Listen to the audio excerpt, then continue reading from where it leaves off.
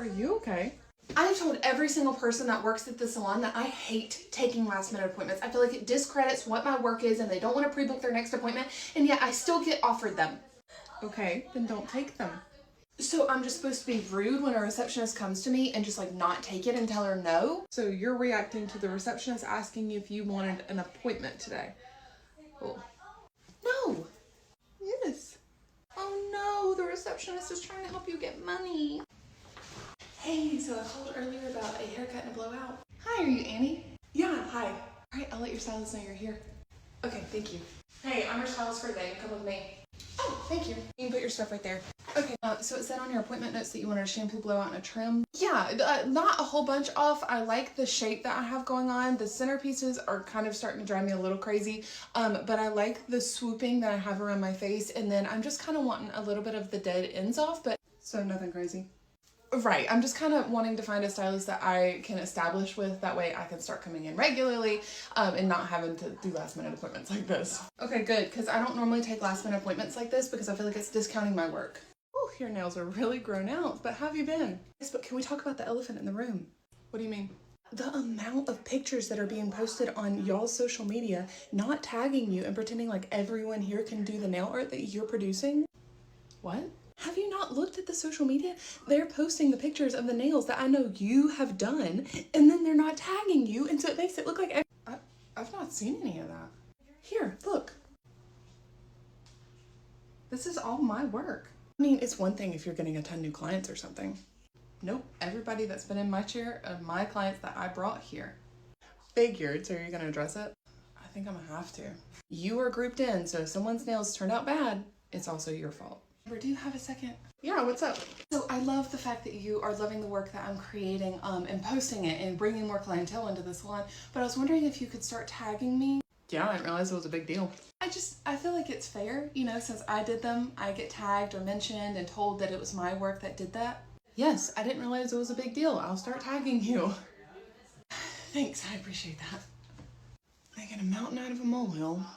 She began, voice dripping with false sweetness. Especially my brother, who's here tonight despite refusing to help us start our lives together. The room shifted. Guests looked confused. He owns a massive penthouse, 3 bedrooms he doesn't use. But when Jake and I asked if we could live there, just until we get on our feet, he said no, to family. Murmurs rippled through the crowd. I felt 200 pairs of eyes burning into me. Stand up, Vanessa commanded. Let everyone see the selfish person who values square footage over his own sister's happiness. I remained seated. Jake was recording on his phone, grinning. I said stand up. She was walking toward me now, microphone still in hand. I stood slowly, refusing to be cowed. That's when she did it. In front of 200 wedding guests, my sister slapped me hard across the face. The crack echoed through the silent ballroom. That's for being a terrible brother, she spat. I touched my burning cheek, tasted blood from my split lip. The room was frozen. Then I heard a chair scrape. An older woman in elegant gray stood up. I'm Judge Patricia Whitmore, and I just witnessed assault. Vanessa's face drained of color. Judge Whitmore continued, projecting clearly. Young lady, you just committed battery in front of 200 witnesses, including an officer of the court. I strongly suggest you apologize immediately, or I'll be speaking with the district attorney Monday morning. Vanessa stammered. It was just, he deserved, apologize. Now. I'm sorry, Vanessa whispered. Louder. I'm sorry. Her voice cracked. I looked at Judge Whitmore, then back at my sister. I accept your apology, but I'm pressing charges anyway. I walked out while Vanessa sobbed into her ruined wedding cake. Mom tried calling 47 times. I blocked them all. Dad sent one text asking if I was happy now. I didn't respond. Judge Whitmore connected me with a prosecutor friend. Vanessa pled guilty to assault, got probation, mandatory anger management, and a restraining order.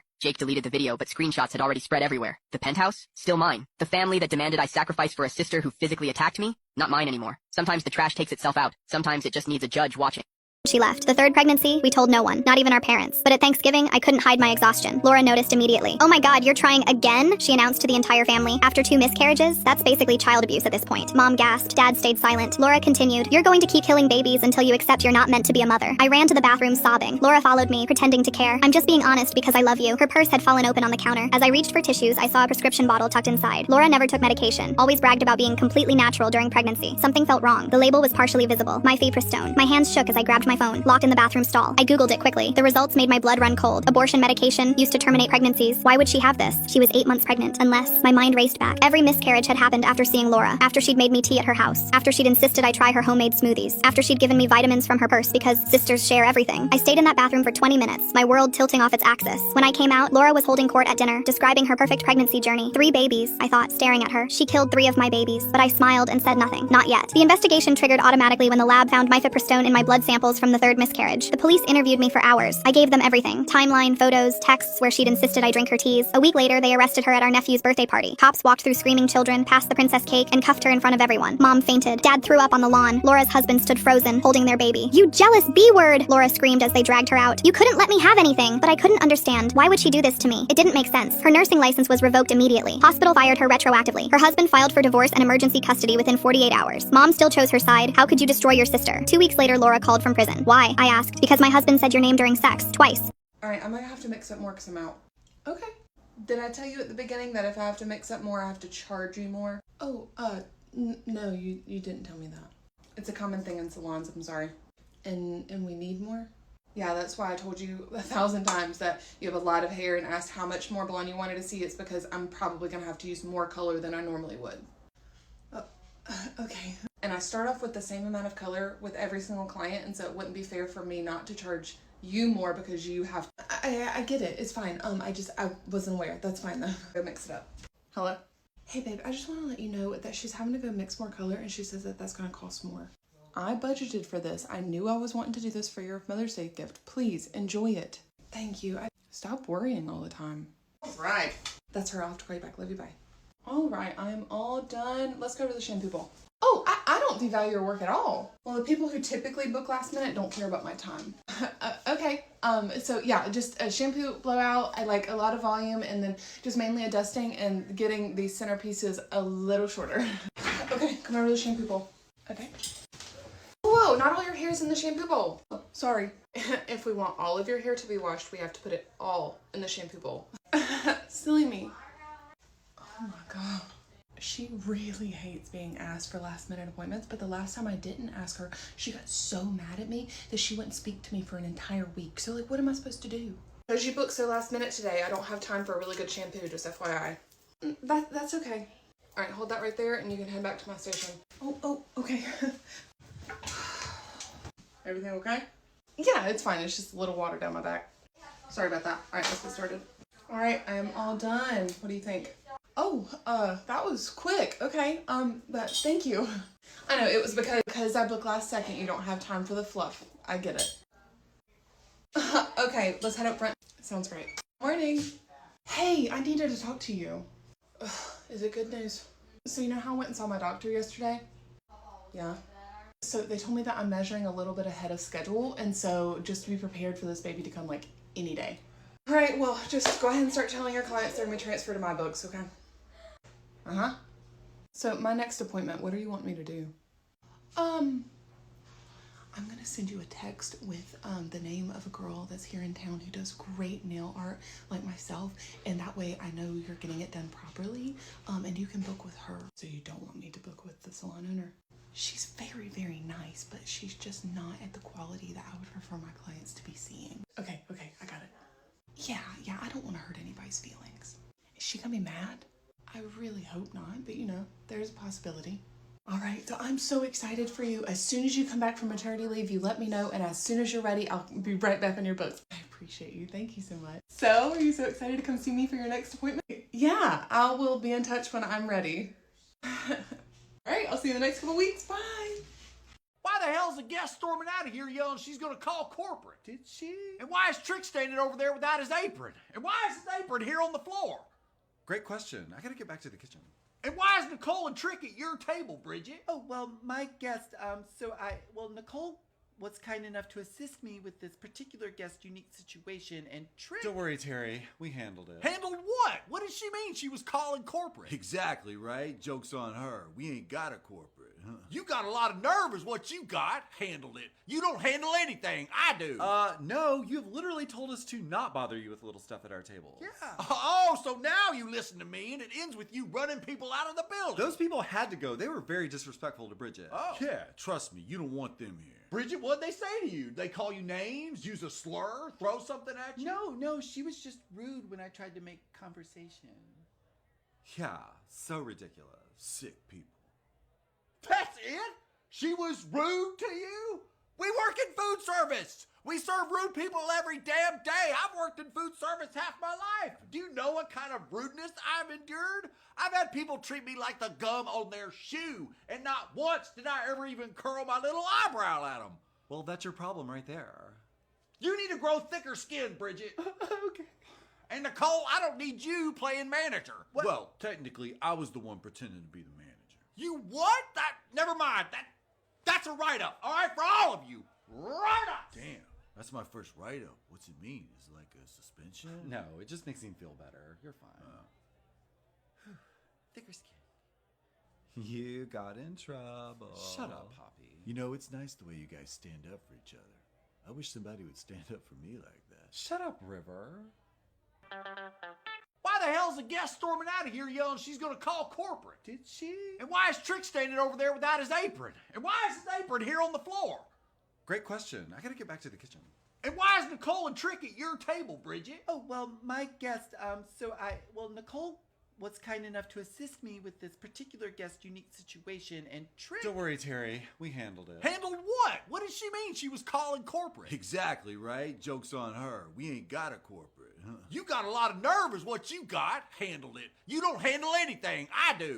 No, you've literally told us to not bother you with little stuff at our table. Yeah. Oh, so now you listen to me and it ends with you running people out of the building. Those people had to go. They were very disrespectful to Bridget. Oh. Yeah, trust me, you don't want them here. Bridget, what'd they say to you? They call you names, use a slur, throw something at you? No, she was just rude when I tried to make conversation. Yeah, so ridiculous. Sick people. That's it? She was rude to you? We work in food service. We serve rude people every damn day. I've worked in food service half my life. Do you know what kind of rudeness I've endured? I've had people treat me like the gum on their shoe, and not once did I ever even curl my little eyebrow at them. Well, that's your problem right there. You need to grow thicker skin, Bridget. Okay. And Nicole, I don't need you playing manager. What? Well, technically, I was the one pretending to be the manager. You what? Never mind. That's a write-up, all right, for all of you. Write-up. Damn, that's my first write-up. What's it mean? Is it like a suspension? No, it just makes him feel better. You're fine. Thicker skin. You got in trouble. Shut up, Poppy. You know, it's nice the way you guys stand up for each other. I wish somebody would stand up for me like that. Shut up, River. Hey, how did it go? That was, I think, the fastest hair appointment I've ever had. She didn't have time because I booked last second. All right, so here's your total, and you can either tip 20, 30, or 40%. Okay. Perfect. Well, it was nice meeting you today. The receptionist will get you rescheduled for your next appointment. That way we will have more time. I hope you have a great rest of your day. Okay, thank you. All right, would you like to go ahead and book your next appointment? I'll call if I need anything. Thank you for your time today. Bye. Do you see that she's back there having nap time? I'm really glad that that client didn't inconvenience her too much. I don't understand the hostility coming from her.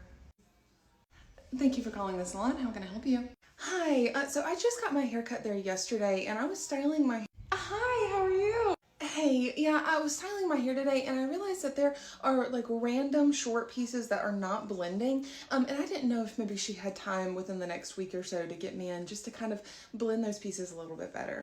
I am so sorry to hear that. Let me go talk to her real quick and figure out when she would like to get you in. Is that okay? Yes, I'm sorry for the inconvenience. You're not an inconvenience. I'll be right back.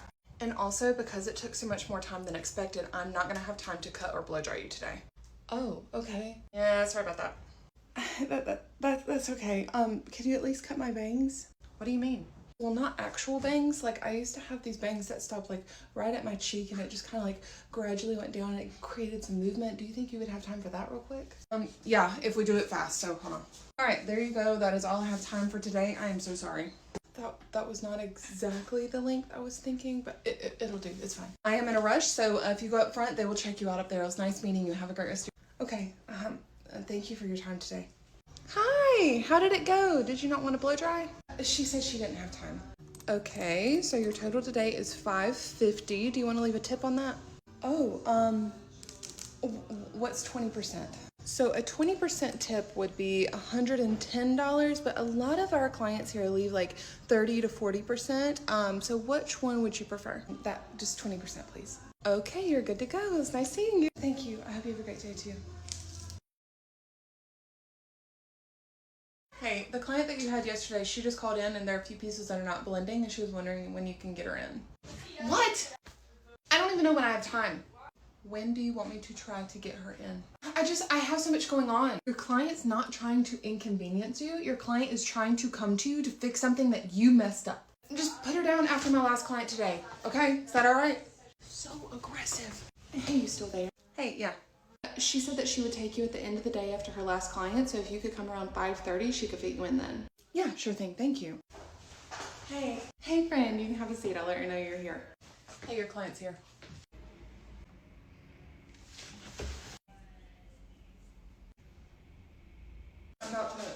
What's wrong? Is that her client from yesterday? She had a few pieces in her hair that are not blending, and she's been sitting up here waiting for her to take her back to fix it for 45 minutes. You have got to be kidding me. Ribeye, half medium well, half medium rare. I know, but that's what they wanted. How the hell am I supposed to do that? What kind of magical grill you think I got back here? I just told them I'd see if you No, could. no, you don't say that. You say no, right there, right in front of them, right when they ask for this bullshit. Because the moment you say, I'll see, or maybe, they think it's a yes. And then I become the bad guy when I say I can't do it. I can't say no. Oh my God. Nicole. What? I got a special job for you. You're going to teach Bridget here how to say no.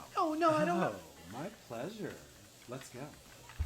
Come on. The trick is to be decisive and firm. You can't let them think for a single second that the bullshit they're asking for is even a slight possibility. Decisive and firm. Got it. And don't apologize. Be proud of how we do things. We have standards around here that we're proud of. Right, it's a good thing. Exactly. These people don't know what the hell they're talking about. You're saying no to a thing that sucks and yes to a better dining experience. Right. But I can't. Yes, you can. Here, go take this new table, Oh. Mr. Reed. He always asks for dumb. I'll watch. Okay, okay. Decisive and firm. Hello, I'm Bridget. I'll be your server today. Yeah, listen, I'm in a rush. Just give me the burger, but no fries. Swap out the fries for some fried Brussels sprouts. Oh, well, the Brussels sprouts are an appetizer, not a side. Just see if they'll do it. Well, so the thing I got like 30 minutes here. Just ask them. We'll do it. Sir, the fries can only be... Why are you still standing here? Somebody take your batteries out? Like, Right. what are we... Right, ma'am, my pleasure. I'll just ask if they can do it. I'll be right back. I'm sure they can do it. So, I know, but it's okay. I'm just gonna ring the Brussels sprouts as an appetizer and I'll pay for the Brussels sprouts out of my own pocket. Oh my God. Bridget. Yeah. People pleaser problems. No, it's a stranger pleaser problem. You say no to people you know all the time. You said no to Joey when he told you to say no. You said no to me. Bridget, can you close tonight? No. Wait, you're right. What is that? No idea. Nicole. No. I did it. Ribeye, half medium well, half medium rare. I just cut it in half. No, you can never let the servers know that's possible. Hide that right now. Okay. Ribeye, half medium well, half medium rare. I know, but that's what they wanted. How the hell am I supposed to do that? What kind of magical grill you think I got back here? I just told them I'd see if you No, could. you don't say that. You say no, right there, right in front of them, right when they ask for this bullshit. Because the moment you say, I'll see, or maybe, they think it's a yes. And then I become the bad guy when I say I can't do it. I can't say no. Oh my God. Nicole. What? I got a special job for you. You're going to teach Bridget here how to say no. No, I don't. Oh, my pleasure. Let's go.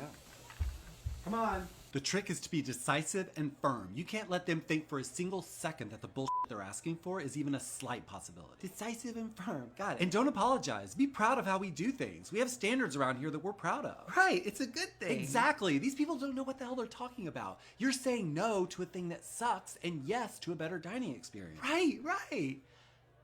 But I can't. Yes, you can. Here, go take this new table, Oh. Mr. Reed. He always asks for dumb.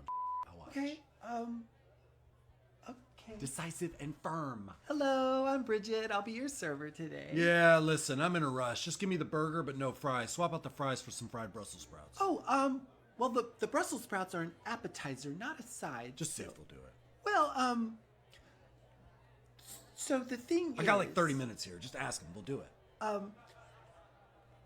Sir, the fries can only be... Why are you still standing here? Somebody take your batteries out? Like, Right. what are we... Right, ma'am, my pleasure. I'll just ask if they can do it. I'll be right back. I'm sure they can do it.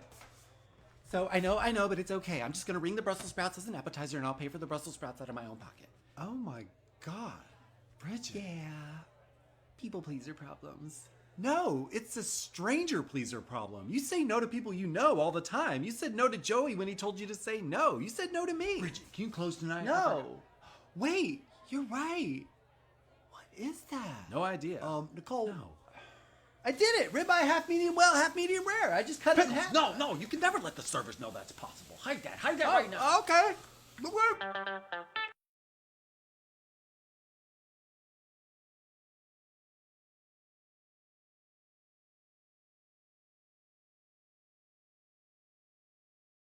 Hello, and welcome back to my Slow English podcast. I want to tell you about a great app that I use. It's called Istoria. Istoria is collaborating with Oxford University to help you practice English every day. You listen to short stories and read along. You learn new words, and there's a quiz at the end. It's fun, it's easy, and it's perfect for A1, A2, and B1 learners. I like it because the lessons are short. You'll only take 5 to 10 minutes to practice every day, even if you're busy. If you like this podcast, I'm sure you'll like iStoria. You can download it for free. Try it out and let me know what you think. Hello, and welcome back to my Slow English podcast. Today, I want to talk about working from home. Working from home means that you work in your house. You do not go to an office. You sit at your desk and you use your computer. Many people like working from home. Why? Why do you think? I think it's because you can wear pajamas all day long, because there is no traffic, and because you can stay at home with your dog or your cat or your children. But sometimes working from home is not easy. Sometimes I feel lonely. Do you work from home? Do you like it? What are the pros and cons of working from home? Follow me on YouTube and Spotify for more slow English. Hello, welcome back to my Slow English podcast, a podcast to help you practice English listening for beginners. Today, I will talk about my family. My family is very important to me. I have 2 siblings. I am very close to my siblings. I have 1 brother and 1 sister. My brother is 15 years old. He loves playing video games. He is much taller than me, but he does not look grown up. He still looks like a kid, a very tall kid. My sister is 23 years old. She studies quantum physics at university. She is also an English teacher. She is also taller than me. She likes to travel and also play video games. Do you have any siblings?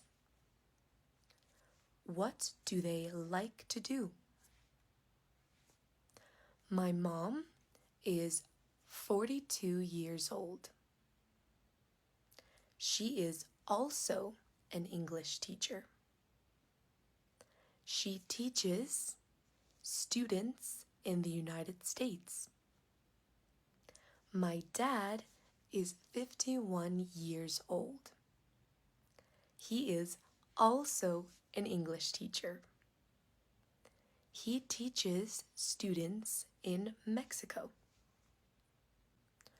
What about your parents? What do they do?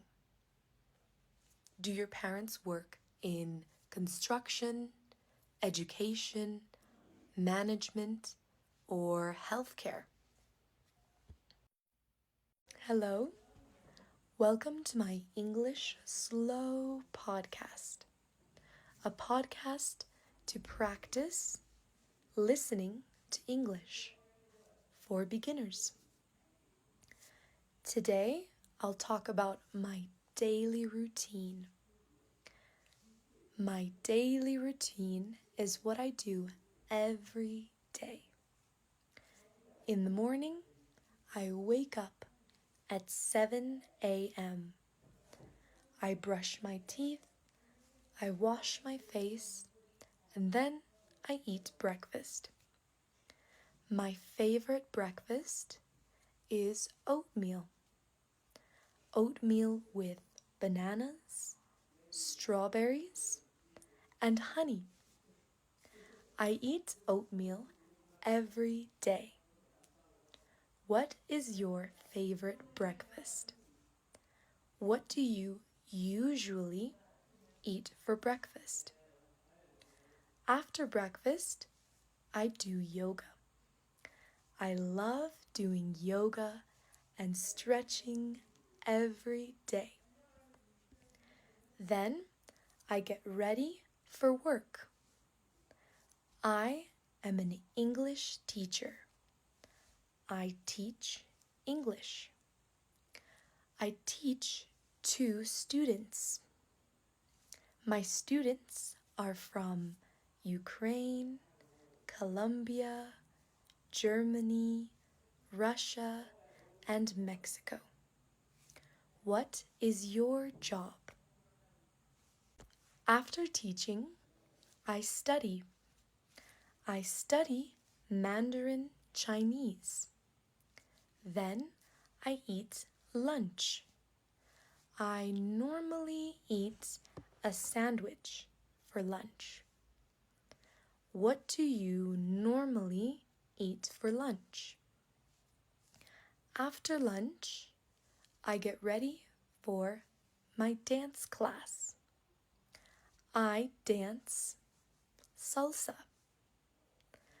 I go every Tuesday and Thursday to dance class. I love dancing. Do you like to dance? What do you like to do in your free time? In the evening, I relax at home. I watch TV. I read a book. Sometimes I cook pasta for dinner. I love Alfredo pasta. What is your favorite dinner? Do you like to cook? I love cooking. At 11 p.m., I go to sleep. I love sleeping. I love feeling cozy and comfy. What about your daily routine? What do you usually do every day. Absolutely, but remember that last minute.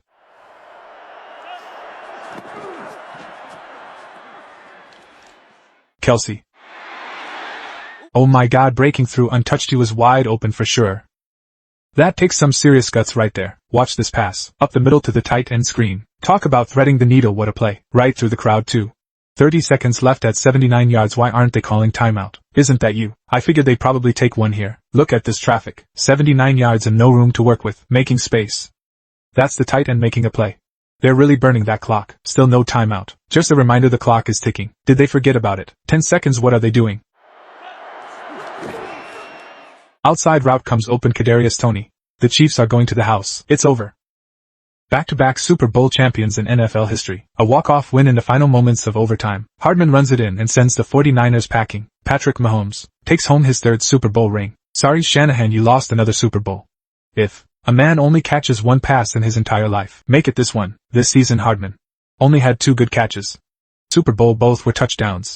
My neighbor's kid has been coming inside our house for 2 years, and we just found out his parents thought we were babysitting for free. Our neighbor's son, Jake, is 9. Our daughter, Lily, is 9. They've been best friends for 2 years. Jake is at our house 4 or 5 days a week. He rings the doorbell around 3:30 p.m. when school lets out. He takes his shoes off by the front door because my wife Rachel told him that's the rule once, and he never forgot. He says, "Hi, Mr. Miller. Hi, Mrs. Miller," every single time he walks in. He eats snacks with Lily, does homework at our kitchen table, sometimes stays for dinner, sometimes sleeps over on weekends. We never asked for anything. Not a dollar, not a thank you casserole, nothing. We thought we were being good neighbors. Jake is a sweet kid. He always says please and thank you. He holds the door open for my wife. He helps clear dishes without being asked. He's basically our second kid at this point, and we've loved every second of it. Last Tuesday, Jake's mom, Sarah, came to pick him up around 7 p.m. normal. She rang the doorbell. I opened it. She handed me an envelope and said, "Thank you so much for watching him today. I really appreciate it." I opened the envelope. $40 in cash. I said, "Sarah, I don't want money. They're friends." She laughed the kind of laugh people use when they're pretending something isn't awkward. "Oh, don't be silly. You're basically his daycare at this point. Take it. Daycare." The word landed weird. I didn't process it right away. I said, "Sarah, we're not his daycare. He's our daughter's best friend. We like having him over." She smiled, pushed the envelope into my hand and said, "Well, you watch him 5 days a week. That's not friendship at this point. That's babysitting. I know you'd never ask, so I'm just trying to do the right thing." She left. I stood in the doorway with $40 in my hand and a sentence in my head that wouldn't stop repeating. Babysitting. 5 days a week. I walked into the kitchen. Rachel was wiping down the counter. I said, "Sarah just paid me $40 to babysit Jake." Rachel stopped mid-wipe. "What?" "She thinks we've been babysitting him for 2 years. She said I'd never ask, so she was doing the right thing." Rachel put the sponge down. She didn't speak for about 10 seconds. Then she said, "Let me check something." She pulled out her phone, scrolled back through her messages with Sarah. 2 years of texts. Every single time Jake came over the previous year, Sarah had texted something like, "Thank you so much. I owe you," or "Thanks for helping out today," or "You're a lifesaver." We thought she was being polite. We thought she was expressing normal neighbor gratitude. She was keeping a tab. She was tracking hours in her head like we were an unpaid daycare she was slowly building up a debt with. Every thank you wasn't friendship. It was a receipt. I sat down at the kitchen table. Rachel sat across from me. Neither of us said anything for a minute. Then Rachel said, "Do you think she actually thought we were just watching her kid?" I said, "She must have." Then I remembered something. I said, "Wait, when does Jake eat lunch here on Saturdays?" Rachel said, "Always. Every Saturday he's here by 10 a.m. and he eats lunch with us." I said, "Has Sarah ever packed him a lunch or brought him food?" Rachel thought about it. "No, not once. Not once. In 2 years." Rachel and I looked at each other. Something else was happening here. I went and got Jake. He was on the couch watching a movie with Lily. I said, "Jake, buddy, can I ask you something?" He nodded. "When you come over to our house, does your mom know you're here?" He said, "Yeah. She said I'm supposed to be here because you have more food than us." I froze. "What do you mean more food, buddy?" "Well, sometimes there's nothing at my house for dinner. Mom says I should come here because you always have dinner. And sometimes breakfast. You have really good cereal. More food. Nothing for dinner." Rachel made a sound like somebody had hit her in the chest. I saw her hand start shaking. I said as gently as I could, "Jake, does your mom make you dinner at home?" He thought for a second. "Sometimes. Mostly I eat here. That's why I come every day." This 9-year-old has been coming to our house for 2 years because his own parents weren't feeding him consistently. And Sarah was paying us $40 to make it look like a daycare arrangement instead of what it actually was, which is my wife and me quietly raising a hungry kid, while his mother handed us cash like she was settling a bill. Rachel excused herself and went upstairs. I heard the bedroom door close. I knew she was crying. I let her have a minute. I went back to Jake. I put a hand on his shoulder and said, "Jake, you can come over here anytime you want, okay? You don't need a reason, ever." He said, "Okay, Mr. Miller." That night after Jake went home, I called Sarah. Not angry, calm. "Sarah, Jake told me he eats at our house because there's nothing at yours. Is everything okay?" She went from friendly to defensive in 1 second. "How dare you question me? He's exaggerating. He's 9. Kids say things." "Sarah, he says he eats breakfast."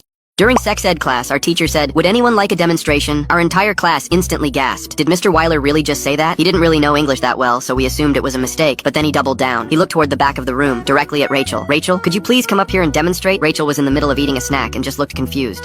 Demonstrate what?" We watched as Mr. Weiler took a few steps over to his desk and grabbed his bag. Then, as he unzipped it, he pulled out a handful of willy wrappers. Everyone went completely silent, and after a second, we went crazy. Everyone started screaming because there was no way he just asked her to do that. Some started filming, others texting their friends. Then Rachel Rachel was in the back calling her dad. She had tears in her eyes, and everyone heard her telling her dad everything that just happened. Her dad was a cop, so I knew this could easily turn bad. Mr. Weiler just stood there confused, but there was no mistaking it now. He knew exactly what he was saying. We were so loud that our principal came into the classroom to see what was happening, and when he saw him holding a bunch of condoms, his eyes went wide. Mr. Weiler said, "Sir, I just asked Rachel if she can help me demonstrate how to use these." The principal's face instantly went red. "Wait, you asked her to what?" He didn't know what to do, but before anyone could say anything else, the door slammed open again. We heard stomping, and when we looked over, we saw Rachel's dad still in his police uniform. He was massive and jacked, and he was walking towards Mr. Weiler full of rage. "What the hell did you say to my daughter?" Mr. Weiler was standing there confused, but Rachel's dad didn't hold back. He didn't wait for an answer, and when he walked up to him, he picked Mr. Weiler up by his shirt collar. He slammed him against the whiteboard, and our class just sat there in complete and utter shock. He looked at our principal saying, "You let this creep around our children?" Other teachers were rushing in now to see what all the noise was, and when they saw our only Asian teacher being held against the wall by Rachel's 6'7" dad, they were just as shocked. "You asked my daughter to come up here and help you use a condom?" "Yes, she's the only one who could help me." Rachel's dad turned even redder, and we could see he couldn't hold back. He raised his fist and cocked it back, and we all thought we were about to watch a teacher get knocked out. But just as he was about to swing, Mr. Weiler said, "With banana! She has banana!" Rachel's dad didn't swing. He said, "Banana! What do you mean banana?" Mr. Weiler raised his shaky hand and pointed behind them, and when we looked, we saw he was pointing at Rachel. He said, "Banana!" And when we looked at Rachel's desk, we saw the snack she was eating at the start of class. She had a banana sitting in her lunchbox, and we were all confused. Mr. Weiler said, "I need banana to demonstrate how to use these, but I forgot to bring. I saw Rachel has one, so I asked her to help demonstrate." Oh my god, it was so obvious. Mr. Weiler didn't end up getting his jaw broken like Jake Paul, but he did have to attend our English class before he taught again.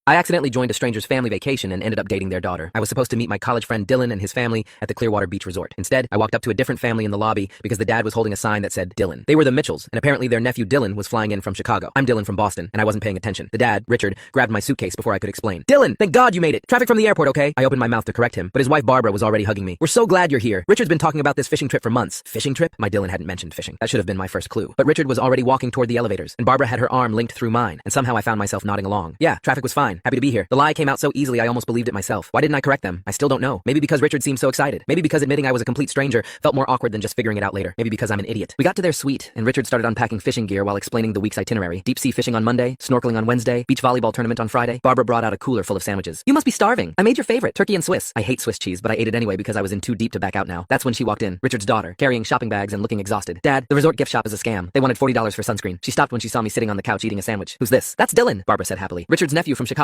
You haven't seen him since you were kids." The daughter, Isabel, stared at me hard, really hard. Her eyes narrowed. "Dylan has a tattoo of a compass on his left forearm. I remember because he got it when he turned 18, and Aunt Linda was furious. I was wearing a t-shirt. Both my forearms were completely visible and completely blank. The room went quiet. I should have confessed right then. Instead, I heard myself say, "I got it removed last year. Bad breakup, long story." Isabel's eyebrows shot up. Her parents nodded sympathetically. Richard patted my shoulder. "Smart move, son. Fresh start." Isabel didn't stop staring at me. She knew. I could see it in her face. She knew I was lying, but she wasn't saying anything. After her parents left to check on dinner reservations, she sat down across from me. "So, Dylan from Chicago. What's my real cousin's middle name?" My mind went completely blank. "Thomas? It's Alexander, and he's 6'4", not whatever height you are, and he's been in Madrid for the past 6 months on a study abroad program, which my parents apparently forgot because they're distracted with vacation planning." She leaned back and crossed her arms. "Who are you, actually?" I told her everything. The wrong Dylan, the sign in the lobby, the Swiss cheese I didn't even like. She listened to the whole thing with this expression that I couldn't read. When I finished, she was quiet for a long moment. Then she started laughing. Not a polite laugh, a real one that made her double over. "This is insane. You've been here for 30 minutes, and you're already eating my mom's sandwiches?" "I'm sorry," I said. "I'll tell them right now. I'll explain everything." She held up her hand. "Wait, how long were you planning to keep this going?" "I was going to tell them at dinner, or maybe tomorrow morning. I don't know." It spiraled so fast. Isabel bit her lip, thinking, "Here's the thing. My parents have been stressed for months. Dad's been working overtime. Mom's been dealing with her sister's drama. This vacation is supposed to be their relaxed." My sister asked my wife why she settled for me, and my wife's answer broke my soul. My sister Jess has no filter. She was born without one. She once told a waiter his mustache was a choice. She told my dad his golf swing looked like a man fighting a bee. She's not mean. Her brain just skips the part where you decide not to say things. Family barbecue. Last Saturday. I'm at the grill because that's where I live now. My wife Rachel and Jess are on the patio. Close enough for me to hear, but they don't know that. The grill is my surveillance station. Jess has had 3 glasses of wine. Jess at 0 glasses is already a liability. Jess at 3 is a documentary narrator with no legal team. She looks at Rachel and says, "Can I ask you something honest? You're like really pretty and smart. You could have had literally anyone. Why did you settle for my brother?" "Settle." My own sister. About me. The man who is currently grilling her chicken. And she says, "Settle." I freeze. Tongs midair. Chicken burning. I don't care. I need to hear this answer like I need oxygen. Rachel laughs. "I didn't settle." Good answer. Then she keeps talking. I mean, he wasn't what I pictured at all. Like not even close to what I imagined. Not even close. I'm not plan B. I'm not plan C. I'm the plan that happens when all other plans catch fire. Jess leans in. "What did you picture? Someone taller maybe?" "I'm 5 feet 9 inches. That's the national average. I have the statistics saved on my phone for moments exactly like this. More adventurous. Someone spontaneous. Someone who doesn't need 3 days to decide on a restaurant. I need 3 days because I check reviews. I compare meanness. I look at parking situations. That's not indecisive, that's thorough. Jess asks, so when he proposed, were you excited? Rachel pauses. A pause is not good. The answer to, were you excited when your husband proposed, should not require a pause. Honestly, I almost said no. Almost said no. My proposal was a coin flip. Not because of him, because I was scared. But also, she laughs. He proposed at Applebee's. Jess screams. He did not. He did, with a ring from the mall on a Tuesday. The waiter brought the ring on a dessert plate and said, congratulations, before I even said yes. I proposed at Applebee's because we had our first date there. It was sentimental. She's making it sound like I proposed next to a dumpster. Applebee's has mood lighting. There were candles. Electric candles, but still. Jess is crying, laughing. So why did you stay? Why didn't you find the tall, adventurous guy? Rachel goes quiet, puts her wine down. Because the night I almost left, my car broke down on Route 9. Midnight. Pouring rain. I called him and he didn't ask a single question. Didn't ask where I was going at midnight. Didn't ask why I was headed away from our apartment. He just said, stay in the car. I'm coming. She pauses. He drove 45 minutes in a thunderstorm. Showed up in pajamas with a toolbox. Fixed something under the hood I still don't understand. His hands were shaking from the cold, but he didn't complain once. When he was done, he just said, follow me home. The patio is quiet. Even Jess isn't talking. That's when I knew. The tall, adventurous, spontaneous guy doesn't show up in the rain at midnight without asking questions. Your brother does. Every single time. He's not what I pictured. He's what I needed. And those are very different things. Jess wipes her eyes. That's actually beautiful. Rachel says, don't tell him though. His ego can't handle it. My ego can't handle it. I just heard I wasn't what she pictured. I proposed at Applebee's, and she almost said no. My ego is on life support. But then she described the rain, and I'm supposed to just grill like my eyes aren't wet. I walk over with the chicken. Both stop talking instantly. Rachel smiles. Smells great, babe. I know what she said. She doesn't know I know. That night I held her a little tighter. Not because of the rain story, because she chose me knowing I wasn't the plan. She married me at Applebee's and never asked for a do-over. That's not settling. That's choosing. There's a difference. But if she tells the Applebee's story one more time, I'm releasing the video of her crying on our first date because she got mozzarella sticks and said these are just really good, with tears running down her face. We both have ammunition. That's called marriage. Last week, Jess asked how I proposed. I said, at a very nice restaurant. She said, Rachel said Applebee's. I said, Applebee's is a very nice restaurant. She stared at me for 5 seconds and said, you're lucky she loves you. Moms, how did your daughter find proof your husband was cheating? Okay, listen. My 9-year-old daughter, Chloe, is cute, but don't let the dimples fool you. Chloe is pure chaos in a Disney Channel body. She's funny, sneaky, and I swear she came out the womb with Wi-Fi because she knows everything. It started on a Saturday morning. She asked for my iPad, totally normal. Usually she just watches slime videos or those weird kids prank their parents TikToks. 10 minutes later, she storms into the kitchen yelling, Mom, Daddy's cheating on you, with Pop-Tart crumbs flying out her mouth. I almost dropped the pancake pan. I'm like, excuse me. She flips the iPad around like it's evidence in a trial and goes, look, he's calling Miss Candy Babe. And yep, there it was. Text synced from his phone. Hearts, kissy emojis, even a sweaty gym selfie. I tried to stay calm, but she's staring at me like Judge Judy in pajamas. So, are we divorcing him today or tomorrow? That night, I checked the iPad myself. Messages, pictures, everything. Dude was out here playing secret boyfriend while snoring next to me like a broken lawnmower. I didn't sleep, just sat there thinking, my 9-year-old solved my marriage before coffee. Next morning, we're all at breakfast. He's buttering toast like nothing's wrong. My daughter looks him dead in the eye and goes, so how's your girlfriend? This man choked so hard on his bread, I thought I'd have to call 911. He stutters, what boo? What girlfriend? She leans forward, real serious, and says, the one with cheesecake, the one prettier than mom. Then she bites her cereal like she just dropped a diss track. His face went ghost white. He looks at me for backup, and I just sip my coffee like it's a front row ticket to his funeral. He tries to change the subject, but my daughter doesn't stop. You know, mom deserves better. Should we fire him or demote him to maid? This man snapped. You shouldn't be in adult business. And she goes, then stop texting Miss Candy on the family iCloud, dummy. I almost spit coffee all over the table. She said it with that little evil grin, like she'd been waiting her whole life for this. After he stormed off, I sat her down. I'm like, sweetie, you can't just explode people's lives like that. And she goes, why not? He exploded yours first. I had no comeback. She was right. My 9-year-old was smarter than me. A couple days later, I finally confronted him. He did the whole guilty husband monologue. It was just texting. It didn't mean anything. You're overreacting. And I just pulled out the screenshots my daughter saved. Yes, saved. She made a whole photo album labeled Dad the Liar. She even added little captions like caught in 4K at 8:32 p.m. This child is an FBI agent in light-up sneakers. He started packing that night, suitcase wide open, socks flying everywhere. My daughter sat on the couch swinging her legs, eating Doritos, and shouted, bye, Felicia. I almost died laughing. He glared at her, but what was he gonna do? Ground her for exposing him? Please. And here's the thing, my daughter didn't even stop there. 2 days later, when he came by to talk, she opened the door, looked him up and down, and yelled, Mom, the trash took itself out. Slammed the door right in his face. I had to go hide in the bathroom because I was laughing so hard I couldn't breathe. So yeah, my life flipped upside down, but my daughter turned into my partner in crime. She's wild, she's loud, and she's the reason I didn't stay with a liar. A week later, Miss Candy texted me, sorry, didn't know he was married. And before I could even reply, Chloe.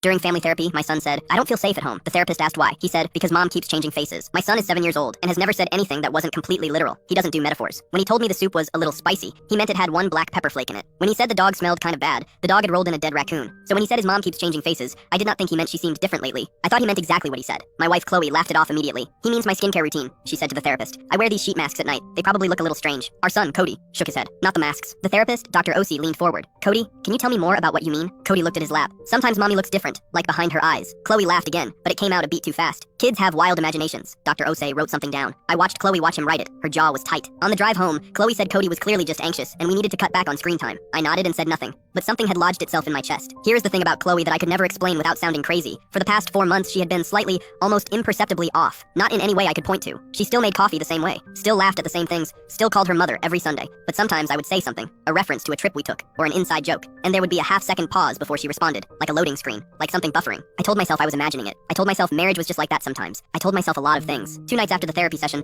I came home late and the house was dark, except for the kitchen light. Chloe was at the table with her laptop open. Normal, fine. Hey, I said, you remember that bed and breakfast in Vermont? The one where the shower drain was broken and we had to call the front desk at 2 in the morning? She smiled. Oh God, yes, we were there for our anniversary. Which anniversary? A pause, just a breath too long. 3rd, it was our 5th. She said 3rd without blinking. I went upstairs and sat on the edge of our bed in the dark for a long time. The next morning, I dropped Cody at school and drove to Chloe's sister's house. Petra opened the door in her robe and looked at me like I'd lost my mind. I asked her one question. When's the last time you actually talked to Chloe? Not texted, talked. Petra's face changed. She keeps saying she's busy. I figured you two were going through something. How long? 4, maybe 5 months. I went through the filing cabinet in the basement where we keep hard copies of documents, birth certificates, tax returns. I found what I needed in the back, Chloe's old expired passport. I looked at the photo for a long time. Then I went upstairs and looked at my wife. The shape of her nose was the same. The color of her hair was the same. But the passport photo showed a small scar above her left eyebrow from a childhood fall she'd told me about on our second date. The story was specific. She'd been chasing her brother through the kitchen, slipped on a wet floor, caught the corner of the counter. My wife no longer had that scar. I called Dr. O.C. from the parking lot of a gas station 2 miles from our house. I told him everything. He was quiet for a moment, then said he wanted me to bring Cody in alone later that week. I also called the police. The officer I What ethnicity am I? So, where are you from? The barista at the cafe asked while writing my name on the cup. Earth, I said, because this happened literally every day. No, but like where? She pressed. India? South America? Europe? You look like all of them. I honestly have no idea, I said. She laughed like I was joking, but I wasn't. I was 17 years old and had no idea what race I was because my parents refused to tell me. At dinner that night, I tried again. Mom, what ethnicity are we? We're American, she said, passing the salad. But before that, I said. Before that, we were younger, my dad said, and they both laughed like it was hilarious. I'm serious, I said. People ask me all the time and I have nothing to tell them. Tell them you're from Earth, my mom said. So I tried asking my grandmother on the phone. Grandma, what's our heritage? Oh, sweetie, we're from Ohio, she said. No, I mean like ancestry, I said. My ancestors are from Ohio too, she said. What about before Ohio? I asked. Before Ohio, there was nothing, she said, and hung up. I tried to trick my mom while she was distracted doing taxes. Hey mom, what should I put for race on this college application? What are the options? She asked without looking up. White, black, Asian, Hispanic, Native American, Pacific Islander, I said. Put yes, she said. That's not an option, I said. Then put no, she said. I googled our last name trying to find its origin. The internet said it was either French, Vietnamese, Nigerian, or possibly made up entirely. One website said it meant bread maker, and another said it meant son of the mountain. At school, I asked the Spanish teacher if I looked Hispanic. She said maybe. I asked the Mandarin teacher if I looked Chinese. He said possibly. I asked the French teacher if I looked French, and she said everyone looks a little French if you squint. I saved up money to buy a DNA test kit. When it arrived, my parents were waiting in the living room like an intervention. We can't let you do that, my dad said. Why? I asked. The companies sell your data, my mom said. I don't care about my data, I said. You will when you're older, my dad said, taking the kit. Trust us. I had my friend Jeremy order one to his house instead, but when I went to pick it up, his mom said my mom had called and asked her not to let me have it. They'd coordinated against me. I tried asking my doctor at my physical. So what ethnic background would you say I am, medically speaking? That's not really a medical question, he said, but certain races have certain health risks, I said. I googled some to prepare. Should I be worried about sickle cell, Tay-Sachs? Your parents said you might ask about this, he said. I'm not supposed to discuss it with you. You're my doctor, I said. I'm the family doctor, he said. I got desperate and went to the public library to research genealogy records. I searched for hours and found records for everyone with my last name going back to the 1800s. But when I got to my parents' generation, everything stopped. No birth records, no marriage licenses, nothing. That's odd, the librarian said, looking over my shoulder. It's like your family just appeared out of nowhere in 1999. That's 3 years before I was born, I said. Maybe they changed their names, she suggested. I searched for name change records but found nothing. Then I noticed something strange. The librarian had written down my parents' names to help search, but when I came back from the bathroom, the paper was gone, and she acted like she'd never seen me before. I was just here, I said. You were helping me with genealogy. I don't know what you're talking about, she said. The library is closing. It was 2 p.m. The library didn't close until 8. I snuck into my dad's home office looking for any documents that might list race or ethnicity. I found my birth certificate, but where it should have listed my parents' race, someone had put whiteout, actual whiteout on an official document. When I held it up to the light, I could see something underneath, but couldn't make it out. What are you doing? My dad said from the doorway. Looking for answers, I said. You won't find them there, he said, taking the certificate. Then where? I asked. When you're 18, he said. We'll tell you when you're 18. That's in 6 months, I said. Then wait 6 months, he said. But I couldn't wait. I knew now that something weird was going on. So I convinced the school nurse to take a cheek swab for a biology project and mailed it to a DNA company myself. I had the results sent to Jeremy's email so my parents wouldn't know. 6 weeks later, Jeremy called me. The results are in. I went to his house and we sat at his computer. My parents thought I was at soccer practice. They had no idea I was about to find out what they'd been hiding my entire life. Ready? Jeremy asked with his finger on the mouse. Click it, I said. The results loaded and Jeremy's face went completely white. I looked at the screen and couldn't understand what I was seeing. Full story on the channel below. My high school banned all backpacks because one kid brought a knife to school in his bag. Instead of just checking bags or punishing the one student, they decided 1,800 kids couldn't carry backpacks anymore. The first day of the new rule was complete chaos. We had to carry all our textbooks, notebooks, and supplies by hand between every class. I'm talking about 7 different classes, each requiring different books that weighed like 20 pounds each. Kids were dropping stuff everywhere. The hallways looked like a tornado hit them. My friend Jessica dislocated her shoulder trying to carry her calculus book, chemistry textbook, and 3 binders at once. Teachers started getting annoyed because we'd show up to class with the wrong materials. Where's your history book? Mr. Peterson would ask. I can only carry 3 books at a time and I had to choose, we'd explain. But here's where it got really stupid. The administration's solution was to give us mesh bags, clear mesh bags that couldn't close. These things were basically nets with handles. Everything fell out constantly. Pencils, pens, homework, all over the floor every time you moved. Plus, everyone could see everything you owned. Your personal stuff, your medication, your tampons, all visible to the entire school. One girl started crying in the hallway because her anxiety medication fell out of her mesh bag, and kids started asking questions. But the worst part was winter. We live in Minnesota, so it gets down to like negative 20 degrees. Normally, we'd keep our coats in our lockers and grab them between classes. But now we had to choose. Carry our coat or carry our books. Kids were getting frostbite walking between buildings because they couldn't carry both their coat and their school supplies. Parents started calling the school to complain complain, but Principal Davis said the safety policy was non-negotiable. Then my diabetic friend Marcus had a scary incident. His blood sugar dropped during lunch, and he needed his glucose tablets that were in his mesh bag. But some kid had bumped into him earlier and knocked everything out of his bag. His glucose tablets got kicked under a table, and he couldn't find them. Marcus started getting dizzy and sweating, which are signs of dangerous low blood sugar. The school nurse wasn't in the building that day, so teachers were panicking. They finally found his glucose tablets, but Marcus had to go to the hospital because his blood sugar had dropped too low. His mom was furious and threatened to sue the school. My son could have gone into a diabetic coma because of your stupid bag policy, she told Principal Davis. But Davis still wouldn't change the rule. That's when the senior class decided to make a point. They organized a day where every single student would carry exactly what the administration required, by hand. No mesh bags, no shortcuts. Every textbook, every notebook, every supply for every single class. The result was beautiful chaos. Kids were stacked with books up to their chins, stumbling through hallways like human Jenga towers. Emma Rodriguez, who's like 5 feet tall, was carrying a stack of books taller than she was. Tyler Johnson had so many supplies he looked like a walking office store. By third period, the hallways were completely blocked with dropped books and papers. Teachers couldn't get to their classrooms because of all the stuff scattered everywhere. The janitors were following kids around with trash bags, trying to clean up the constant mess. But here's the best part. The fire marshal showed up that day for a routine inspection. He took one look at the hallways blocked with books and supplies and immediately shut down the school. This is a major fire hazard, he told Principal Davis. Students can't evacuate safely with all this obstruction. He threatened to close the school permanently if the safety issues weren't fixed immediately. The backpack ban was lifted that same day. Principal Davis tried to blame the students for deliberately creating chaos, but the fire marshal didn't care. Your policy created unsafe conditions, he said. Fix it or I'll shut you down. We got our backpacks back the next morning, and Principal Davis was transferred to a different district over the summer. The best part? The kid who brought the knife had hidden it in his jacket pocket, not his backpack. So the whole ban was pointless from the beginning. Sometimes adults make the dumbest decisions when they're scared.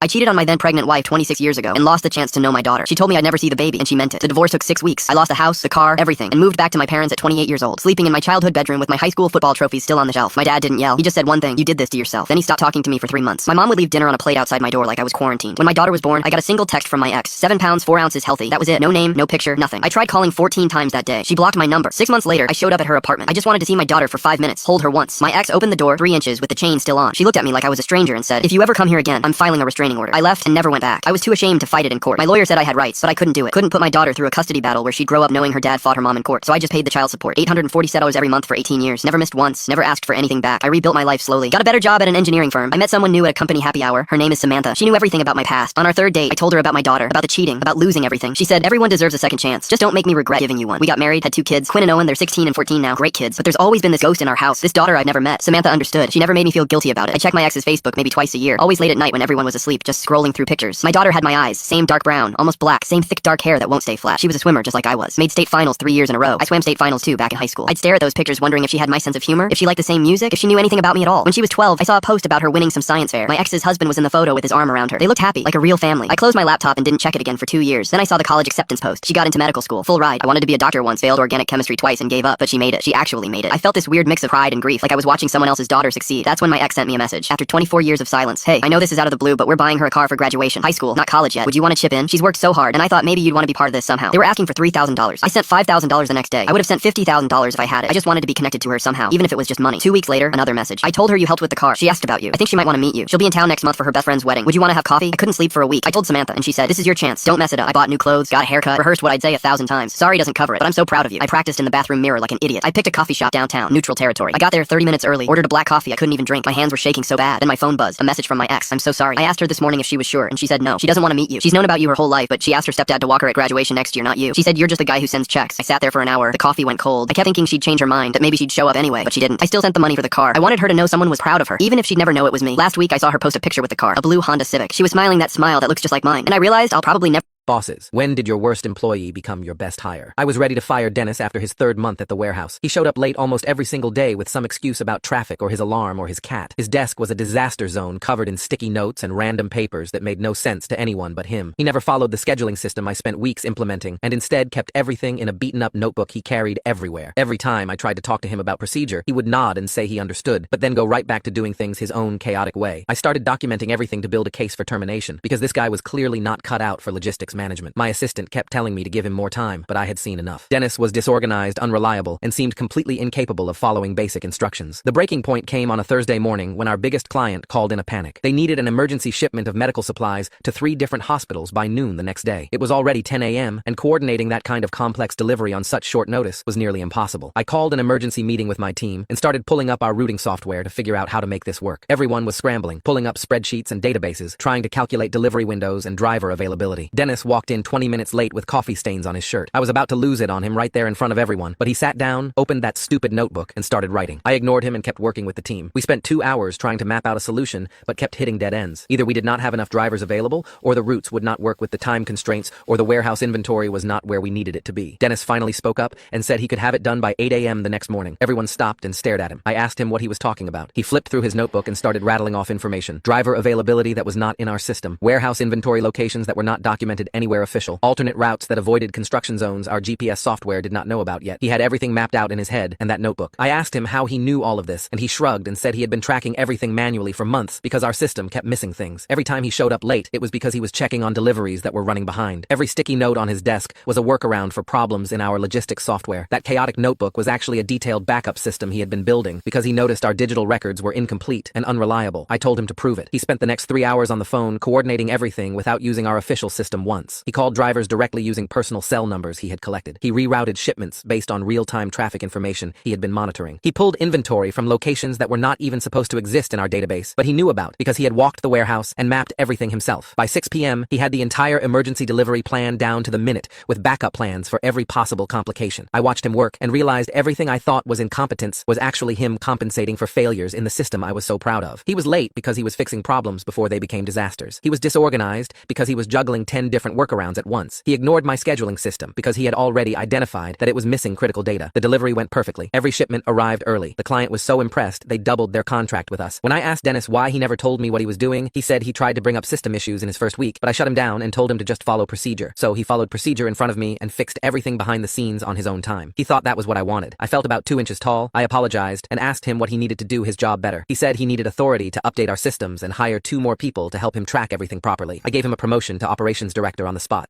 I've been dating a girl for 3 weeks. I'm breaking up with her already. She invited me over to meet her parents last Sunday, and honestly, I thought it was a good sign. In my culture, parents meeting your partner early means you're serious, so I was actually looking forward to it. I even brought flowers and a bottle of wine. The second I walked in, her dad was sitting on the couch. He stood up, shook my hand, said hey in almost a whisper, then sat back down. That was it. The entire introduction was maybe 5 seconds. Her mom, though, completely opposite. She grabbed me in this bone-crushing hug, laughed so loud I actually jumped, and started firing questions at me before I even got my shoes off. What do I do for work? Where am I from? Do I have siblings? All while practically yelling in my face. We sat down for dinner and I tried making conversation with her dad. Asked him about work, about the photos on the wall, normal stuff. He'd give me one-word answers in this quiet voice, then go back to eating. Meanwhile, her mom and my girlfriend were talking over each other, laughing at everything. Their voices just getting louder and louder. The walls in that house probably haven't known silence in years. Then I noticed something. Every time her mom laughed, which was constantly, she'd reach over and smack her dad's arm. Not like a playful tap either. Full force slaps that made this loud crack sound. He'd flinch every single time but never said anything. Just kept eating like it wasn't happening. Like he'd learned a long time ago that reacting only made things worse. My girlfriend was doing the same thing to me. Every time she got excited about something, she'd punch my shoulder or grab my arm hard enough to leave marks. I thought it was just her being enthusiastic, but watching her mom do the exact same thing to her dad made my stomach turn. About an hour in, I excused myself to use the bathroom. I needed a break from the noise, from watching this guy get hit over and over while everyone acted like it was normal. When I came out, he was standing in the hallway, just standing there in the dark, waiting. He looked at me, and his voice was so quiet, I had to lean in to hear him. Be careful, he said. They're the same. You'll get hurt in more ways than one. Then he walked back to the dining room without another word. Didn't explain, didn't elaborate, just that warning, and he was gone. I stood there for a minute trying to process what just happened. When I went back to the table, her mom was in the middle of some story, slapping the table so hard the glasses were shaking, hitting her dad's arm every few seconds. He just sat there taking it. His arm was actually red from all the hits. That's when everything started clicking into place. Last week, my girlfriend threw my Xbox controller against the wall because she lost at Forza. She laughed about it after, but the controller was completely cracked, $60 down the drain. 2 days ago, she screamed in my face during an argument, so loud my ears were ringing for an hour. She apologized, but said I was being too sensitive, that I needed to toughen up. Just yesterday, she punched my arm while we were watching a movie because something funny happened. It hurt enough that I had to rub it for 5 minutes, and when I mentioned it, she rolled her eyes and said I was being dramatic. There was a bruise there this morning, dark purple and tender to touch. I thought about her dad sitting at that table, flinching every time his wife's hand came down, staying quiet because any reaction would probably make it worse. How many years has he been living like that? 20? 30? How many bruises has he covered up? How many times has he been told he's too sensitive, that he can't take a joke? I'm 3 weeks in and I can already see where this goes. The throwing things will get worse. The hitting will get worse. The screaming will become normal. And one day, I'll be the one sitting silently at a dinner table while she tells our kids this is just how she shows affection, that daddy's just being dramatic again. Her dad tried to warn me. He's been living my future for decades, and he saw himself in me sitting at that table, a younger version of him who still had a chance to get out. I'm not ignoring that warning. I'm breaking up with her tomorrow. I already know what she'll say, that I'm overreacting, that she's just playful, that I can't take a joke. The same things her mom probably says to her dad, but I watched him flinch 27 times during a 2-hour dinner, and I counted every single one. I'm not spending the rest of my life doing the same thing.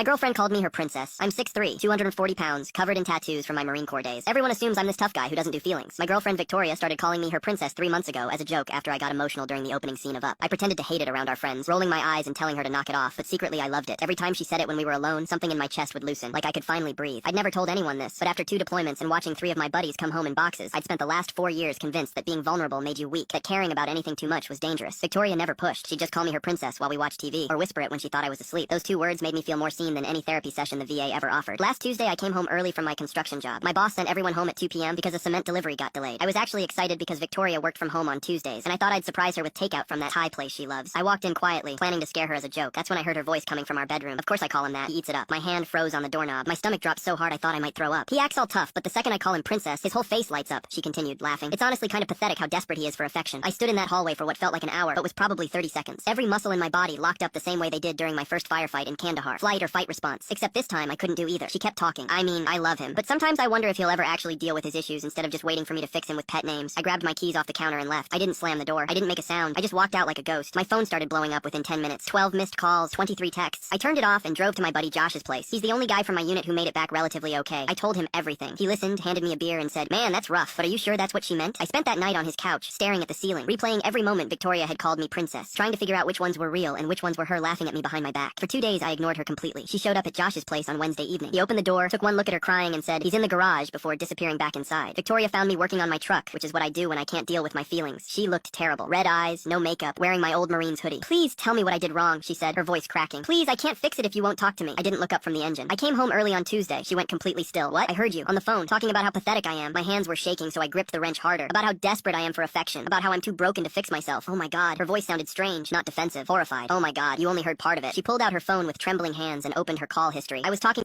My husband has this thing where he'll text me like 4 hours before people show up and be like, "Hey, my brother and his wife are coming for dinner," or "The guys are coming over to watch the game," and I'm supposed to just drop everything, clean the whole house, go buy food, and cook for like 8 people every single time. The first few times it happened, I actually did it. I'd be running around like crazy, vacuuming, scrubbing the bathroom, throwing stuff in closets. Then I'd speed to the grocery store, spend like $100, come back and cook while still in my work clothes. By the time people showed up, I looked like a mess and he'd be all relaxed like, "Hey everyone, come in," like he did something. One time he invited his parents and didn't tell me until I was already at Target buying stuff for myself. I had to abandon my cart and go buy ingredients for his mom's favorite pot roast recipe that takes 3 hours to make. I literally got home with 2 hours left. I didn't even eat that night because I was so stressed. But the worst one was when he told me his college buddies were coming over in 4 hours. 4 hours. It was a Saturday, and I'd been planning to deep clean my closet all day. I was in old sweats with my hair in a messy bun, no bra, looking rough. He texted me at like 2 in the afternoon. "Hey babe, Jake, Kevin and Brad are coming at 6. Can you grab some steaks and make that potato salad they liked last time?" I just sat there staring at my phone. That potato salad takes forever because you have to boil the potatoes, let them cool, dice everything super small. Plus our house was a disaster. There were dishes in the sink from breakfast, laundry on the couch, the bathroom hadn't been cleaned in a week. I texted back, "You're inviting people in 4 hours and didn't ask me first?" He goes, "It's not a big deal, they're chill." Yeah, they're chill because they're not the ones doing anything. They just show up, eat free food, mess up the house, and leave. So I looked around at the mess, looked at myself in the mirror, and I just grabbed my purse and left. Didn't clean anything, didn't go to the store, just got in my car and drove to my sister's place across town. My phone started blowing up around 4. "Where are you? Did you go to the store? When are you coming back?" I didn't answer. I helped my sister organize her garage and we ordered Chinese food. Around 6:30 he called me. I answered and I could hear he was panicking. "Where are you?" "The guys are gonna be here in 30 minutes. I said, "I'm at Nicole's. I'm not coming home." "What? Why not? You knew they were coming. You told me 4 hours before. I'm not your personal chef and maid service. You want to invite people over? You clean and cook." He got quiet. Then he said, "Well, what am I supposed to do now?" "Order pizza. Clean up yourself. I don't know. Figure it out." He tried arguing, but I hung up. My sister was dying laughing. She said I should have done this way sooner. Around 7 he texted me. I canceled. They're not coming. I didn't respond. I stayed at my sister's until like 10 that night. When I got home, the house was exactly how I left it. Dishes still in the sink, but he'd stress cleaned the living room a little bit. He was sitting on the couch looking miserable. He tried to talk to me, but I just went to bed. The next day he apologized and said he didn't realize how much work it was. I told him if he ever did it again, I'd do the exact same thing. He hasn't invited anyone over without asking me first since. Who saved your life without even knowing it? My mother saved my life by cursing me out and making me go to school. It was the day after my 11th birthday. I had every intention to stay home and play the new Super Nintendo games I had received for my birthday. Usually, my mother wouldn't have had any problem with this, but that day she was adamant that I was going to get up and go to school. We got into a terrible argument and both said very hurtful things to each other. I had no choice but to go. As soon as I got to school I had this overwhelming feeling that I just wanted to go home and lay on my mother's lap and cry. It wasn't because of the argument, but it was something else I just couldn't put my finger on. The school day was finally over and I still couldn't shake this feeling. My godbrother and downstairs neighbor wanted to come over and play the game, and even though I still just wanted to get in the house and cry, I reluctantly agreed. When we got to the door it was locked. No big deal. Looked under the mat and the key wasn't there. Still not unusual. I climbed up the back patio and let myself in. I immediately went to the front door to let my company in. After I let them in I went to the kitchen to get a piece of cake, and my downstairs neighbor went straight to the TV and cut it and the game on. For some reason, my godbrother started to walk through the apartment. When he came back into the living room he told us that we needed to go outside. We begrudgingly went. Once outside he proceeded to say, "I don't know how to say this." Was your life ruined overnight? In 2017, my wife had me falsely arrested for domestic abuse. She had actually threatened to do so a month previously, and it put the fear of God into me.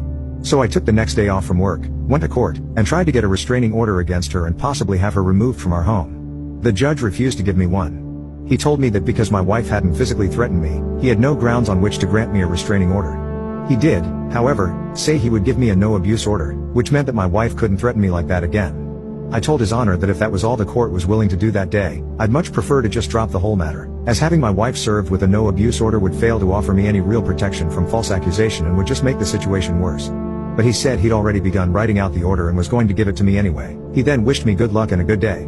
There was a court advocate who had assisted me with the restraining order paperwork, and gone with me before the judge. She was a very sweet girl, and when we got outside the courtroom, she said to me, "Christopher, I think the court really let you down today." "And I'm sorry it worked out that way," I said. "Yes, the court has really let me down today. And I guarantee you that sometime within the next few months, my wife is going to have me thrown in jail." And she said, "Well, I sure hope that doesn't happen. Good luck, Christopher, and I hope everything works out for you."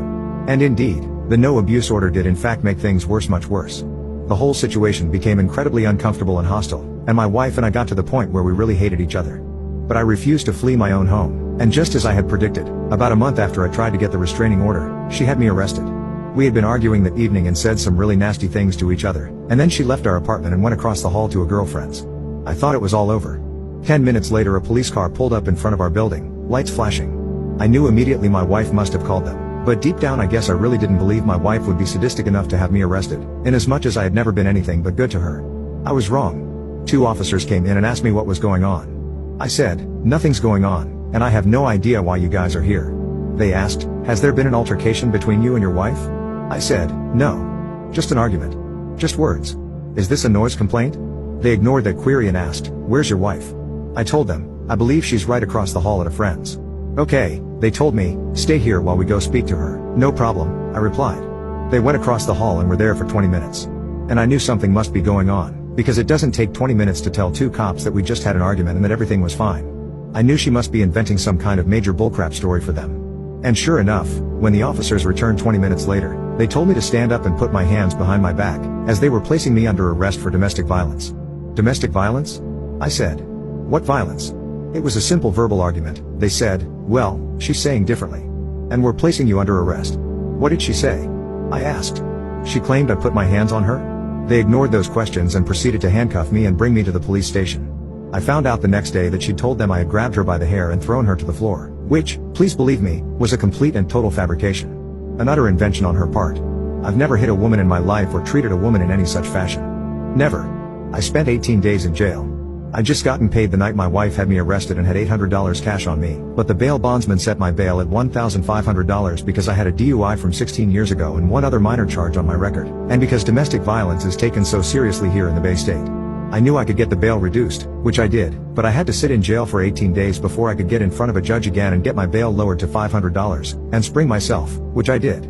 Of course, my wife had immediately requested a restraining order against me, which was granted, for 1 year, so when I walked out of the jail I was essentially homeless. Waiters, what's the worst first date you've ever seen? A good-looking dude is sitting at the bar going on about how he had a date with this girl that his best friend was crushing on hard. That his friend just refused to ask her out because she was into him instead. He was really getting into his story when she walks in and he clams up like someone shocked him. She was by anyone's standards drop-damn dead good-looking and killing it in a little black dress and high heels. She comes up and does the little kissy-huggy greeting and she orders a tequila shot with a lime. He does one with her and they banter about getting that out of the way and move into a little more intense banter, and out of the blue this dude whistles at me. Shocked honestly, as the bar is pretty empty. He whistles at me again while I'm looking at him trying to figure out if he really just whistled at me like a dog. Yo man, more shots. Disappointed as he really kind of seemed like a nice guy, I go to pour him a shot and let him know I am not a dog, he does not need to whistle to get a drink. Sure man. No worries, just keep an eye out, we are gonna get lit yo. I retire to the side bar real quick and one of the other guys working that night starts to talk to him while the girl goes to the ladies' room. When she gets back he whistles at the other bartender again and shouts, "Hey man, where are my shots? Pronto." This guy starts just hammering shots. Not crazy but pretty damn quick, he is through at least 5. Girl only did the one and is sitting there sipping at a wine. What is the most satisfying way a prank has backfired on the prankster? I absolutely love people who pay with pennies. Seriously. 4 years ago, I was cashiering at a Walmart on a register that holds all the smokes and alcohol. It's 10 p.m. and these 2 men in their early 20s come up to the counter. They had 3 very random items which struck me as it was strange and unusual to get odd items this late at night. Maybe it was for some fraternity, I don't know. It's a college town so I get weird stuff from frats a lot. I scan the items and tell them their total is $22.20. Grinning at each other, they reach into their jackets and slam down 2 massive Ziploc bags, full of only pennies. I stared them in the eye, but they didn't even look back at me. Everyone else in line groaned and went to other registers. These 2 kids knew what they were doing, but they didn't know what they were in for because I prepared for this. I knew this was going to inevitably happen. I grinned with them, because I was going to get paid during this. These pranksters are here for recreation. I asked, is this $22.20? No response. Did you at least count it? The more talkative one of the 2 just responds with nope. I ask, are you going to? Nope. Is it at least $22.20? I don't know. Nice. My coworker chips in, saying, hey. You guys can use the self-checkout. It can take all of your coins at once. The man just replies with nope. Don't trust them, lady, it doesn't count all your change right. My coworker kept trying to convince him but to no avail. I eventually just told her I got this. I unpacked the Ziplocs and threw all the pennies on the counter. It was a beautiful, massive storm of a mess. I dug straight into it. The 2 men, still averting my gaze, start chuckling as if they were taking away my dignity. They whisper to each other, dude, oh my god. Dude, yeah. Dude, hilarious. I counted each penny, one by one. My coworker comes up to me. Guess I'll help you count this. We worked up a system where we counted 10, put them in a pile, and then with 10 stacks of 10 pennies we separated them, making $1 piles. We made progress slowly but surely. Some customers came to the line, but we advised them to get to another line. Some of them looked at us confused, but when they saw the counter full of pennies they understood. Some decided to wait, but when they realized it wasn't going to take just a few minutes they took their leave. Another register in the liquor department opened, so it wasn't too bad for other customers. We get to about $12 after about 10 minutes, until I accidentally knocked over the piles. Oops. Sorry, I said to the 2 men. My coworker looks at my grin. What's the weirdest relationship you've been in? My boyfriend refused to talk to me for over a year, but we never broke up. I realized about 6 months into my relationship with my boyfriend that he never started conversations or made plans ever. To be honest, I don't even think he made the original first move that began our relationship. When I noticed this, I decided to put it to the test. I mean, we spoke every single day. He always answered quickly and was engaged in the conversation the whole time, but he just never initiated. I wondered if I just never gave him the chance to, especially since I'm an early riser. So one day I didn't text him first thing in the morning. I figured that he would probably wake up and see that I didn't text him, then just message me quickly. Then, all of my problems would be solved. I was literally giving myself a migraine from worrying about it. I woke up at 7 in the morning like usual and didn't text him. Typically, he wakes up between 8:30 and 9, so I assumed I would get a text around that time. 10 a.m. eventually rolled around, and my phone was as dry as the Sahara Desert. I waited another few hours, but still there was nothing. I waited all the way into the night. Finally, I gave up and laid into him a little bit. I asked why he hadn't texted me at all, but he didn't really have an explanation. He just said that he thought I wanted to be left alone. I wondered why he wouldn't inquire even a little bit about why the person who he spoke to every day for the last 6 months suddenly wouldn't text him. He seemed unbothered, and for a few weeks I just let it slide. But then it started to get to me. I told my friend about it, and they suggested that I see how long it takes for him. People who had a bad gut feeling about their neighbors, did you end up being right?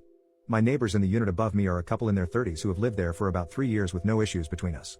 During the past 6 months I've noticed some changes in their behaviors. At first it was just a few days per week. I'd hear music with heavy bass accompanied by rhythmic jumping. I assumed they were doing a cardio routine, but sometimes the jumping gets so intense that it shakes my overhead light fixtures. The jumping routine has been escalating to the point that it takes place every day, normally between 8 to 10 a.m. I also noticed that they called someone and got rid of a lot of nice possessions. However, I figured none of this was my business, so I kept my observations to myself. About 3 weeks ago everything escalated. It would happen multiple times per day. It sounds like they're hosting a mini Burning Man event in their apartment daily. The music is so loud and clear that it sounds like I'm at a concert while sitting in my living room. There are clearly a lot of people involved from the jumping and stomping. This caused my apartment to shake so much that a cabinet even fell over. The music is a mix of new age and spiritual vibes, dance beats, and a male voiceover giving weird instructions like rebrand yourself, or surrender yourself, and they would stomp in response. I've taken audio recordings on my phone and one video from the hallway during these events. I still didn't complain to the building, but I wanted evidence in case the large gatherings became a regular thing. This week I've encountered a big problem. The couple above me has a private patio which is directly above my bedroom. I came home from a 3-day trip out of town yesterday and my ceiling was legitimately collapsing. In one corner, big chunks of plaster had fallen to the ground and there was water dripping from it. I immediately called my superintendent since I didn't want to be buried alive by ceiling rubble. When he came to check it out, he was shocked and pissed. He said that the woman in the couple appears to be working with some people doing workshops or something. He can see their patio from his apartment window and has watched the group do these dancing, jumping, and performing dirt rituals on a weekly basis. He said they all dance and jump to the music and then spread dirt and unknown substance across the patio on a weekly basis. He believes the dirt and unknown substance combo is getting through the wooden cracks, absorbing water and weighing down my ceiling. In order to fix the problem, the superintendent said he had to talk to the woman, check out their patio, and ultimately hire a contractor to pull up the wood to scrape out whatever the hell was causing my ceiling to fall. I could hear them talking from my room, and the woman sounded distraught and defensive. When my super left, he called me and warned me that she might try to come down to my apartment and demand to see the damage, but don't let her in. This was a little concerning to me, but the damage is real and I wouldn't mind showing her. I mentioned the music in jumping to the super and said I had audio recordings. He told me to send them to the office and he wants them evicted. Women who gave the creepy guy a chance. How'd it go? There was a guy that came into my work restaurant a few times a week for lunch. He did this for a little over a month, so he became a regular. He had asked me out every time I brought his bill. He always asked in a light-hearted way and never seemed upset or anything when I turned him down. I assumed that after the first few asks, he maybe thought of it as more of an inside joke at that point, like he was just asking now to make light of the previous rejections and to make it less awkward or something. He always gave me weird vibes, but he seemed nice enough, so I thought I might have just been making assumptions because of his appearance and wasn't being fair. One time that he asked, I decided randomly to agree and give him a shot. Why not? I thought. Surely nothing could go wrong. He was always super kind and I had gotten rather used to the awkwardness I felt being around him. He seemed so excited and I asked him to leave his number on the receipt and I would call or text him when I wasn't busy to set something up. It wasn't really much of a joke to keep asking me out. I had mostly figured that though, to be honest. A few days later, I hadn't texted him yet to set anything up or even give him my number. And I got a text only a few minutes after walking into my house after I got home from work. It said, "Hey, it's Steve from the restaurant. I know it's a long shot, but I'm free tonight and bored. Want to hang out? If you're free, that is." I asked him how he got my number. He said I gave it to him the night I agreed to go out. I absolutely knew I didn't. I got really creeped out but decided not to confront him about it and just play dumb and believe that I must have done that. I just didn't remember because it was busy.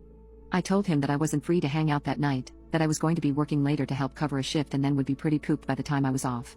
I had only ever seen him come in for lunch shifts, not dinner. A few minutes passed before he responded. He said, "Why are you lying to me? I know you are home." People related to a psychopath. What is your creepiest story? My nephew is a crazy little person. Once, the entire family was playing hide and seek. He was around 9. He didn't like where I hid so he flew into a rage. He tried to hurt me. I grabbed his wrist and twisted just enough to subdue him. He screamed like a maniac. I released him. He then ran into another room stating he needed his Nerf gun to shoot me because he shoots people whenever he's mad. I looked at my sister-in-law and said, "Seriously, you're okay with this?" Her response was that his rage was my fault. I had no right to touch him and that I should have just let him hit me since he's only a boy. I told her, quite firmly, that if her crazy little kid ever even gave the appearance of causing hurt to one of my children that I would put him down like a rabid dog. Fortunately her husband, my wife's parents and everyone else present told her that she was wrong. Her kid was nuts and that this was a serious red flag. Flash forward 2 years. Kid is still crazy but that's everyone else's problem because he's still just a boy. I'm staying at their house. Things have mostly settled from that prior incident. I wake up very early every morning. So around 4:30, I find myself awake. I don't want to get up and wake up everyone else so I just sort of lie there and meditate. At around 5:20, the door opens. Thinking it's my kids, who were young at the time and still came to get us early, I kind of just glance up. Then I notice that it's the nephew and he's holding what appears to be an AR-15. Now, I suffer from PTSD from Iraq. So my fight or flight response is triggered. My heart is pounding and I'm basically in survival mode. I wait, I watch. He creeps past the foot of the bed, walks up to my side and raises this rifle up to point the muzzle at my face. So I figure, this is it. I'm going to pass away. Today it ends. The only goal I have for myself right now is to prevent him from harming my wife and kids. He raises it up and the muzzle is a few inches from my face. My sister stole our baby's name, so I made sure she'd never forget it. My wife and I have spent 4 years trying to get pregnant. My wife also has a younger half-sister that she has been low contact with. She was caught red-handed trying to steal my wife's jewelry box from our home. The woman is entitled and toxic, and also her mother's golden child. Her name was Destiny. We had nearly given up trying to conceive when it suddenly happened. We were ecstatic. After we found out we were having a boy, we started looking into names. I ended up suggesting the name of my Scottish grandfather, and my wife loved it. So, that was the name we settled on. Unfortunately, we made the mistake of posting about it on social media. Well, no surprise to the stereotype in this mess, Destiny happened to be pregnant too. She was months further along than my wife, and was also having a boy. For reasons I am still unsure of today, she decided to claim my grandfather's name for her own son. Not just the first name, but the middle name too. When we found out, we called her furious over what she was doing. She smugly told us there's nothing we can do about it. She was right, there was nothing we could do about it legally. It's not a crime to steal planned baby names. We realized that drama was exactly what my sister-in-law wanted. She thought that by taking the name for herself, we'd not be able to use it. I laughed and told her that while what she did was dirty and underhanded, we would still be keeping our chosen name. She could just deal with it whether she decides to go through with copying us or not. The next day, Destiny's baby daddy called me and said I was an unreasonable jerk for still wanting to use the name after they had claimed it. I told him they had claimed nothing. Since we couldn't own the name, neither could they. Before he ended the call, he threatened me, saying I'd be sorry if we didn't change the name. He hung up before I could respond. Months later, they had a healthy baby boy, and to no one's surprise, named it after my grandfather. We did not show up for the birth. Partially because of the pandemic, but mostly because we didn't want to. Destiny called us wanting congratulations, but we told her we simply didn't care. If she still insisted we change our baby's name, she would be disappointed because we were not going to change it. She then demanded I put my wife on the phone, but it was already on speaker and my wife was already listening. She fully agreed with my decision. We weren't changing the name. She hung up on us, but soon started sending emails with text walls of names, even suggesting similar ones. I responded back that the name was from my grandfather, and that's why we were not changing it. She stopped sending emails, and we didn't hear from her again until after our own son was born. What would you do if you gained the ability to stop time?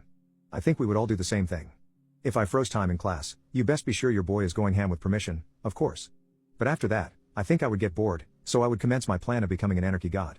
My 8-step plan would be flawless. Step 1, I would learn everything, assuming the internet doesn't work because electricity is frozen with time. I would read and memorize every book. I would also document the nature and laws of time being frozen. Let's assume anything inanimate I directly touch becomes unfrozen: clothes, doors, air, etc., not people. Step 2, get the media after me. I would do this by auditioning for America's Got Talent.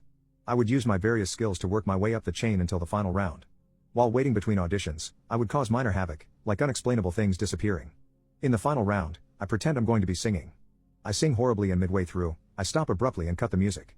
This is an act, and I am the judge. Lights cut and all doors lock. Security is placed elsewhere. All cameras are forced on me with a spotlight. So I say, "Tell me, Earth, can you win the golden buzzer?" I make a golden star button appear in my hand. Or will you become another victim? You have 1 year. I freeze time and watch as everything unfolds on TV. Everyone freaks out. Some say it's the end of times, others say it's all a hoax. Regardless, I'm not a top story yet, so I wait until a prime minister gives a speech. I appear in the background behind the important figure long enough to be noticed, but disappear before security catches me. I leave behind a golden star sticker where I was standing. Step 3, I wait 6 months. Every time there are doubts, I break the left arm of someone and put a golden star sticker on it. The left arm is meant to throw people off. As time goes on towards the 6-month mark, the arm breakings become less frequent and people slowly calm down. But on the 6-month mark, I kill another, higher power and leave a golden star sticker on their head. Step 4. Those with spoiled siblings, what was the most despicable thing your parents allowed your sibling to get away with? My parents let my brother steal from me. Back when I was still a kid, it was very hard for anything to be exclusively mine.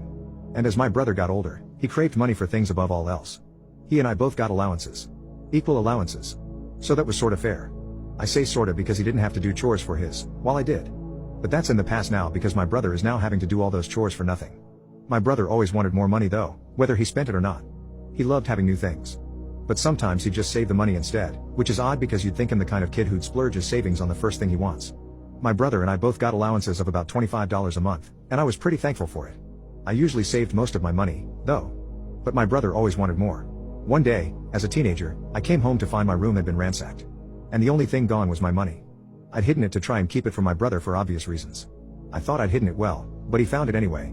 My mom was home when he did it too, and she acted like she didn't even notice. But there's no way she could not have heard him tearing my room up. I called her out on that during the intervention, and she just cried and made excuses about my brother being special until other family members told her to shut up and own up to it. My room was on the first floor right near the living room. My door was completely in view of the couch. And when I pointed this out back then, my mom just made the "but he's special. He's not like you" excuse for my brother. I said I wanted the money back, and my mom just made more excuses. And my dad did too when he got home later. So yeah, excuses then and now. Back then I did eventually get that money back because I refused to let it go.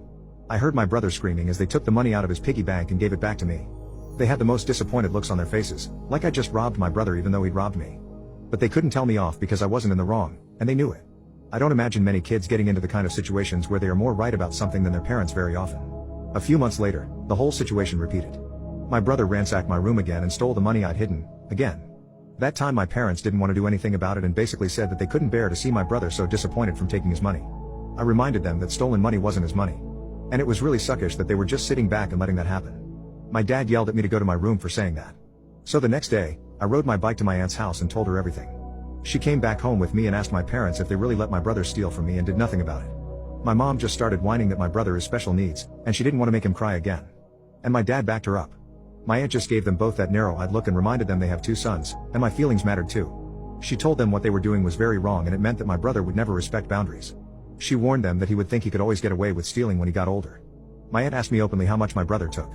I stated the number, which at the time was everything I had, save for the few bucks in my wallet. My aunt gave my parents an expectant glare. My parents tried making a few more excuses. But my aunt had a counter for each one. Finally, my parents went into my brother's room, and a moment later, my brother was screaming. My parents came back with all the money my brother took and practically threw it at me for making my brother cry. My ex-girlfriend came back after 10 years and called me a liar when she found out I had already moved on. Back when I was 14 years old, I fell in love with one of my classmates in school.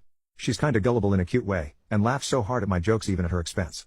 I started courting her, and she was hesitant at first given that we were very close friends, but she told me she'd give me a chance since she loves being around me. After 3 to 4 months of courting, she then said yes, and we became officially boyfriend and girlfriend. We fell in love so hard and dated until we graduated high school. After the graduation, it was summer break, she told me she needs to live with her sister in the capital city to attend college. I told her that it would be okay for us, and that we could make a long-distance relationship work. I studied at one of the universities in our province, and she went with her sister to the city. We communicated a lot over the few months of us being away. I called her for our 4th anniversary, and told me that no matter what I should wait for her. But, then a few months later, she suddenly disappeared. I couldn't call her phone, her social media accounts became inactive. When I saw that she had a new account, just not one following me, I realized finally that she ghosted me. When I tried to reach out, I was ignored. This broke me. Suddenly, she became somebody that I used to know. A couple months into this breakup, one of her friends came to the same campus that I went to. I just politely said hello to her, and she asked me to go out at a cafe near our campus after classes. We met at the cafe, and told me that my ex said she was sorry, and gave me a letter she sent. The letter said that she can't make it work having a long-distance boyfriend, and she just wanted to move on, and wished me best. It freaking hurt. I thanked her friend, went to my boarding house, and cried ugly, but I decided to respect her decision, and moved on. A year passed, and I met a girl in a workshop. I attended. We had the same line of course, just at different schools. I asked for her number to schedule a study session. She was tomboyish, so at first I didn't really notice her in a romantic way. As we started hanging out more, I realized I really liked this girl. She started wearing fit clothes, and I noticed her face was really pretty when her hair was not ponytailed. After almost a year of hanging out, I courted her, and she excitedly said yes, saying that she liked me for the longest time. She just didn't want to initiate something because it was kind of frowned upon in our country. Now, we're both professionals, have a cute daughter, and have been married for 8 years. Suddenly, I got a call from an unknown number. It was my ex-girlfriend asking if we could meet for coffee. It's the fastest you've wiped someone's smile from their face. When I was in the Navy and recently 21, we decided to go to a bar that had a decent local cover band. So we show up and I present my ID. Grant you, clean cut and close shaved, I did not look 21, but my out-of-state ID was no good and all I had was my military ID. Dorman decides he can screw with me. This is fake. I am keeping it. My eyes bugged out. Dude, that is a military ID. Give it back. Nope, mine now. $20 bucks or screw off. I can't get back on base without it, I said. Then you better cough up $20 or screw off. Oh, I see. This is a shakedown. Screw off, huh? Okay. So my buddy who drove and used his state ID drove us back, and we go into the officer of the day's office to report my stolen ID. The officer of the day is a crusty old bastard, but fair. He's actually a Mustang. He takes orders from the president and God, and we are not too sure of the president. He might tell him to bug off if he thinks it's a stupid idea. He listens. My buddy backs my story. His eyes narrow in an evil way. Chief. Can you come up here? I got a present for you. I started to shake a little. Am I headed for a few days in the brig for losing my ID? Damn it. There goes any chance at a promotion to E4. Seaman here says the doorman at Joe's took his ID and wants $20. Pull a driver and one of those jarheads at the gate, go down there and sort it out. The chief looks at me like fresh meat. Come on you two, we are going for a ride. So we all pile in the van with a couple of Marines in battle dress uniform and sidearms. It is quiet on the way there, and the chief doesn't look too happy. What was the most heartbreaking thing you overheard about yourself? My wife told her friend she settled for me. I thought my wife and I had a perfect marriage. We were together for 9 years and married for 4. We rarely fought, we were often intimate, we went out on date nights, sent memes to each other, the works. Recently, we had gotten news that her ex-boyfriend had passed away. Now, my wife had no connection to him, so we expressed our condolences to his family over text and nothing more. One day, I had to work late, so I told my wife that if she wanted, she could call her friends over to our place since I wouldn't be around. Well, the rains were heavy, and our office was told to leave early because some light flooding was taking place on the roads. I reached home and I could tell her friends were there, so I quietly went to our room unnoticed. Everyone was speaking quite loudly though, so I could hear a lot. That's when the ex-boyfriend came up in conversation. Naturally, I got a little curious and listened in on the conversation. What I heard broke my heart. My wife admitted to her friends that 4 years into our relationship, she got a call from her ex-boyfriend, who lived in a trailer, offering to help her see the world. She said she had a bag packed and was ready to leave. However, in the end, she decided not to and settled for the stability I was giving her. Then one of her friends asked her if she ever regretted her choice. She said that she used to regret it for a while, but not recently. I didn't know about any of this. She had never told me. I was shocked. I figured that was it, then and there. All I could think about was how I was not unstable enough for her to be attracted to me. So much so that she had to settle for someone like me. That one word just kept revolving in my head, almost as if to mock me. Afterwards, I slipped out of the house and went to a cafe to gather my thoughts. A bit later, I got a call from her asking me where I was and that I was due home half an hour ago. I went back, and she greeted me with a hug and a kiss as always. I wasn't really into it, and she asked me why my mood was off. I mumbled something like stress from work and went to bed, skipping dinner and our usual alone time. Unfortunately, I couldn't sleep. I woke up a few hours later into the night and sat on the balcony just thinking. I thought about how I wasn't good enough for her and about how I was sure she didn't love me. I knew she loved me at least a little, but even for that, I had no guarantee. I didn't sleep much that night. When I woke up, my wife was still asleep. That's when I decided to drive to a nearby town and take 2 days just for me and my thoughts. I called in sick from work and told my wife that I was visiting a cousin. 2 days later, I finally confronted her about it. I walked in, and she came up to me for our hug, but I didn't really give one back. Parents, when did you realize you had failed your children? From the day he was born, my son just came out wrong. We showered affection on him and really tried to give him a happy childhood. But from the day we brought him home from the hospital, he was miserable. He cried for 13 months straight. He cried until he had no voice left and kept crying. You could see his little face scrunched up and no sound coming out, totally hoarse. Once he got over the crying stage, we thought we were out of the woods. But it quickly became clear that he was just angry at being alive. I never saw the kid have a genuine, joyous smile once in the time I knew him. I saw him grin a vicious, horrible grin many times. He took a perverse pleasure from causing pain or suffering or breaking a rule, but a smile from real pleasure at something nice? No, never. Not once. He had no interest in anything positive. He was fueled by hate, and everything he did was bent toward that. As soon as he could walk, his mission in life was to destroy things. He would break or try to break anything that came in his range. When he grew older, he became more and more unmanageable. Therapy and meds were hopeless. He would bite, kick, scream, scratch and spit at anyone trying to do anything with him. He was kicked out of school twice before he was 9. The next school put him in a special class that kept him away from the other students.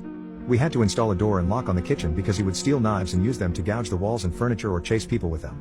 When he was 10, he stabbed me with a kitchen knife in the hip and butt. I still have the scars. As he grew older, he grew darker. He moved into setting things on fire and torturing local animals. There was a stray dog that hung out around the park near our house. My son blinded it in one eye with a barbecue fork. He would dip cats' tails in gasoline and light them on fire. He became a violent, stinking, vicious beast that lived in our house. When my son was 16, my wife got pregnant again. I can't tell you how different our reaction was. Instead of joy, we felt horror. My son had been such an unending nightmare for 16 years. We couldn't take the idea of starting again from the beginning. We talked a lot about terminating, but in the end, we decided that my wife would have the baby. If it turned out evil, we would put it up for adoption. We knew we just couldn't do it again with another child like our son. We had a daughter. She was normal. Suddenly we saw what our lives should have been like the whole time. How things would have been had our son not been himself. She laughed at things and was happy. After 4 months, she was sleeping through the night. I can't describe the relief and happiness that we both felt. Up until that time, whatever mistakes I made, I'd always tried to do the best for my son. I tried to love him and care for him, I really tried. But when my daughter was born, my wife and I both instinctively just turned toward her. She became our focus, not for malice, but just because she was so much easier. She was so happy and sweet. Every moment we were with her was like magic. I understand this was wrong, but we honestly couldn't help it. My son hadn't cared about my wife being pregnant. When we brought our daughter home, he started acting out even more. At this time he was 17, and we were having blowout screaming matches daily. Usually after we fought, he would storm out of the house and disappear for hours at a time, or come back the next morning. It was a relief. I started to actually look forward to our fights because it would get him away from us for a while. After the birth of our daughter, my relationship with my son was almost entirely gone. Our only real interactions were screaming at each other. My wife was even worse with him, she just had nothing left. By that time, if our son even came into the same room as her, she would just stop whatever she was doing and start screaming, "Get the hell away from me. Get away. Get the hell out." Until he left. He started spending more and more time out of the house, which was a blessing for us.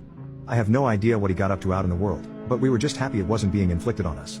Eventually, we replaced all of the cheap, thin interior doors in our home with thick, dense wood doors that couldn't be kicked through. They were equipped with keyed locks that my wife and I carried keys to. I know it sounds extreme, but locks and heavy doors were the best way we had found to create safe spaces from him. I was not locking my son in rooms like a prisoner. He had free reign of the house and could come and go as he pleased. My wife and I would lock ourselves in rooms to protect ourselves from him. If anything, we were the prisoners in our own home. On the day in question, I had fought with my son in the morning and he had left the house in a rage. My wife and I were enjoying some peace and quiet in the kitchen while our daughter napped in our bedroom. And then my daughter began crying. Any parent who has young children can tell you, you get used to your child's different cries. This cry was terror. The second we heard it, my wife and I were both out of our chairs and running to the room. My son was in the room. We lived in a bungalow, and the bastard had climbed in the window to get to her. He was standing over her crib with a steak knife in his hand. I have no idea where he got it, but it wasn't one of ours. He had broken her skin twice already. Once in the belly area and once on her arm. I could see blood running down. When I entered the room, he was dragging the back of the knife down her face, not cutting, but almost tickling her with it, teasing her while she screamed. He looked up at us and smiled. Before I knew what I was doing, I was instinctively moving, running to put myself between them. Even with that, my wife got there faster. It was like a movie on fast forward. She got to our son and bashed his hand away, knocking the knife across the room. She then shoved him with her whole. My ex-wife came out as lesbian and left my daughters and I 3 years ago. Now she's back. 3 years ago my wife came out as lesbian after we'd been together for many years. In fact, our oldest daughter was 14 at the time and my youngest was 10. Our life was good. Both my wife and I worked, so we had stable finances and I thought we were happy. That was until one evening my wife sat us down and explained that she was in love with a female colleague from her workplace. She decided that she wanted to be with her. She said she was sorry but she had to find out who she was and that would only be possible if she'd let her old life behind. On that day she left us and cut contact. The world fell apart for my daughters and I. I knew that I now had to take care of my daughters all by myself. I was in a state of depression for a long time but I kept fighting for my daughters. I would try to reach my wife for support but every attempt to contact her failed. Luckily I was eventually able to find a better paying job that made it possible for me to give them the world. My daughters had good grades in school and I knew that our life would soon be better again. But once in a while when I took my youngest daughter to bed she asked if I would leave them like mom. I hugged her and gave her a kiss on the forehead. I promised her that I would never leave them and that I loved them more than anything in the world. I was so angry at my ex-wife because she was the one that gave her those feelings. Fast forward to a few weeks ago, my daughters and I were sitting in the living room and I told them that because Christmas was next month, they should write down what they wanted for the holidays. My oldest daughter is now 17 and my youngest is now 13. While they were busy writing, the doorbell rang and I wondered who it was. When I opened the door, I froze in shock. It was my ex-wife with a big smile on her face. She said she was happy to see me and tried to hug me but I refused. My oldest daughter then came up behind me and asked me who it was. When she saw her mother, her facial expression immediately changed. I've never seen her so angry. My ex-wife tried to apologize and she wanted to hug her but my daughter pushed her away and shouted at her to leave. She told her that she never ever wants to see her again. Then my youngest daughter also joined us. She just got angry and turned around and went to her bedroom. Then my oldest one followed her to comfort her. From the look on her face, I knew my ex-wife was ashamed.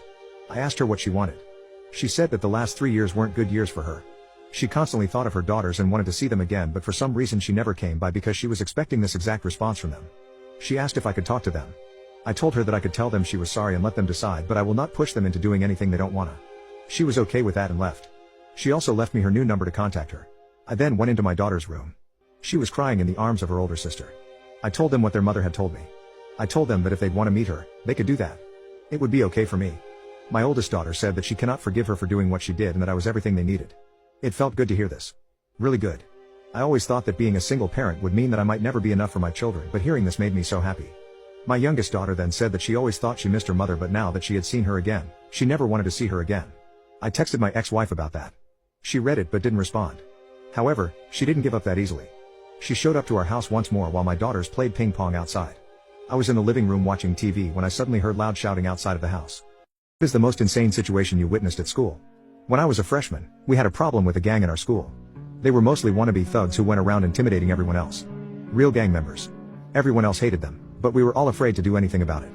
Because if you messed with them, you messed with all of them. Even teachers and administrators didn't want anything to do with them. Whatever punishments they handed down didn't faze them. They didn't care about school or graduating. So what effect does a suspension have? They only went in the first place because the law said they had to attend. They basically had run of the whole school, tyrannizing everyone and everything in their path. One day, one of the gang members picked a fight with a senior who was in the show choir. The guy was one of the nicest guys you ever met. His name was Curtis. He didn't provoke the gang member, but the gang member decided he had a problem with Curtis. Instead of letting the gang member punk him out, Curtis squared up against him. With a few well-placed punches and no formal martial arts training, Curtis took down the gang member, who had a wild, sloppy street fighting style. Everyone was stunned. The gang member was humiliated. And that wasn't good, because B now had a problem with everyone else in the gang. Amazingly though, instead of the standard suspension for fighting, the school administrators didn't do anything. They pretended it never happened. They didn't even call him into the office. B was already a hero to the rest of us, a legend. Sure enough, the gang began to harass Curtis, calling him out in the hall, calling him names for being in the show choir, each taking their turn trying to provoke him. Gamers, what's the most ruthless revenge you've gotten on a fellow gamer? When I was around 10 years old, on my birthday, my parents who worked overseas gave me a Game Boy with my very first game, Pokemon Crystal. I loved the game so much that I brought it everywhere I went, including school. Whenever it was recess, I just stayed in the classroom, playing away. Fast forward to the last day of the year before our summer break. Although we don't do any work on the last day of school, we still have recess. On this day, my teacher asked me to play with the other kids outside instead of playing my game. I obeyed, put my Game Boy in my backpack, and went outside. I didn't touch my Game Boy for the rest of the school day, and as I got home, I realized that it was not in my backpack. I panicked and asked my grandma to drive me back to school, but when we did, the school was already closed, and no one was there. I cried. I called my parents and apologized right away, and told them that I'd lost their present. They did scold me, but they knew that I took great care of the device, so they sent me another one with the same game. I was so appreciative of the new one that I put a little more security in it. I tied a lanyard around the loop and wrote my name on the device, as well as coloring the top of the game cartridge with a permanent black marker, so it's identifiable. I also promised them that I will not bring my Game Boy to school ever again. Fast forward to the beginning of the year, and as soon as I entered the yard of the school, I noticed that a couple of students were in the corner playing their own Game Boy. I'm no longer the only student in school that has the device. However, I noticed something peculiar. One of the students' game cartridges is translucent light blue with a black top. I was suspicious, so I quietly walked behind him, and I noticed that he was playing Pokemon Crystal. I immediately recognized the student as one of my classmates in the previous grade. I called his name, and when he turned around, he was extremely surprised to see me behind him. His face shows guilt. He stood up facing me and immediately hid his device behind his back. I immediately confronted him and outed him out in front. Who is the most hated person in your workplace and why? Tim was the guy everybody hated. He was lucky we all felt bad for his quirks. Every working day Tim punched in exactly at 8 a.m. and out at 5 p.m. In between those hours you were lucky if you saw him working. It was because of him we no longer had Secret Santa during the holidays, catered monthly lunches, or holiday bonuses. Secret Santa Tim was quite frugal, and when I say quite, I mean he was cheap as F. Every employee in the company voted the dollar amount they wanted to spend on another for the Secret Santa. The average dollar amount came out to $50. Tim's vote was $1. I recognized his shitty handwriting. Everyone, including Tim, agreed to spend around that dollar amount. When it came down to opening presents, it was clear everybody went over that amount. Tim received a pair of tickets to a Dodgers baseball game plus some Dodgers t-shirts, and a hat. The tickets were face valued at $175 each as Secret Santa had season tickets and gifted him a pair from his set. When it came down for Tim to give his gift, I wondered who he gotten. He got his desk buddy. Jessie was the sweetest girl in the office. She worked with everyone and was the most polite, respectful, soft-spoken human I've ever met. When she opened her gift, I wanted to die. He got her lingerie. Not just any lingerie, crotchless, matching bra and without any tags. Jessie was 5 feet 9 inches and athletic. Whoever those clothes were for was someone athletically challenged. HR had a heyday with that one.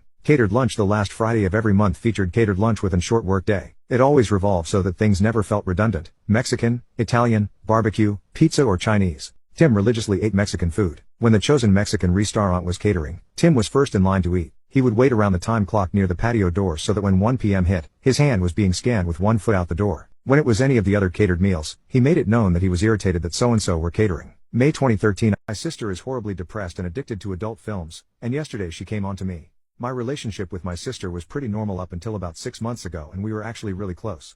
Our mom works a lot and always has, so we were latchkey kids for almost all of our childhood and we get along like friends. She's the person in my family I'm closest to. She's always been pretty normal and I never thought I'd be in a situation like this. It's all really hard to swallow. 6 months ago she just completely fell apart. I'm certain something really traumatic happened to her. My mom has hinted at it, but I figured it's not my right to know if my sister doesn't want me to, so I haven't pressed for specifics, although I've offered an ear and a shoulder countless times. But she's become like a completely different person. She was always really sociable and outgoing. Now she spends almost 100% of her time locked in her room and has for months. We still talk and sometimes it almost feels like it used to, and I always make sure she knows I'm here for support, but most of the time she stays locked in. There have been times where I haven't seen her face for a week at a time despite being right next door to her. She has a couple friends she sometimes talks to online, but I barely even hear her talking to them at all anymore either. This has all been extremely heartbreaking to me and I feel like a failure as a brother, but I don't know how to help her. I'm also fairly certain she is addicted to adult films. On multiple occasions I have came home and heard adult videos playing from her room. When this happens I will make a lot of noise so she knows I'm home, and almost always it will go quiet, but shortly after it will start up again. I told her up front once about this, that I could hear, and she just looked at me and blankly told me she was sorry she didn't realize and she'll be more thoughtful about it, but it still happens. And it didn't seem like she was actually embarrassed by it at all. Sometimes it goes on for hours. The sound doesn't carry to my room, but I can hear from the hallway when I pass by, and there has been times when I hear the sounds of adult content from her room, and when I pass by again 4 or 5 hours later, I still hear it. It's also completely different to how she used to be that Has a lawyer ever saved you from being destroyed in court? If it weren't for my close lawyer friend, my ex-wife would have taken everything from me. With several break-ins throughout nearby neighborhoods, I thought it would be wise to get a security system. So I went ahead and purchased a wireless one and set up the smoke alarms in each of the doors with open-close sensors. My wife had been after me for a while to replace the smoke alarms, but when I told her about the sensors she went ballistic. She couldn't articulate why she thought they were a bad idea, but she wasn't comfortable at all with them in place. I didn't see any sense in this. I consulted a friend about the issue. After hearing me out, he was in the same boat as me. It didn't make any logical sense to not have the door sensors. But this is where the course of my life changed. After some thoughtful silence, my friend asked me, have you ever thought there may be someone else coming and going while you're not there? It seems to me that she doesn't want you to see this activity, giving reason for her discomfort with the sensors. Rather than punching him for accusing her, I just grumbled. But it nagged at me every day. A week later, I had a business trip overnight for 3 nights, and when I checked the alarm system in the evening, it wasn't online. I checked it the next morning and it was back online. I swallowed this and didn't say anything to her, but it repeated the next 2 evenings. Offline, and then back online. I mentioned this to my friend and he said alarm systems aren't that flaky. Don't you think it's strange that it's offline when you are away, but never has this issue when you're around? So I went to the store and got a camera to hook up to the system, and set the camera facing the system itself so that I could see if my wife was manually turning it off. I was tempted to tell her about it, but I didn't. The following week, I had a day trip and the home system went offline again, but this time I had a recording. I visually saw my wife was disconnecting it. My friend that I've been chatting with about all of this happens to be a lawyer. If it weren't for him, I'd be screwed. I wanted to confront her with my suspicions immediately, but my friend told me no. You don't have enough evidence. You have to be patient. I asked him, how will I ever get the evidence if she's turning it off? He said, get a decoy, and explained it. So I bought another hub for the security system, put the original under the counter and out of sight, but hooked up the new one as though it was the original. I was too anxious to see if it would work, so I told her I had another day trip the next day. I left for the day and stayed out of sight. Sure enough, she appeared on the recording turning it off, but I got the system logs that the door open sensors had triggered. I had her. But my friend told me that I still didn't have enough. So I was very patient and set the rest of it up in stages, each time letting her get away with it, and each time gathering more and more evidence. I got another camera for the system, a wireless one, and placed it facing the entry door that had triggered, and learned over several more discoveries she was having a male guest. He was parking his car several streets over, and I found out which one was his. My friend told me it's easier to put a GPS on his car, which is illegal, but better than trying to follow him and get caught doing it. So I waited, and told my wife I would be working in the city 40 miles away, and would be doing it for the rest of the week. I took a week off from work. That day the lover came over and I put a GPS on his car. It would ping my hub once a minute for the next several days. I traced it on my laptop in real time. And when he was at home, the GPS gave me an exact location. In our state, we can look up property information online and find who owns the property. So now I had my wife's secret lover's name, and his wife's name. They'd been married for 17 years with all their kids in high school. Then I put the wireless camera in our bedroom, only to find out they weren't fudging in our bed, but in our walk-in closet, which is spacious enough to get the job done. The camera picked up the audio but not the video. I captured some video though, such as them leaving the closet naked, but not actually in the act. I waited for her to leave for shopping one day and repositioned the camera in the closet. I caught them in full glory the next time he came over. Now what? My friend told me while I had enough evidence, she will still put up a denial because she doesn't want to get him in trouble with his wife. So she'll dig in and won't give. Your best bet is to bundle all this stuff together, and give it to her lover's wife anonymously. Once this happens, the dominoes will flow backward and your wife will have to come to you with a confession. If you do it right, you can erase all your fingerprints from the whole situation. Keeps you from being the accuser. I like this plan, but I really wanted to get it over with. So I used some movie maker software and pieced together all the parts and stages of the investigation. My boyfriend's family played a disgusting dark humor prank on me on my birthday, so I smashed his face into the cake. So my boyfriend is a prankster and sometimes his pranks can go overboard. He knows I have serious trauma regarding silent treatment from a past relationship, and he has played a prank on me where he gave me the silent treatment for an hour straight. He only stopped it when I broke down crying. It took a lot for me to forgive him. He also loves to engage in dark humor jokes, which aren't even jokes. He likes to state disgusting things about girls not of age and pass them off as a joke about disabled people and imitate them. One of his favorite jokes is in reference to me being Asian, where he proceeds to pull on his temples on his head in order to make his eyes thinner, and say something racial. We have had to stop going to Asian restaurants because he puts on an Asian accent whenever ordering food and it is very embarrassing. His family is no different.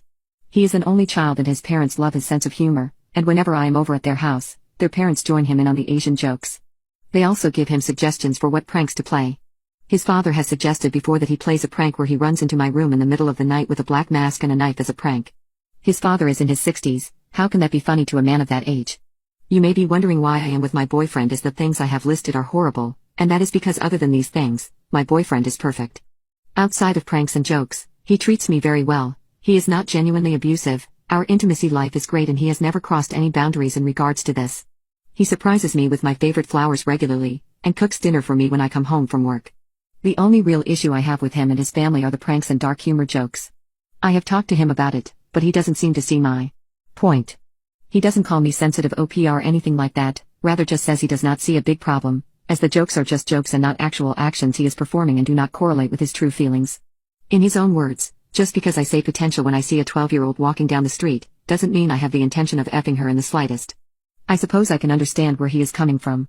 Anyway, 2 days ago was my birthday, and I celebrated it with my, potentially soon-to-be ex-boyfriend's family. My family lives back home and their flight was delayed until the next day, and my boyfriend told me to celebrate with his family instead. I agreed under the condition that no jokes were going to be made. He agreed to this. I arrived at his parents' house and his mom welcomed me. Usually she would crack a joke within the first half hour, but this time she did not, and I was pleasantly surprised. She then said she had made dinner and if I'd like to eat. The meal was wonderful and I was very happy as the whole day was going well. We were all getting on. I should have known it was too good to be true. I should have known they had something up their sleeve. How did the love of your life almost get away? My friends dragged me along to the concert. They said I had been miserable and unbearable since breaking up with my girlfriend. I did not particularly like being around these friends at this moment in time as they were a couple, and I did not like being a third wheel just 2 weeks after getting dumped. It was the gig of an indie band, and the crowd was around 100 people. Barry told me to turn my frown upside down and Julie got us beers. We stood near the back and drank our beers. The band was okay, but nothing special. Barry and Julie talked about the venue and the band. They kept trying to drag me into conversation, but I wasn't feeling very talkative. I missed my ex-girlfriend and just wanted to sulk. I excused myself and headed towards the bathroom. On the way back, a girl suddenly turned and spilled her beer over my shirt. She apologized multiple times, pulled her sleeve over her hand and started wiping my chest with a tissue she pulled from her bag. I told her it was okay and that I didn't really like the shirt anyway. I said my ex-girlfriend had got it for me and she laughed. This girl was attractive in a way that I cannot exactly pinpoint, in a way completely different to how I found my ex-girlfriend attractive. Her name was Sarah. She said her friends had dragged her along to the gig. We agreed the band was nothing special and then started talking about life. She worked as a cashier in a clothes store and lived in the next town over. I told her I worked in a shoe store but painted in my spare time. She asked if I would like to paint her and winked. My cheeks started burning. The conversation continued and it turned out we had similar taste in music and television. We also both liked camping and running in marathons. At the other side of the venue, I saw Barry and Julie teasing me by mimicking bedroom activities. The girl said she had to get back to her friends and my heart sank a little. It rose again when she asked if I wanted to take her number. I told her I think she already knew the answer and handed over my phone. Sarah put her number into my phone, said she looked forward to hearing from me and strutted back over to her friends who were all sizing me up with mischievous facial expressions. When I got back to Barry and Julie, they smugly asked if I was now glad I had listened to them and attended the concert. After the concert, we got food at KFC and then I went back to my apartment. I sat on my bed and decided to send Julie a text reiterating how great it had been to meet her. A part of me thought this was far too soon to text and worried I would freak her out, but I already missed talking to her and wanted to keep things moving between us as quickly as possible. However, as I scrolled through my contacts, I realized I could not find her number. I looked through my contacts again and still could not see the number. I realized she must have forgotten to hit save while entering her number and I had been stupid enough not to double check at the moment. Before falling asleep that night, I blinked back tears and cursed myself for being such an idiot. The following morning, I decided I could not let a technological screw-up keep me away from this girl. I tried looking her up online based on what I knew about her from the conversation. The social media produced nothing, and then I remembered Sarah had casually mentioned during our conversation that she tried to stay away from social media for the sake of her mental health. I shut my laptop, grabbed my coat and left my apartment. I got the bus into all the neighboring towns and checked out every single closed store. 12 in total.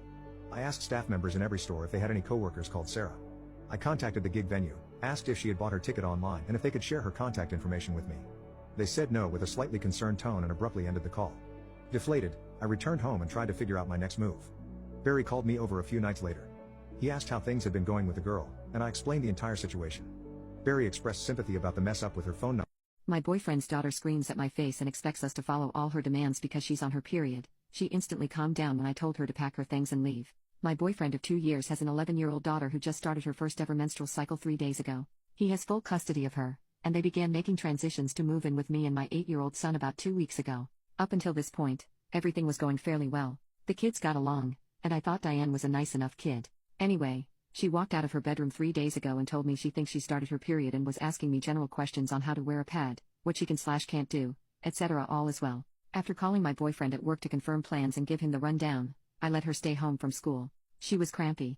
I work from home, so it was no issue. All day, she interrupted my business calls to talk about her period. It was annoying, but I just dealt with it because it's her first menstrual, so obviously, there's going to be a lot of questions. This wasn't even the problem. It was what followed it. She was in a great mood all day, but as soon as my boyfriend and son got home from work, my home became a war zone. My son asked if she wanted to play with him, and she screamed in his face, "I'm on my period," and slammed him out of her doorway. He went flying and hit the wall.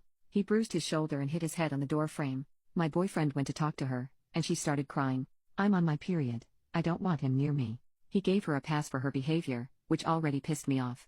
The next day, we planned a beach day, like a week ago planned it, and Diane started flipping out to the point of a full tantrum, screaming and my boyfriend told us that no, we would not still be going to the beach because she was on her period and she couldn't swim, and since she can't, none of us can, and she doesn't care, if that bothers us. My boyfriend canceled the trip or tried. I told him I was still bringing my kid regardless. We get back home at 3 p.m. Has a woman ever falsely accused you of something? Yes. As I was going through the divorce proceedings from my first wife, she brought a claim to court. She had an emergency room complaint. It said that she suspected my son had a venereal disease. In court, her verbal complaint was that he, our son, had anal warts, and that I had done unsavory things to him. As such, there was a temporary order, stopping me from seeing him. I was sent to a urologist to be tested. I was clean. The court ordered a physical and mental test of my son. No signs of any kind of misconduct. She didn't show back up to court, as the divorce was final, but the custody was still in question. So, the matter was dropped, due to lack of evidence. There was another son, who I never got to see due to this. From the time that he was born, to the time that he was buried. This son was mine, and it still hurts a little, even though I never even got to develop a rapport with him. I wasn't even aware of him until he was born. He was born with immature lungs. He cried a lot, according to my son. He says that he was holding him, feeding him, changing him, at the age of 3. The official cause of death was SIDS, but both my son and I suspect otherwise. Jump forward a couple of years. I had been visiting with my son, on a regular basis. My ex-wife had been in and out of homeless shelters with my son. She asked me to take care of him for a few weeks, while she got her stuff straight. This was in May, just a few days after his 4th birthday. Come the end of July, I had not heard back from her, so I sought her out. She was still in no position to take care of him. She had her benefits cut off, because she claimed that I had not been paying child support, but I showed up with receipts for support, much more than the court required me to pay. I was still required to pay her a minimum while I had him. So I bought money orders at the appropriate time, and hung on to them. No way to pay her, if I couldn't find her. But, I wasn't going to be caught out not doing my legal duty. I kept them as evidence of my attempt to pay her, even though I physically had him. Anyway, I sought her out, in July and told her that I needed to get him enrolled in Head Start. In order to do that I had to have custody, so as to get a physical from the doctor. I convinced her to sign the papers. I took them to court, and was given legal custody. I enrolled him in Head Start. I found out that he was already a year behind. Other kids had been in Head Start at the age of 3. I managed to help him catch up, but he was through kindergarten. By the time he did, he was still not potty trained at the age of 4, but I managed to help him correct that. He was so much happier. He told me that when his mom had friends over, she would lock him in his room. On one of my visits, I had noticed a lock hasp in the outside of his bedroom door. She had told me that it was there when they moved in. On another visit, at that time, How did you outfox your ex in family court? I learned through experience that documenting stuff can make the difference. Now, writing down stuff initially was my way to ensure I wasn't crazy or was mistaken about what occurred in the past. Memories are not always accurate. Some people might refer to documentation as a form of journaling or keeping a diary, and it is, I guess.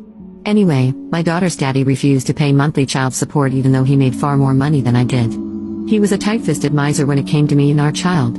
When we were together, one of his favorite mantras was "Your money is my money and my money is my money." Thus, I was expected to pay for not only our joint household expenses but also our baby's every need, from diaper rash cream to doctor's appointments, co-pays to clothing to daycare to diaper service to anything child-related. When we split up, I started the child support legal process. To my utter shame, I allowed this man to talk me out of taking him to court because he said he was going to pony up some money every month if I stopped all proceedings. He tricked me twice, but the third time, I hung in there and held on despite his many threats, his tears, his pleas, his sniveling sorry-ass excuses why paying child support was not fair to him. Yeah, right? We were referred to family court mediation. We had to fill out a lengthy form before our appointment to hash out the details. Now, here is where the documentation fits in. I had started a habit of writing notes detailing every conversation, every threat, every broken promise, every speck of info of his visits with our child. I kept canceled checks, receipts, invoices showing all expenses over a 4-5-year period. On our appointment date, I had filled a big box with my documentation, all organized even with color-coded tabs with special notes. I even solicited letters from the daycare provider, my family members and friends, even his neighbors. The reason for that was because my ex would take off on his weekends, leaving our daughter with his family members that did not speak English. So, I walk with my big mysterious box. I plop it down on the table with a smile and sit down. The mediator starts asking questions about what's going on and then what we each want out of this mediation, starting with my ex. What's the most obnoxious America-centric behavior you've ever witnessed?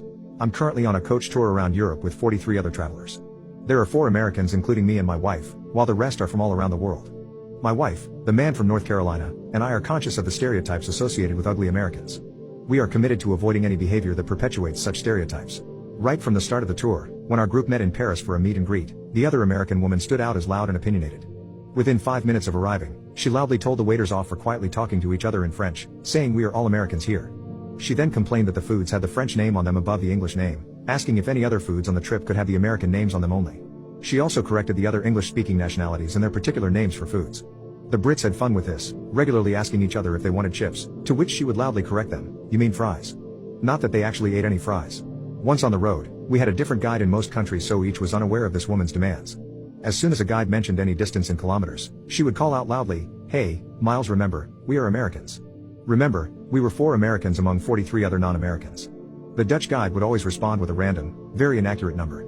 Whenever the guide called out any prices in euro or krona, she would loudly ask, "What is that in dollars?"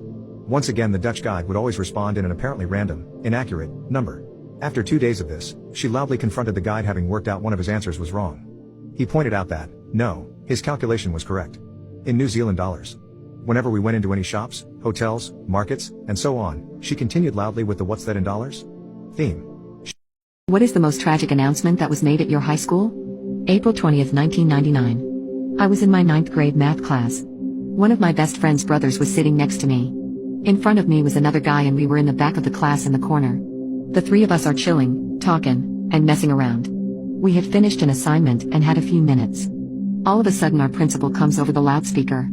Teachers and students. I don't know how to even start to say this. Everyone in the class went silent. We are on lockout until further notice. No one is to leave the school grounds, and students who are off campus will not be allowed back in. Please, turn on the TVs in your rooms for more information. I don't know how many times I can say this out loud. We are safe. Pray for Columbine. We were all in shock. Columbine High School was about 10 miles from our high school. My dad worked at Leewood Elementary, 2 blocks down the street, where the first kids ran. Now, my dad normally worked nights, but he worked that day. My dad was my first thought, since they didn't know what was actually going on yet. Is my dad okay? What's going on? My second thought was about my mom. She worked at the Central District office. What in the world was going on there? Then, my thoughts turned to my friends. What is the biggest step you've taken for someone you love? I learned my boyfriend's native language in secret. The last time I visited my boyfriend's home country, I noticed that a lot of his friends and family had trouble switching to English around me. Even his sister was too self-conscious to try out her English with me. I also felt like I was missing out on so much culture and humor. I love my boyfriend and want to be an authentic part of his world. So, I started learning his native language on Duolingo. Before I knew it, I had a streak of over 150 days, and was nearly finished with the course. I had been practicing for over an hour a day by watching TV shows and movies and listening to podcasts in the language. I wrote down helpful phrases and just started practicing them over and over again. Luckily, the language wasn't too different from English. I thought I was getting conversationally fluent, and it made me so happy. We had been planning to visit his home country again in May, and I couldn't wait to surprise him and his family by showing off my new secret power. Fast forward to a week ago, my boyfriend and I were walking around Copenhagen and we came to a park. I was originally planning on surprising him with my secret by engaging in a Danish conversation with his family, but since it would be a few more days until we saw them, I just couldn't wait. My girlfriend of 3 years suggested an open relationship, and I've been tormenting her ever since. For some context, I'm a bit of a sensitive bitch. My first serious girlfriend really f***ed me up, and it took a long time to get over it and learn to trust women again. In fact, the first girl I've legitimately trusted and allowed myself to open up to is my current, soon-to-be ex-girlfriend. She knew about this and witnessed firsthand what a cold piece of shit I was to other girls before we got together. I was planning on marrying her in the not-so-distant future, and she seemed over the moon about it. She brought up the idea of an open relationship before we got married, and it was official, and my heart immediately sank into my stomach. She was the one girl I didn't expect this from, because she supposedly loved me and loved the idea of traditional marriage, kids, etc. She reconnected with some old friends recently who aren't too big on boyfriends/husbands, and I think they must have planted the seed. But it killed me nonetheless. All those feelings of anger and betrayal came flooding back, and I don't think I'll ever truly get over it or trust women again as far as I can throw them in the context of a relationship. I sort of just went cold on her when she suggested the idea and said sure. She would have shut it down if she gave an iota of a f*** about my feelings after she saw my reaction, but I guess she didn't. So I downloaded a bunch of dating apps and started reconnecting with some of the girls I used to sleep with and with some of my other scumbag guy friends. 2 of whom are club promoters. I don't think I've stayed at our place for 3 consecutive nights, and I've been openly sleeping with other girls for months now. I can see how the way I'm going about things is devastating for her, but I just don't give a shit anymore. Emotionally speaking, it feels like I've just gone back in time. I walked in on her crying in the bathroom several times, but I just walked back out and shut the door. I don't ask her where she goes or who she sees. She's effectively just a roommate at this point, and I think that's what bothers her the most. We still have sex, but she's just another girl I stick my d into at this point. It's just something to do on a rainy Sunday afternoon. It doesn't hold any real significance or meaning for me anymore. I would move out and just get a new place, but the lease wouldn't be up for a while and I'm saving money for a house, so just breaking up and moving on isn't a viable option at the moment. I honestly don't think I'll ever take what women say to me at face value, relationship-wise, ever again. My girlfriend got a huge tattoo without asking me first. I'm a pretty handsome and successful guy, so I've had plenty of girlfriends before my current one, Allison. Yet this is the first time I have dated an alternative girl, and I wasn't expecting all the issues that dating someone different had brought me. I'm a 28-year-old guy and as I said, I'm not new to the dating world. I met Allison at a house party. She was a friend of a friend, and even though she is not my usual type, there was something SI about her that grabbed my attention. I introduced myself, and we started regularly hanging out after the party. She was smoking hot, but like I said, she had an alternative style. She had a few tattoos and dyed her hair a bright color. Before Allison, I had only dated blonde blue-eyed girls, so dating her was a bit out of my comfort zone. Before all this, I thought Allison was a sweet, understanding girl, but I guess I had her all wrong. We got along great and she made me laugh all the time. I had been treating her like a queen and I really don't think I deserve the bullshit she put me through. It all happened this week. She was telling me about how she had a tattoo pigmented and she was really excited about it. All her existing tattoos were on the smaller side, her largest being a piece that covered her entire thigh. Even though tattoos on women aren't my thing, Allison makes them look classy, and I didn't have a problem with them until now. Well, the next time I saw her that week after her appointment, I was shocked and upset to see that Allison had gotten her entire chest covered in big flower piece. The actual tattoo looked well done, but it totally changed her entire look, and I was not into it at all. I couldn't believe she had made such a big change without even telling me first, and I just walked right out of her apartment without saying a word after she showed me the tattoo since I was so hurt. She tried calling me a few times afterward, but I just ignored her calls. I ended up ignoring her calls and texts for 3 days actually. At the end of it, she was texting me asking if we were even still together, but I just wanted to hurt her like she hurt me. Anyway, I decided to show up at her place after the 3 days. I didn't call her before since I didn't care if she felt blindsided since she hadn't cared about making me feel that way. I was annoyed when she opened the door and I saw she had a group of friends over. She looked confused to see me and I told her I missed her and we needed to talk. She just kept staring at me looking confused, so I kindly asked her. People who called off their wedding at the last second, what was your breaking point? My dad is my stepfather, but I view him as my only dad. I've never seen my biological father and he never paid child support either. My stepdad provided for my education, bought me a car and a house, and taught me how to navigate life. When I turned 18, I changed my last name to his, and most people don't even realize that he's my stepdad. After dating my boyfriend for 6 months, I finally told him about my dad and he didn't seem to mind. Later, when we discussed marriage, I mentioned it briefly and my boyfriend's parents said it didn't matter either. They considered it a matter of the previous generation and as long as we were happy, it was fine. When planning, we already arranged for my dad to walk me down the aisle. However, my biological father suddenly appeared and it turned out that my boyfriend's dad was his classmate and told him. I have no idea what was going through my ex-boyfriend's dad's mind, but he believed both fathers should attend the wedding together. He tried to convince me and my parents. My dad thought it would be too awkward to spoil such a joyous occasion, so he persuaded me to agree. I thought it was ridiculous and unreasonable, but since everyone said it was okay, I went along. Later during the rehearsal, everything was arranged with my dad in mind. Speeches, walking down the aisle and the main table for the in-laws.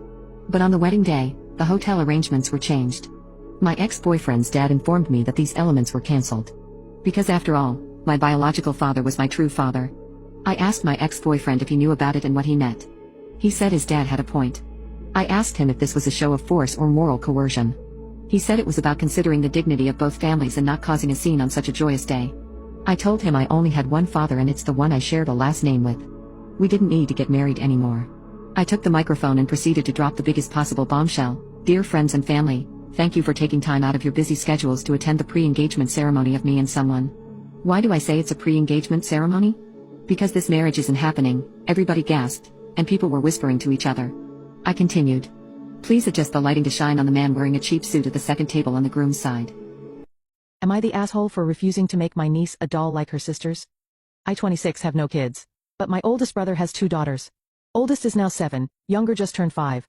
I love both of them a lot, but I'm not blind. As someone who grew up with siblings, it's very clear that oldest daughter, An, is golden child. She gets whatever she wants no matter how expensive, and is always showered with praise for her pageants and singing. My younger niece is very shy, but she is still very sweet and enjoys things like reading and animals. Recently, my YN has been feeling bad about herself. I asked why, and she told me it was because she didn't like her hair color. She's got auburn curls. She was sad, because everyone always said how pretty An's hair was, which was a very light blonde and straight. It got so bad that she'd apparently tried to cut it off, which her mom had just laughed off as childhood mishap. When I was over at brother's house, I noticed that the two were playing with dolls. ON had a very nice Barbie doll, while YN had what looked like a short cheap Walmart knockoff. I asked why, and mom said it was because she couldn't find a doll with red hair. This made me upset, because 1, The doll's hair is bright red, which is not her hair color, and 2. It was extremely different quality. I said nothing, but when it was YN birthday, I acted. For months, I researched doll making and restoring. I took a Barbie and replaced her hair with some that matched hers and painted the eyes. I then hand-sewed several custom outfits and gave each a blue whale theme, her favorite animal. The day I discovered my boyfriend in our bedroom doorway was the day my world irrevocably shattered. He had left a note which very abruptly said it was my fault. It was not implied or could have been misinterpreted. This is all, and you were the last 5 words of an extremely short goodbye. We had just found out I was pregnant. We were living together, renting a house that his parents had owned. When they heard what had happened, they were understandably distraught and angry and needed someone to blame. I was that person. They evicted me from the house the next morning at 8:30 a.m., the police finished and left at 3 a.m. That afternoon they had cleared out the house and thrown away 95% of his belongings into 2 large skips in the front yard. I was told to come and collect my dog and my belongings, and nothing more. 2 years of memories were just thrown into the bin, and I was left with nothing but overwhelming pain and guilt. I called his brother the following day to help with / get details about the funeral, and was told that they were just going to have a private service with immediate family members only. They had organized security to ensure it remained that way. I later found out that it was not a private service, and there were many people, some of whom I know would have been the last people he would have wanted to be there, were invited, and never got to say goodbye. Because of the abrupt eviction, I went to stay with my mum. She was unable to have a dog on her premises, so she offered to pay for her to stay in a pet boarding kennel for a month until I found somewhere to live. Unfortunately, this was short-lived, and after 2 days with my mother, she told me that I and my situation was too much of a disruption to her family, my little sister, my mother, her partner, and his child. I had to leave, and I had nowhere else to go. I had to sleep in my car for 6 weeks. I couldn't go to work without breaking down, so I was sent on forced leave, which also meant no income. What was the best moment of one lawyer outsmarting another lawyer? If my attorney hadn't said, "No questions, Your Honor," I could have been paying thousands of dollars per month to my ex-wife. Sometimes silence is everything. This was one of the dirtiest and harshest divorce proceedings I've known about, and hopefully my only one under my belt. My soon-to-be ex-wife had disobeyed all of the court rules, had not provided most of the required disclosures and paperwork, and lied like a rug while on the stand. She was one of the dirtiest dealing, meanest, most selfish, gold-digging bitches I knew. And this is not just me speaking about her like this because I despise her, it's a fact. Just one example of the lengths she would go to was to tell her sister to slug her in the face and mark her up within minutes of her being served the divorce papers. I was away at a friend's house at the time, but she was going to call the cops and claim that I had assaulted her. To her sister's credit, she refused to play along. So, we get into court on the final day for the final hearing. I'm on the stand. My attorney interrogates me first, and then her attorney does. Then she gets on the stand and her attorney interrogates her, but she lies right through her teeth. I was seething with frustration because of how phony and untruthful it was. Things were looking bad for my case. By the way, she came into the marriage with a kid and 3 suitcases. No vehicle, no money, and only a part-time job. I owned a house, a cabin, 3 vacant lots, a boat, 3 vehicles, and had a career with a very respectable income. She had nothing but the kid and bills. Her attorney got done with her and it was my attorney's turn to rip her apart. But he leaned over to me and said, "I'm not going to ask her any questions." I said, "What the absolute fudging fudge do you mean you're not going to ask her questions?" The bitch just blatantly lied.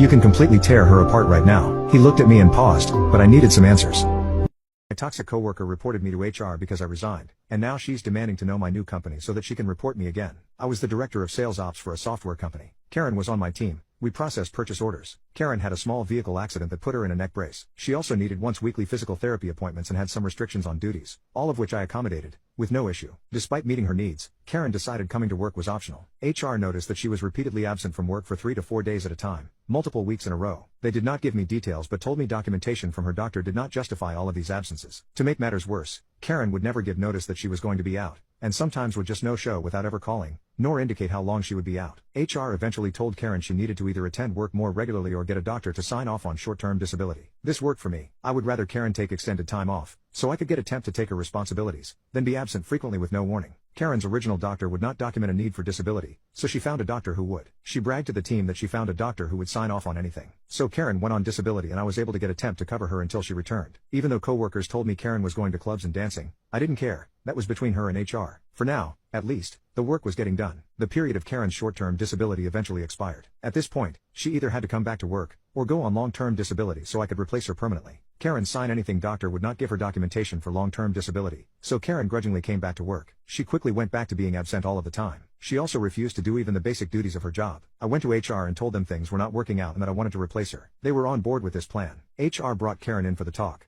But Karen flipped out and said she would sue. Suddenly, HR was not on board. Didn't matter that Karen really had no legal standing. Just the threat of a lawsuit made HR decide it was more important to make Karen happy than to let me have a functional ops department. In one instance, I asked Karen to do a purchase order review and she complained to HR about me bossing her around. I'm her boss. HR told me that I could no longer give assignments or work duties to Karen. When I said that was fine, as long as they let me hire someone else to do Karen's job. What did the weird kid at your school do that nobody ever forgot? In 4th grade, a new girl came to my school. She always brought in egg salad sandwiches for lunch. Her parents loved egg salad and always had a bowl made in the fridge. So, as a result, she got 2 to 3 sandwiches a week. People made fun of her the whole year about being a redhead and because she clashed with everyone she talked with. Whenever I spoke to her, she said she was better than me and would be rich and famous. I didn't really care. All I cared about was that she ate egg salad sandwiches, and it creeped me out. At the end of each year, the teacher would ask the students to help pack stuff up and clean. So I was assigned to clean out the closet. The closet was huge, maybe 7 feet wide and 15 feet long. It's where we hung up our book bags, had cubbies, and where the teacher would store boxes of materials and other stuff on the floor in the higher shelves. So I was cleaning out the closet, and since I was taller, I had to get the step stool that the teacher had so I could pull these boxes from the top shelf. So I hand the first few boxes down to the kids helping me, and they have some basic supplies in them, so they are pretty lightweight. Then I get to the end, where these boxes are dusty because we never use them. I grab the first box, and it's heavier compared to the others, but again, there's nothing I couldn't handle. I grab the next box, and this one was heavier, but I got it down and passed it along. Then, finally, I grabbed the last box, and this thing was unbelievably heavy. I drag the box off the shelf and try to grab it, but it's too heavy for my 4th grade hands, and I drop it. The box is now careening towards my classmate at full speed, hitting her in the face. She falls back, and then the horror unfolds. The contents of the box spilled out onto the closet floor, and I became horrified. Hundreds of plastic bags filled with moldy egg salad sandwiches fly out of the box across the closet floor. To make it worse, a few bags had popped open, and the most disgusting smell immediately. Adult entertainment workers, what's the most depressing request you've ever gotten? I work as a cam girl. One night, this guy Steve sends me a message during one of my public shows asking to go private. I go private with him after the show and he just wants to talk about my life. No nudity or anything, and in privates, his cam isn't visible to me nor can I hear him. So I sit there talking about my life for about 2 hours for $5 a minute and he doesn't say a word. I finally run out of things to say and he is just like, "Thanks. Can I buy your Snapchat?" I gave him my Snapchat, and he signed off. The next week, I get a snap from Steve asking if we can go private again. I say sure, and we do the same thing. He just wants me to talk about my day and random life stories for 2 hours. We do this once a week for about a month before he asks to do a video call where I could see him. I agree. I still know literally nothing about this person. It's our scheduled time to Skype and he doesn't pick up the call. I snap him to make sure everything is okay and he says he's changed his mind. He wants to do our usual thing where I can't see him. I say okay. My ex-girlfriend came back after 10 years and called me a liar when she found out I had already moved on. Back when I was 14 years old, I fell in love with one of my classmates in school. She's kinda gullible in a cute way, and laughs so hard at my jokes even at her expense. I started courting her, and she was hesitant at first given that we were very close friends, but she told me she'd give me a chance since she loves being around me. After 3 to 4 months of courting, she then said yes, and we became officially boyfriend and girlfriend. We fell in love so hard and dated until we graduated high school. After the graduation, it was summer break, she told me she needs to live with her sister in the capital city to attend college. I told her that it would be okay for us, and that we could make a long-distance relationship work. I studied at one of the universities in our province, and she went with her sister to the city. We communicated a lot over the few months of us being away. I called her for our 4th anniversary, and told me that no matter what I should wait for her. But, then a few months later, she suddenly disappeared. I couldn't call her phone, her social media accounts became inactive. When I saw that she had a new account, just not one following me, I realized finally that she ghosted me. When I tried to reach out, I was ignored. This broke me. Suddenly, she became somebody that I used to know. A couple months into this breakup, one of her friends came to the same campus that I went to. I just politely said hello to her, and she asked me to go out at a cafe near our campus after classes. We met at the cafe, and told me that my ex said she was sorry, and gave me a letter she sent.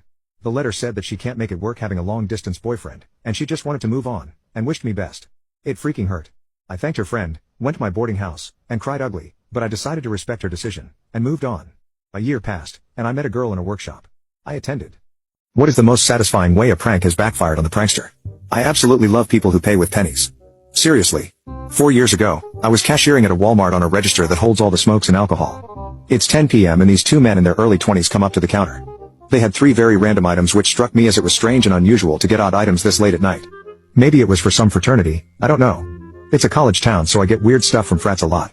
I scan the items and tell them their total is $22.20. Grinning at each other, they reach into their jackets and slam down 2 massive Ziploc bags, full of only pennies. I stared them in the eye, but they didn't even look back at me.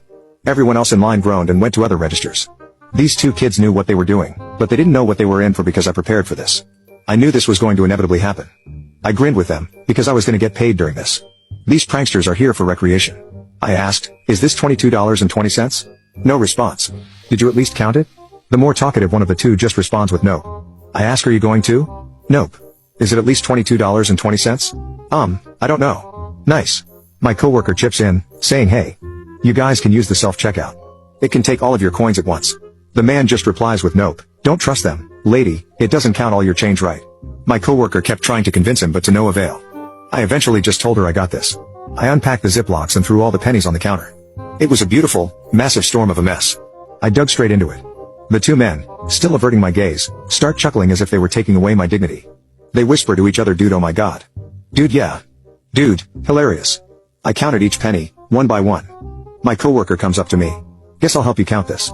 We worked up a system where we counted 10, put them in a pile, and then with 10 stacks of 10 pennies we separated them, making $1 piles. We made progress slowly but surely. Some customers came to the line, but we advised them to get to another line. Some of them looked at us confused, but when they saw the counter full of pennies they understood. Some decided to wait, but when they realized it wasn't going to take just a few minutes they took their leave. Another register in the liquor department opened, so it wasn't too bad for other customers. We get to about $12 after about 10 minutes, until I accidentally knocked over the piles. Oops. Sorry, I said to the 2 men. My coworker looks at my grin. Gave a Coke to a single mother while her car was broken down. It was the best thing I ever did. Many years ago when I was working as a mechanic in a shop with 4 other guys, a young woman pulled onto our lot with clouds of steam coming from under the hood of her car. I went out to see if she had pulled in to have us work on her car. She said that she stopped because she thought her car was on fire. She was just trying to make it home. I assured her that her car wasn't on fire and that it was steam from her car overheating. I raised the hood and did a quick check and nothing was visibly wrong. We didn't have much business, so I told her that we could put water in the radiator after the car cooled off for a while and see if anything was leaking. It was blazing hot outside and she had 2 small children with her, so I told her she could bring her children and sit in the customer waiting area where it was cooler. She needed to use the phone to call her dad to come and help her. When they were inside, the children saw the Coke machine and started asking for a soda. She told them no, that she didn't have the money for sodas. We kept a cigar box full of change. I bought 3 Cokes and gave them all one. I told her that we always gave customers cold drinks while they waited. When her car cooled off, I put water in the radiator and I saw water leaking from the bottom of the water pump, a sure sign that it was the problem. She had not been able to reach anyone who could help her. She was becoming more distraught by the minute. She told me that she didn't have any money or anyone who could help her. She was on the verge of breaking down in tears. I tried to calm her down and asked her to wait while I checked on something. I went to the other mechanics, explained the situation, and asked if everyone would pitch in some money to buy a water pump for her car. I told them that if we got the water pump I would do the work to replace it. We used the shop phone and called one of our suppliers to get the water pump. It cost about $20 if I remember correctly. We all put the money together to buy it. One of the guys ran down to the parts store and bought the pump while the rest of us pushed her car into the work bay. By the time he got back, we had the old water pump off. She was still trying to reach anyone who could help her, with no luck. She kept saying that she didn't have the money to pay for any repairs, and I kept telling her not to worry about it. I put the new water pump on, filled the radiator with water, and started the car to make sure it was fixed. It was all good. I drained the water out and was going to put antifreeze in when another one of the guys said we should replace the thermostat as well. We kept those in stock, so he replaced it and we filled it up with antifreeze. One of the other guys checked the oil and it was low, so we put oil in, and then everyone started checking everything. We put air in the tires, checked all of the other fluids, and made sure everything was good. I asked her if I could test drive it to make sure it was fixed, and she said okay. She had very little gas, so I drove to the gas station, filled the tank up with gas, and drove it back to the shop. When I got back I told her everything was good and she shouldn't have any more trouble. She kept saying she didn't have the money to pay us. She was about to cry again.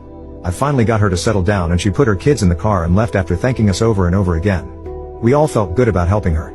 The next day her father came in and wanted to pay us for the work, but nobody wanted to take any money. He said that she was struggling to raise 2 children on her own. People who have killed in self-defense, how did it impact your life? 3 days after my 14th birthday, a man broke into our house to steal some things. I was home with my 8-year-old sister. He didn't know we were in the house, so I grabbed a cordless phone, took my sister down to the basement and hid her in the bathtub. I dialed 911 on the phone and told her to tell the operator what was happening. I then unlocked the gun safe and took out my dad's short shotgun, the kind with 2 pistol grips. I loaded it and went back to the bathroom. My sister laid down flat on the floor on the tub and talked with the 911 operator. We lived in a remote area, so I didn't know how long it would take for the sheriffs to arrive. I remembered a conversation with my dad where he said in a life or death situation, any indication of aggression is enough to protect yourself. The bathroom was locked when the intruder got down to the basement. He eventually tried to get into the bathroom. I said, please, leave us alone. I called 911. I'm scared and I have a gun. The man said, are there any pills in there? To which I replied no. Then he said, I don't believe you, and kicked the door in. I pulled the trigger, which laid me on my back because I, a scrawny 100-pound kid, had loaded a 12-gauge pistol-grip short-barrel shotgun with a buckshot shell. It also blew out my eardrums, so imagine the next moments without being able to hear anything. If you're concerned about my sister's ears, the 911 operator had told her to cover them tightly when she overheard my exchange with the man. I got up and the man was in two pieces. Everything smelled like metal and fireworks, kind of like when you're deer hunting and accidentally shoot them. The shotgun had cut him in half. His legs were against the wall opposite the door. There were I found out from a careless Facebook post. My wife's mom, who lives 2.5 hours away in a neighboring state, had some health issues, so my wife went there frequently. She got laid off from her job, and basically went there and stayed for most of the summer. For the last part of the summer, our kids joined her. Then there was this odd Facebook post. My wife was at a party and a friend tagged her and said something that implied that she was moving there and our kids would be going to the same school her friend's kids went to. There were lots of pictures including her hanging all over this guy I recognized as her old boyfriend. Fortunately, I screen capped the post and pics before they got deleted. I started doing some digging and once I knew to look, the evidence was everywhere. Turns out, my wife was having an affair with her high school boyfriend. She'd actually unenrolled our kids from their current school and enrolled them in a new school near her mom's for the fall. I talked to my best friend who pointed out that she might be angling to claim residency and I was likely headed for a nasty custody fight. So I bit my tongue, said nothing to her, and hired a lawyer. I told my wife that my dad and I were taking the kids camping before the end of the summer. I had already told the kids, who were bored at grandma's and excited to go. She oddly objected, but couldn't come up with a reason that we couldn't go. So, we picked up the kids and went camping. While we were in the woods, she got served with divorce papers. You ever receive terrible service because you didn't look wealthy enough? It happens easily 99% of the time when I dine out with my wife and kids. The wife and I tend to wear hoodies, I wear sweats or sometimes khakis. The wife wears blue jeans. Waitstaff sees us, assumes that any tip would be small because I'm wearing a Power Rangers hoodie, and the wife is wearing a solid color zip-up hoodie. To restaurant staff, we don't give off the vibes of, we can afford to tip. The staff further sees that we have 2 young children, 3 and 5, then proceed to assume that we probably won't tip at all because we're a young couple in our mid-30s with 2 kids. When this happens, we never get our drinks refilled. Ketchup is often not brought to the table until we ask for it 6 times. Our food is usually late, as we watch several tables who entered after us get their meals first. Our food is often cold, and meals are never brought out together, or at very least the kids' food is first. We've witnessed the full attention of the wait staff at another table, the same waitress who is supposed to be servicing our visit. Their drinks are refilled promptly. Waitresses like that earn every penny of the $0 tip I leave them. I've never been chased for a tip after they see they weren't left with one. If I do get chased down one of these days, I'll tell them why they didn't get a tip. There was one time in the years this has happened, where the waitress clearly saw all the same outward-facing tip red flags. You could see the disappointment in her eyes that we were sent to her section. Regardless, she did her duties very well. Our drinks were always full. She happily brought extra free fries for our son when the child's portion wasn't enough on this particular day. My son told her he was still hungry when she asked if we needed anything after a refill. As a parent, what did your child's school do that made you say you can't be serious? 17 years ago when my daughter was 16, life was not easy. Let's put it this way, the fact that we survived the year was nothing short of a miracle.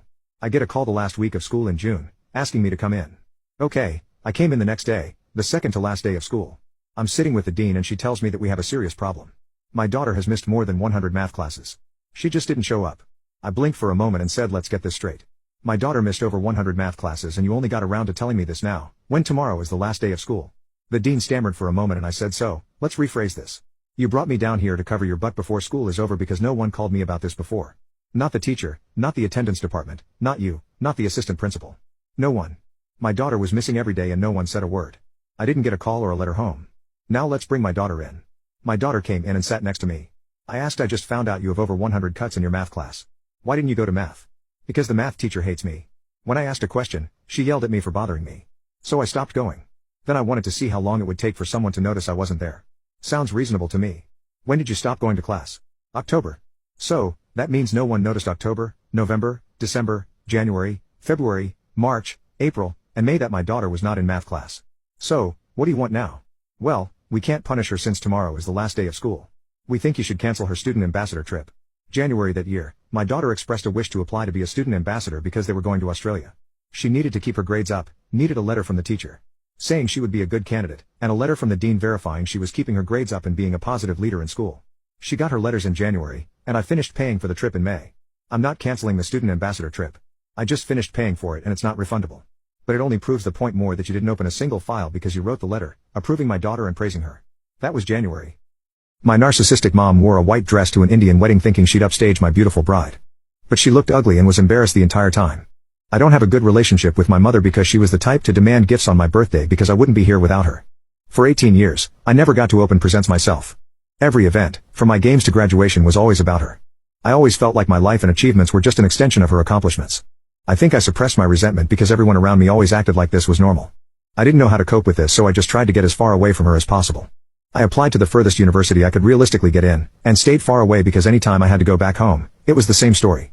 At university I was lucky enough to meet Pia, and for the first time I started to like who I was. I didn't feel like I had to hide or play down my accomplishments, or even my failures. And her family was so warm and welcoming, it felt like my childhood was just a nightmare of the past. I thought the best way to move past it was to just move ahead.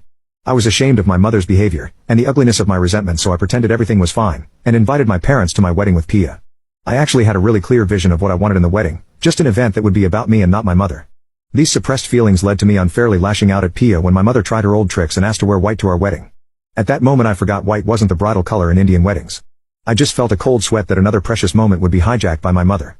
Pia and I got into a fight about her letting my mother wear white, but she said it was okay because there was no way a simple white dress was going to outdo her wedding look. And for a while, everything was fine, until unwanted memories kept invading my head. No matter how much I tried to bury my head in work or exhaust myself by exercising, they always came back.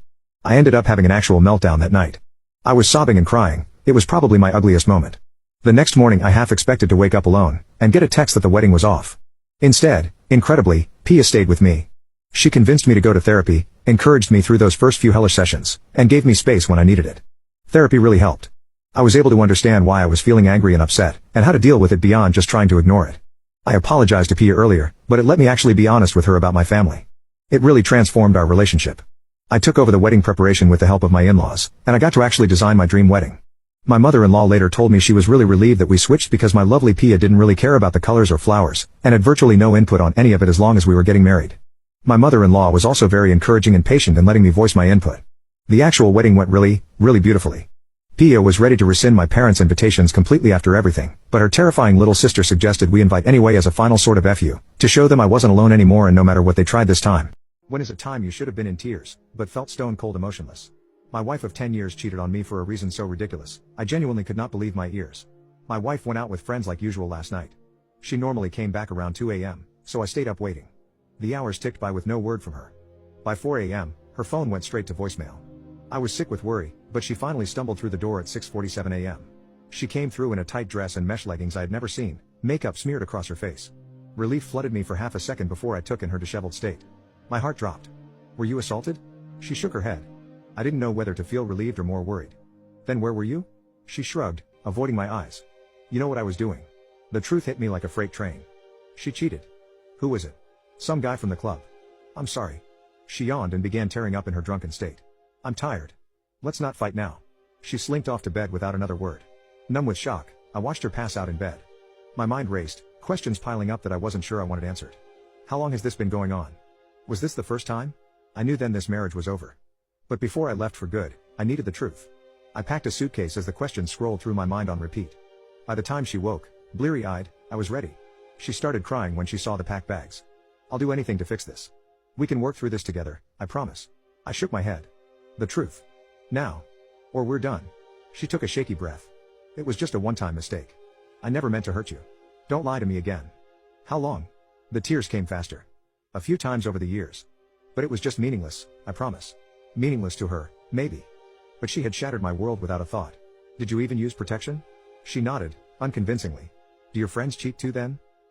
My girlfriend refuses to help around the house because those are wife duties. I told her I wouldn't fund her education and let her live in my house rent-free because those are husband duties. My girlfriend has been living in my apartment with me since our 3-month mark because things at her home were very bad. And we felt this was a better choice because I also lived fairly close to her university. I pay for everything. Whether it's something that benefits the both of us or something that just benefits her. I also have been paying for her university because I make a comfortable amount of money even though I've only been in my career for about 2 years. My girlfriend has thought she shouldn't do anything around the house for the past few months because that's wifey duties. I ask if she could tidy up around the house since she's free 24/7 because she's on summer break, aside from her part-time that she only works weekends, and she gets upset and says, those are wife duties and that she wasn't going to give me the whole package without a ring. I asked her if she could make me a quick lunch if I'm running late to work or at least put put some ingredients in a grocery bag so I can make it at work, and she gave me the same BS about how that's wife's duties. It's even gotten to the point where whenever I ask about trying new things when it comes to intimacy, she says the same things. It just keeps getting annoying. So yesterday, when I asked if she could pick up my dry cleaning today because I would be working late, and once again, she replied that doing favors like that is for married couples. I lost it. I told her that doing simple tasks was for married couples. I wouldn't be paying for her next year of university. I wouldn't be funding her activities, letting her use my other car like it's hers, and she would need to start contributing to the house in terms of bills, or she can leave because of course those were things that only husbands did, and I was in fact not her husband. This resulted in her getting upset and claiming that I was manipulative and shouldn't hold things I do for her over her head. I didn't care what she had to say and told her that if she weren't going to fix her view on helping her partner out with simple tasks, I wouldn't help her either. I then told her I expected contributions for the bills until then, or I would kick her out. Ada, update. So, what's the most impressive parenting approach you've ever seen? My parents stopped spanking me when I turned 10, saying they needed to protect a boy's fragile self-esteem. Instead of physical punishment, they switched to a different method. Whenever I messed up, I had to write a self-reflection essay. To give you some context, I was only in 3rd grade at the time, and the essays we wrote for school were usually capped at 300 words. But for my self-reflections, I had to write 800 words. If I didn't finish it, I wasn't allowed to play. If it wasn't deep enough, I had to rewrite it. What really baffled me was that after I turned in my essay, my dad would sit down with me, go over the spelling mistakes, and have long, thoughtful conversations about it. He'd say things like, "Why didn't you phrase it like this? If you wrote it this way, it would look like an honest mistake, and we might be more understanding." Or, "You didn't add enough emotion here. How can we forgive you if you're not pulling at our heartstrings? You need to show more inner conflict, more reluctance, something to really convince us." It felt like they were coaxing a confession out of me, luring me into giving them exactly what they wanted. At the time, I was a bit of a wild child. I had a loyal group of friends who practically worshipped me, and after school, I'd always have 2 bodyguards waiting outside my house. It was embarrassing to have my crew see me stuck inside, sweating over another self-reflection. So whenever my dad pointed out flaws in my essays and made me rewrite them, I learned quickly. I made sure to do better next time so I could escape faster. By 4th grade, something strange happened.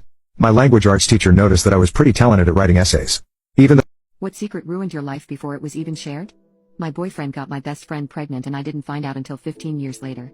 When I was 18 and in my senior year of high school, I really believed my life was on a good track. I lived with my parents and 4 other siblings, and spent most of my days hanging out with my best friend Ashley, or my boyfriend of 3 years, Kyle. Both Ashley and Kyle's parents were best friends with my parents, so I knew both of them since we were in diapers.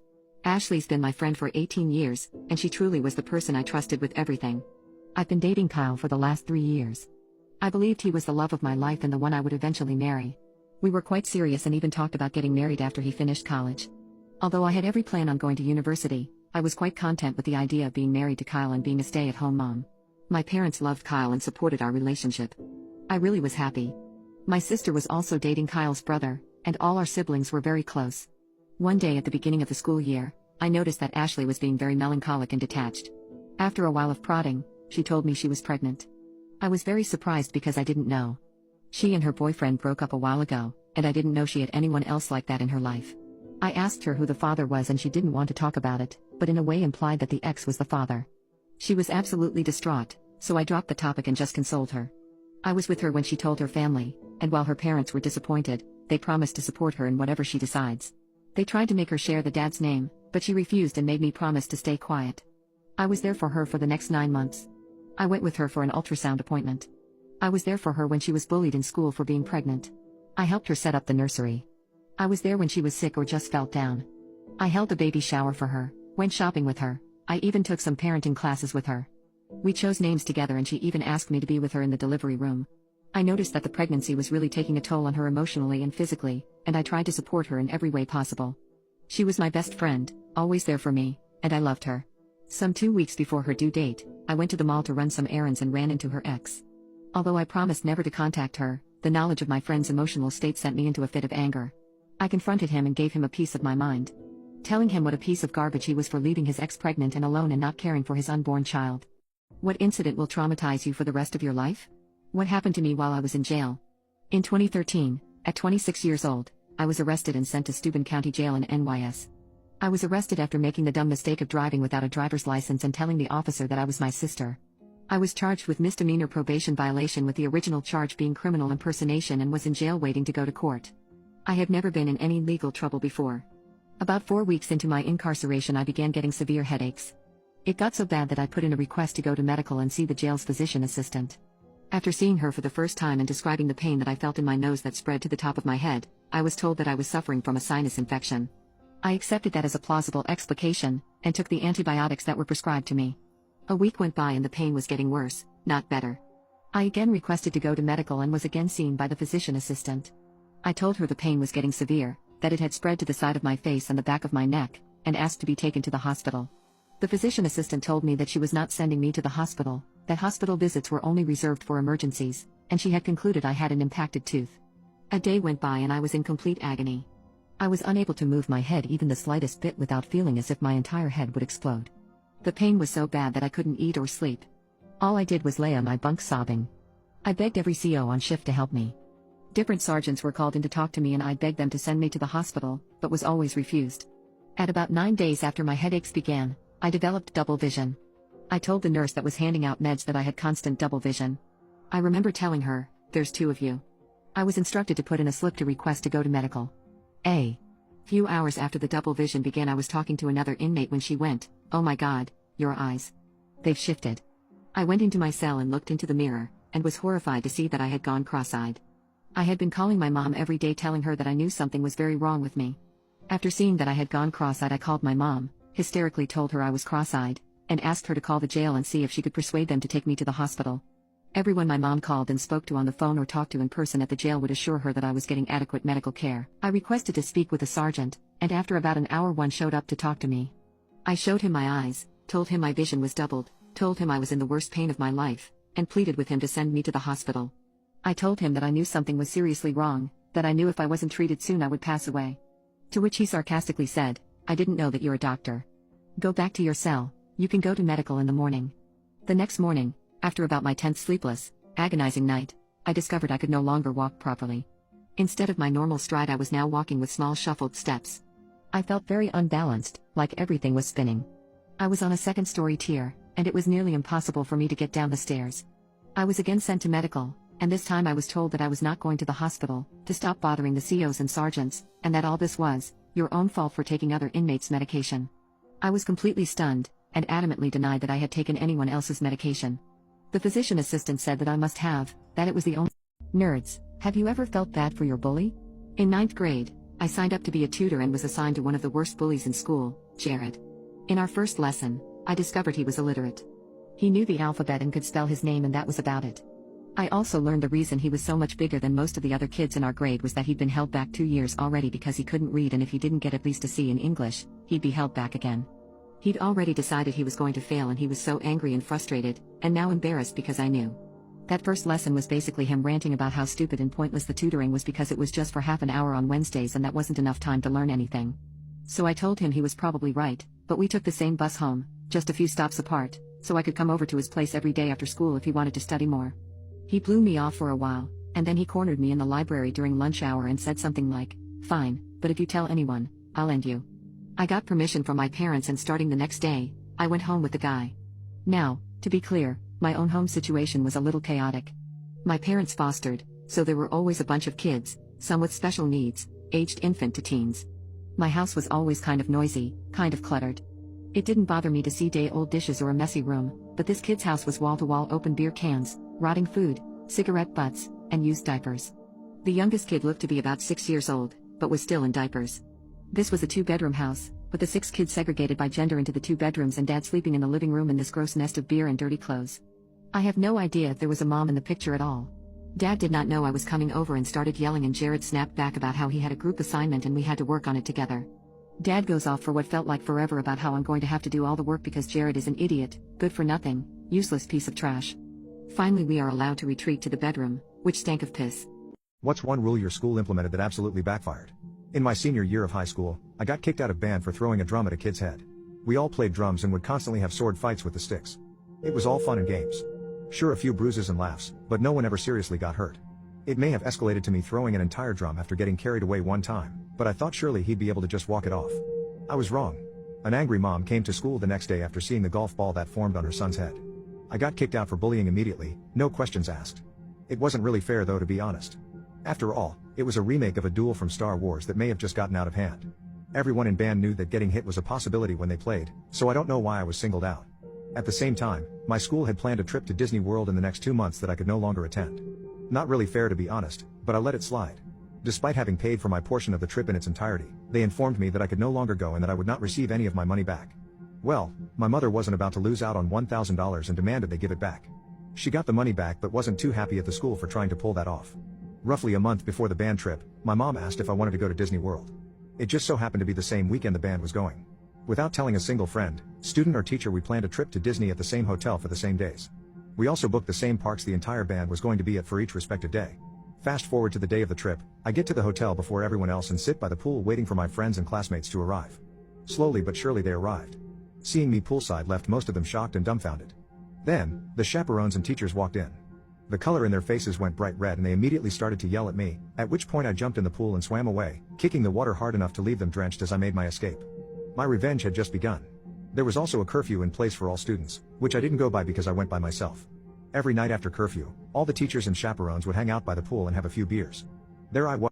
I saw videos of my fiancée cheating during her bachelorette party. My girlfriend and I were together 4 years and we were engaged to be married. Last weekend she had her bachelorette party. I didn't have a problem with it, especially after what she told me was the plan. Her and some friends were going to rent an Airbnb or something. A big place with like 4 bedrooms, and they were just going to get trashed and party and hang out. The day of the party she was at my place, a 2-bedroom apartment, 1 room I use as a home office. I am a self-employed investor. She makes all of the arrangements and goes to meet her friends. We texted a little, but as the party warmed up we stopped and I figured they were just having fun. After midnight I start getting ready for bed and notice that the computer in my office isn't turned off. Rather, the black screen was just a screensaver. It turns out fiancée had not logged out and her messenger was still open on the computer. There was a group chat where her and the girls had been planning everything, and a lot of videos were uploaded to the chat. I was a little curious and I started watching some of the videos. Most of them were pretty innocent, just a group of 15 girls having a good time.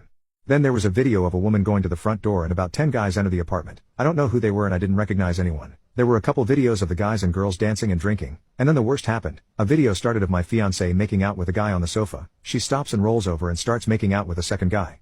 Then there was a video of her and the 2 guys going into a bedroom. There was also a video of them coming out that according to the timestamps was 5 minutes later, but that doesn't mean anything. For all I know the videos were an hour apart and they were all just uploaded at the same time. Seeing all this was like a sledgehammer to the guy. I walked into the bathroom because I thought I would be sick. I wasn't, but I feel like I paced back and forth in the apartment for about 30 minutes. Then I poured myself a rocks glass full of whiskey. I saved the videos and then made one of my own. Just a short little selfie video of me saying, "Hi, this is my name, your ex-fiancé. Just wanted to say I saw the videos from the party and the wedding is off. I hope it was worth it." I'm glad I saved the videos because in less than 10 minutes they were all deleted and my phone started blowing up, but I didn't answer any calls or texts. At first it was just my girlfriend texting saying she can explain and it's not what it looked like. Then her friends joined in, but I ignored everyone and didn't respond. Then suddenly I got a request for a video chat and I'll admit my curiosity got the better of me. I answered the call but didn't say anything. It was my fiancé sitting in front of the TSA officers. What's the craziest thing you've seen someone try to get through airport security? One day I had a Chinese guy come through while I was operating the x-ray and I saw his bag had a metal thermos full of liquid. If I had known what was inside, I would have gotten as far away as I could. I ended up checking the bag and telling him, either pour it out, drink it or turf it, you can't bring it through. Being at the international terminal, and Chinese tourists being our most common visitors by a long shot, it's often that there is a language barrier. I was fortunate enough that this wasn't the case with this passenger. He said, in a very heavy Chinese accent, "Oh okay, I'll pour it out." I pointed out the sink to him and he left and came back. This dude came back, bottle still full of liquid. I said to him, "Sir, I told you to empty the bottle, why is it still full?" "I can't open it, the lid is stuck." I tried opening it myself, no chance it was opening. It was like one of those lids that you can use as a cup. I told him, well, if you can't open it, you can't take it. So I threw it away. We rotate positions every 20 minutes to avoid fatigue, so I was on to the next position before the guy had the chance to argue with me. 15 minutes later, the dude is still hanging around asking for his thermos. I got one of our floaters, which is a guard who covers people when they need to be replaced for whatever reason, to cover me, and approached the dude. I gave him a firm direction to leave and forget the idea of getting the bottle back. By this point, we are arguing. My team leader came over and said, "What is going on here? You have been dealing with this guy for like 30 minutes now." I told my team leader the situation and showed him the bottle. My team leader was always overly helpful with people and he wanted to help this guy get his bottle back. He tried opening it, but it didn't budge. Then he had a light bulb moment. "Hey, I know. Why don't we gently tap the edge of the lid on the bench and see if we can loosen it that way?" I said it was up to him. What's the worst that could happen, right? So the team leader gently taps the bottle on the edge of the bench, when all of a sudden there was this loud bang noise. What is the most horrible thing you've done to another human being? I beat up an autistic kid who wouldn't stop touching me. I just turned 15 and my doctor says I have severe anger issues. I've been trying to keep myself in check, but sometimes, people just keep pressing my buttons. There's this one kid at school named Jimmy. Jimmy has autism and is very touchy. Him and I take the school bus home together, and for some reason, he's chosen me as his target. It started off with simple harmless comments like, "You're sexy," or "Let me take you on a date." I assumed the school bullies put him up to it and were taking advantage of his special needs. I felt bad for him, so I just let it slide. I'd say things like, "Thank you, Jimmy," or "Maybe another time, Jimmy," in an attempt to dismiss his jokes. This worked for a while, but things began escalating and I couldn't take it anymore. After a couple weeks, Jimmy began touching me. I would lightly push him off and tell him that I had enough and wanted to be left alone. He wouldn't stop. He'd caress my shoulder and rub his hands against my face while saying things like, "Come on, Kyle. I know you want me." None of the other kids would try to help me either. They'd just laugh and take videos of me getting harassed by this kid who clearly had no idea what he was doing. What was I supposed to do? I didn't want to burst out in anger because I knew that would give me a bad look, given his special needs. I couldn't keep letting it slide though. It would just get worse as time went on. One day, I got on the bus after a long day of school. I was already tired and in a bad mood because I had just failed a really important test. I violently threw my bag on the chair and sat down. "Oh, what's wrong, Kyle? You had a bad day, babe?" Everyone started laughing as Jimmy continued teasing me. "Not now, Jimmy." Jimmy got up from his seat and walked over to mine. He sat down next to me and began rubbing my leg. "I can make you feel better, Kyle." At this moment, everyone took their phones out and started recording. "I'm serious. Leave me alone." I threw his hand off of me and turned my head to the side, facing the window. I felt like I was going to explode. He set off a fuse in me that was going to blow if he didn't stop. Jimmy leaned into my ear. "Just relax, Kyle. I'm here for you." Suddenly, he reached out and violently squeezed my manhood. I howled in pain and Men in relationships, when did the ugly best friend try and get in the way? My fiancé's plus-sized friend cheated on the only man that would look at her. Now, it's ruining my engagement. I need to get this off my chest. I feel like I'm going insane. My fiancée Sarah and I have known each other for about 6 years, and we just recently got engaged last year. Our wedding is scheduled to take place in just 2 months, and I just witnessed something that is making me feel like I'm making a huge mistake. A month ago, Sarah and I were taking a rare opportunity to relax at home. She was in the kitchen making dinner while I was out back working on one of my projects. I came back into the house to get a drink, and saw Sarah talking on speakerphone. I could tell by her voice that it was her beluga friend Jessica. Jessica was an idiot, and had a disgusting attitude towards practically everything. She hadn't graduated high school, yet wanted to be with a 6'4" jacked male making $200K a year. Ridiculous, I know. When I first walked in, I didn't quite know what they were talking about, but then something caught my ear. I heard Jessica say that she was planning to leave her boyfriend, and that she had been cheating on him for over a year. I was appalled, and disgusted. Her boyfriend was one of the only men that gave her the time of day, and yet she cheated on him. Sarah, on the other hand, was super supportive. I remember a distinct "Yas queen, you go girl slay" coming from her mouth. It made me want to puke. It's hard to believe that she was acting like that when she makes Nick Avocado look skinny. Here's the worst part. Jessica was asking Sarah if she would help cover for her, since her boyfriend was coming home in an hour, and Sarah agreed. I was shocked. If she was willing to cover up for her friend's affair, what's stopping her from covering up her own affair? After a couple days, I haven't spoken to her about what I overheard. I don't think she knows I heard her conversation, but I guarantee she would have the same opinion even if I confronted her. I don't know what she sees in Jessica, besides her high blood pressure. I just feel overwhelmed. 2 weeks ago, I confronted Sarah. It turns out, my boyfriend isn't as innocent as I thought, and now I feel really silly. Last night, I stayed at his place and we talked some more. He said he'd return the necklace first thing in the morning. Well, he lied. I went over to his place on my lunch break and the darn thing was still sitting on his nightstand. He said he forgot to take it back and would do it later. I had a feeling he was stalling me, and it turns out I was right. As I mentioned before, my boyfriend and his best friend were supposed to talk today. I thought he'd distance himself from her and explain her actions were wrong. But that didn't happen. After 2 hours without hearing anything from him, I texted him to find out what was going on because I wanted to see him tonight after their talk. He responded and said he just wanted to have a night to himself. Right away, alarm bells started ringing in my head because he's sending me short texts and barely answering any of my questions. I told him his evasive behavior was really beginning to worry me, and he replied, "I'm sorry. I'm just confused." I texted back, "What do you mean you're confused? Confused about what?" He took forever to respond, but he eventually admitted he was confused about our relationship. Instead of arguing over text, I went to his place to talk things out. After a lot of arguing, he finally told me the truth.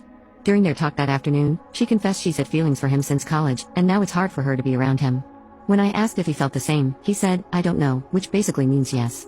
He said she feels bad for coming between us. No surprise there. Then he suggested we take a break so he can sort things out with her. I said no because it might just give him a chance to be with her. I asked if he cheated, and he got defensive. He said they only fooled around when he was single. Funny how he never mentioned that before. I didn't buy it. He admitted she kissed him during their talk, but he stopped it. But that's all that happened, he said. Yeah, right? Even if it was just a kiss, he should have told her he wasn't interested. Not this "I don't know if I like her" stuff. At that point, I ended it. I can't be with someone I can't trust. He didn't even try to fight for me. All he did was apologize and say he didn't mean to hurt me. Whatever. It's all nonsense. The signs were there, but I chose to ignore them. The gifts, the way she acted around him, everything.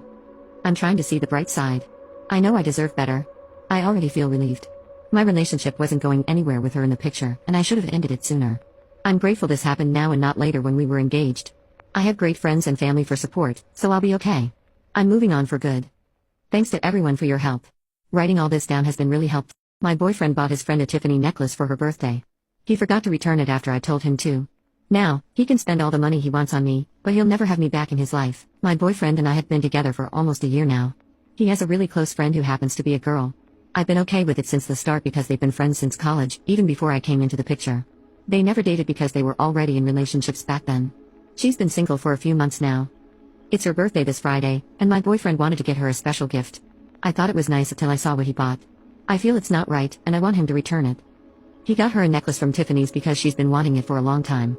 He won't tell me how much he spent, but I found the same one online for $250. He's really excited to give it to her. He also sees it as a way to thank her for helping him through some tough times during grad school. They were in the same program and she's really smart. But why a necklace? Couldn't it be something less romantic, like a gift card? They're planning to hang out on Thursday for an early birthday celebration. They might go out for lunch or dinner and have some drinks. I've never had a problem with her, but I'm not comfortable with how close they are. She's always been nice to me, but I wonder if there are deeper feelings between them. How can I fix this? Maybe we could both get her something and he could return the necklace in time? Any other ideas? Update 1. I had a talk with my boyfriend this afternoon, and he was mostly supportive and understanding. I told him how I felt about the Tiffany heart necklace, and he agreed to return it. He seemed disappointed, but he understood my point of view. We planned to buy her a gift together as a couple, and we had some ideas ready. We were going to shop tomorrow, but then there's this friend date thing. I told him I felt uneasy about it because I thought she might have feelings for him, which he disagreed with. I asked if I could join, and he said, maybe. But I should ask her first. So, he texted her right in front of me. She replied with, I guess. While we were still talking, she sent another text saying, why can't it just be you and me? He told her he wanted me to come along, which seemed to upset her because she texted back, weird. So if I invite you to the blank concert next month, it better be just you and me. I already bought you a ticket. He said he couldn't promise anything. Then she said, fine. So basically, your girlfriend's being difficult and not letting you see me alone. I have to go to work. We'll talk tonight. What the heck? This just shows she's not trustworthy. I told my boyfriend I wasn't going to accept it, and he needs to make some tough choices. He agreed right away and said he'd fix things. He even said he'd end the friendship if he had to keep me. So, they're meeting up tomorrow to talk. Oh, and forget about her birthday. My furry sister expects us to call her cat self and started meowing at us over dinner when we didn't, and now my parents want to disown her. My sister became a furry about 3 months ago out of the blue and this really concerned me as well as my parents. We tried to ask her if anything was up but she stated that she just felt like an animal, specifically a cat. She started buying a lot of things, such as large stuffed cat tails and attaching them to herself, and she also bought cat ears which she walked around with. She even went to school that way and this resulted in her getting bullied by her classmates. We tried to talk to her but she said she didn't care about the bullying, she was living her truth and other people were jealous of her bravery. I remember one night I went downstairs to get some water when I caught her on all fours drinking milk out of a bowl, and being super concerned I asked her what she was doing. She was wearing her tail and ears. When I asked her, she turned around to me and didn't say anything, instead turning back continuing to drink out of the bowl on all fours. I told my parents about it the next day and we all confronted her. It was there that she told us she is a cat and wants to be treated like one. She expects to be bought and served cat food. My parents, thinking it would be good to give her cat food so she throws it up once and stops this nonsense, gave her cat food the next day. She ate it. Women who gave the creepy guy a chance, how'd it go? There was a guy that came into my work restaurant a few times a week for lunch. He did this for a little over a month, so he became a regular. He had asked me out every time I brought his bill. He always asked in a light-hearted way and never seemed upset or anything when I turned him down. I assumed that after the first few asks, he maybe thought of it as more of an inside joke at that point, like he was just asking now to make light of the previous rejections and to make it less awkward or something. He always gave me weird vibes, but he seemed nice enough, so I thought I might have just been making assumptions because of his appearance and wasn't being fair. One time that he asked, I decided randomly to agree and give him a shot. Why not? I thought. Surely nothing could go wrong. He was always super kind and I had gotten rather used to the awkwardness I felt being around him. He seemed so excited and I asked him to leave his number on the receipt and I would call or text him when I wasn't busy to set something up. It wasn't really much of a joke to keep asking me out. I had mostly figured that though, to be honest. A few days later, I hadn't texted him yet to set anything up or even give him my number. And I got a text only a few minutes after walking into my house after I got home from work. It said, "Hey, it's Steve from the restaurant. I know it's a long shot, but I'm free tonight and bored. Want to hang out? If you're free, that is. I asked him how he got my number. He said I gave it to him the night I agreed to go out. I absolutely knew I didn't. I got really creeped out but decided not to confront him about it and just play dumb and believe that I must have done that. I just didn't remember because it was busy. I told him that I wasn't free to hang out that night, that I was going to be working later to help cover a shift and then would be pretty pooped by the time I was off. I had only ever seen him come in for lunch shifts, not dinner. A few minutes passed before he responded. He said, "Why are you lying to me? I know you." How did you get revenge on your cheating girlfriend? I fattened her up, got her addicted to cigs, put her on the streets, and turned everyone against her.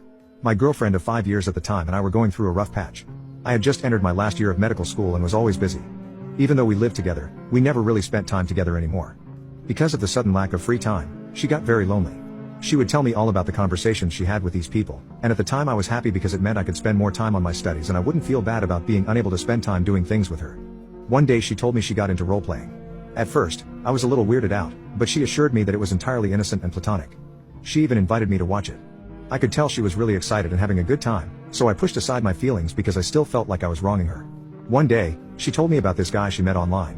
He was funny and smart and I would like talking to him. She and he became best friends very fast. They exchanged phone numbers and they would text all the time. I didn't think too much of it, because she had my very deepest trust, and honestly I didn't have time to think anything about it. This went on for a few months. Eventually, she started changing, although it was so slow I didn't notice. She stopped telling me about what went on online, she was never more than an arm's reach from her phone, and she changed her passwords on all of her devices. I was so afraid of losing her, I didn't push anything or ask about why she was changing. I figured it was all my fault because I was unable to spend time with her. One day though, I decided I needed to change for her benefit. I talked with my doctor and got my prescription changed. I was able to focus much better and as such we were actually able to do things again. She was ecstatic, and our relationship improved fivefold. Everything was going great until the revelation. One day, while studying, my laptop crapped out on me. I asked if I could use hers, and although she was hesitant, she let me use her laptop, although she never gave me the password. Even though this was normal at this point, I could still tell something was off. Despite this, I was too focused on my work to care. Right as I was finishing up, a Skype message came up. It was her friend from online, the one she constantly texted. I realized at that moment that I never heard about what happened between them anymore. I'd completely forgotten about him. I opened up the chat window and started scrolling up. What I saw floored me. I quickly installed a remote access Trojan, downloaded the Skype chat logs, and gave her laptop back like nothing happened. She didn't notice a thing. Later on, I opened her chat logs, and to this day I wish I hadn't. I wish I just broke up with her then, but my curiosity got the better of me. For months they had been sending explicit messages to each other. They'd webcam for hours in the messages I saw. She said things to him she'd never said to me. She called him her master. When he got mad at her she begged for his forgiveness.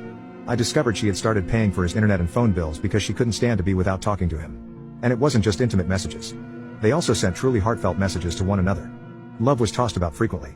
She said the only reason she hadn't left me is because I gave her whatever she wanted. I was instantly nauseous, my vision narrowed, my heart started pounding, and my blood ran cold. For about 2 or 3 weeks I was in a deep depression. Here she was, sending him all these messages, but she seemed so happy with me. I had no idea what I was going to do. One night though, something just snapped. I wasn't going to stand for this, and she needed to pay. Developed a multi-step plan for revenge. I lost something that night. I no longer trust anyone else, nor do I really feel strongly about anything anymore. Using the data I got from the keylogger, I accessed her Skype account and started sabotaging their relationship. I would act as her. I acted belligerent, scheduled webcamming sessions, and then would not show up. I told him not to text her phone because I was getting suspicious. Luckily, he was the type to get angry easily. Furthermore, he knew nearly all of her close online friends. What is the most disrespectful experience you've ever had as a guest? I once attended a housewarming party hosted by a friend of a friend who had just bought a new house with her newlywed husband. I was the only man at the housewarming party other than the hostess's husband and my friend, a female whom I had known for years since high school. I arrived in time to meet about 20 of the women who had come to meet the hostess and her husband and see her new luxury home which he designed and helped build since he was an architect who specialized in ecologically friendly homes and modern buildings. I arrived with some gifts. A box of some luxurious chocolate hazelnut cake, and a brand new bread maker machine which the hostess really wanted. I was then directed to put the boxes in the kitchen and then proceeded to the living room where everyone was gathered for introductions and helping themselves to non-alcoholic drinks, while the food was being placed on serving plates and brought to the living room. My friend introduced me to the hostess, Kira. I offered my hand to shake. She ignored me at first, while some of the women guests interrupted to compliment her on her new home and another asked her about where she bought her couch set or something along those lines. I spoke up to introduce myself and say my name and she looked at me sideways with her eyes and said, "Just wait your turn." She continued to talk to one of her female guests and laughed, while still ignoring my hand and me.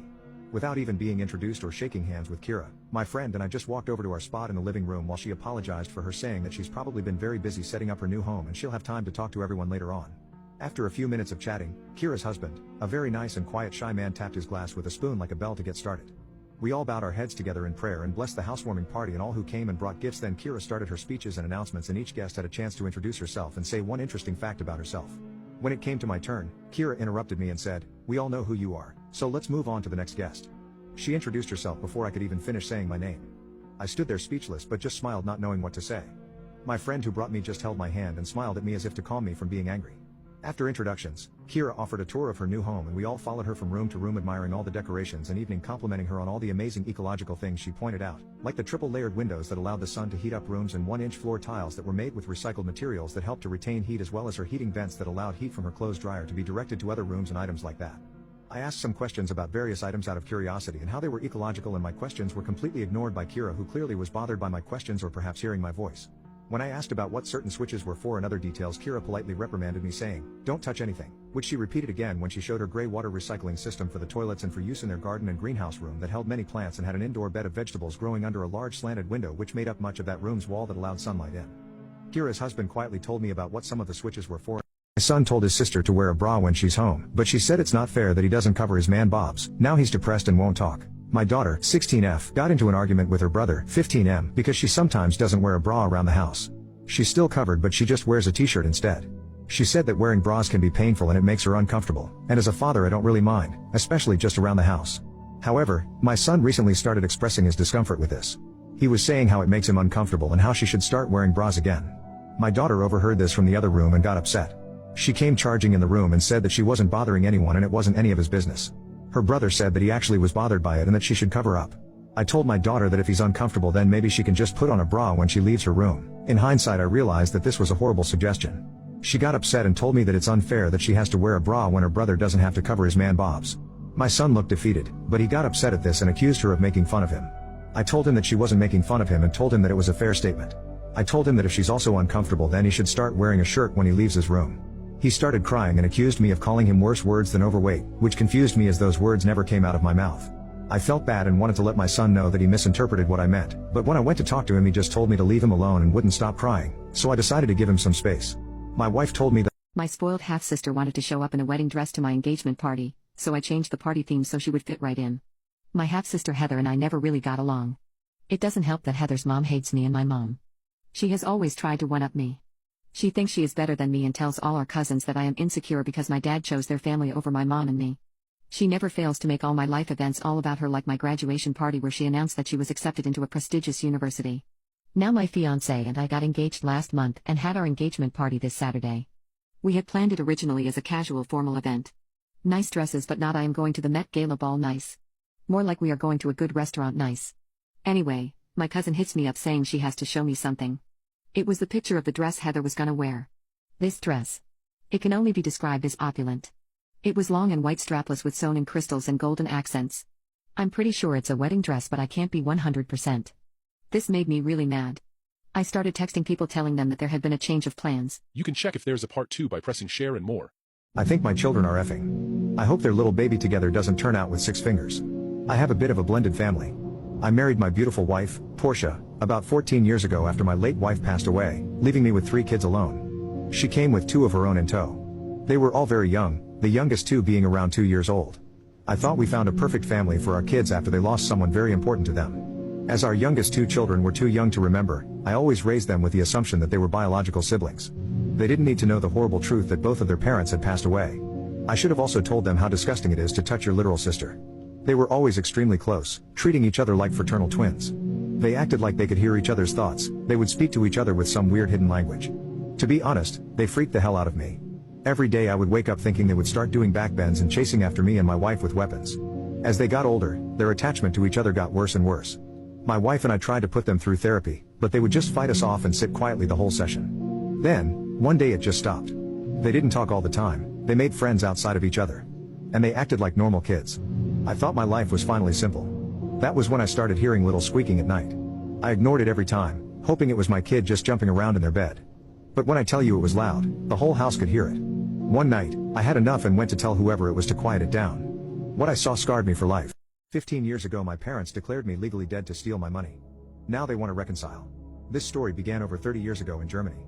I had just turned 16 and was accused of stealing a neighbor's car and wrecking another neighbor's fence with it while running away from the police. I was drunk when the police picked me up, as it was legal to drink in Germany at this age. I proclaimed my innocence but nobody believed me. I was convicted and sentenced to 500 hours of community service because I was unrepentant. My parents used it as a tool to take away my time with my friends. They got the judge to agree that I had to work Friday and Saturday evenings at the THW, which was an organization that provided disaster relief and sometimes soup kitchens. Also, I lost my license for mopeds and could not get a driver's license till 20. In addition, when I finally wanted to get my license, I would have to pass a psychological test. Also, I had saved about $5,000 for a car, but this was used to pay for damages. Sadly, it worked. My friends soon lost interest in me because I was not available to party during the weekend. Also, we were very vehicle oriented and I was destined to be a pedestrian for 4 years. An uncle of mine, who led the local THW, conveniently lost my timesheets for my community service work, which forced me to work there for 14 months. By the time I finished, I had a bit over 900 hours in community service. When I came out, my parents told me they had asked my uncle to keep me there longer so that I would be forced to learn to take responsibility for my actions. They also justified this, saying that they were doing it for my own good and to save me from my friends. However, I finished my hours unrepentant and furious with them for essentially doubling my sentence. When I finished, I was in great shape and did well in school as I lost my friends and had no interest in acquiring new ones after seeing how fickle they were. Focusing on academics was an outlet that was not forced on me by others and I enjoyed it. Then I found out who had actually crashed the car. I told the police and my parents and tried to get my sentence repealed. I tried to have a retrial but failed because my sentence was already served. On top of that, the guy who actually did the deed was sentenced to only 100 hours of community service. At his trial it came out that several people had known it was him, including my parents who made him pay for the damages almost a year ago. They had put the money in a bank account, which they told me I would get, once I had finished my education. They also told me they added what would now be equal to $8,000 to the savings account for the hours I had put in with the THW, which was a generous wage for a teenager. Still, I was furious with them because I still had to wait until I was 20 to get a driver's license. If they had told me sooner, I could have gotten the sentence repealed. Also, while they claimed I would get this money in about 5 years, for now they had essentially stolen my savings. They refused to give it back because I was 17 and too immature to make my own choices. My fat best friend refuses to wear clothes that fit her. Now she's mad that I called her out. Me and my best friend have been besties for over 2 years. We are the kind that nap together, eat together, share clothes, all that. Anyway, we both are a little over 5 feet tall and at the time we met both were roughly 125 pounds. So we were skinny and went out a lot and wore skimpy clothes. Fast forward to the past 6 months. We both randomly started gaining weight. It was sudden. The change was drastic and rapid. I've accepted it. I don't mind being in large clothes. But here's the problem, she does mind being large. She still wears her size small clothes, underwear, and bras that don't clip shut.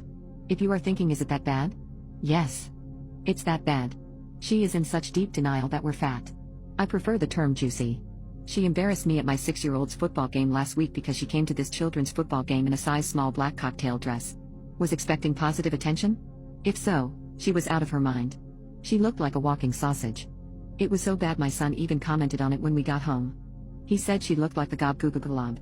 I don't even know what that is, but I'm certain it couldn't have been a flattering comparison. One day, she texted me and asked if I would sell her my retired rave outfits. Normally, I would have. However, raves were a relic of my skinny days. All of my clothes from back then are small or extra small. I decided to just rip off the band-aid. I told her no. You would look ridiculous. She said I was being mean. I told her that mean and realistic are not the same. I guess that wisdom nugget didn't really resonate with her because she hung up immediately. I figured she would just get over it and we would go back to how things were within the week. I was so wrong. She didn't speak to me for weeks after I shut her fantasy down. I tried to be understanding and see things from her perspective. I know that it was certainly hard for me to accept my changing body, but I just saw it as a fact of life. However, I know body image is a big struggle for a lot of women because we're given this standard of beauty that we feel we need to adhere to. I knew we were still beautiful with our curves, but she just didn't see it that way. My birthday was coming up in a few days. I decided to just suck up my pride and invite her to the party. It was just a little get-together with some of our friends at my place. Nothing crazy. I thought that maybe I could talk to her and apologize for being so harsh so that things could get back to normal. I was missing my best friend. I sent her the invite, but she didn't RSVP. I was a little annoyed and heartbroken by that, but I still had faith our relationship would recover. Fast forward again to the night of the party. We were having a good time. My dad is what they call a macho man. All he wanted was sons. He lived and breathed for another Keller boy. Naturally, when my older brother was born, he was overjoyed. 3 years later, he begged my mom to have another son. When he found out we were twins, he was excited to have 3 sons. So when my brother and I came out, and he saw that I was a girl, he was despaired.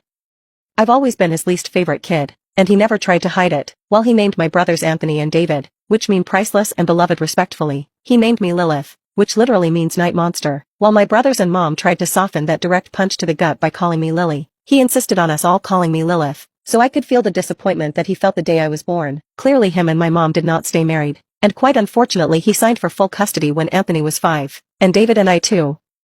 Things just got worse from there. If he took Anthony and David out to eat or to see a movie, I was to stay home. He spent all his time playing sports with my brothers, and wouldn't let me join even though I, as a girl, actually showed a genuine interest in what he was doing with my brothers. When I was 4, Dad got cancer. And from what I heard, it was supposed to be terminal. That's where the title of this story comes into play. Yup, he made a deal with Satan. 15 more years of life if he sold one of his children's souls. And big surprise, he chose me. So once I die, it's off to hell, no matter how little I sin or how much I pray. The first time I remember something happening to me was about a month after my dad made that deal. I was in my tiny, cramped room, trying to sleep on a bed I outgrew years ago, while my brothers and dad watched a movie downstairs. When I saw it, this thing in my closet, it was pale, with gaunt, sunken eyes and a gaping mouth. Its long and bony fingers wrapped around my closet door. There was no question that this thing was a demon. I immediately cried for my dad, who stormed up the stairs and gave me a proper beating for interrupting his movie night with his kids. After that, he called me a little girl for crying and locked me in my room. As I cried all that night, the demon simply watched me from the closet, unmoving. Demons watching me were pretty normal from then on. Sometimes it would be the pale gaunt thing in my closet, other times a dark figure hovering over my bed. And on bad nights, a horned figure with glowing red eyes would stare at me, taunting me through the window. After a while, I stopped being scared of them. One night when I was 9, the gaunt creature was back in my closet, staring at me while I read. He began to make this really weird growling noise, to which I shushed him. He then did something he never did before. While he would occasionally wrap his hand around my slightly ajar door, he never actually came out of my closet.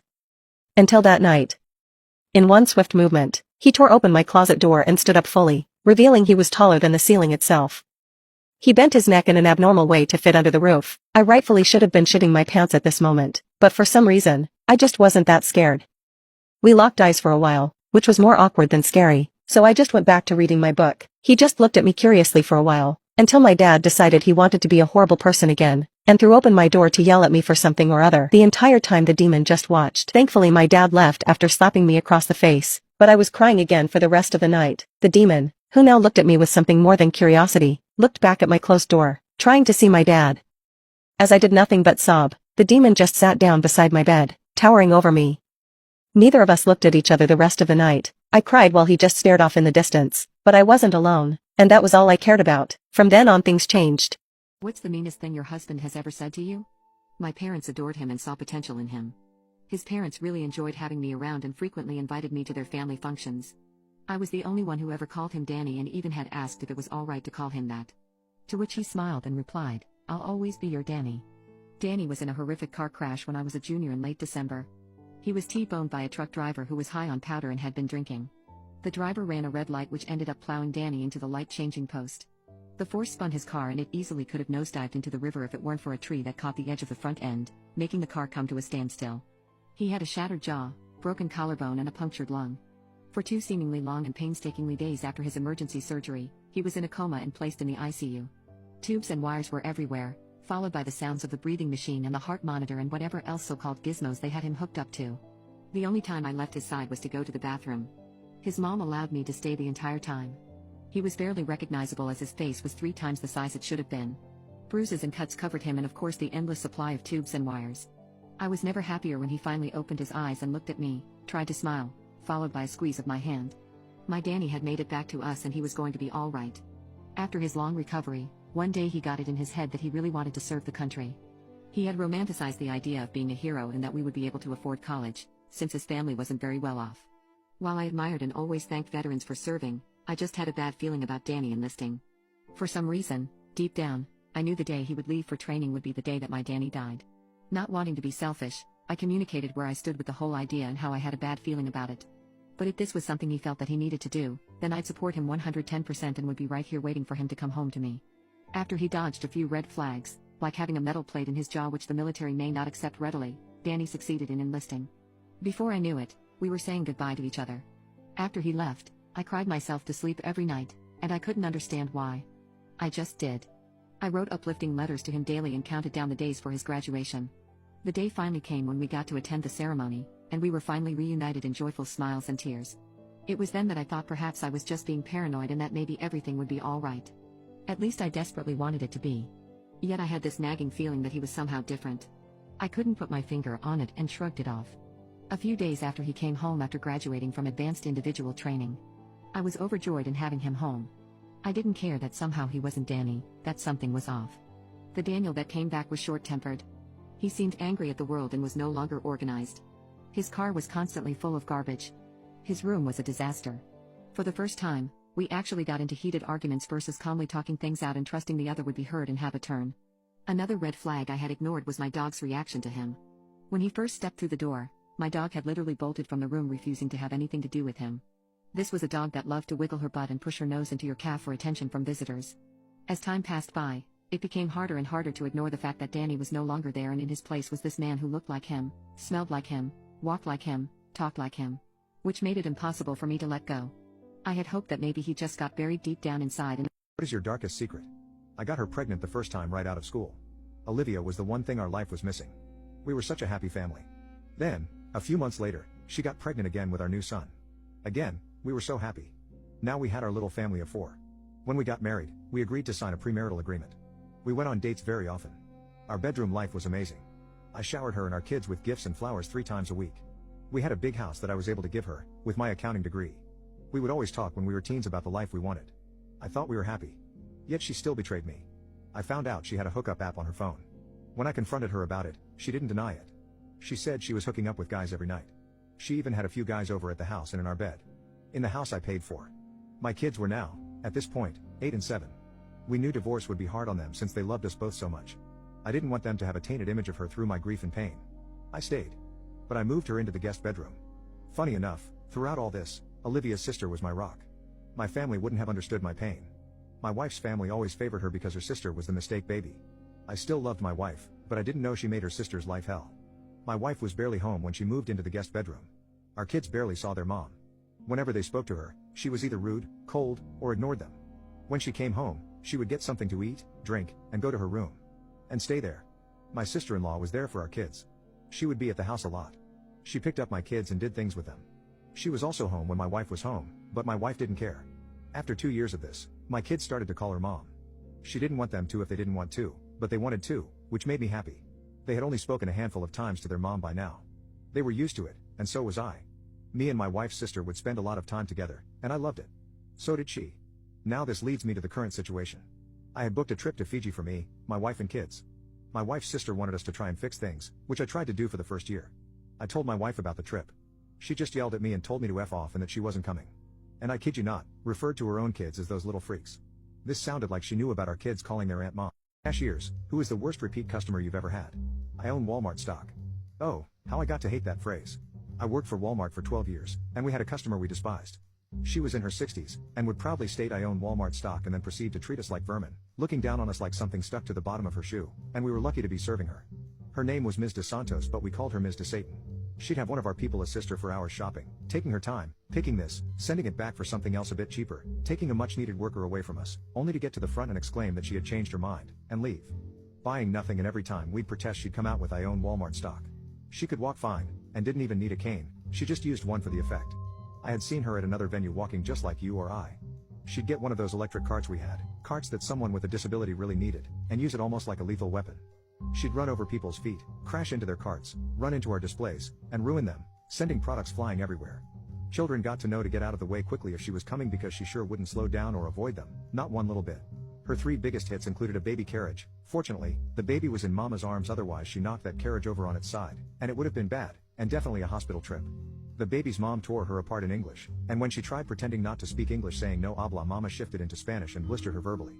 We were so nice to the mama, that we practically threw rose petals at her feet. A 1-gallon jar of pickles display, 5 jars busted, so 5 gallons of pickle juice with pickles slithering all over the floor, stinking up the whole store. We had to block off the back half of the store, pissing off all the other customers. It took 3 hours to get it all cleaned up, and oh how we wished we could have jammed every orifice she had with multiple dirty pickles. Her final hit was a genuine maple syrup display, running her cart through it, then proceeding to track maple syrup all through the store. Again another multi-hour cleanup as maple syrup got tracked everywhere. It wasn't until the very unhappy overnight crew came in that they really had a chance to get the store clean. So one day I checked her out. What was the best you have no power here moment you have ever seen? I grew up around a mother with dissociative disorder as well as narcissism. She was addicted to opiates as far back as I can remember, and would do anything to get them, and I mean anything.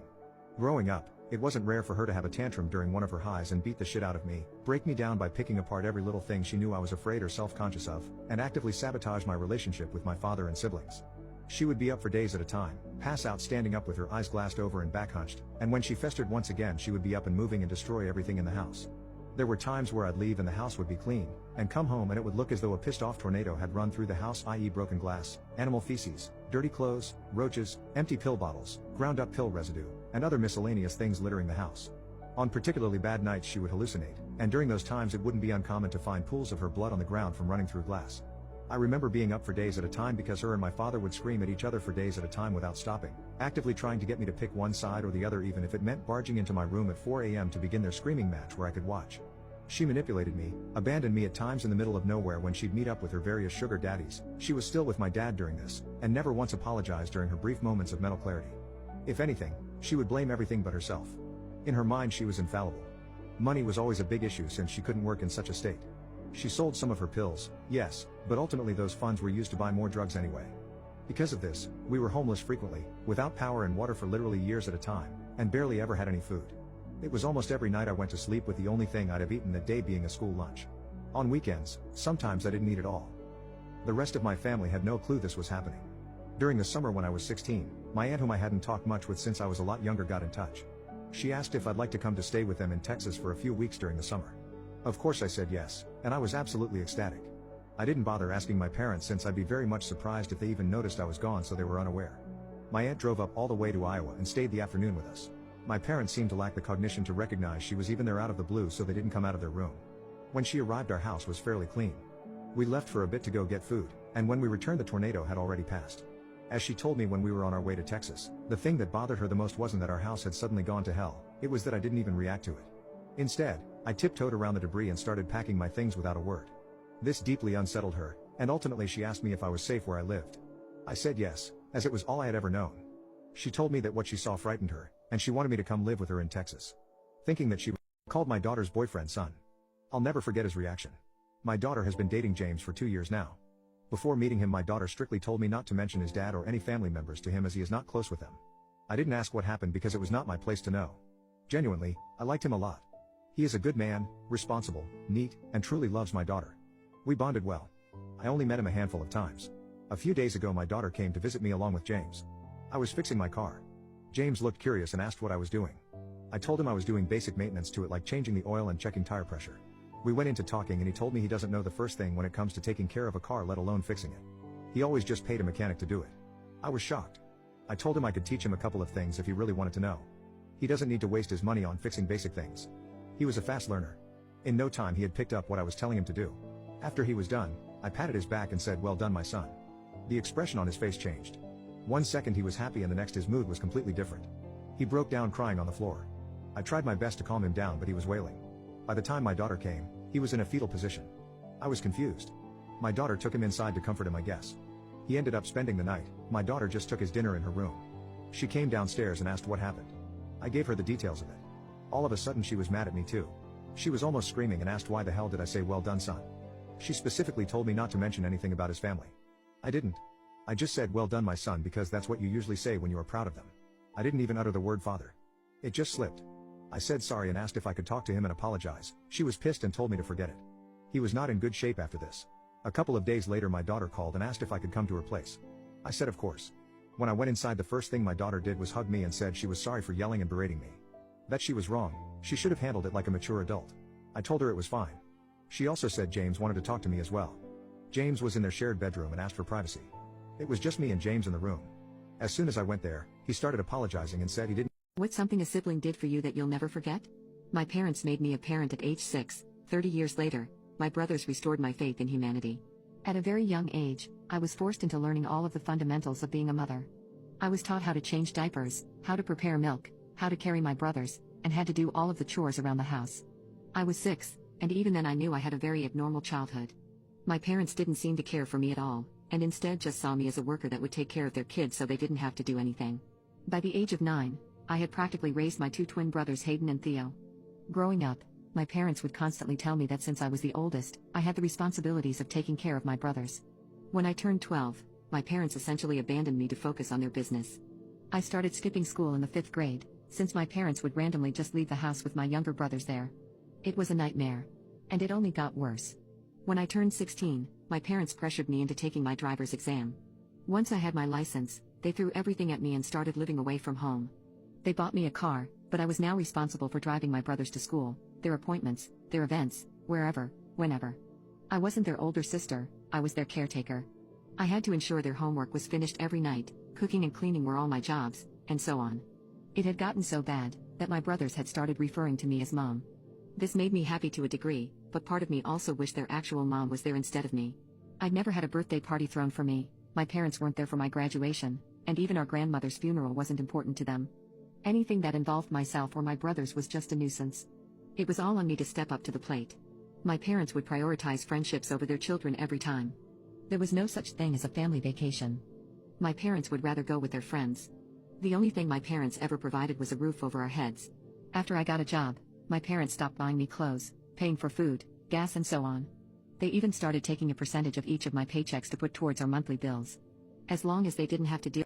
Parents, what is the worst thing you have ever told your child? I told my first son that I have 2 sons and he's not either of them. When I was 20, I got my girlfriend at the time pregnant. I was scared but I manned up and married her. It was hard but we made it work for 8 years until I caught her cheating. I ended the marriage, and began co-parenting my, at the time, son. He was my world. My dad wasn't there for me at all, so I swore to myself I would be the best father I could. I had my then son every weekend. I was always on time and ready to go. Even though I worked full-time and was going to school, I made sure he always had my full attention when he was with me. He was my best friend and my son. Even though money was tight, we had some amazing adventures. He loved spending time with my family, and even had friends in my neighborhood. I thought we were doing well, until he was around 11. At that point he started to not want to visit me. His mother had a new boyfriend who was well off. I knew he was taking them on trips and doing fun activities on the weekends, so, at first, I didn't make a stink. But about 6 months after they started dating, my son was seeing me maybe 1 weekend a month. After about 9 months he stopped coming altogether. After 3 months of calling, chasing, and begging, I was getting nowhere. So my family came together and hired a lawyer to sue my ex for parental alienation. I lost, and was ordered to pay more child support. As I was leaving the courtroom, my ex's lawyer approached me and offered to cancel child support if I gave up my paternal rights. I flat refused until the lawyer said this was both my ex-wife's and my then son's wishes. I asked to speak to my son alone and they agreed as long as both lawyers were in the room. I spoke to my son and asked him if he really wanted me to give up my rights, and he said yeah. I explained that it would mean I wouldn't be his dad and he couldn't come visit me or my family anymore. He looked me dead in the eyes, like he was asking the time, and said, "Yeah, so?" I was shattered. I asked again, if he really understood what he was saying, and he said yes, he wanted to be my ex's boyfriend's son. I signed the papers that day. From that day until 2 days ago he never spoke or contacted me, or any of my family. It literally almost killed me. I started to drink, and stayed drunk for weeks. Finally, one day, I drank until I passed out and aspirated my own vomit. I would be dead now except the mailman dropped a package addressed to me to my neighbor's house and she saw me convulsing through my window, and called 911. I spent 2 weeks in the hospital with aspiration pneumonia. After that I moved back to my hometown, got a new job, hit the gym, and spent 4 years in intense psychotherapy. I was finally able to let it all go, and move on with my life. About 6 years after my move. How did you unexpectedly find out about an illness you have? I woke up one morning with a weird taste in my mouth. Half asleep, I paid no mind to it. Mom walks into the room, and says, "Honey, are you okay? You are coughing a lot in your sleep." I go to reply, because I feel fine, but my mouth fills up with hot liquid. I feel like I'm gonna puke. I run to the bathroom, slam the door behind me and splash. Bright red, bubbly blood. About a quarter of a mug of blood, smattering the bathroom sink. I must have stood there for a good 2 minutes, ice cold from shock. My left lung is gurgling like a drowning man. Because that is essentially what is happening to me. My lung is actively bleeding, and the more I struggle for breath, the more I am bleeding. My heart rate and blood pressure skyrocket, which is making it worse. I wipe the blood from my lips and go into my parents' room. "Dad, hospital. Now. You don't need to go to the hospital for sickness," he says. And to be fair, I was one of those kids that would make myself throw up because I hated school so much. "Get ready for school." "Dad, it's blood," I say. Not alluding to just how much blood there had been. My mom isn't good in these situations. She panicked when my hamster bit me at the age of 10. She turns into hysterics when anything like this happens. We live by the motorway. We had the heating on last night. That's probably why you have blood up your nose. If we went to hospital every time we had blood or dirt in our noses, we'd never be out of the doctors. More blood is gurgling and I can barely breath. Can't. Not nose. Lung. It's then that my chest decides to spasm a little on my left side. Ran back to the bathroom. Another quarter of a mug of blood. A huge blood clot falls out of my one nostril, like a messed up slug. I wipe my mouth, and go back to Dad. I'm not fudging lying. Hospital. Now. And that's when he realizes that I'm not kidding or faking it. Plus, I swore, I never pulled out the F word on him. I was a little shiz, but my dad did most of the corporal punishment. I have a heart condition. I hate hospitals. I would not use a trip to A&E just to get a day off school. He grabs his car keys and we leave. I'm still in pajamas, but with half a pack of Kleenex in the pocket. About 2 miles from the hospital, I gurgle again. I press the tissue to my lips. Dad looks alarmed, which is something that he rarely is. You could tell him that aliens have just landed, and they are taking women to impregnate with their species' dwindling genetic code, and that they plan on slaughtering all human males. He'd be like, it is what it is. I pull the tissue out and it's sodden. Holy. Why didn't you say? I didn't want Mom and your siblings to panic? I nodded. Okay. Fair enough. These fudging traffic lights. Come on. It's green, you fudging bish. What's the creepiest thing you've caught your significant other doing? When my boyfriend was making my daughter call him daddy. My ex Dean and I have a joint custody deal with my 6-year-old daughter Santina. We broke up about 2 years ago on mutual terms, and are pretty good friends now. A few months ago I started seeing someone new, who I'll call Aiden. He had been very good to me, and I always enjoyed being around him. When we first met, I made it clear that I had my daughter 50% of the time, and that her father was very active in her life. Aiden, at first, was fine with this, and we got very close very fast. One day, I went to pick Santina up from Dean's house, and Dean asked to speak with me privately before we left. He seemed pretty mad, which is very unusual for him. He told me that Santina had asked him if he really loved her or not. He told her that he does love her, more than anyone, and wanted to know why she asked to begin with. She then revealed to him that Aiden had been pressuring her to call him daddy for the past few weeks without my knowledge. He encouraged her to stop calling Dean daddy because Dean left us. I was astounded and furious. Dean is a great dad to co-parent with, and he absolutely adores Santina. She is the apple of his eye, and she adores him equally as much. He did not deserve this from my boyfriend. I told him I had no knowledge of this, but I would absolutely get to the bottom of it. On the way back to my house, I told Santina that I overheard Aiden asking her to call him daddy. I didn't want her to think Dean had betrayed her trust by telling me. I asked her how she felt about it. She said it made her mad because she already had a dad and didn't want another one. She was upset with Aiden for saying her daddy didn't love her. I reassured her that her dad did in fact love her more than anything on this planet, and that I would get Aiden to stop. She seemed visibly relieved, as I tried to keep my face from revealing the pure rage I felt inside. Later that night, after Santina went to bed, I called Aiden to tell him he needed to come over to talk, and that it was very important. When he got to my house, I asked him in what world was it okay to tell a 6-year-old girl that her dad didn't love her. I pressed him about why he would tell her to call him daddy when she already had a very— What's the best revenge you've ever gotten? It was my 9th grade honors English class. The teacher didn't like me. She was the only teacher I ever had that didn't like me. One of the reasons was that she didn't like athletes because they would miss her class regularly to travel for games. I played 3 sports, so I was missing a good bit. Now, I was also missing academic stuff like math and science competitions and quiz bowl tournaments, but she was particularly bothered about missing out on sports. She would intentionally double the amount of homework due the day after long away games, knowing that the players wouldn't have the time to finish it all. And shocker, she didn't check homework every single day but always checked after away games. She also would give me 70s and low 80s on papers without any red marks on them, but people around me would have red marks all over their paper and would have 90s. After one particularly low grade on an assignment that I knew I had actually done really well on, I inquired about it.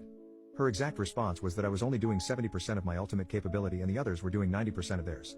So I specifically asked, does that mean my paper can be better than someone else's but be 20 points lower? And she said yes. And to show this wasn't just me misunderstanding things, she recommended me for an advanced writing class a year earlier than students were supposed to be able to take it. So if those 2 things weren't bad enough, she gave us an opportunity for extra credit toward the end of the year. We had to go to a local college's rendition of Antigone, write a 2,500-word paper on it and tie it into what we discussed in class on the play, and also turn in our ticket and playbill. It was due on a Monday and the play was only going on Friday through Sunday, so there was no way to turn it in ahead of time. But I was going to miss class that Monday all day for an academic competition, representing the school. And it was the biggest one of the year, so it's obviously an excused absence. I told her for an entire week prior to the play that I was going to miss on Monday, and she told me multiple times to turn it in first thing Tuesday morning. So I go to the play, write the paper, go to the academic competition Monday and place first in one category and second in another, and then Tuesday morning before basketball workouts at 7 a.m. I go to her room to turn in the assignment. She refuses to take it because it's late, and she didn't recall ever suggesting that I could turn it in on Tuesday. This teacher also prided herself on the fact that nobody had ever made an A on her final exam.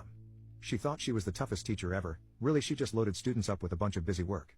So on the last day of class she gave a few minutes at the end of class and asked, "What's your biggest wish?" To the class as a whole. I piped up, "I wish for an A on the exam," and she laughed. Criminals, what is the most heartbreaking thing you discovered while breaking into someone's house? I was boosting some silverware from this old lady's house. She was home, but old people are pretty deaf and slow, so what was she going to do about it? I heard this strange sound coming from the room where she's watching TV, so I went to look, and she's having a seizure. I might be a thief, but I'm not a monster, so I called 911. I forgot the fact that I was breaking into someone's house, so I didn't know what to say. Hi, I was just robbing this old lady's house, and she's having a seizure, so I froze and said nothing. I waited with her, but then I heard sirens, so I hid in her tiny front hall closet with the folding doors and shutters. Before the EMTs arrive, she stops seizing. So by the time they get to her door, she seems fine, except confused about why they're at her house. They make nice, apologize, and leave. As soon as they're gone, she starts seizing again. I called 911 again, just in case. I really didn't want a dead lady in my conscience. The same thing happens, sirens, she stops seizing, and answers the door. It's like a comedy at this point with me hiding in the closet, the bad guy with a heart of gold, but I'm not about to pop out and say but she was having a seizure. So they left. Just as they drive away with her waving an old lady goodbye, she falls down and starts seizing again. Now it's just sad and funny. Gotta call 911 again for grandma, but this time I'm thinking about leaving a note or something cause I do want to get the hell out of there. I called and waited for the sirens. Parents of really ugly kids, did you ever admit to them that they're creepy? When I started dating my new girlfriend, I signed up to also be present in her teenage son's life, and I'm telling you that kid was a total freak. My girlfriend recently moved in with her son to my place, so within an instant I had to basically become an unofficial father. To be honest, I didn't really click with her pubescent kid at first. He would always ask me to buy him takeout food and I didn't really mind, but it got to a point where he started taking advantage of me and the money I make as a dentist. The money I would send to him as pocket money, he would use it to go on shopping sprees to buy things for his friends, never himself. Eventually I got him a credit card to use for emergencies only. But I drew the line with him when I found out he racked up a credit card bill of $680 in under a week, purely on mall hangouts and expensive clothes. I had to establish a boundary with him and I took away the credit card from him. For a while he resented me and would come and go from our place without saying a word to me, and stopped having dinner with me and his mom. I tried fixing things with him but nothing was getting through. His mom tells me that ever since his dad left he had trouble relying on anyone, and that he felt he could rely on me, but he went about it in the worst way possible. After a couple months of ignoring me, I got a surprise visit from him at my dentist office. He came to me because he had a problem that only I could fix. I pulled him into a tiny room and he took off his face mask to show me his terribly rotten teeth. I hadn't seen him in months, so this took me by complete surprise. He told me he lost all his friends because they all stopped talking to him when he stopped buying them things. He said every time he tried talking to somebody at his school, they would call him gross and butter teeth. And he shot himself in the foot when he asked out a girl. Apparently, everybody pointed and laughed at him, and the girl was embarrassed that he even thought he had a chance with her. I insisted that all he had to do was fix his teeth and he would be set for life. His new smile would make him really confident. He thought I was lying to him, so I told him to look up the missing tooth, missing eyebrow guy. As soon as he saw that image, he was convinced and I started working on his teeth. I asked how they were so stained and yellow, and he said he drank a lot of coffee because he stays up playing Genshin Impact every night. His mouth also smelled awful and it made me gag. I was surprised he wasn't affected by the smell, but he must have gotten used to it by now. I told him his oral hygiene was really bad, so we needed to whiten his teeth and get rid of his bad breath. He asked if I could give him veneers since it was a quick solution, and he didn't want to get made fun of anymore. He said that if better teeth were going to change what little he had left of his teenage years, then he wanted to do it fast. I couldn't give him veneers because that would only cover up the problem, not get rid. Married men, what is something your wife does that makes you think you won the lottery? I met this bubbly angel of a woman at a Halloween frat party 15 years ago. I was dressed as Jack Skellington and for some reason, she was dressed as Sally, so I used it as an excuse to sweet talk her. I swear it was like fireworks when I looked into her eyes, and since we were both intoxicated, we got a little carried away when we got back to my house that night. I've never had that much chemistry with a woman before. It felt like every single moment was reciprocated and intensified by 10. It's safe to say that we're lucky we didn't create a liquid demon that night. When I woke up the next morning, I had the feeling she might kick me out right away, which usually I'd be fine with, but something was different about her. So I decided to make the most romantic breakfast ever. Eggs and French toast with some orange juice. When I was walking to hand it to her, I was convinced I messed up and she was going to think I was a weirdo, but all she said was, "What are we doing today?" I'm proud to say I almost immediately wifed her up after that. She is the light of my life. She even knows that I don't like crust on my sandwiches, so she takes them off every time. And our intimate chemistry is so intense that I have to fight myself from finishing within the first 2 minutes. But now, we're married with 3 elementary school children and our lives are constantly changing. Every night, one of our kids will come running at us saying they need one thing or the other. I'll never forget how my oldest said they needed help on a school project due the very next day, and it took everything in me to not run away and help them. As a result, I barely get to see my wife. She's always at work, helping the kids, or cleaning the disaster our kids leave in the living room every night. By the time we go to bed, we're so wiped that we fall asleep instantly, or we'll sit and watch the newest episode of Love Island. We haven't even been able to have a personal conversation, because it's like our kids have a super sense for when we get alone time, because they'll walk in our room in the middle of conversation crying about a nightmare, which means there's instantly a third body in our bed. It's gotten to the point where I don't even think I know how to kiss anymore. Like, do I go for the bottom or top lip? Although we still love each other, I always feel a bit of loneliness and almost an insatiable hunger when looking at her. But every time I tried to initiate something with her, it was almost like she was avoiding me. I always explained it away as her being tired, but combined with the fact that we barely talk anymore, I felt like I was losing her. I was going through all 5 stages of grief when thinking about our dead bedroom. But when I reached the stage of anger, I was convinced she was cheating me. In my head, I thought that because she was always at work or busy with some other task, it was because there was another man and she couldn't even stand to look at me out of guilt. I started collecting details, and one day, after she didn't give me a hug when she got home, I confronted her. I came to her with a bulleted list of all the things she was being sus on, and instead of telling them to her, I started crying instead. She looked so confused when I asked her not to leave me for another man. She asked me why I would even think she'd do that to me, and that's when I pulled out the printed out bulleted list. I could tell she was holding in a laugh, but she treated me like a human and handed her phone to me. What was the most humiliating experience of your life? I drive trucks for a living, and I pride myself on having a serious trucker bladder. I had just finished a 500-mile stretch and really felt like I had a full bladder. So I stopped at a TA and went to take a pee. Well, when I walk into the bathroom, every urinal is full, and the middle one is taken by an ultimate Chad, 6'4", jawline could cut glass. This dude was peeing so hard it probably left a groove in the back of the urinal. Like you could hear the pee bouncing off of the urinal hard as hell. And it was a steady steam. Usually I wouldn't pee in a urinal because my bladder is beta and doesn't like to pee unless I have privacy, but I had to pee so bad that as soon as one opened I went for it. I knew of course that I was going to pee mog everyone in there because my bladder was full and I can probably keep a soft stream for a minute and a half with a full bladder, something I pride myself on. Of course the urinal that opened was right next to Chad, so at least I was happy that since he had been pissing for at least 30 seconds since I walked in there to the time that the urinal next to him was clear, that I would be able to pee mog the hell out of him. Well, I unzip and try my hardest to start peeing, but my beta bladder only let out like 3 embarrassing spurts. I could tell he kinda looked at me too, like, having trouble there bud? So I held my breath cause I know that helps jumpstart a shy bladder. Well, my face was red as hell cause I was straining so hard to pee and holding my breath. I was literally seeing spots. Then my beta lower intestine lets out a queef sounding fart cause I'm straining so hard. I swear Chad almost chuckled before letting out the longest, deepest sounding fart I'd ever heard. So not bad enough to pee mog me, he has to fart mog me too. All the while without a single break in the hardest pressured stream I've ever heard. For at least a minute so far since I'd walked in. Finally I get my stream started and it's slow cause I'm straining so hard just to pee. So I'm like, okay, this dude's been pissing hard enough to cut concrete for a minute straight, no way he's gonna pee longer than me. This ultimate Chad continues pissing hard enough to spray civil rights protesters for another minute after that, while I pitifully spurt out beta puffs of clear pee. I'm sure his was a nuclear orange color from diseases, liquor, and testosterone. So this man water jet cuts into this urinal for 2 minutes straight that I witnessed, not counting however long he was peeing before I walked in there, while I'm spurting clear pee that barely reaches the lip of the urinal.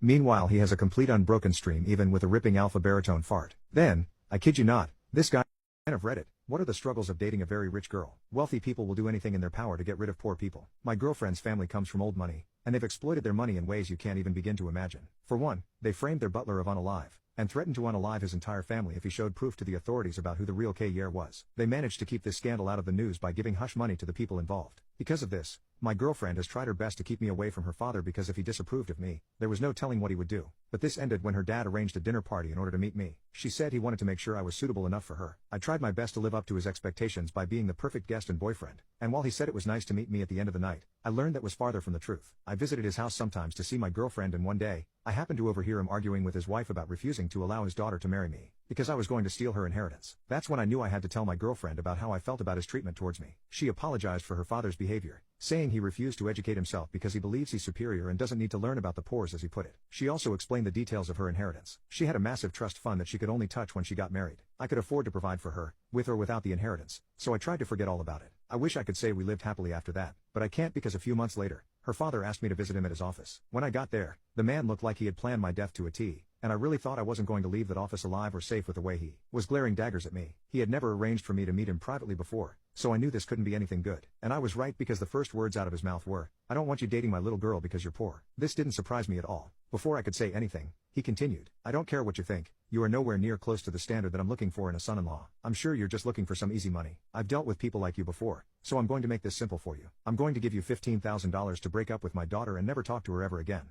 To anyone else, the offer may have been tempting and they would be a fool for not accepting. But I was no fool, and I hated that my girlfriend's dad had such little respect for me. I didn't even care about their money. I was with my girlfriend simply because I loved her and wanted to spend my life with her. However, I also knew it would be impossible to marry her without her father's blessing, which is why I took the money. I immediately called my girlfriend and told her that I took her father's bribe, but she had to trust me because this didn't mean I was going to break up with her. There was no way I was going to let her father get away with this. I told her that I will explain everything one day. She just had to wait for me for now because I really loved her. She was suspicious of me and almost panicked, thinking that I was going to forget all about her now that I had her father's money. But thankfully, after a bit of reassurance, she agreed to my proposal. From there on, I got to What is the dumbest reason you've gotten into a fight with your girlfriend?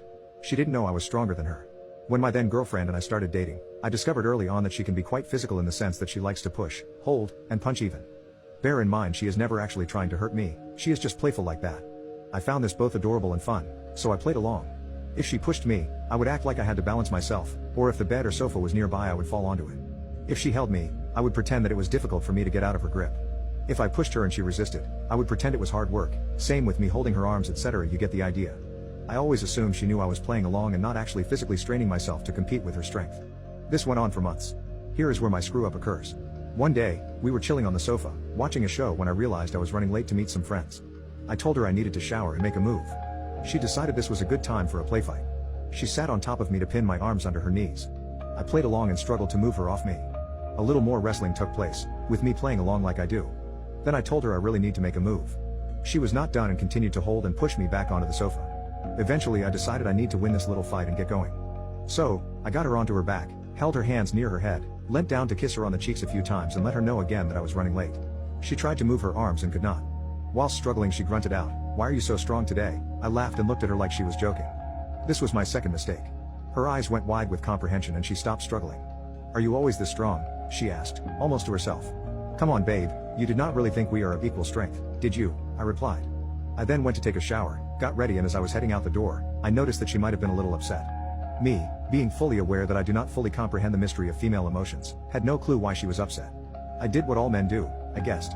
I gave her a kiss and said I won't be gone for long and that I can pick up her favorite Chinese on the way back. I assumed she was upset about me not spending the afternoon with her. I got no reply. My third mistake was not spending some time talking it through. I instead went on my merry way and had a great freaking time with my friends. She spent the next few hours brewing, simmering, seething, and of course overthinking. I came home with the Chinese and as soon as I put it down on the dining table, she sprung out of the corner and attacked me. It genuinely surprised me and I reacted by bear hugging her to my chest. She struggled with more force than she normally would and I just held her. I thought we had a great date, until I saw her video on TikTok. It was the worst mistake of my life. I have been friends with this woman for a while since we are in the same social circle. She's a lovely person, attractive, and honestly, I've always enjoyed our conversations. A few weeks ago, I asked her out on a date. I thought, if she says no, it's fine. But she actually agreed. We went on a date this past Saturday, and honestly, I thought it was wonderful. We had dinner, drinks, spent the rest of the night chatting, and we even took a walk on a bridge over the town's lake. I dropped her off and was ecstatic. I absolutely loved the night. However, that night when I was browsing TikTok on my bed, a video from her appeared on my For You page. Basically, she said in the video, "Getting ready for a date I'm not excited about." That was like a splash of cold water on my face. I was so freaking happy, and I just found out she wasn't enthusiastic about going on a date with me. I understand, she doesn't have to be, but please, let me know if that's the case. We don't have to go out. We can pretend I never asked her out. But doing this, on the internet? It made me insecure? Not sure if that's the right word. I decided not to contact her. I chose to act like I had never seen the video and let things be. I know a lot of people might think this isn't the best choice, but I feel it is the best option for both of us. Last Thursday, a few friends, who also happened to know her, invited me for drinks. We went to a bar, and while we were eating and enjoying our drinks, a mutual friend asked me how my date went, as our group was aware that we were going on a date. Which job is a lot harder than most people expect? If you think being an actor just requires raw talent, you'd be pretty shocked to find out that that's the least of their priorities. I've met many directors who don't even care if you've taken a million acting classes, they only care if you look pretty on camera. When I was 3 years old, I got my first big role in a series of commercials for a clothing company. I had to say a little catchphrase and in return I'd get their products and a couple $100. But they were so impressed with my delivery of the line that I used in all of their commercials. I was pampered for years with fancy clothes, free acting classes, and even access to famous directors. Everyone thought I was going to be the next big actress, and in just a few more years I'd end up on the big screen. I prepared for years with acting classes and got cast in tons of commercials and indie films, and the company kept using me for their signature catchphrase. However, when I turned 19, I decided I wanted to try to audition for a movie from a big movie franchise. The company I did commercials with referred me to their casting director, and I came in entirely prepared. I knew the lines word for word and even added an extra twist to my delivery of the words. When my audition was over, the director applauded me and told me that my performance was wonderful and I'd be in the running, but I never got a call back. Every single time I went to a new audition, the same thing happened. The directors would seem impressed, but I'd still never get the job. It even got to the point where it began to affect my performance in my commercials. I started to miss rehearsals and shoots so that I could take extra acting classes, and the directors started to notice it. They took me aside one day and warned me that if I missed any more rehearsals, I'd be let go. I thought they were bluffing because I was the backbone of their production for so long, but after I missed rehearsals for the 5th time, I came to set the next day to find that they had replaced me with a prettier version of myself. At this point in my life, acting was my only source of income, and I didn't know how I was going to be able to pay for a roof over my head. I decided to go to one last audition before I gave up on my acting dream and got a warehouse job. When I went to the audition, I did everything to impress the director. I knew the lines by heart. I showed emotions. I literally embodied the character I was auditioning for. By the time I was finished, the director was writing some notes down with a smile on his face. I knew it was going to go the same way as always. They'd tell me I was great, and I'd end up with no callbacks. This time, though, when the director was about to send me on my way, I begged him to tell me what I was doing wrong. I was ready to hear everything and anything I needed to change to be an actress. I thought he'd tell me I was too stiff or that I spoke too fast, but he caught me off guard. He took one look at me and said I wasn't pretty enough. I was in shock and asked him what he meant by that. He said I looked about 8 pounds too fat, my hair was the wrong tone for the role, and what caught me off guard was that he said my boobs were too small. Thing is, what's a random act of kindness you did but never bothered to tell anyone about it? I used to work at Starbucks, so one day this old lady comes in. I've never seen her before, but she seems a little down in the dumps. This is not my typical I'll be paying with my daddy's credit card customer, so I'm a little more inclined to see what's going on. I ask her how her day is going, and she tells me she's fine. She orders a cup of coffee. I can tell she most definitely is not okay, something's definitely off. I quietly ask her if she's sure she's doing alright. She looks up at me from her purse with tears in her eyes and, voice quivering, says, "No, son, I'm not. My husband is dying and I'm trying to learn how to live without him." I come to learn her husband did everything for her. He kept up the house. He pumped the gas. He was Prince Charming. And now he was dying. My heart just broke right there. I poured her a cup of coffee and handed it to her. She went to reach into her wallet, but I told her it was on the house. This woman looked at me and burst into tears. The store is virtually empty at this point, so we have some more time with her. My manager gives her a hug and the woman tells me it was the sweetest thing anyone has ever done for her. It wasn't any big deal. I just gave her a cup of coffee. It cost me nothing. I just didn't charge it. But the story doesn't end there. Later that afternoon I get a call from the afternoon shift manager. She just got a phone call from a 20-something-year-old girl who asked about me. She said that her grandma. What did you learn about rich kids that left you flabbergasted? Last year, I was really struggling to pay the bills because I was still in college and didn't want to ask for help from my parents. So to make ends meet, I decided to start working as a maid on my days off. Sadly, the only ones who could afford a maid were super rich millionaires or billionaires, so it was really difficult to find an opportunity. But 2 months in, I got really lucky and secured an interview with this really wealthy multi-hyphenate. The only reason he was even hiring was because his son had requested a personal maid to clean his room whenever he wanted. The job description sounded demeaning, but I didn't have a choice. Anyway, I went to the interview and surprisingly, I was interviewed by the multimillionaire himself. He asked me a bunch of questions, and I thought it was over when he asked about my experience. To my absolute surprise, he said that he preferred someone with no experience, because that means I won't act like a maid around his son. He didn't want me to listen to any orders and just do my job, which is exactly what I wanted, so he hired me on the spot. I started the next day and my main tasks were cleaning the bathroom, cleaning his son's room, picking his son from the school and making food for him. The bathroom and the room were already deep cleaned, so my job was way easier than it sounds. However, the first time I went to pick his son up, I noticed something strange. The school he went to was one of the cheapest public schools in the area, and there was nothing remarkable about it. I don't mean to say that public schools are bad, but I assumed that a rich kid would be going to the best private school or something. Anyway, I picked him up and he just acted like a normal kid, which again made my job easier, but I was mentally preparing myself to take him to different types of classes for the rest of the day, because you know, that classic rich kid cliche again. Fortunately my dreams didn't come true once more. As the kid told me, I don't have any extracurriculars, I just study at home. I thought I was being lied to and that he just didn't trust me, so I didn't ask any more questions. After he ate the dinner that I cooked, I was about to go home as I ran into his father. I decided to just ask him about my doubts, and if I was being lied to. I know I probably shouldn't have done that, but I was curious if there was some secret here that I could exploit. He told me, I don't trust the school system. I abandoned my girlfriend because I thought she was unfaithful to me. 4 years later she married my best friend and I discovered something horrifying. I was 21 when my girlfriend of 8 years got pregnant with another man and left me for him. I fell into depression and was fired from my job because I began to decline at work. My best friend Robert helped me get up and get a new job. When I turned 23 I met Sienna. She was a new friend of my cousin. We met and I quickly asked her out. She accepted and over time we became a couple. I was quite toxic towards her. I wanted to know where she was all the time and with whom. Sienna refused to indulge this type of behavior because she said that if she agreed to this over time I would get worse, that I should trust her. In all other aspects our relationship was quite good. I began to heal and the relationship and bond became stronger. We started living together. We lasted 6 years together and they were the best years of my love life. Sienna and Robert eventually became good friends. One Friday night I had to stay to work overtime to do some reports for the end of the quarter at that time. Sienna, Robert and other friends went out drinking. I got home around 12:30 and Sienna still wasn't there. I started calling her and her cell phone was off. Robert sent me a message asking if I was already home and I answered yes. He sent me a photo of Sienna and a man unclothed in a bed sleeping. He texted I was looking for Sienna to bring home and I found her like this. After crying uncontrollably I took several of my things and went to my sister's apartment. I texted Sienna that she was a beach and had to get out of my apartment by Sunday and proceeded to block her. When I got to my apartment on Sunday, her things were gone. In the first few weeks she never tried to approach me to talk or apologize. It got so bad because she helped me so much to overcome the previous infidelity and she herself was unfaithful to me. I walked away and avoided anyone who talked about Sienna. My best friend supported me and said that she wasn't worth it, that it was better to realize it now and not in the future when we were married. About 3 months passed and I decided to go to another state. I got a job and a small place to stay where I could adapt. I met several women but the relationships never lasted long. I never had social networks. I had communication with Robert but over time it became non-existent. 6 months ago I decided to download Facebook. I found my sister and checking her friends list I found Robert. In marital status he said married. Check the photos of him and he married Sienna a year ago. What childhood rule from your parents seemed ridiculous until you realized its genius as an adult? My mom had this rule I absolutely hated growing up. She called it the 10-minute rule. Whenever someone knocked on our door or the phone rang unexpectedly, we weren't allowed to answer right away. We had to wait 10 minutes. As a kid, this drove me insane. I'd hear the doorbell and sprint toward it only to have my mom intercept me with, "Remember the rule?" Then we'd just wait. Sometimes whoever it was would leave. If they were still there after 10 minutes, then we could answer. Same with phone calls. Let it ring out, wait 10 minutes, then call back if it seemed important. I thought my mom was just being weird and paranoid. I'd complain constantly because I was missing calls from friends, or we'd have to awkwardly peek through the blinds at whoever was standing on our porch. My mom would just shrug and say, "When you have your own place, you can answer your door whenever you want." Fast forward to last month. I'm 31 now, living alone in my cute little apartment downtown. It's around 9 p.m. on a Tuesday, and I hear a knock at my door. I wasn't expecting anyone. My first instinct? Wait. I quietly moved to the peephole and saw a guy I didn't recognize. He was wearing what looked like a maintenance uniform, but something felt off. It was way too late for scheduled maintenance, and there had been no notices. I stood completely still, not making a sound. He knocked again, harder this time, and called out that he needed to check something with my water pipes. Emergency maintenance.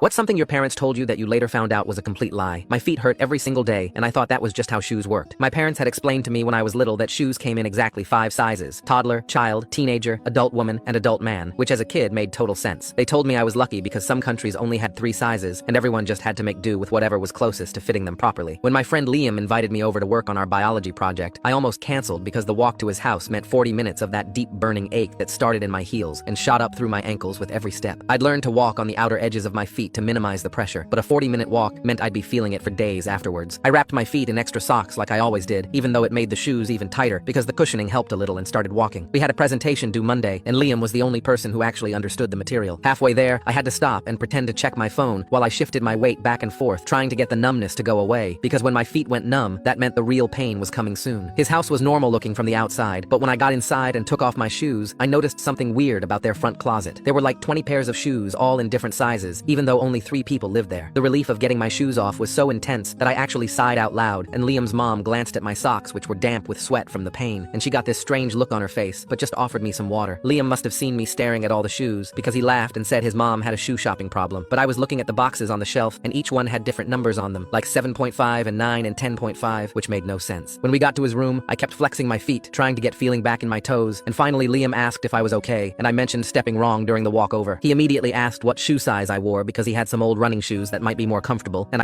Sister-in-law constantly goes on expensive vacations and drives luxurious cars but won't stop crying to my wife that they have no food. I've had enough and took all the groceries my wife gave them. My wife has a younger sister with 4 kids. My sister-in-law is a married som whose husband works 35 hours per week. Money is tight for them, but they still go on annual vacations, drive newer cars, etc. My wife and I keep separate finances except for a joint credit card and household bill. I also do most of the grocery shopping. This is relevant for later. A couple of years ago, I found out my wife had been buying groceries for my sister-in-law on our joint card. About $150, $200 per month for a few months. She said that her sister had come to her saying they were tight on money and that she needed help feeding their kids. This was about a month after they returned from their most recent vacation in Mexico. I told my wife in no uncertain terms that I was not supporting their family. She argued with me, saying that we could more than afford it. I replied that I didn't care if she wanted to help them, but that's her business. My wife stopped buying them groceries on our joint card after, but I'm sure she told her sister because sister-in-law has been standoffish since. In the last few months, grocery costs have been increasing due to inflation. As a cost-saving measure, I bought a whole cow for about $4,000, which works out to about $9 per pound and will last us more than a year, and my wife and I split the cost. Yesterday,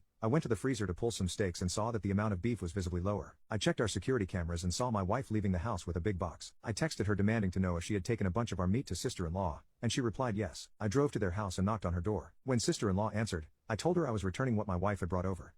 Teachers, what's the best smartass response from a student you've heard? I teach 10th grade English at a public school in Ohio. 3 weeks into the fall semester, one of my brightest students, Devin, stopped showing up to class. He'd been getting straight A's, always participated, the kind of kid who actually did the reading. When he came back 2 weeks later, the school counselor, Ms. Nguyen, pulled me aside in the hallway. Devin's father passed away suddenly, heart attack. He's having a really rough time. Just wanted to give you a heads up. I waited until after class that day and pulled Devin aside. Hey, I heard about your dad. I'm really sorry. Listen, don't worry about any of the work you missed. We already took the state exam, so as far as I'm concerned, you're done with the requirements. Just focus on getting through your other classes and taking care of yourself. He nodded, didn't say much. I could see he was barely holding it together. For the next 2 months, Devin showed up to my class every day. He did every assignment I gave, even though I'd told him he didn't have to. Solid B+ work. Not his usual A's, but considering everything, I was just glad he was functioning. Then in early December, I got an email from Ms. Nguyen asking me to attend a meeting about Devin. I checked my gradebook. He was doing fine in my class, so I had no idea what this was about. I walked into the counselor's office and saw 4 other teachers sitting there. Mrs. Harrington from history, Mr. Lopez from math, Mrs. Lin from science, and Coach Davidson, who taught health. Ms. Nguyen started the meeting. Devin is failing 4 out of 6 classes. He's in danger of repeating the entire year. The only classes he's passing are English and PE. I wanted to bring everyone together to figure out a plan. Mrs. Harrington jumped in immediately. He's missed over 20 assignments in my class. I told him he could make up 10 of them, but he hasn't turned in a single one. At a certain point, we have to hold students accountable. Mr. Lopez nodded. Same situation in math. He won't stay after school for tutoring, won't ask for help, just sits there. I looked at Ms. Nguyen. What exactly did you want my input on? He's doing fine in my class. Mrs. Harrington turned to me, clearly annoyed. That's exactly the problem. You're enabling him. I don't see why we even needed you here. You just let the kids skip out on work. That's not helpful. That's not teaching. The room got quiet. I leaned forward. His dad died 8 weeks ago. You really think 20 history worksheets about the French Revolution matter to him right now? Structure matters, Mrs. Harrington said. These kids need to learn that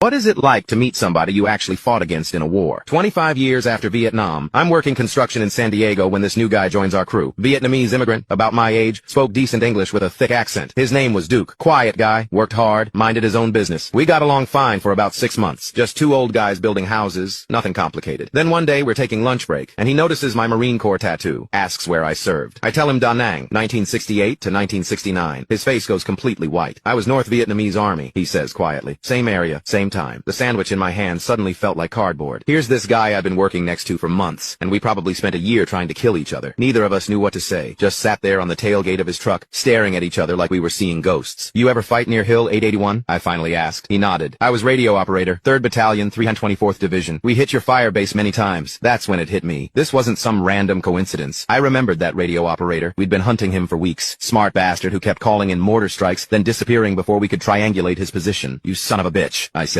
but I was almost laughing. You're the ghost we could never catch. He smiled for the first time since we started talking. You Marines, very persistent. Almost got me twice. We spent the rest of lunch comparing war stories. Same battles, different sides. I told him about losing my best friend Jimmy to a sniper near his position. He told me about My son called CPS on me for abuse because I grounded him for skipping school. They took him away, and he finally got the freedom he wanted. My 16-year-old son Ethan started telling people I was abusive when all I did was try to discipline him. It began small, like when I grounded him for sneaking out. He told his friend's mom I locked him in a room for days. When I took away his phone for failing 3 classes, he told the school counselor I destroyed his property and screamed for hours. They called me in, asked questions, and dismissed it after realizing he was exaggerating. I thought it was over, but it wasn't. Every time I tried to parent him, the stories got worse. I caught him skipping school, and when I refused to let him go out for the weekend, he told his girlfriend's parents I hit him with a belt until he bled. I had never laid a hand on him. I was strict, yes, but not abusive. I set curfews, gave chores, enforced rules, things that used to mean something. But Ethan had learned that if he told the right story to the right person, people listened. The more sympathy he got, the more he pushed it. I used to be the mom who packed lunches and drove him to soccer. Now I was the abusive mother in every whisper around town. Teachers started watching me differently during parent conferences. Neighbors stopped waving. My sister called to ask if everything was okay at home. That one hurt. She helped me raise him after his father died, and now even she doubted me. Ethan sat at the kitchen table one night, scrolling on his phone, calm as could be, while my reputation was falling apart. Why are you doing this? I asked. He shrugged. Maybe if you treated me like an adult, people wouldn't believe it. I felt something in me snap then. Not anger, just the realization that I didn't recognize my son anymore. The next morning, 2 CPS agents showed up at my door. Someone, likely the school, had filed a report after hearing Ethan's latest story. We received information about potential physical abuse, one said, reading from a clipboard. Ethan stood in the doorway behind them, looking almost proud. They asked questions, took pictures of my house, checked for signs of neglect. I answered calmly. There were no bruises, no evidence.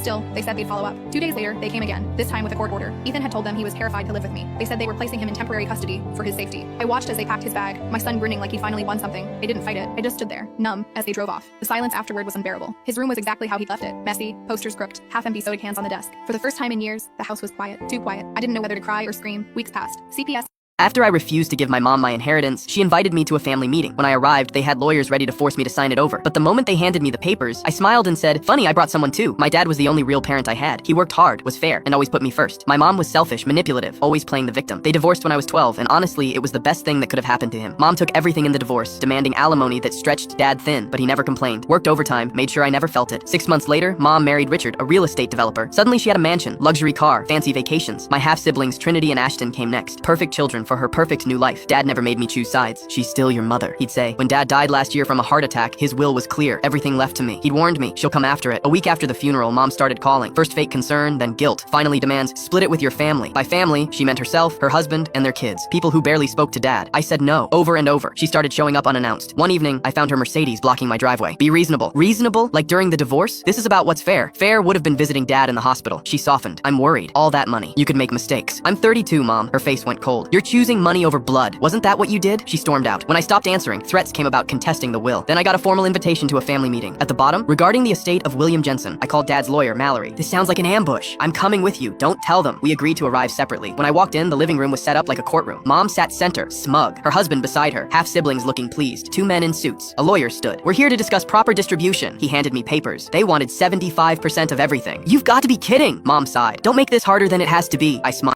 What rule did your teacher break? I was in music class when I felt that familiar tingling in my fingers. I'd been seizure-free for 3 months, but I knew what was coming. Miss Blackwood, I need to get to the nurse, I said, already feeling the electricity building in my brain. I'm about to have a seizure. The substitute teacher rolled her eyes. Oh, please. Every kid suddenly has epilepsy now. It's trendy. No, you don't understand. The tingling was spreading up my arm. I had maybe 2 minutes before I'd lose consciousness. I have a seizure action plan in my file. Sit down. She stood up and walked to my desk, but instead of helping, she leaned over me. You know what my sister did when her daughter claimed to have seizures? She ignored them completely. Within a week, miraculously cured. Emily jumped up and ran toward the emergency button by the door. She's not faking. I've seen her seizures before. The sub blocked her. The only thing seizing is her need for attention. Then she did something I'll never forget. She walked to the door, turned the deadbolt, and dropped the key in her pocket. Nobody leaves until she admits she's faking. This victim complex is destroying your generation. Call 911! Someone yelled, reaching for their phone. Phones! In the box! Now! The sub grabbed the collection box. Or you're all suspended. My vision was starting to blur at the edges. 2 minutes. That's all I had before my brain would misfire completely. The number my neurologist made me memorize. That's when my hated cousin Walsh decided to open his mouth. She used to fake seizures ever since she was little. The sub's face lit up. See? Even her boyfriend knows she's performing. She walked back to the smartboard and pulled up YouTube. You know what really helps with fake seizures? She searched for flashing strobe light 10 hours and hit play. Exposure therapy. If you were really epileptic, I wouldn't do this. But since you're faking, the screen exploded with rapid flashing. White, black, white, black. My brain felt like it was being electrocuted. Emily screamed, turn it off! Photosensitive epilepsy is real. The sub cranked the brightness to max. Psychosomatic reaction. She believes she's seizing, so her body mimics it. That's when David grabbed his head. I guess he had photosensitive epilepsy too, because his whole body went rigid. I can't. The lights. Everyone lost it. Kids were diving under desks, throwing jackets over their heads. Turn it off! Turn it off! Malik was trying to cover my eyes with his hands. Please don't seize. Please don't seize. Ryan ran to the door and started slamming his shoulder into it. Help! Somebody help! The sub laughed. Sit down.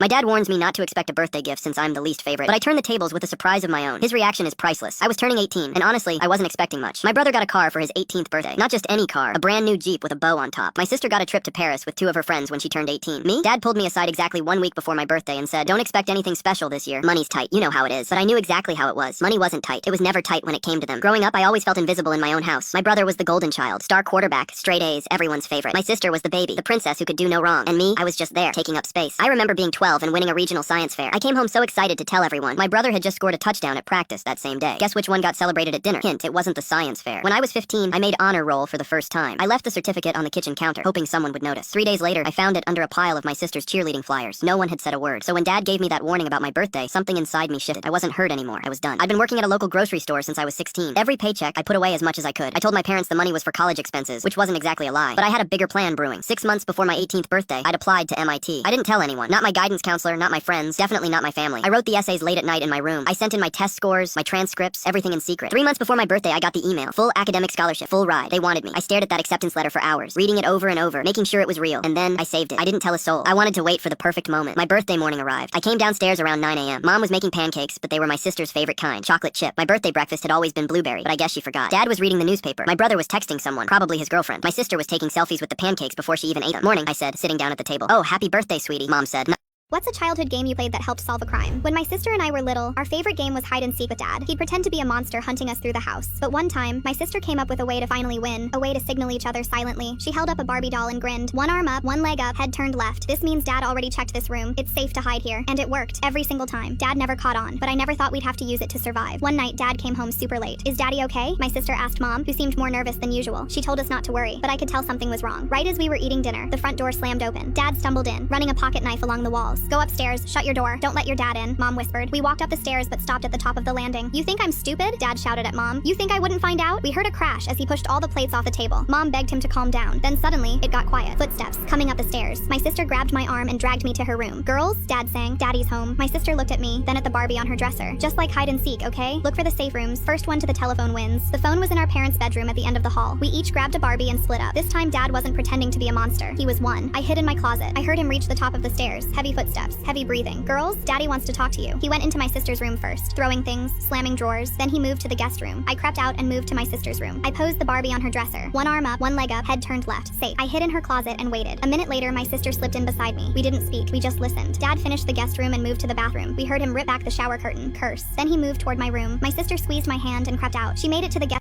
When did you realize that the saying, if they love you, they'll make time for you, is true? My dad had been promising to take me fishing for over a year. Every time I brought it up, he'd say the same thing. When I get a weekend off, buddy. Soon. But weekends came and went. My birthday, too. Eventually, I just stopped asking. I was in 7th grade when my classmate Jake invited me over for the first time. His house was small and cluttered, with toys scattered around and dishes in the sink. But it felt warm somehow. Jake's dad was sitting at the kitchen table when we walked in, still wearing his work uniform from the auto shop. You must be Brady, he said, standing up to shake my hand. Jake's been talking about you all week. We went to Jake's room to play video games, but his old console wasn't working right. His dad came in and sat on the floor with us, messing with the wires until he got it running. Then he made us hot chocolate and sat there cracking jokes while we played. When I mentioned I'd never been fishing, Jake's dad's eyes lit up. We go every Sunday morning. You should come with us. I didn't say anything, but my heart jumped. I'd been begging my dad to take me fishing since I was 10. That night I went home and quietly asked my dad again, "Can we go fishing this Sunday? Just for a few hours?" He looked up from his laptop with that familiar tired expression. "I've got quarterly reports due Monday morning. Maybe next weekend, all right? I promise we'll do something soon." I nodded and went to my room. But Sunday morning at 6 a.m., I heard a knock on our door. Jake's dad was standing there in his fishing gear, holding an extra rod. "Ready to catch some fish?" he asked with a big smile. I left a note on the kitchen counter. "Gone fishing with Jake's family. Back by dinner." At the lake, Jake's dad showed me how to bait the hook, how to cast without tangling the line, and how to be patient. We didn't catch much, just a couple small bass, but I felt something I hadn't felt in a long time. I felt important. Jake's dad asked me about school, about what I wanted to do when I grew up, about my favorite movies. He actually listened to my answers. When I told him about the science project I was working on, he got genuinely excited and started giving me ideas. Around noon, we packed up and drove back. The whole ride home, Jake's dad was telling stories about when he was a kid, making us laugh until our sides hurt. When I got home that evening, my dad was in his office, still working on those reports. He looked up when I walked in. "How was fishing?" he asked. "It was amazing," I said. "We caught 2 bass and Jake's dad taught me how to tie different knots." My dad nodded. "That's great, buddy. I'm glad you had fun." There was this weird silence for a moment. Then he said, "You went with them? To the lake?" I shrugged. "Yeah, it was only a 30-minute drive." My dad's face changed. He closed his laptop and really looked at me for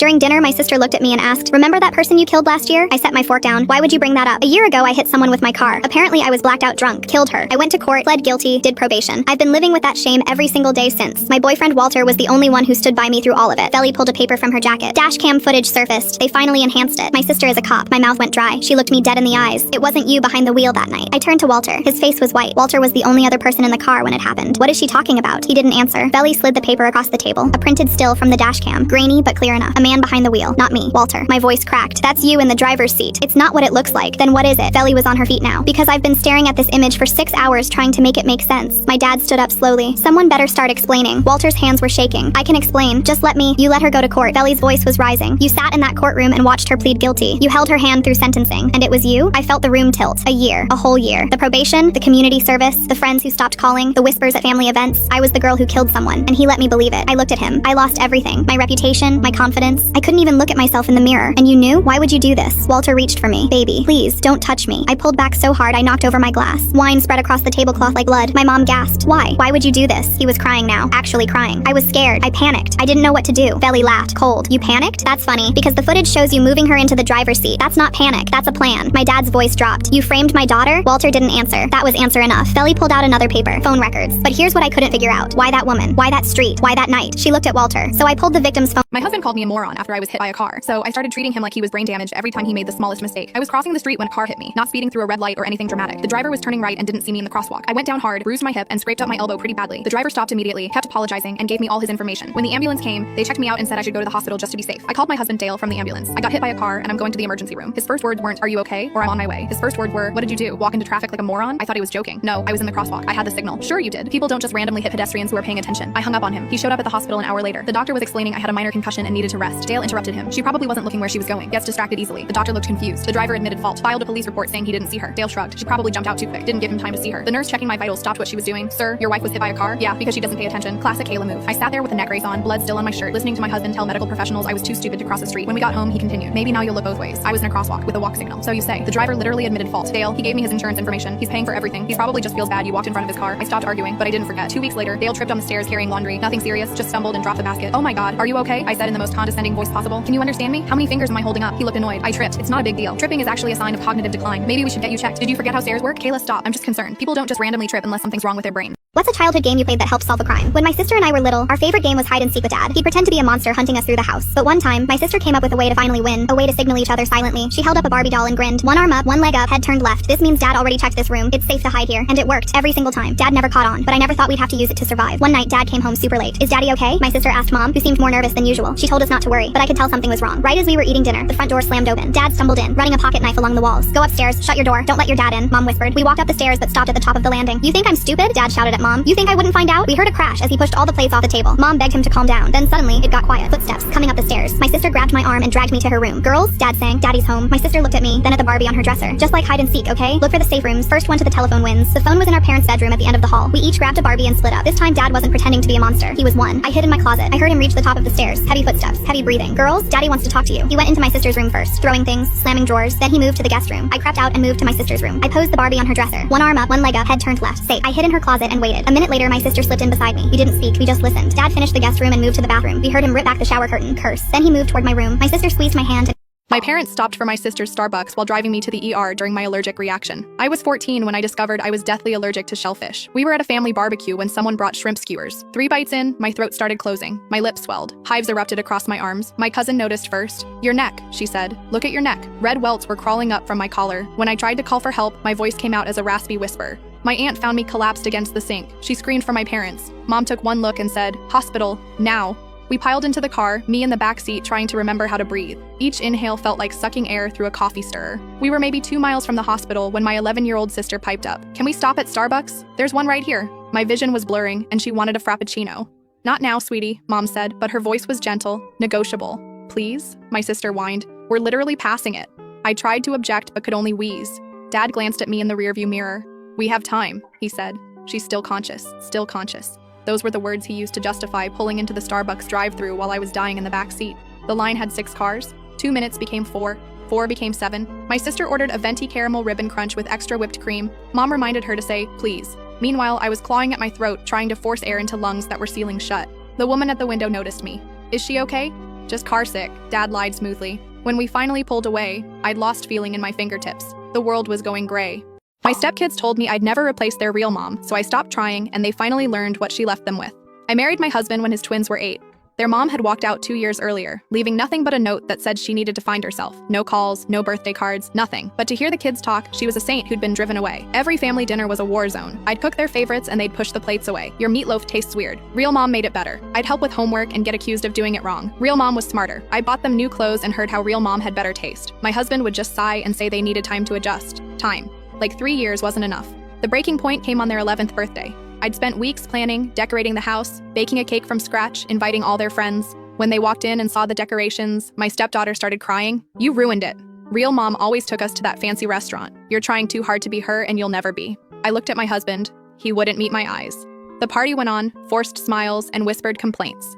That night, after everyone left, I made a decision. If I'd never be their real mom, I'd stop pretending to be any kind of mom at all. The next morning, I moved my things to the guest room. I stopped cooking family dinners and made meals for just myself. They could fend for themselves or their dad could handle it. I stopped doing their laundry, stopped helping with homework, stopped driving them to activities, stopped buying them things. I became a polite roommate in my own house. My husband was furious. You're acting like a child. They're kids. They don't know better. But I was done. Your kids made it clear I'm not their mother, so I'm not going to act like one. You wanted a wife, you got one. You wanted a mom for your kids, you should have married someone they'd actually accept. The first week, they barely noticed. By week 2, the complaints started. There's no food in the house. Why isn't my uniform clean? I need a ride to soccer practice. I'd smile politely. Ask your dad. I handed someone the worst news of their life, and it's the nicest thing I've ever done. I deliver lawsuit papers for a law firm. When someone doesn't want to be found, they call me. I've never failed to deliver, not once. 3 weeks ago, we got a new client. Some guy in a sports car wanted to sue someone over a car accident. Standard work, I thought. Then I did my research. The person I had to serve was a 22-year-old girl. No savings, no family, working 2 jobs while putting herself through school. Her mother died when she was 6. Her father went to prison when she was 12. She bounced through 7 foster homes before aging out of the system at 18 with nothing but a garbage bag of clothes. Right now, she's living rent to rent, and this lawsuit will be the last push needed to make her her homeless. Every time life knocked her down, she got back up. And now some guy in a car worth more than most people's houses wanted to take whatever she had left. I pulled the police report and immediately saw red flags. It said the rich guy had been following her on a residential street, honking and yelling because she was riding her bike, and the firm's client swore she was in the way. When she ignored him, he sped ahead and cut her off. Her bike had no brakes, and she slammed into his car at full speed. He walked away with a dent in his bumper. She shattered her arm. Now he was suing her for damage to his car. The report clearly didn't have the full story. I hated this guy and everything he stood for. My job is great because I get to help ruin people like him. However, this time around things seemed to be going differently. The firm had already cashed his check, and I had a job to do. I dressed down for this one. Jeans, plain jacket, nothing fancy. The girl lived in a gated apartment complex with a broken intercom. I called her cell and said, "Hi, you have a delivery at the front." When she walked out, she was smiling. Not the polite kind you give a stranger. A real smile, like she was genuinely happy to see a random person on a Tuesday afternoon. I told her I wasn't really a delivery guy and broke the news as to why I was actually there. Her face fell. She didn't yell, didn't cry, just stood there nodding slowly like she'd been expecting life to punch her again eventually. Then the words started spilling out.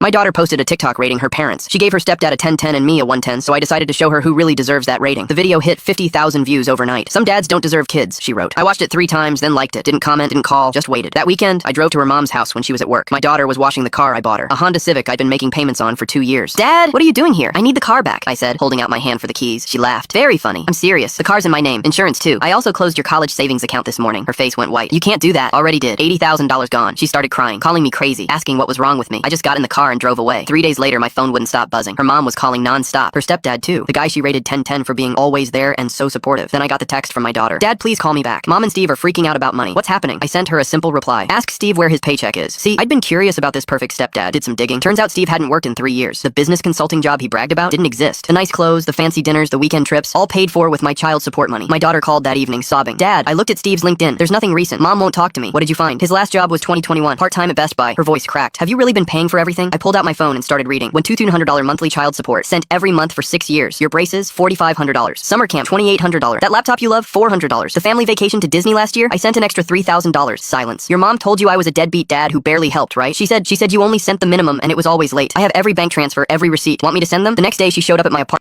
My mother-in-law said I looked tired without makeup, so I showed up to her birthday party in full glam. So my mother-in-law Rachel has this thing where she makes these little comments that sound nice but actually feel like tiny slaps. Like when I'd come over after work, she'd be like, "Oh honey, you look so tired today. Maybe some concealer?" Or, "You have such potential, you just need to put a little effort in." I usually just brushed it off because my husband Dave would tell me she means well. But last month was the breaking point. We went to dinner at their house, and I had just worked a 12-hour shift at the hospital. I'm a nurse, so I'm literally saving lives, but I show up looking human instead of like an Instagram filter. Rachel opens the door, looks me up and down and goes, "Oh sweetie, you look absolutely exhausted. Maybe next time you could put on some mascara? It really brightens the whole face." Then she turns to Dave and says, "Your poor husband has to look at this every day." I felt my face get hot, but Dave just laughed it off like always. During dinner, she kept making comments about how her friend Linda's daughter-in-law always looks so put together and how important it is for wives to maintain themselves. I excused myself to the bathroom and just stared at my reflection, wondering if I really looked that bad. That night, I told Dave how his mom's comments were bothering me. He said I was being sensitive and that she just wants me to feel confident. I realized he was never going to defend me, so I started planning my revenge. Rachel's 65th birthday party was coming up in 2 weeks. She'd been planning this huge backyard celebration for months, inviting all her church friends and neighbors. She kept emphasizing how it was going to be a casual afternoon gathering, and telling everyone to just come as you are, nothing fancy. I spent the next 2 weeks getting ready. I booked appointments at the fanciest salon in town, got my hair professionally styled in these big Hollywood.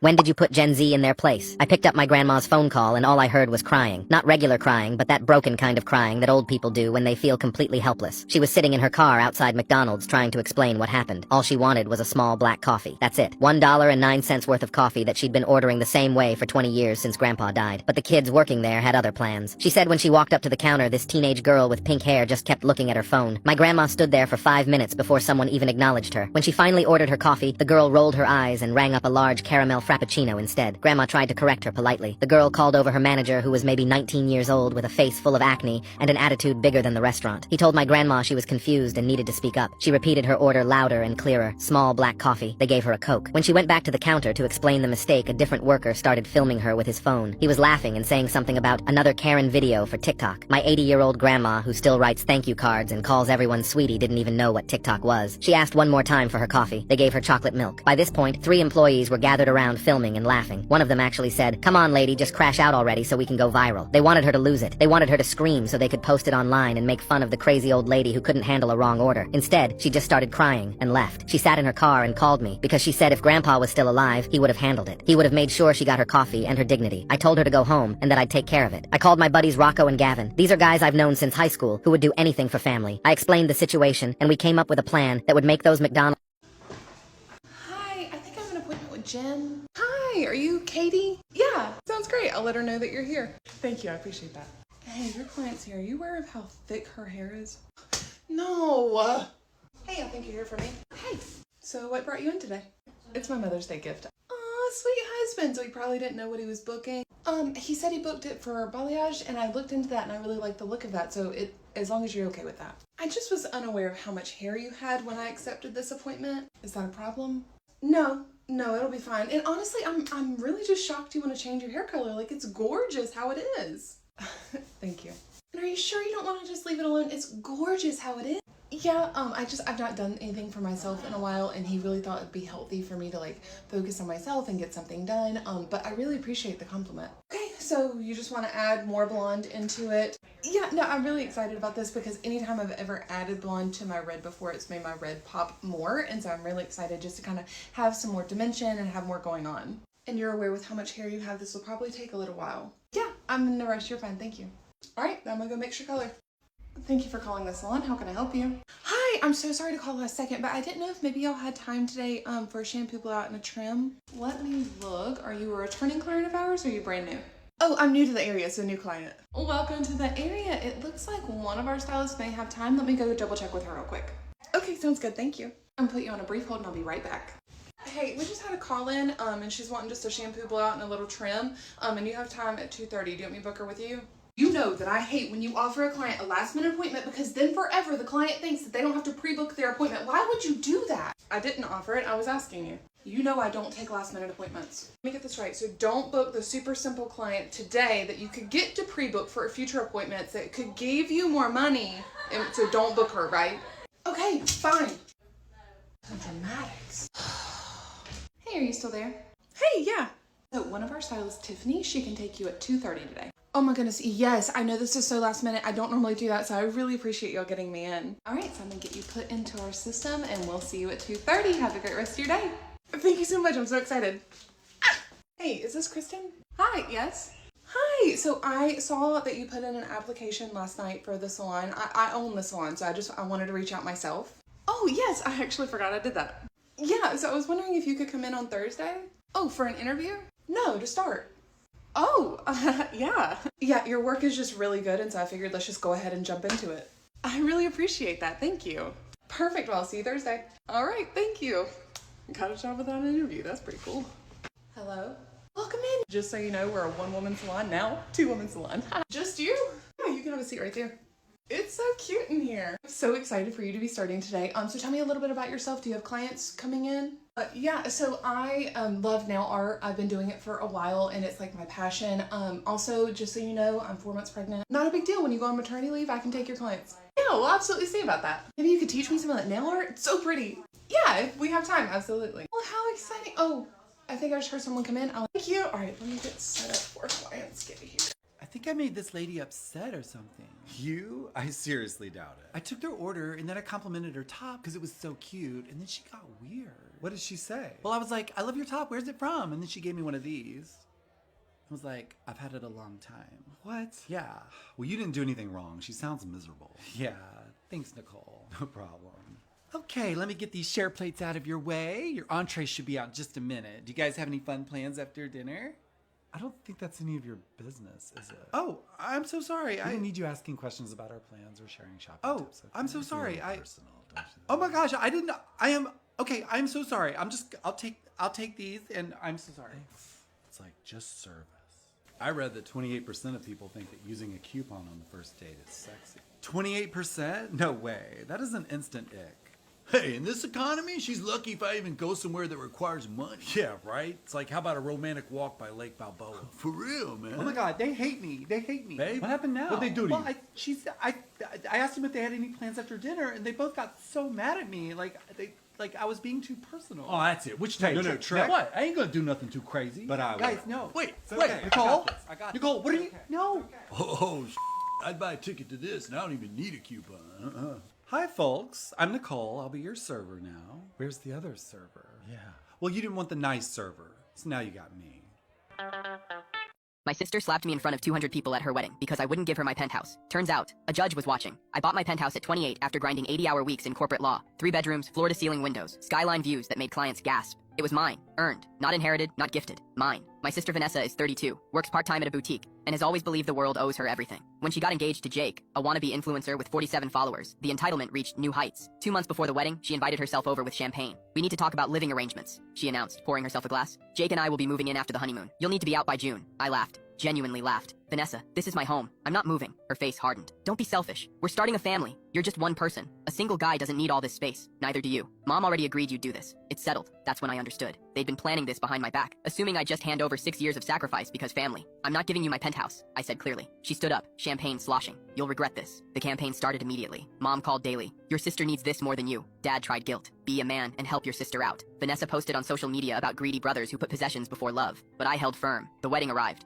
St. Catherine's Cathedral, 200 guests, ice sculptures, the works. I wore my best suit, brought an expensive gift, played the dutiful brother. During cocktail hour, Vanessa cornered me by the champagne fountain. Last chance, she hissed. Sign over the penthouse, or I'll make sure everyone knows what kind of person you really are. Vanessa, enjoy your wedding. Stop this. Her eyes went cold. You're about to be very sorry. I should have left right then. But I'd paid for my suit, bought their gift, taken the day off work. I wasn't letting her chase me away from a family event. During the reception, after the first dance, Vanessa grabbed the microphone. My stomach dropped. Jake stood beside her with this smug expression, phone already recording. I want to take a moment to thank everyone.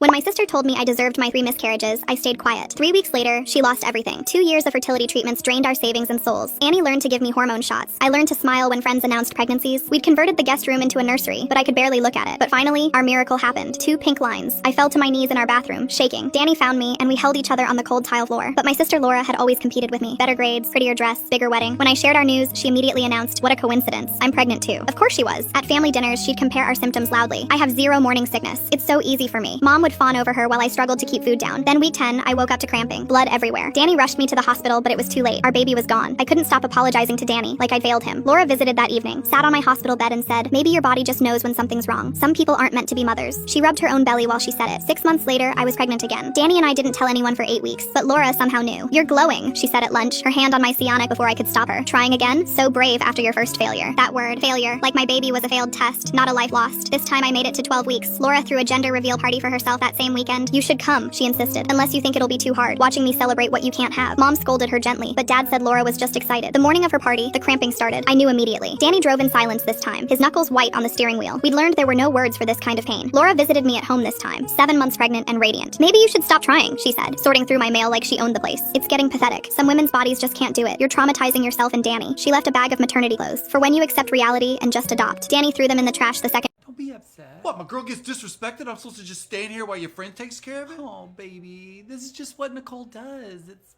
part of her job. It's her life's purpose, really.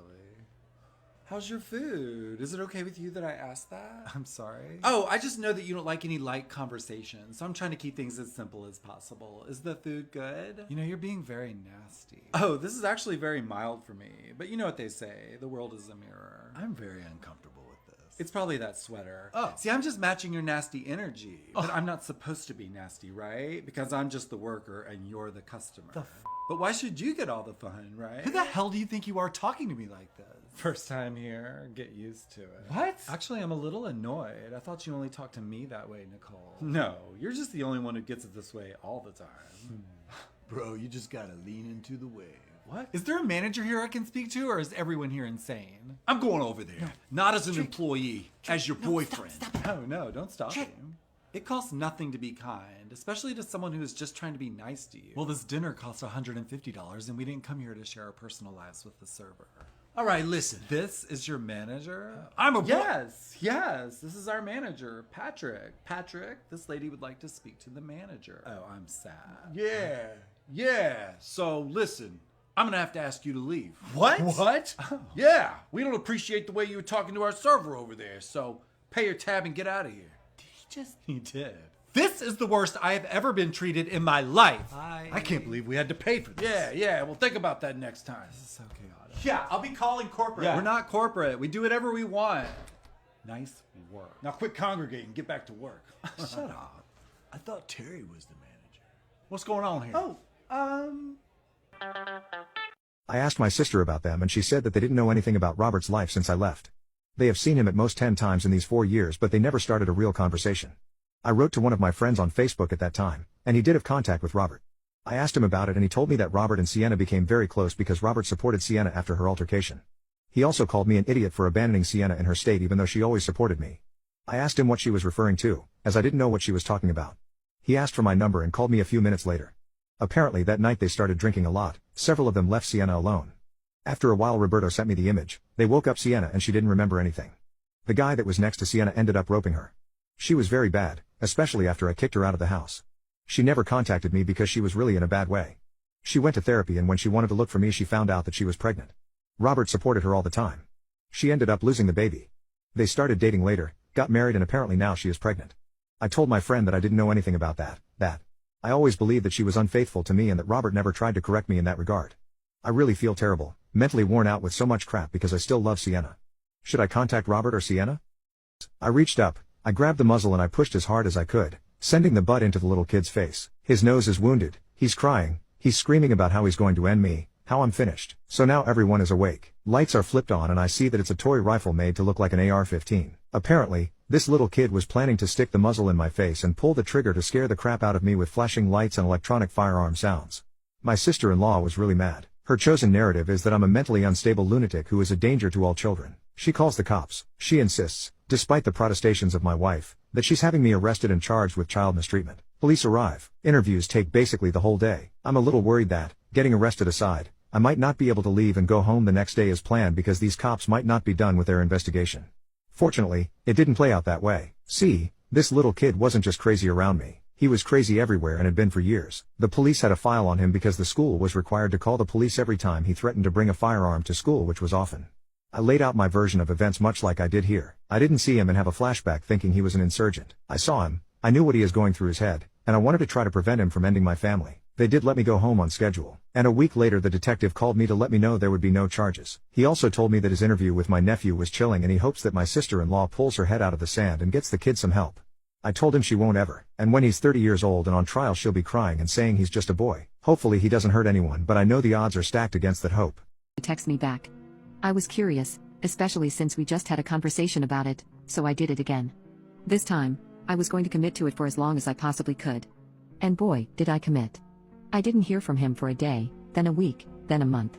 At this point, our relationship was over. In my eyes, he couldn't even text his girlfriend, but he could post pics fishing with the boys on his story. Eventually the holidays came and went. Our first anniversary passed by, and I had gotten over him completely. Eventually, it was the 1-year mark of when I decided to not initiate a conversation with him. I felt sad, disappointed and annoyed. It was frustrating that a good relationship had been thrown out of the window. In an effort to make myself feel better, I decided to grab some ice cream. I walked into the grocery store and was suddenly face to face with him. He turned to me with a huge smile on his face and came in for a hug. Hey babe. How are you? I haven't seen you in a while. My jaw dropped. I was in complete and utter shock. He just called me babe, I thought. Then he began chatting as if nothing ever happened. As if a year hadn't passed since we last spoke to each other. I told my grandma about you. She wants to meet soon. I reached into the freezer and grabbed the ice cream I wanted, then I left. I couldn't believe what had just happened.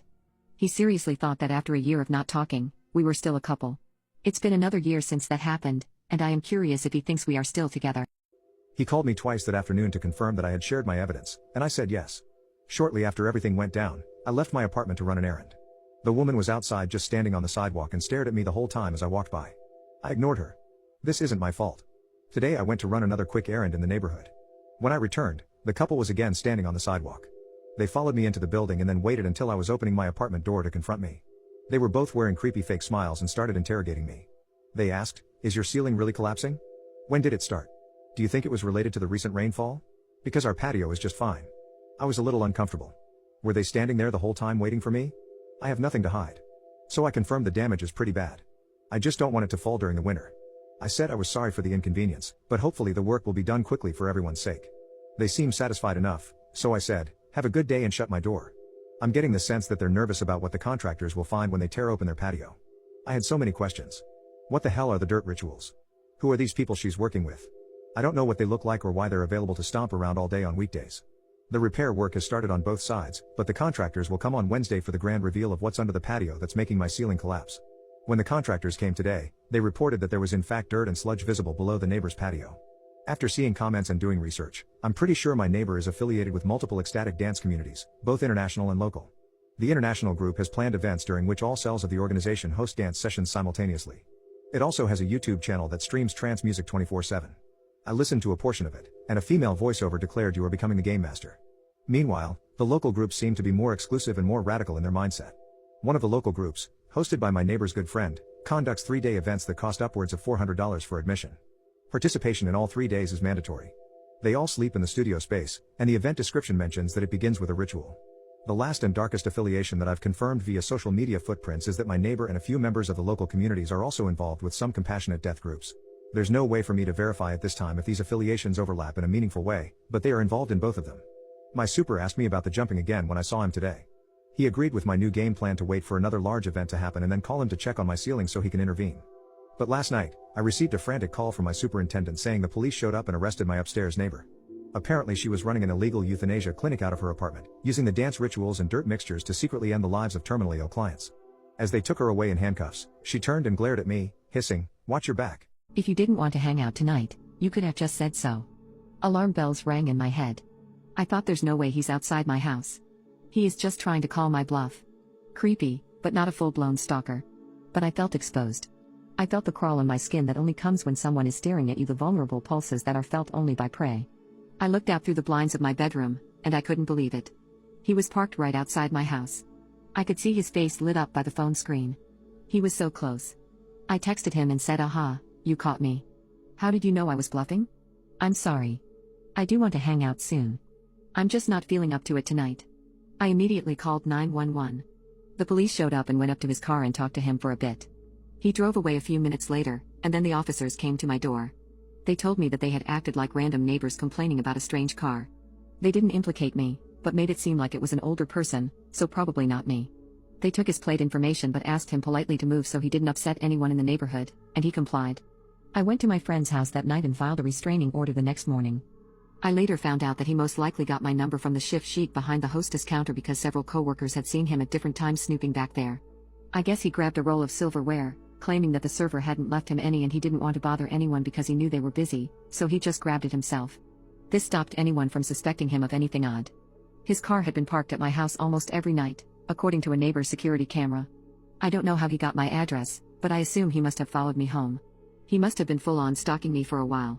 He did come into my work a day or two later for lunch, acting like everything was normal. I immediately went and got my manager, and she informed him that he had a restraining order against him preventing him from eating there because he would be in violation of it. I had already changed my phone number, so I don't know if he tried to text me. I didn't sleep at my house for weeks, but I never saw him again after that. I give her a wink and tilt my head, motioning her to leave. "You know what, I think I better let you do this," she says as she's leaving. I look at the two guys. They are absolutely stunned at the fallen piles of pennies. Yeah, I'm going to have to count all of this again. I started from zero. I counted slower than ever and made my way back up. The duo is entirely silent. I get to about $7 when suddenly I say, "Drats. I lost count. I better start all over again." "Really? Why?" One of them mustered up the courage to say, "I lost count, sir. I could be in trouble if my register doesn't have the right amount of cash, and I don't want to rip you off." They were silent. It's about an hour later. My manager walks past and looks at me. I smile at him, and he looks at the counter. He walks away without a word. I eventually counted all the change and surprisingly they had only $19. I think that this is $19. The duo has been dead silent. They look done for the night. Without a word, the ringleader whips out a $5 bill. I say, "Seriously? You had cash?" I needed to get rid of my change. He replies with a grin. "Okay." I say, "No problem. I'll just recount this again. I want to make sure that this is $19 since I counted $18 the first time." "Are you kidding me?" I shake my head no, completely serious. He takes out a $20 bill straight out of his pocket and throws it at me. My coworker gives me the biggest what the F face. Internally, I die as well, because they were smart enough to have a backup plan. And the fact that he was touching his cash in his pocket the entire time kinda messed with me. I took the cash, did the transaction, gave him his change, thanked him, and wished him a good night. The two started to put their pennies back in the Ziploc bags and I didn't help them at all. I watched them just as they watched me. Lots of pennies dropped to the floor, but they didn't care to pick them up. It looked like their souls were sucked out of them. It was past midnight and I clocked out way past when I was supposed to. A lot of my coworkers gave me a thumbs up or told me good night. Even my manager told me good job, the only 2 words he ever said to me. Went to bed at the dorms after such a great petty penny night and crashed. Strange to say, but I'd love to count pennies again. She'd also done such an excellent job of portraying me as an evil monster and claiming she was in such fear for her life for me that the court only granted my release on condition that I will be fitted with an electronic ankle bracelet that would monitor my movement and make sure I stayed away from my own home, and my wife. My friends did all they could to help me, but the winter of 2017-18 was the worst time of my life. I had to plug the ankle bracelet in every night for 2 hours to charge it. Half the time I never knew where I'd be staying that night, and because my 2 best friends lived very close to where my wife and I had lived, I was unable to stay with them for fear of setting the ankle bracelet off, although I would have been more than welcome at either of their homes. I wound up spending more than a few nights at the local homeless shelter, which was only a slight improvement over the prison. Aside from my bail, I was forced to shell out a ton of dough for an attorney, which was really pretty pointless when all was said and done. Because eventually, I had to plead out. Because, although there was absolutely no physical evidence that I had assaulted my wife, no photos of bruises, black eyes, or anything even remotely like that, my lawyer told me, "Christopher, you have a good case and I'm ready to go to trial with you on this. But, as you're paying me to protect your best interests, I must tell you that, if your wife is willing to get up on the witness stand and lie like a trooper and cry and pull all the stops out, this whole thing could go south on you. If the jury believes her story, of course, they'll bring in a guilty verdict. And if that happens, I may be able to avoid jail time for you, but maybe not. Domestic violence is taken very seriously here in Massachusetts, and you could well wind up doing 6 months or more if found guilty. I'm willing to do whatever you want, but it might be in your best interest to just plead out, avoid jail time and walk away from this whole miserable mess. I know you're innocent, but it might be the best course of action for you. What would you have done?" So as I said, I did indeed end up pleading out. Jail was so hideous I wasn't even willing to risk a possible return to it, even if the chance of that happening was 50-50 or less. Who knows what a jury may do or believe. And am now a convicted felon. Aside from the $5,000 I paid for my lawyer, I must shell out another $2,000 for anti-domestic violence classes, which nonsense I must sit through every Tuesday night for 2 hours for the next 38 weeks, and I'm also doing community service at a local food bank to pay for some of my court costs and probation fees. But there are other court costs that cannot be worked off by community service and must be paid out of pocket. These will come to about another $350.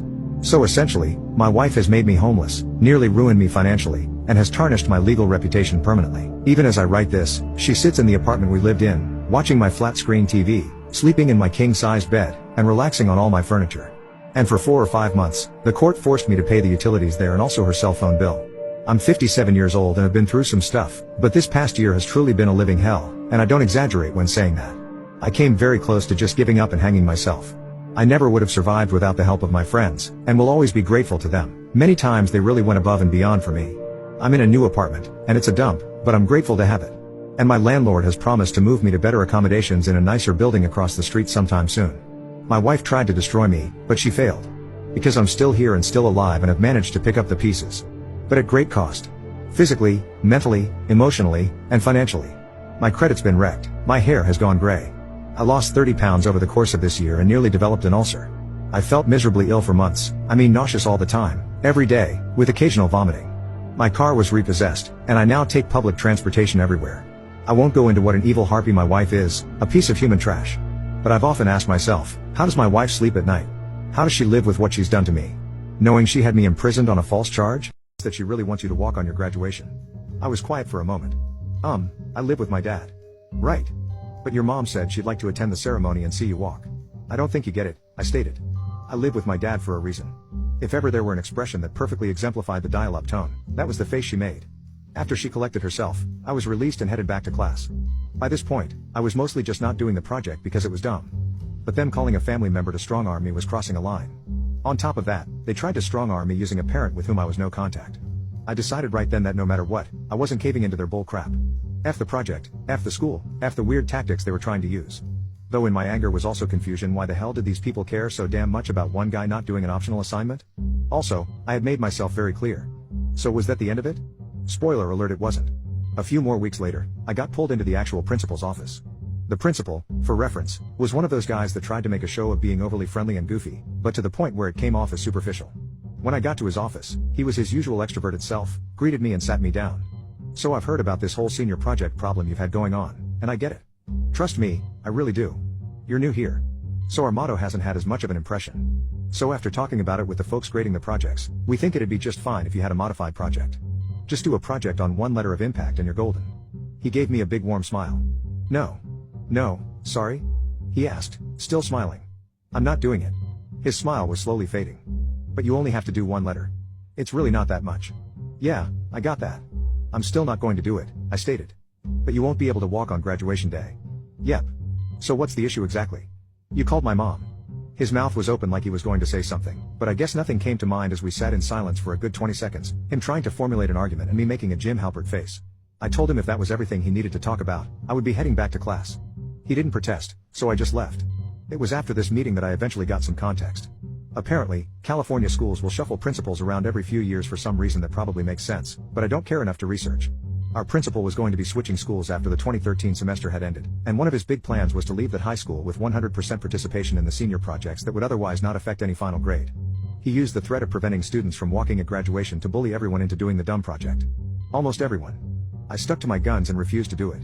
And sure enough, after the deadline had passed, they made a big deal about how happy they were that 99.6% of students completed their senior projects even though they were hoping for 100%. And the absolute dumbest part about this stupid exercise after everything was said and done, I was called in one last time to the VP office. She told me that despite my refusal to do the senior project, they were still going to let me walk and gave me 5 tickets for friends and family. I laughed, walked out without the tickets, and didn't attend my own graduation.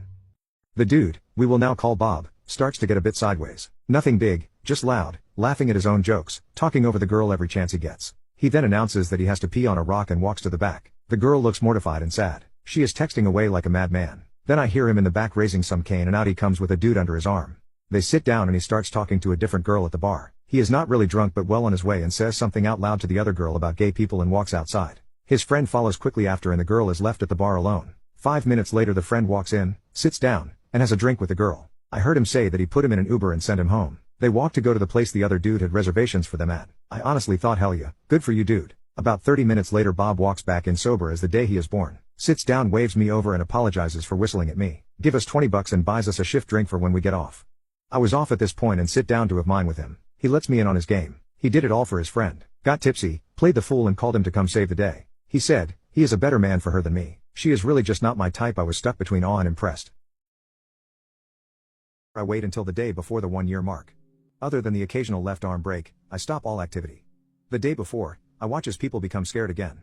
Then, at exactly 4 p.m., I kill all of the world leaders, front ministers, and the Pope. Everyone wonders what worse I will do on the next day. Step 5, the day of the 1-year mark. Countries are in defensive position. Media is in hysterics. Civilians are unable to remain calm. 4 p.m. approaches, and I hack every computer. So everyone is watching me as I stand on the White House's roof and speak, holding a golden star button. I say, well, hello again, Earth.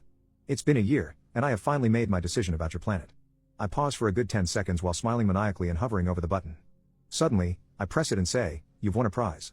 Meet your new leader. I then disappear, and the White House is covered in golden star stickers. I wait another week and kill anyone who tries to enter a prime minister position. Step 6, 1 week later, I bring about the next major step in my plan. I collect the world's smartest people and force them to work for me. Of course, I give them astounding living conditions to make them feel more inclined to work. I have them create immortality. After I gain immortality, I kill the scientists. Step 7, wait. I wait for everyone to mostly forget me to the point where some are uncertain of my existence. Many years pass and I still make sure there's no global destruction or mass death. But overall, I stay hidden. Step 8, the reveal.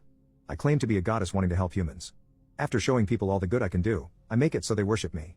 I have everyone advance space travel and invent ways for me to obtain godlike powers. I become a literal god that can create and destroy whatever, whenever. But what about when I get tired of living? What if I want to die? Eternal sleep. 2 months later we were blessed with our beautiful baby boy. He came out perfect, and we named him just as we'd intended. Lo and behold, the same day Destiny called us screaming that we had copied her son's name. I pointed out she was the real copycat since she had no familial ties to the name and we did. Anyone who looked at our family trees would see that. For months we were bombarded with messages and emails from my wife's side of the family. Half were on our side after finding out the whole story, the other half were not. Destiny's baby daddy did stay true to his word, and showed up at my door one day to make me sorry. I'm not sure what his plan was. I pretty much towered over him. I'm 6 feet 1 inch and well built from regular exercise and 3 trips to the gym a week. He on the other hand was very skinny, and about 5 feet 6 inches with a baby face that was poorly hidden by a slim beard. I told him my house had cameras, and to get off my property and never come back. He yelled a few obscenities at me then drove off in his beat up old car. Destiny and her mother called us from different numbers to yell at me for making her baby daddy feel emasculated. I didn't even threaten the man. I just told him to leave and not come back. If he didn't want to feel emasculated, he shouldn't have come banging on my door. Then they tried to bring up the issue of the baby name again and demanded we change our son's name as he's so young. So there's still plenty of time to do it. We held our ground and told them that they were crazy. Destiny didn't even name her son out of love, but out of spite just to try and stick it to my wife for no good reason. Then my wife called them both out on the way she was treated growing up, how Destiny and her mother had always been, and how she was glad to leave them far behind. She wants nothing from them, and they won't have anything from us. Destiny ended up crying, and we hung up the phone. A few days later, Destiny called us again to bitterly tell us we'd won. She and her baby daddy got in a huge fight and he had left. He was apparently very sore that she didn't let him give their son a middle name from his family. He also wanted his son to be named after him, not some guy he wasn't even related to. Destiny finally caved and they got the boy's birth certificate reissued with a completely new name. This cost her around $500. She tried demanding we compensate her for her name change, but we laughed and said this would have never happened if she hadn't stolen our baby name to begin with. We didn't owe her anything. Since then we've been no contact with Destiny and her mother for a while now. On the other hand, my wife's father comes around often to visit. He was divorced from her mother for obvious reasons, and loves his grandson very much. Some of our other relatives still try to guilt us into feeling bad for Destiny, but I hesitated but agreed, in one condition. I told her I had to bring my wife. She became furious on the phone, and called me a liar and manipulator. But she still insisted on meeting me without my wife, so I told her I would meet her in a public place. When we met, I started the conversation with "Hi, how have you been?" She told me she had a 4-year-old son, but got separated from her partner. She also told me that she went back to our province for me, and when she found out I was married with a family, she was shocked because I promised her that I'd wait for her. I was stunned with the audacity, as she stuttered, trying to control her crying. I stopped her, and told her while gritting my teeth, "Thank you for coming back for me. But, you can't just come back in my life after 10 years, after abandoning me, and having a son and other relationships." I told her to never contact me again. I stood up, thanked the staffs in the stall, eyes red from my emotions, and went to my wife and daughter in another restaurant. When I got home, I told my wife the story, and she hugged me. I am very thankful with everything I have right now. That ex may be my first love, but my wife is my greatest.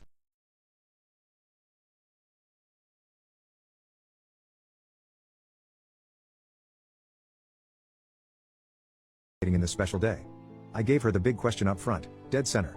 Will you make me the happiest man in the world and marry me? There was no hesitation on that face. I was barely even able to finish the sentence until she spat out an instant no. Everyone was in shock for 30s for her to laugh and say she was joking.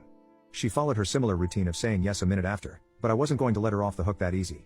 Slowly, a smile spread across my face. "No," I said loudly and clearly. Molly's face scrunched in confusion. "No?" she repeated. "That's right. No," I said. I stood up tall and went on. "No, I will not marry someone who disrespects me. No, I will not tie myself to someone who thinks my feelings are a joke. And no, I will not spend my life with someone who humiliates me in front of everyone we love." Molly's eyes went wide with shock. Our friends murmured, realizing what I was doing. "So no, Molly, I will not be proposing to you again. You had your chance and you blew it with your cruel idea of a prank. This relationship is over." I snapped the ring box shut, handed it to my best man, and walked out with my head held high. She learned the hard way that sometimes no really means no. My aunt then told them off for acting that way when I'd done nothing wrong. They picked up all the money they'd thrown at me and gave a pretty forced apology. My aunt said that she'd be severely disappointed in them if they let this situation repeat. And before she left, my aunt offered for me to hide my money at her house in a lockbox she had. I took her up on that and started keeping my savings over there. My brother ended up ransacking my room 2 more times looking for money, but I was keeping every cent I had at my aunt's house. My parents actually asked me where I'd hidden it, and I refused to tell. Then I asked why they wanted to know so badly anyway, and my dad instantly got defensive about it. My mom calmed him down, and they didn't ask again. Since he couldn't find my money in my room, my brother figured I must have hidden it somewhere else. So he started tearing the house apart one room after another. And who was made to clean up the mess? Why, yours truly, of course. My parents started to blame me for the whole situation. But when I asked how I was at fault for not letting my brother steal from me, their only counter was that my brother had special needs. I swear, they used that line with me thousands of times. That was something else I heavily berated my parents for in the family intervention. The final straw came when my brother ransacked our parents' bedroom. My parents had a small suitcase safe that they kept some cash in, and my brother found it. So he locked himself in their room. Then he took the whole safe and started bashing it around on stuff to try and get it open because he couldn't find the keys. By the time my parents were able to get the door open by breaking it open, my brother had destroyed the room. And he never got that safe open. He just sat on the floor clutching it and crying about the money inside it. My dad was so angry that he turned red. And then he actually started yelling at my brother and grounded him, a very rare sight for me to see back then indeed. Then my parents forced my brother to help clean up the mess. After that, my brother never ransacked mine or my parents' rooms looking for money again. But he'd still go rooting around every time he got an idea where my savings might be. So I started acting like I was giving hints by repeatedly going into certain places while he was watching. He ransacked the backyard shed, dug a bunch of holes in the yard and under the back porch, and even ransacked the attic. My parents really hit their breaking point with the attic and grounded my brother again. They never figured out I led him on either. My parents did eventually figure out that I was keeping my money at my aunt's house, and they didn't argue with my reasoning for doing it. But either my brother overheard, or one of them spilled the beans to him because the next time we visited my aunt, my brother tried to hunt for the money. But my aunt yelled at him to stop, and my brother would just sit on the floor and cry. This happened a few times, and my aunt bluntly stated she'd press charges for any damages if my brother ransacked anything, and she also kept a digital camera on hand to record anything if need be.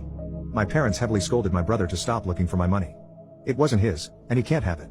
Cue more screaming and crying that he wants it like a 3-year-old, even though he was 7 at the time. Then my brother said he didn't want to go to Auntie's house anymore, so my parents visited less. My aunt visited us a lot more than we visited her anyway. I was pretty much able to keep my money away from my brother until after I moved out. He's never managed to steal cash from me again. His classmates at school were another story. He was caught looking through the backpacks of other kids many times. And he was forced to return stolen stuff, and then sent home. There he'd cry to mom and dad, who then tried to have words with the school, who berated them for letting my brother think what he was doing was okay. They had to teach my brother that it's not okay to go through other people's stuff. I actually heard him say, but I wanted what they had a few times. This excuse got used again when my brother stole an envelope with birthday money from a cousin during their birthday party. He tried to stuff it in his shirt and walk out with it later, but the cousin noticed it was missing. I suspected my brother right away and pointed everyone to him. He ended up crying and thrashing when my dad found the envelope hidden in his shirt. We left that party early. Can't believe I gotta deal with this BS. Well, at least I don't have to sit at the desk all night. So we roll up. Place is pretty packed. Doorman don't look so tough as the chief stalks up to him like a storm cloud spitting lightning and 2 armed Marines flanking him. I am hanging back. Seaman. This the guy with your ID? Yes, Chief. Chief gets up toe to toe with him. Chief is short and wide, but is built like a brick wall. Jim Muscle Doorman takes a step back, but dude has nowhere to go in the little entranceway. Give me his ID now, or I will start looking for it myself. ID is produced and handed to me. Doorman ignores me. Chief pulls the door open, looks at the room, and motions for the Marines to make a hole to the bar, make it wide. They do so, calmly shouting to move people out of the way as the music and talk dies down. Chief grabs a chair, stands on it, then uses his parade ground voice. All active duty military. This site is now on the prohibited list. Hey, your tab and get out. He gets down, walks out with Marines tailing him and half the bar follows them out. Very few are active duty this far from base, but many are reserve or retired. They don't like stuff like this either. Placed one on the list and was still there when I transferred out 6 months or so later. I immediately got there and I saw my oldest daughter arguing with my ex-wife. My oldest daughter shouted at her that she had no idea what she did to me. She told her about how depressed I was and everything I went through. This was kind of surprising because I wanted my daughters to feel secure with me, so I've never told them of my depression and the suffering I went through. Then she told my ex-wife how she felt over the years knowing that her mother left her and that she'll never forgive her. My 13-year-old was crying while that happened, so I hugged and comforted her. But I also didn't want to interfere because if my oldest daughter wanted to tell her mother anything, I was not going to stop her just to protect my ex-wife's feelings. Overall, she never cared about our feelings either. After she was done, she came and hugged me. That's when I told my ex-wife that she should leave us alone once and for all. I warned her that if she ever showed up here again, we would get a restraining order. She left with tears in her eyes. I just hoped that would be it and she'd leave us alone. My daughters had made it very clear they didn't want anything to do with her. Then she appeared again. My younger daughter came home today with a mad look on her face, and when I asked what was wrong, she started to explain. It all started when my younger daughter got out of school today. Usually she just walks home, but this time my ex-wife waited for her at the exit. She tried to ignore her, but she was stubborn and refused to let her go just like that. She offered her a ride home. My daughter refused, but she insisted. She prepared herself for running away, but before she could, my ex-wife made her an offer. She would give her a ride home and would try to explain everything to her, and if she still didn't want to see her again, she'd never show up again. My daughter figured that this could be the best opportunity to get rid of her, so she accepted. Now here comes the interesting part. She wouldn't drive her home exactly, she just drove around town for a while telling her story.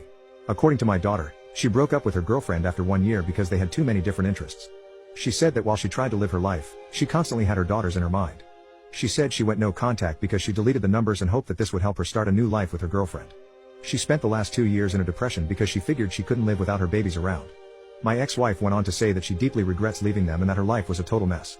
She could understand if my daughters hated her, but she would try to make everything right if they just gave her the chance. Then my daughter asked her what would have happened if her relationship and her life were successful. Silence.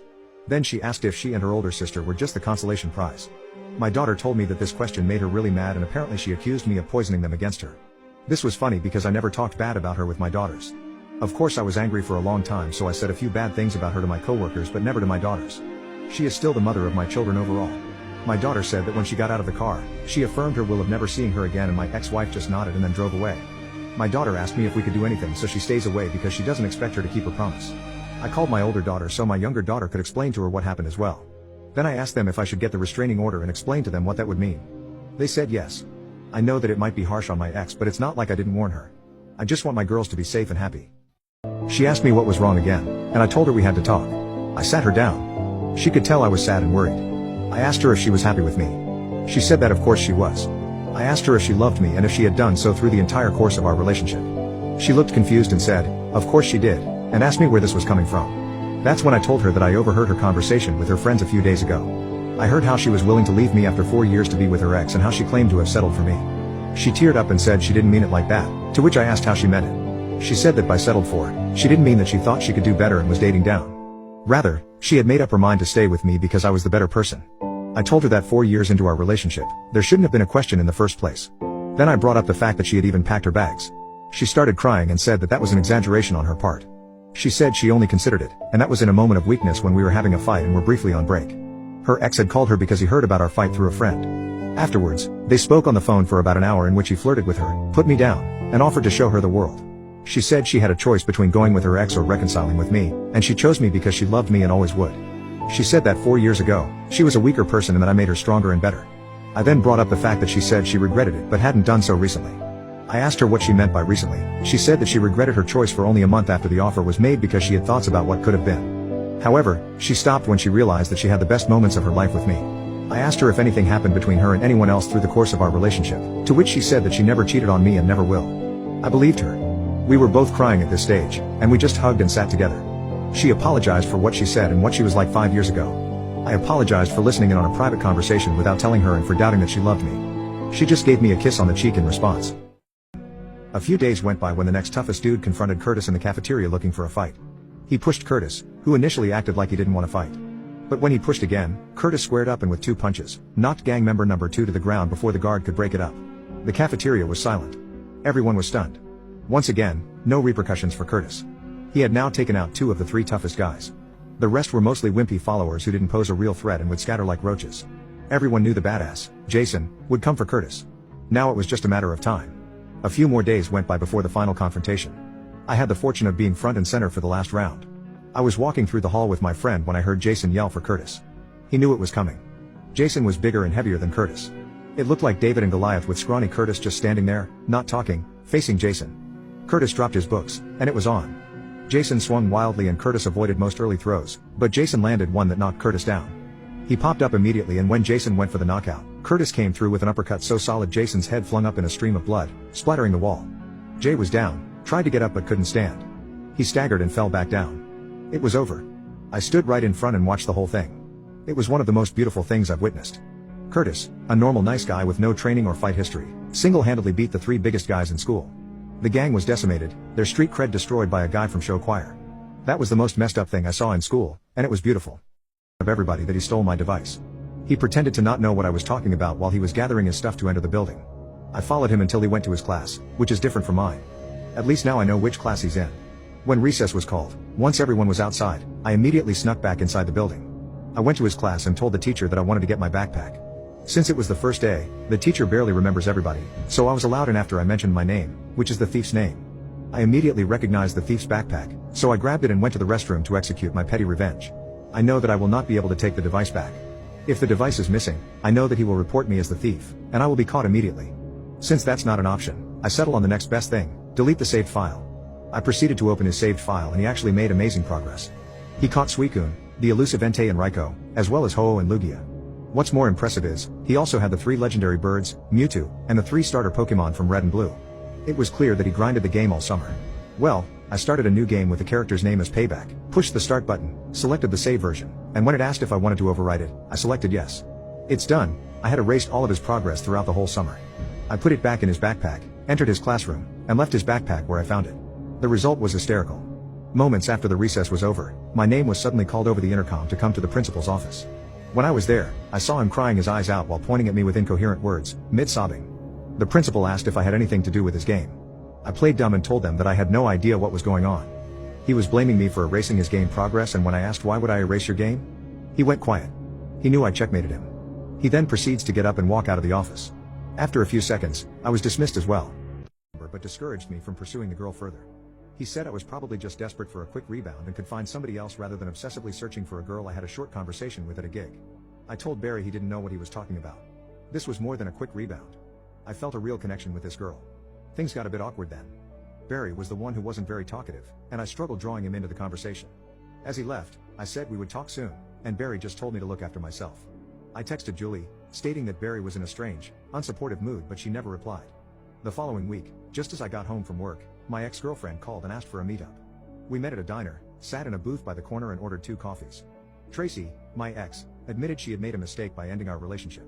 She asked to get back together, and although I felt a flash of hesitation due to lingering hope I held for finding Sarah, I said yes to my ex-girlfriend. We talked through some issues, the reasons for our breakup, and then got back together right there in the diner. She moved her stuff back into my apartment that night. Weeks passed, and I mostly stopped thinking about Sarah. I still thought about her occasionally in passing and wondered what could have been, but the intense longing and heartbreak had stopped. The awkwardness with Barry and Julie also faded. I even had them over for dinner with me and Tracy on more than one occasion. We ate, talked and laughed like the breakup had never happened. One night as we got ready for bed, Tracy asked me if I had hooked up with anyone while we had been broken up or if I had been tempted by anybody. I knew Barry and Julie had not told her anything. They were more my friends than hers, and they would have told me if anything had slipped out about Sarah. I told Tracy I'd only thought about her during our breakup, and she seemed very pleased with my answer. I thought that would be the end of the drama in my life until I ran into Sarah at the same gig venue a few weeks later. I was getting drinks at the bar while Tracy, Barry and Julie sat at a table by the door. Sarah exited the bathroom, saw me and walked straight over. My heart started beating very fast, the same way it had on the night we met. She asked me why I had never called and I said her number had not been saved in my phone. She offered to put the number in again, and I told her I had gotten back together with my girlfriend. She looked across the bar and her eyes landed on the friends I had attended the venue with on the night we first met. She then correctly summarized that the third individual, Tracy, was my girlfriend. Sarah asked me if I was happy with Tracy, and I said I was. I apologized for the unfortunate way things had gone between us. I told her all the ways I had tried to find her after realizing the number wasn't in my phone. Sarah said she had quit the clothes store the day after we met due to its bad management and gone to work in a jewelry store. She then said my actions weren't those of somebody who was still in love with his girlfriend. She said that my actions were those of somebody who wanted to move on and had made a proper connection with somebody else. She told me to take her number again, to call her if I ever changed my mind and realized what I really wanted, so I took it. When I got back to my friends, Tracy asked me who the girl at the bar was and I told her she was a customer who I served at work earlier in the day. Back at our apartment, I sat down in my office, took out my materials and started painting. I did not have any specific vision in mind when I started. I was just putting colors on the palette. As I added pink to the random collage of colors, Tracy walked into the office. She put her hands on my shoulders and said I should really consider giving up painting. She said I was never going to make any money from it. She also said she needed to be honest with me and said I just wasn't very good. I told my girlfriend she was probably right, dumped my progress and put my materials away. I acted like everything was fine, even though on the inside I was undergoing a significant emotional transformation. I was starting to realize that Sarah was right. The following morning, after a sleepless night, I went out on my balcony and called Sarah. I told her that I needed to see her. That was 5 years ago, and we've been together ever since. I got to choose what we were having and I chose Italian since my birthday was the following day. Tim was seriously pissed about having Italian food. Mind you, for the next 2 months the choices were Italian or Chinese, so Mexican was nowhere near the table. Eventually everyone heard a bit of his ramblings and then it hit the ears of the company chairman. They called the heads of every department in and asked about Tim's feeling and how long this had gone on for. I explained how Tim was a quirky guy, but for some reason only liked Mexican food. Next morning there was an announcement that we were no longer having company lunches. This meant no more going home at 2 p.m., and no more lunch for the office. Everyone was pissed.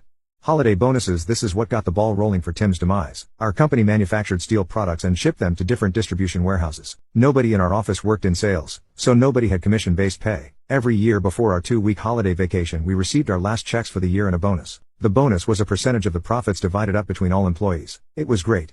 Who doesn't like more money right before the holiday season? Tim, that's who. This particular year had been a bad one for us. Profits were down 10% due to one of our distributors filing bankruptcy. So our bonuses were not as big as before, but they still equated to a paycheck's value. Everyone, other than Tim, was ecstatic they were still receiving bonuses. When Tim opened his check, hell broke loose. I've never seen someone so pissed about a bonus check in my life. First he goes around asking everyone how much they received. We all received the same amount, but nobody wanted to show him their check. Then he tries to talk to his desk mates about receiving less than last year, and this is where it goes downhill. Everyone he asks tells him they received more than last year's amount. You can see where this is going now. After everyone's gone for the day and a few of us stay to clean up the holiday party mess, Tim rushes the company owner and lays it into him on why he received a lower bonus, that he feels undervalued. He should be asking for a raise. We can hear him yell through a closed window to the outside. The holidays pass and Tim is as happy as ever. All department heads get called into what seemed like a normal Monday after the holidays meeting, and we're told the yearly bonus structure will no longer continue at our branch. Everybody knew why. A month later Jesse finally got him fired after bringing light to several sexual harassment instances revolving around Tim.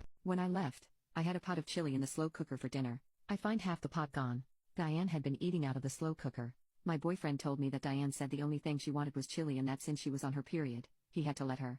He listened to her. There wasn't enough to feed everyone now. We send the kids to bed at 8 p.m. She comes out at 9, telling her father that she needed ice cream or she was going to snap. He originally said no. She started tweaking out and crying, screaming.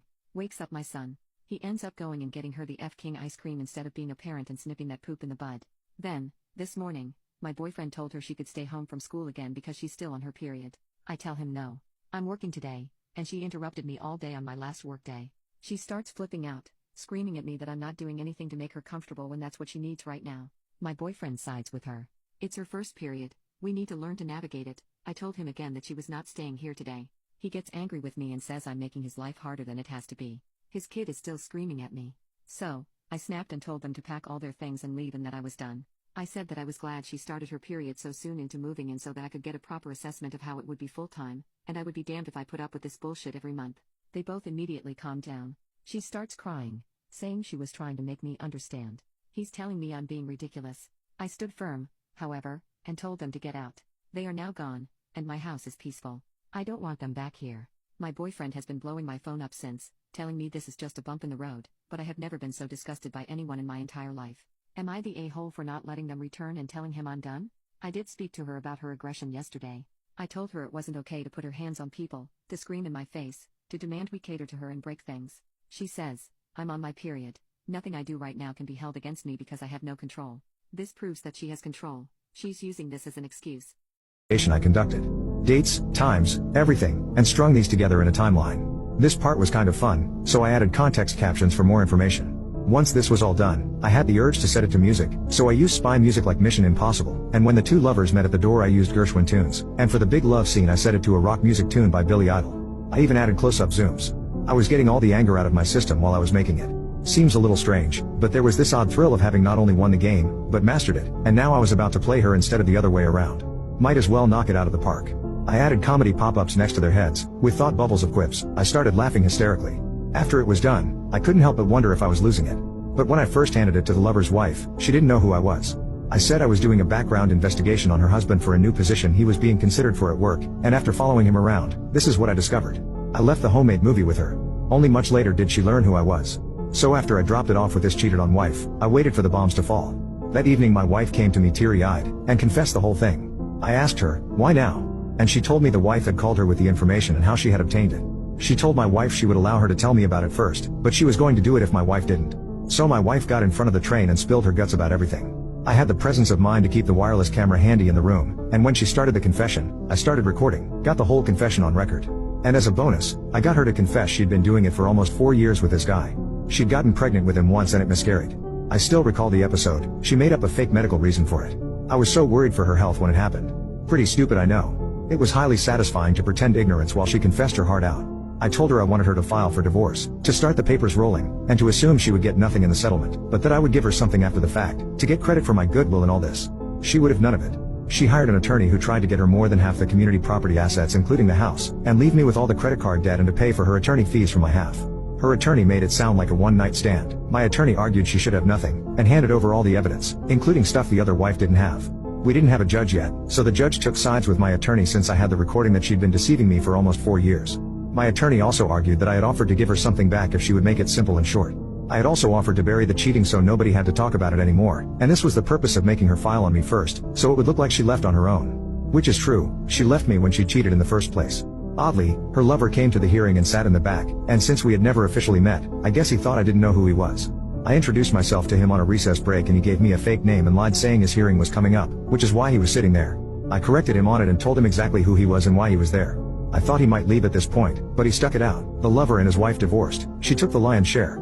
Sometime later they happened to be in a supermarket and were trading a superficial greeting when I walked past them into the store. I didn't see them standing there, but I saw her in the store right after, but didn't say anything. She cornered me alone in the dairy section and said, "You dropped off some valuable information with me not too long ago." I acknowledged, and we traded some "how have you been" statements back and forth until she said, "You're the husband." Busted. So I confessed to who I was. She thanked me for my self-control and that I patiently gathered proper evidence and got it to stick. I got a call from my ex that evening. She found out the hand I played in this whole situation, and she was batshit crazy about it. Clearly the other couple did the math and figured out who I was. The lover had called my ex and told her of this. Until that moment, all of them believed the original cover story, that a work-related investigator had handed over his findings. I told my ex-wife, so what? You came to me and confessed. I didn't have to play bad cop and pound a table and rake you over the coals. The writing was on the wall, and it was time to confess. And you knew it. She said, no, if I had known, I would not have confessed. Exactly. I got what I wanted, in the only way I could have gotten it. And frankly, I had a blast doing it. For any of you who plan to confront your wife, don't do it in real time as she flirts or commits acts of suspicion of infidelity.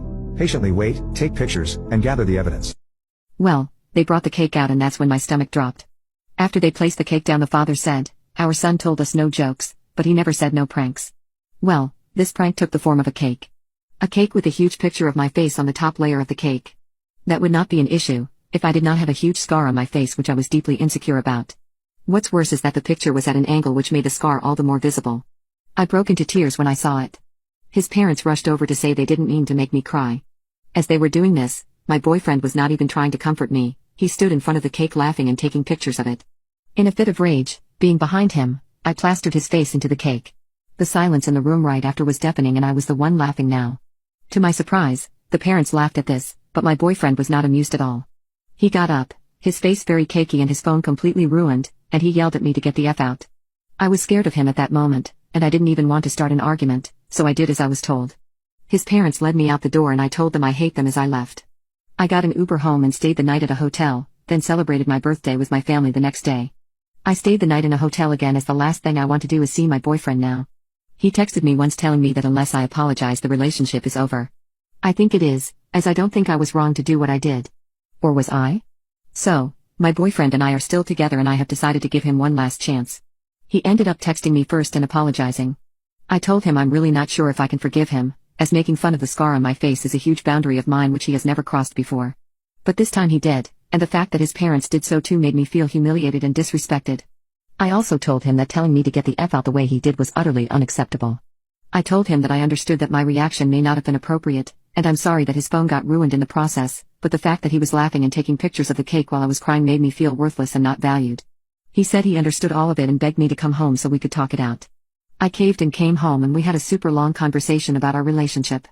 I laid it out to him, that I was sick and tired of these dark humor pranks and jokes, that they were not funny in the slightest, and if he keeps them up I will break up with him. Matter of fact, next time he does anything like a prank or a dark humor joke, I will break up with him. I also told him the only way I see our relationship progressing is if I do not see his parents again. He can contact them and visit them if he wants to, but I will not. If they show up invited to our house, I'll break up with him. If they text me asking for forgiveness, I will end the relationship too. I want no contact with them until I am ready to face them again. He seemed kind of opposed to this, but agreed to it after he saw how serious I was about my ultimatum. It's been a week or so since and our relationship seems to be improving. It will take some time for me to trust him again, but I really do love him, and I'm willing to try one more time. Feel like she can't help it or maybe just stopped caring about life enough to feel embarrassed about it. She let me borrow her laptop once for school too and there was like over 50 different adult content tabs open in the browser. I've talked to my mom about all this because I find it really concerning and my mom just told me it's not my business, and if I can't hear it from my room I shouldn't be bothered. My mom frankly does not give a crap about any of this and I think doesn't really care about either of us much, but whatever, this post isn't about her. Yesterday she was hanging out in the living room with me which is a rare sight and she was being way more talkative than usual which was great to see. We were even joking around and it really felt like it used to. She made a dirty joke about BJ's, which really isn't out of character for her so I didn't think anything of it. Then she asked me if I've ever had one and I just laughed it off and said that's none of her business. Then she asked if I wanted one and I told her she was being gross. Then she started acting very weird like nervous and playing with her hands in a way I haven't seen before, and she told me she was serious, and basically just told me to come to her room if I wanted to, and then she ran up the stairs. That was the last time I've spoken to or seen her. She's been locked up in her room since then. I have no idea what to do. I'm shocked but don't want to traumatize her further. I'm angry that she would compromise our relationship as siblings to even bring something like this up. But mostly I'm just concerned for her that she is in a headspace where proposing this seemed like an acceptable idea. There has never been any inclination from her that she thought about me in any inappropriate way before. I am convinced this came about as a result of her current depression and adult content addiction. I have been up all night stressing about this. I haven't had a second of sleep. I have no idea what to do. I don't want to hurt her any more than she clearly is hurting. I don't know if I should tell my mom. My sister and my mom don't get along that well and I feel like my sister would see it as a betrayal. Plus I'm not sure if my mom would even care at this point. I've begged her to try to push my sister to get help and she is just completely dismissive and refuses to see any problems. All my mom cares about is work. Please give me advice on how I can handle this in a way that helps her and how to deal with these upset feelings towards her. There is no one I can talk to in real life about this. I just want my sister back and it hurts so bad to see her like this. As a cosplayer, this wasn't that hard. On her birthday, Wynn was ecstatic. But her sister was obviously not. I didn't pay attention to her, instead focusing on making sure YN liked her gifts. But only a few days later her parents called me, telling me that I needed to make on a doll as well. I said I'd get her one on her next birthday. They said no, she needed it immediately because she'd been upset that her sister's doll was customized unlike her store-bought ones, and was mad that YN wouldn't share. I told them again that it was a project and I'd make her one next year. They both accused me of not caring about On's feelings. I got mad, saying that neither of them cared about being fair when Wynn was playing with a troll doll that was supposed to look like her. This was a gift meant to make YN feel special, and I wasn't going to cheapen it because On was pouting. I hung up but started to wonder, am I the asshole here? Hot comments. NTA. More kids should have aunts like you, Ope. It warmed my heart as a now adult who often was overlooked in childhood when it came to my perfect blonde cousin to see you notice this and act. You made YN feel special, as she deserves to feel. It is not like you will never do anything like that for On, but time and place. On needs to learn life does not turn on her axis when she wants something. On could use a lesson in not being center of attention. Anyways, you are a beautiful person. Body weight, so hard that he flew away from the crib and bounced off the wall. I picked up my daughter and held her while my wife screened us. I could see her shaking, almost convulsing. My son's face as he stood there was blank and dead. There was nothing in his eyes. I watched my wife take a step toward him. She waited, looking at him for maybe 3 to 5 seconds without moving. And then she punched him in the face. Now until this point, you may have been picturing my wife as a typical woman. Small frame, dainty, delicate. This is not the case. My wife does have a small frame, but dainty and delicate she is not. Never has been since I've known her. Since her early teens, my wife has been a boxer. She was about 130 pounds, she carried a lot of muscle and she knew how to punch. I had 70 pounds on her back then. I have no doubt that in a real fight between me and her she could have and would have pounded me flat. Neither of us had ever laid a hand on our son in anger before, but something broke in her that day. All the years of anger and pain and sorrow and frustration just came pouring out. When she hit him his head snapped back and blood started pouring out of his nose. He hardly reacted. He just looked at her with his shocked expression like he didn't know how to process what had just happened. She waited another second. And then she hit him again. I could have reached out and stopped her. I could have dragged her out of the room, taken her away, calmed her. I didn't. I just stood there and watched while she systematically started to pound him to a pulp. Every time he brought his hands to cover one part, she would blast him somewhere else. Body, head, over and over. He started screaming, crying out, and yelling for her to stop. It's the most genuine reaction I'd ever seen him have to anything in his whole life. But she wasn't stopping. I watched her ramping up, hitting harder, faster, working him like a heavy bag. He tried to swing at her and she slipped him easily. She was on autopilot, sinking down into her training. I stood there watching for a minute. Then I turned my back on them and took my daughter out of the room. I brought my daughter to the kitchen and gave her a bath in the sink. I found that he had cut her a 3rd time on the sole of her foot. All the cuts were superficial. I cleaned her up and held her until she calmed. In our bedroom, I could hear my son screaming. I could hear him calling my wife horrible names, telling her he would cut her head off and violate her corpse. After a while, I didn't hear him cry or say anything anymore. He must have been knocked out, but I could still hear her beating him. That went on for a long time. I just sat at the kitchen table waiting for her to finish. Finally, she came out and sat down across from me. Her hands were swollen and red. Her face and arms were splattered with blood. Her chest was heaving. We just stared at each other without saying anything. After a while I asked her, "Is he dead?" She looked back at me and answered, "I sure hope so." I nodded. That was all there was to say about that. I understood how she felt perfectly. I felt the same. Eventually my wife started crying and went to take a shower. I just stayed where I was holding our daughter. After a long while, I heard moaning and sobbing coming from our room. It turned out that my son wasn't dead. I went in to see how bad it was. It was pretty bad. I've never seen a more merciless beating laid onto anyone, before or since. He was lying on the floor, rolling around with blood leaking out of his face. His nose was squashed flat out across his face. Both of his eyes were completely swollen shut and starting to blacken already. I could see that a couple of his fingers were bent out at weird angles and he had pissed his pants. I think he must have been missing teeth, but I couldn't see any on the floor and I couldn't see inside his mouth. His lips were all puffed up and swollen. From talking to my wife about it later, I now know that she had systematically beaten every part of his body, focusing heavily on his legs. She told me she kicked him in the groin repeatedly until her legs got tired, and had kept beating his body long after he had passed out. When my wife came out of the shower, I still didn't know what to do about our son. I didn't know whether to call the police or an ambulance, or take him to the hospital myself. After a while I realized that I simply didn't care what happened to him anymore. We decided to just let him live or die on his own. There was an in-law suite in the basement that we had never really used. My wife, my daughter and I just moved down there. We simply ceded the top floor of the house to my son, locked everything down, and separated our lives entirely. Over the next week we could hear him moving around upstairs sometimes. I think he just spent most of time lying in bed recovering. I went to work, watching on high alert in case he attacked me in the driveway, but he never did. My wife stayed home with our daughter. She was never out of our sight. One night we heard him going ballistic, smashing things and banging. We didn't respond. He never tried to get downstairs or get near us though. I think he was afraid that if he got near us again, my wife might finish the job on him. After 3 weeks down in the basement, we hadn't heard anything from up above for a few days. I ventured upstairs to the main floor of the house. The place was demolished, and there was no sign of my son. He was gone. It took months to repair the damage he had done and get the main floor back to normal again. He had ripped the place apart. I feel thankful that he didn't burn the house down with us in it. I'm honestly not sure why he didn't. The kid wasn't shy about lighting things on fire. After that, I lived in fear every day that he would come back. That he would ambush us out of the blue and try to kill us. We moved houses about 3 years later. I finally stopped being afraid that he would show up again, as now he had no idea where we were. I finally felt safe from him. All this happened a long time ago. I'll be 70 this year and my wife passed from cancer in 2016. My daughter is 31 now. I moved in with her and her husband after my wife passed. I've got 2 granddaughters and they are the joy of my life. I see a therapist a couple times a month to talk about all this. I don't know where my son is. The last time I saw him was when he was lying on the floor of our bedroom, bleeding and smashed. I haven't heard from him since he left, more than 30 years now. I don't want to. I carry a lot of guilt from that time, and a lot of conflicted emotions. I didn't beat him myself, but I allowed him to be beaten, and I thought he deserved it. I was happy it happened. I didn't try to kill him, but I would have been happy if he died. I will say that I do hope he was able to overcome his demons and go live a normal life somewhere. If he wasn't able to do that, if he stayed the way he was, then I truly do hope someone out there killed him. When I knew him, he was a rabid dog, and whichever way it went I just hope he isn't still out there hurting anyone else. Took him to the park. Upon returning, at the agreed upon time, my ex-wife and her boyfriend were passed out on the couch. It was about dinner time. Unable to arouse them, I looked through the kitchen for something to make for him to eat. After finding nothing I took him to McDonald's. When we returned, they were able to be aroused, just barely. It was about dark. I waited around for bedtime. I put him to bed, and I drove the 80 miles home hoping that things would be fine. Supervised visitation was still in effect for me, from the previous complaint, and I didn't want to rock the boat and cause even more difficulty in seeing my son, else I would have taken him home with me at the time.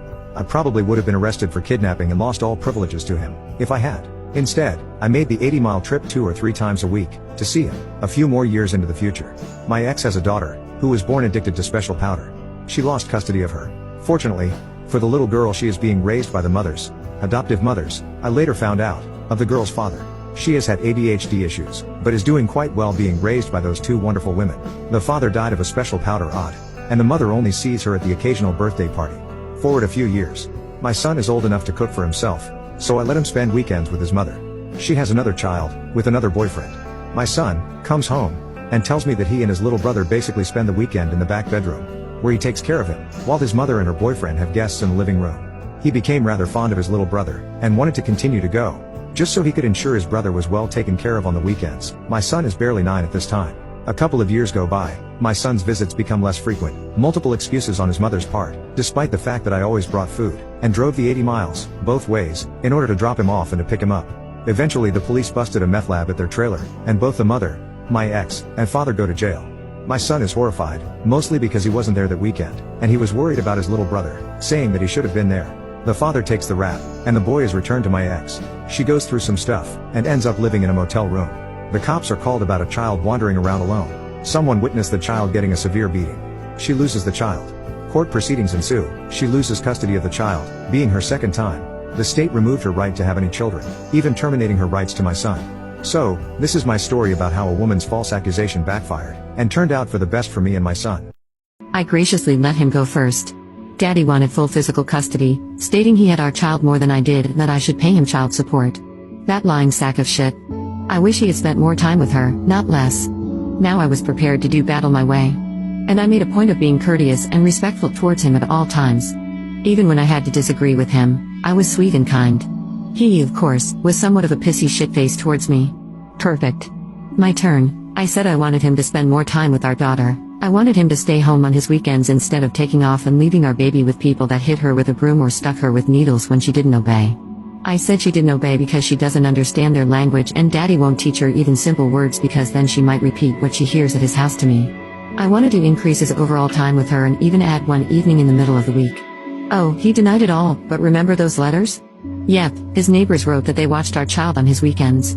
It was so beautiful. Then I brought out all the canceled checks, invoices, receipts, everything showing that I paid for her expenses, not him. I brought out my notes from our conversations, and showed the calendars where I indicated dates he saw her, appointments, you name it, with additional notes on the back of each calendar month. And him? He brought nothing. Hadn't even thought to prepare for this meeting. He figured he would rely only on verbally giving his version of events and that would be enough. It might have worked, except I had documented everything for months and years. So, for example, when he claimed he paid for daycare, I whipped out my canceled checks and the letter from the daycare provider. He paid for nothing and I had the proof. The end result was that the mediator gave me everything I asked for and then some. I had primary custody with joint legal, a good parenting schedule, and child support. More than I expected, but since I had those lovely calendars showing how much time I had her versus him, and he made all that lovely income, well, let's just say, he was a fool not to have kept his word the first 2 times I sought legal recourse. She regularly broke the rule about not talking about politics when overseas. I am a mild Democrat, but not rabidly so, while she is extremely pro-Trump. I respect that and don't mind her having her opinions, but not when she constantly and loudly talks about US politics on the bus. The Brits have only just re-elected Boris Johnson as Prime Minister and she is regularly asking stupid questions about whether he is Republican or Democrat. Why don't Brits have Republican or Democrat like everyone else? She mentions to others that the modern terminology is not Prime Minister, that went away long ago. They are now called presidents. This was to a table of Brits, Australians, and Kiwis, who all have Prime Ministers. She always seems to find some poor unfortunate soul to torture with the diatribe of her life back in Texas, about how they do this and that differently, how it is always bigger and better in Texas. She never once asks the other travelers about where they are from or listens to any of their experiences.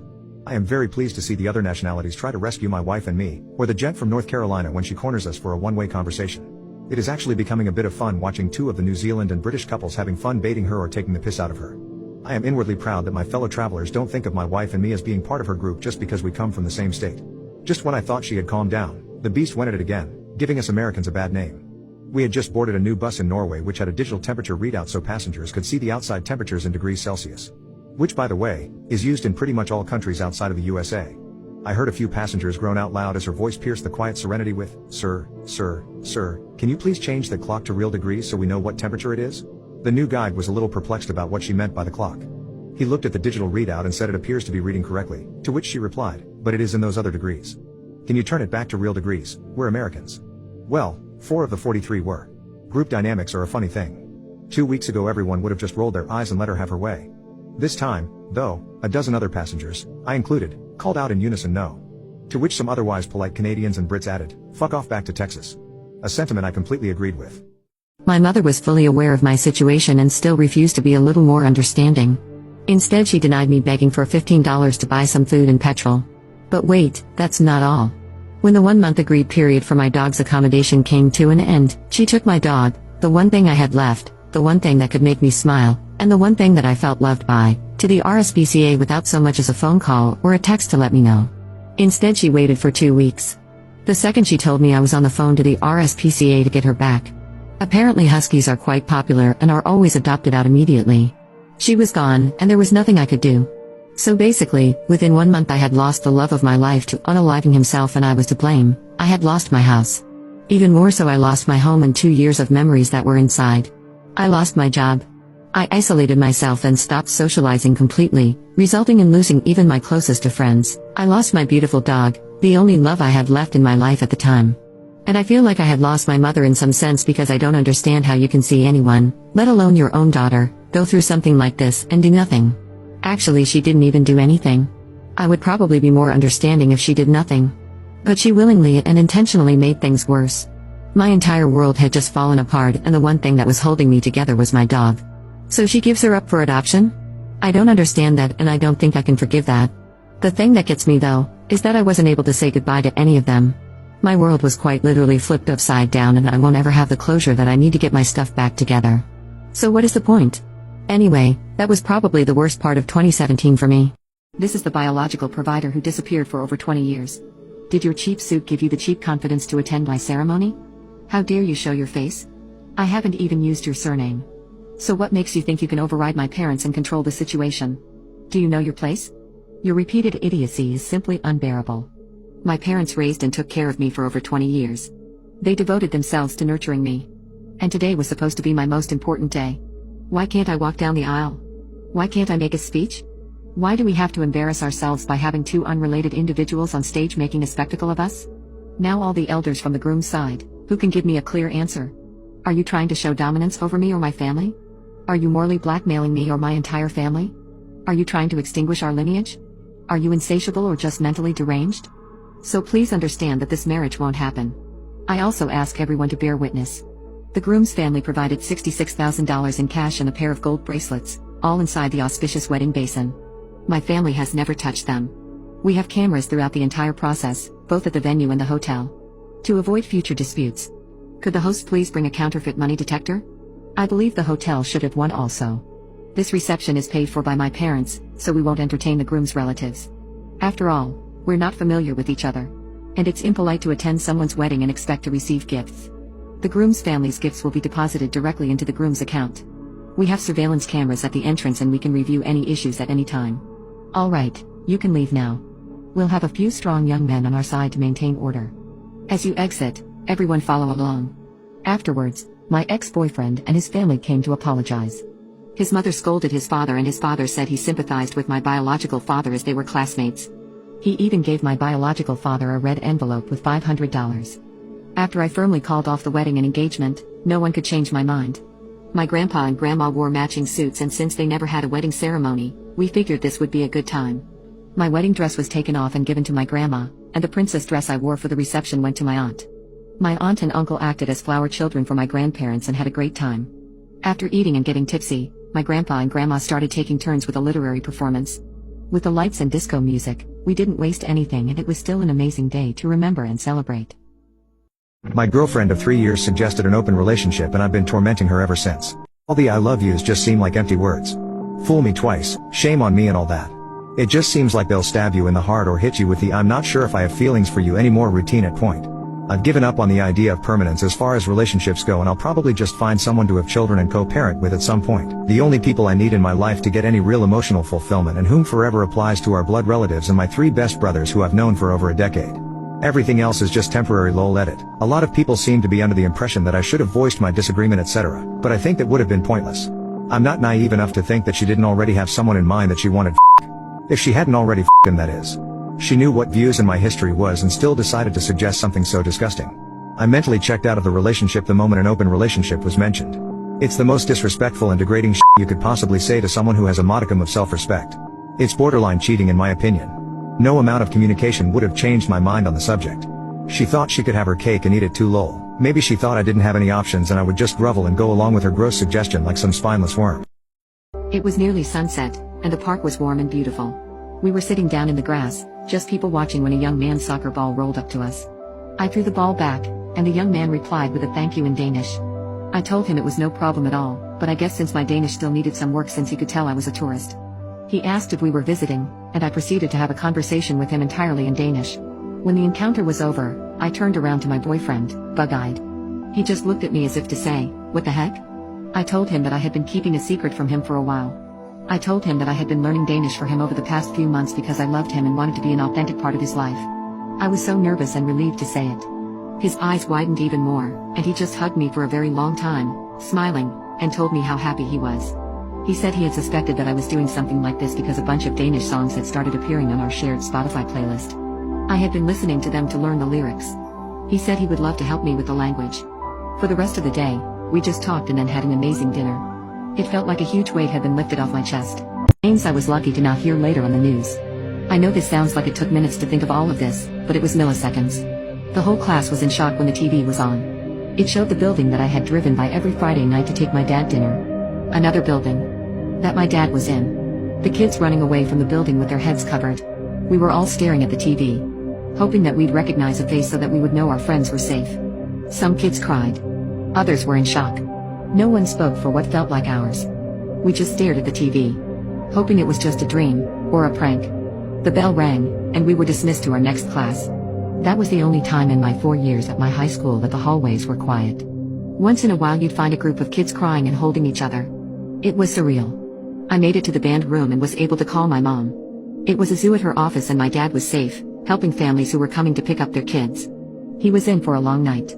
At 2 p.m., the principal gave us an update and let us know that we weren't on lockdown anymore. You could tell he had been crying. We went home that afternoon to watch the horrifying news unfold. I had only seen my dad cry 3 times in his whole life, and that was one of them. He said that parents swarmed the school, searching for their children as the kids were brought to the school by bus. As the afternoon turned into evening, more and more parents were leaving, thankful that their kids were okay. There were parents of children who were injured that left with police officers and were escorted to the hospitals. There were parents whose children never showed up that afternoon. Some walked out crying. Some were in shock. Some screamed the most wretched noises he's ever heard. My dad was never really the same after that. None of us were. He said she had been working 2 jobs but was still barely getting by. He thanked us and we became their family mechanics, and he referred all of his friends to our shop. We all felt so good about helping her that we decided to do more. We went to the owner of the shop and told him that we wanted to do something and we needed his help. We wanted him to put up some money, and we would put up some money and our time and labor to help people who couldn't afford to repair their cars. He didn't agree right away, but we finally convinced him. We told him that it would be great for business, good word-of-mouth advertising as a shop that helped people while other shops didn't care. He liked that idea and gave us the go-ahead as long as it didn't interfere with our regular work and didn't cost him a lot of money. We all worked on commission, so our time and labor didn't cost him anything when we didn't have cars to work on. We decided to go to a few churches and talk to the preachers. We told them our idea was to offer help to people who had car problems that they couldn't afford to fix. We told them that we would help anyone as long as we had the money to do it. They all thought it was a great idea, and a couple of them already had people in mind. We told them that if people could afford to pay a little that we would accept it so we could use the money to keep going, but if they couldn't pay anything that was fine. So we started. Sometimes we worked on their cars when business was slow, and sometimes we worked a couple of hours after the shop closed. I remember a couple of us working all night on one car that a man needed to get to his job. And the word-of-mouth advertising worked. We started getting church members who heard about what we were doing and brought their cars in. They paid for the work and some donated to help us pay for parts. One church member donated an old car to us with a bad transmission. We went to a salvage yard in town and told the owner what we were doing, and he sold us a transmission at a big discount. We started getting all of our parts at a discount. We fixed everything on the car, new brakes, tires, oil change, tune-up, and made sure it was a good solid car. Then we went back to the churches to find someone who really needed a car. We found a family whose car had blown an engine and traded it for our car. Then we rebuilt the engine and did the same thing with it. We probably fixed or donated 8 to 10 cars the first year. The work we were doing made us all feel good, even the owner, who started putting up more money for the major repairs. Eventually, word reached our local newspaper about the charity work we were doing. They contacted the owner about doing a story. There was a big story in the Sunday paper about it. Of course, when they interviewed the owner, the story changed some. It miraculously became his idea to do it, and it was his plan to give something back to the community. We laughed about it and didn't care if he took all the credit. We did the work because it made us feel good. After a couple of years, I moved on to a different job, but they continued to do the work until the owner passed away from a heart attack and the shop closed. I was sad to hear about it. He really was a good guy. We had the same line of course, just at different schools. I asked for her number to schedule a study session. She was tomboyish, so at first I didn't really notice her in a romantic way. As we started hanging out more, I realized I really liked this girl. She started wearing fit clothes, and I noticed her face was really pretty when her hair was not ponytailed. After almost a year of hanging out, I courted her, and she excitedly said yes, saying that she liked me for the longest time. She just didn't want to initiate something because it was kind of frowned upon in our country. Now, we're both professionals, have a cute daughter, and have been married for 8 years. Suddenly, I got a call from an unknown number. It was my ex-girlfriend asking if we could meet for coffee. I hesitated but agreed, in one condition. I told her I had to bring my wife.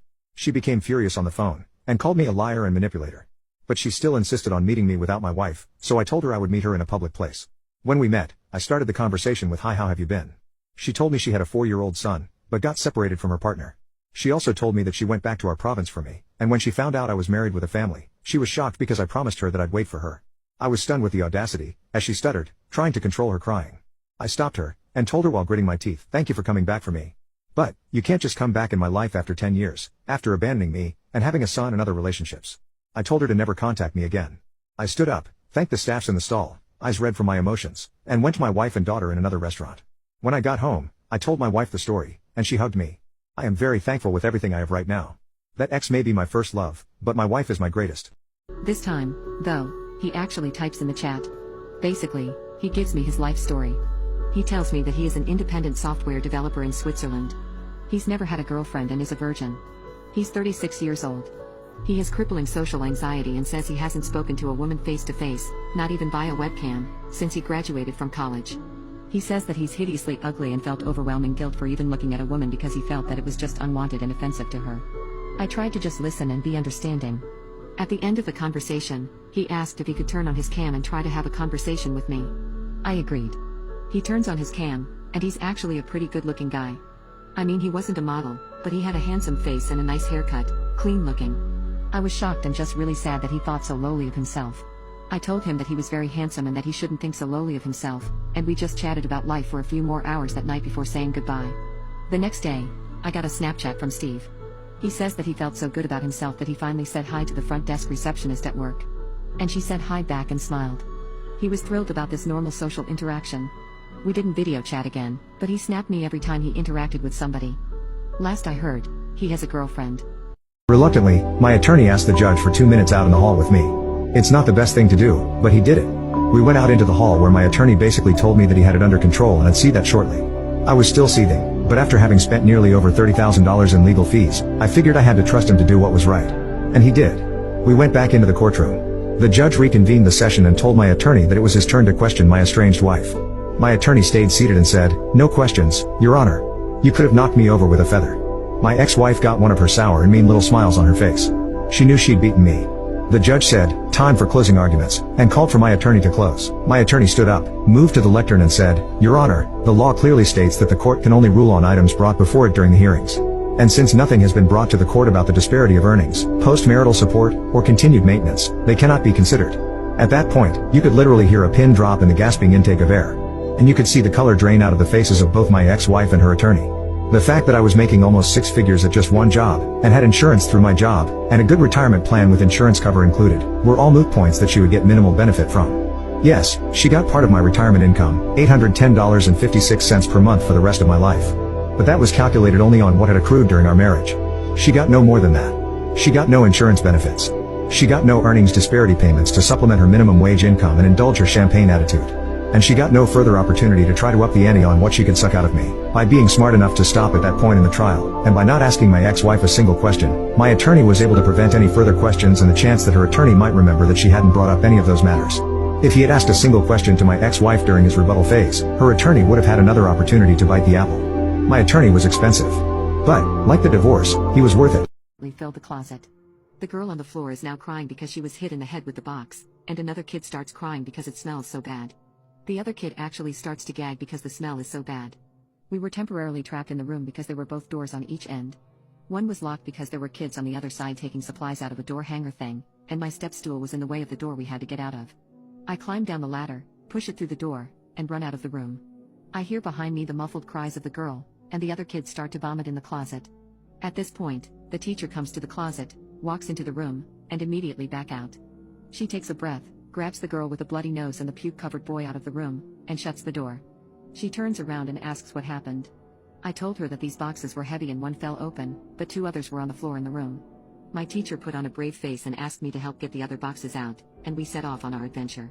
We unlocked the other door to the room with our faces covered, and we each get one of the boxes, drag them out of the room, and shut the door behind us. We put the boxes on a table, and we opened up one of the boxes. She immediately closes it and starts to gag herself. She opens up the other box and reaches in. What she pulls out is a brand new, completely fresh egg salad sandwich. I quickly realized that every single one of these boxes was full of moldy sandwiches. I look over at the weird girl, and with my tiny finger pointing at her, I say, "She is the only one who eats egg salad sandwiches." Everyone looks over at the girl, and she starts to cry and then screams out, "I don't even like egg salad sandwiches." Then she runs out of the room. So what had happened was that she really did not like egg salad sandwiches, and instead of telling her parents, she took the sandwiches and hid them in the closet instead of throwing them out. I don't know why you would do that, but whatever. The only problem is that she can't reach the top shelf without the step stool, and that step stool was locked in a separate janitor's closet, and it was so we couldn't use it and hurt ourselves during the year. So she actually had to climb up the other shelves on the wall and sneak in the egg salad sandwiches every single time she had one. We never saw her again after that, and she was so embarrassed by the situation she had to move schools twice the following year. To ask her friends to leave so we could talk. That's when she literally closed the door in my face, so I started knocking hard on it and demanding her that we talk. When she opened the door again, she was holding a shoebox and I realized it was full of stuff of mine that I had left around her apartment. I was shocked. Was she really ending our entire relationship over something so stupid? I asked her if she was serious and she said yes. She didn't care what I was mad about, but she had no interest in a man with no communication skills. This comment set me off, and I refused to take the box and started raising my voice and calling her a selfish bitch. The commotion caught her friends' attention and they all got up from the couch to come over and curse me out. One of the girls threw the box at me and slammed the door in my face, but I was enraged at that point. I could help myself. She and her a-hole friends had pissed me off, so I stood there at the door cursing them at the top of my lungs for a couple of minutes. As if the stupid beach couldn't be more immature, as I was finally turning to walk out I saw 2 police officers walk up to me. They said they had been called about a man yelling and harassing the building's residents, and they needed to escort me out or take me in. I was so effing angry and annoyed, so I finally left. Allison had a couple of things at my place and I took pleasure in dumping them in the trash. Whatever, at least I know now that I was right to date all American girls instead of trashy liberal chicks like Allison.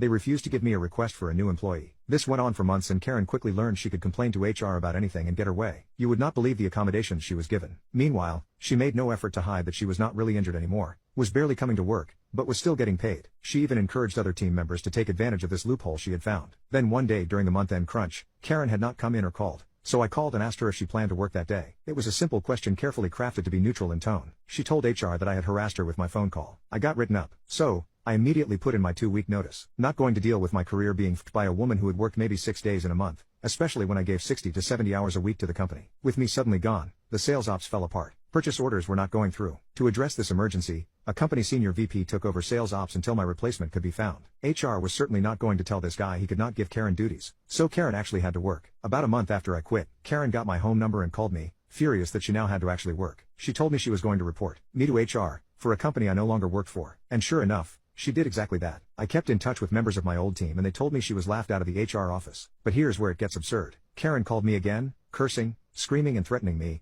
and demanded I give her the contact information for HR at my new company. She was going to report me to a department that had no idea who she was, nor had any jurisdiction over her complaints. The stupidity was unbelievable, and I giggled at her right up until I hung up and blocked her. Last I heard, Karen was finally fired, got 0 unemployment benefits, and ended up moving her and her kids in with her mom.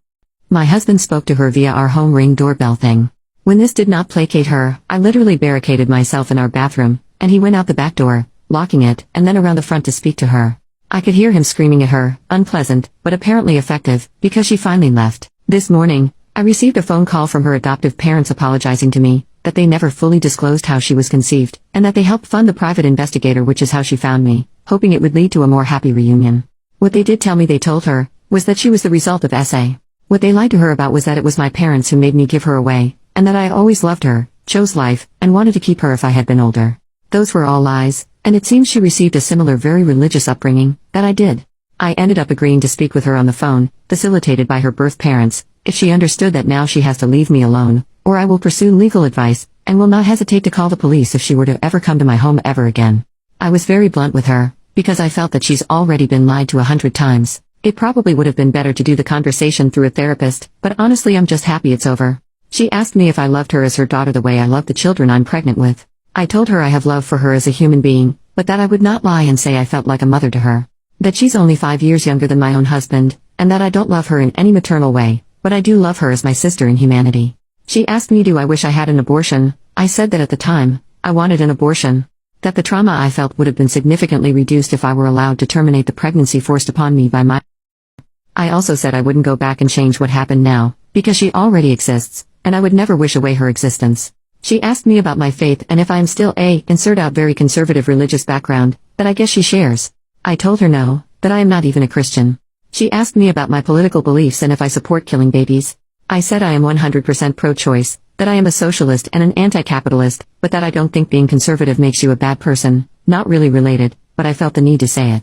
We talked about other things for a bit, mostly her asking me, because if I'm being honest, I don't really care to ask her anything about herself. She asked me if I forgave her birth father, and if I ever spoke to him, and if I would ever consider visiting him with her. I told her that I never will forgive him, that I don't ascribe to Christian ideas of having to forgive. When pressed further about information related to him, I told her to ask my parents for any further information, and take the time to read the second letter I wrote her. I provided her mother with contact information for my own parents. I'm hoping to close this chapter of my life. I can't imagine speaking with me gave her much peace, but I hope she's satisfied. My husband and I are now considering moving so that she can't find us again. I don't feel any better having spoken with her. If anything, I'm reassured about choosing never to see her in person. She seems like a broken person, and I hope she finds her own healing, but I do not want her as part of my life. She seems like the kind of person I wouldn't get along with, and would never respect boundaries. I get that she has so much trauma of her own, and I hope she is able to leave the religious community she belongs to, unless she's happy there. I don't feel guilty that her life wasn't everything it could have been. I do feel sympathy that she obviously has been raised in a similar toxic religious household. I'm glad this is over. I've disconnected my landline, and am changing my cell phone number. I'm going to restart therapy at the beginning of next year, and if she ever shows up at my home again, I will be calling the police. Edit. For the people asking, her biological father spent 16 years in prison. He SH'd 6 members of my family in 1 year, including myself. Married couples, what is the most gut-wrenching thing your spouse has said to you? My wife's confession flipped my world upside down. On Saturday night, my wife, sister and my mother joined me for a Veterans Day related event at a local hotel. There my wife randomly ran into a former coworker named John, and they spent a good chunk of the evening catching up. He basically kept coming over to our table and kept saying how thrilled he was to see her. At one point she went to the ladies' room with my sister, but ended up staying with him at another table. She was never really far from me, and I didn't think much of it, but I did notice she was drinking a lot more than usual, considering we rarely drink. The event ended around midnight and most people had cleared out already, but her and John were still talking, at which point I came over and said, "Honey, we have to go, our Uber is waiting." As we walked to the car she made it clear she was not happy about me coming over and breaking up their conversation and called me a freaking piece of crap, which made me laugh out loud because she never talks like that, which in turn made her more mad. We got in the car and I sat in the front, while my wife, sister, and mother sat in the back seat. As the driver started heading home, my wife rudely asked him where he was going. The driver said he was following the GPS, and she shouted at him saying, "No. I'm going to Norm's. I'm hungry." Norm's is a 24-hour Denny's type restaurant that we've been to only once in recent years. I apologized to the driver and asked him to keep following the GPS home, but she kept saying she was going to Norm's. This behavior was completely out of character for my wife, who is a well-educated and very respectful woman. She had never caused a scene in public, and was usually always very friendly to our Uber drivers. My sister and mother sat there quietly, until my sister texted me, she wants to go to Norm's because that's where John is going. I can see her phone and he's texting her right now. After that I told my wife, who was getting louder and more obnoxious, that we could go to Norm's for Sunday brunch in the morning, but that we needed to get home. From there things took a turn for the worse. She started screaming something like, "What am I going to do at home? Play around with your little pecker? Your little pecker does nothing for me. I should have screwed John when I had the chance. It's time I start being intimate with real men." Boom. My world fell apart right there in that stranger's car, with the three people I love the most in this world. My sister and mother intervened by telling her to shut up, but she kept going, telling me how bad I was in bed and how I couldn't get her pregnant, along with a bunch of other outrageous things I can't even repeat because it hurts so much.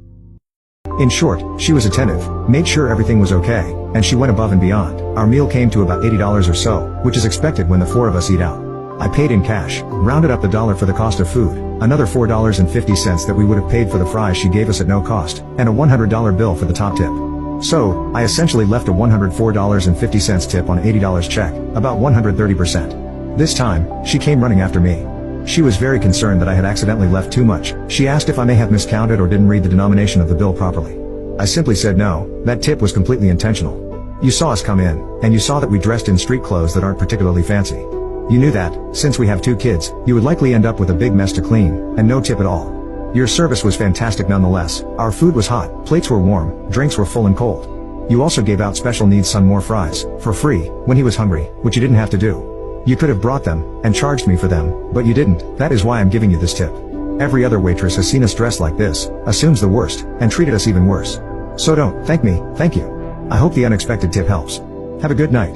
The next day I called the manager to formally file a review of the waitress from the night before, and provided her name.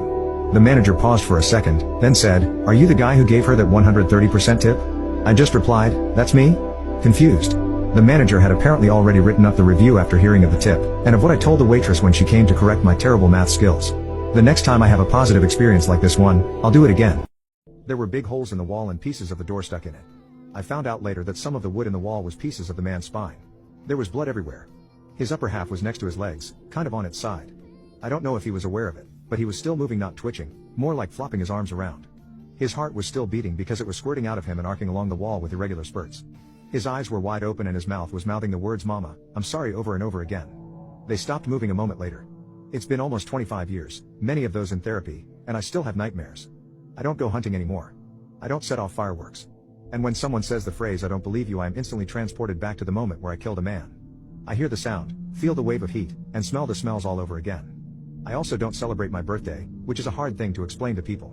My sister stayed in the bathtub until the sheriffs arrived, kept her eyes and ears shut tight, and one of the deputies carried her away from it all. She just knows the smell. The man's family tried to press charges, so we had to go to court where I got to hear the 911 call over and over again and talk about what happened, why I made the decisions I made, and was made to look like a villain who just wanted to kill someone. If you're curious about my sister, she also went to years of therapy, refused to sleep by herself, and eventually married a sheriff. Things would go my way. I have to admit that did appeal to me, so we decided to invite them for the 3rd day of the ceremony, and it worked even better than I imagined. First, it helped that my mother had no real idea what an Indian wedding is like, so when she showed up in a long white tulle ball gown, security actually thought she had the wrong address and didn't let her in.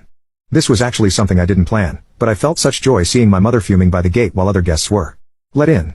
Compared to the embroidered silks and sleek satins of Indian clothes, my mother's ball gown honestly looked frumpy. Instead of stealing the show, she just looked like she didn't belong. Then my mother tried really hard to interrupt the ceremony. First she tried coughing, but luckily Pia's aunt sitting next to her gave her a cough drop. Then she tried to initiate a conversation, but Pia's 5-year-old niece loudly said, "Don't you know it's rude to talk during weddings?"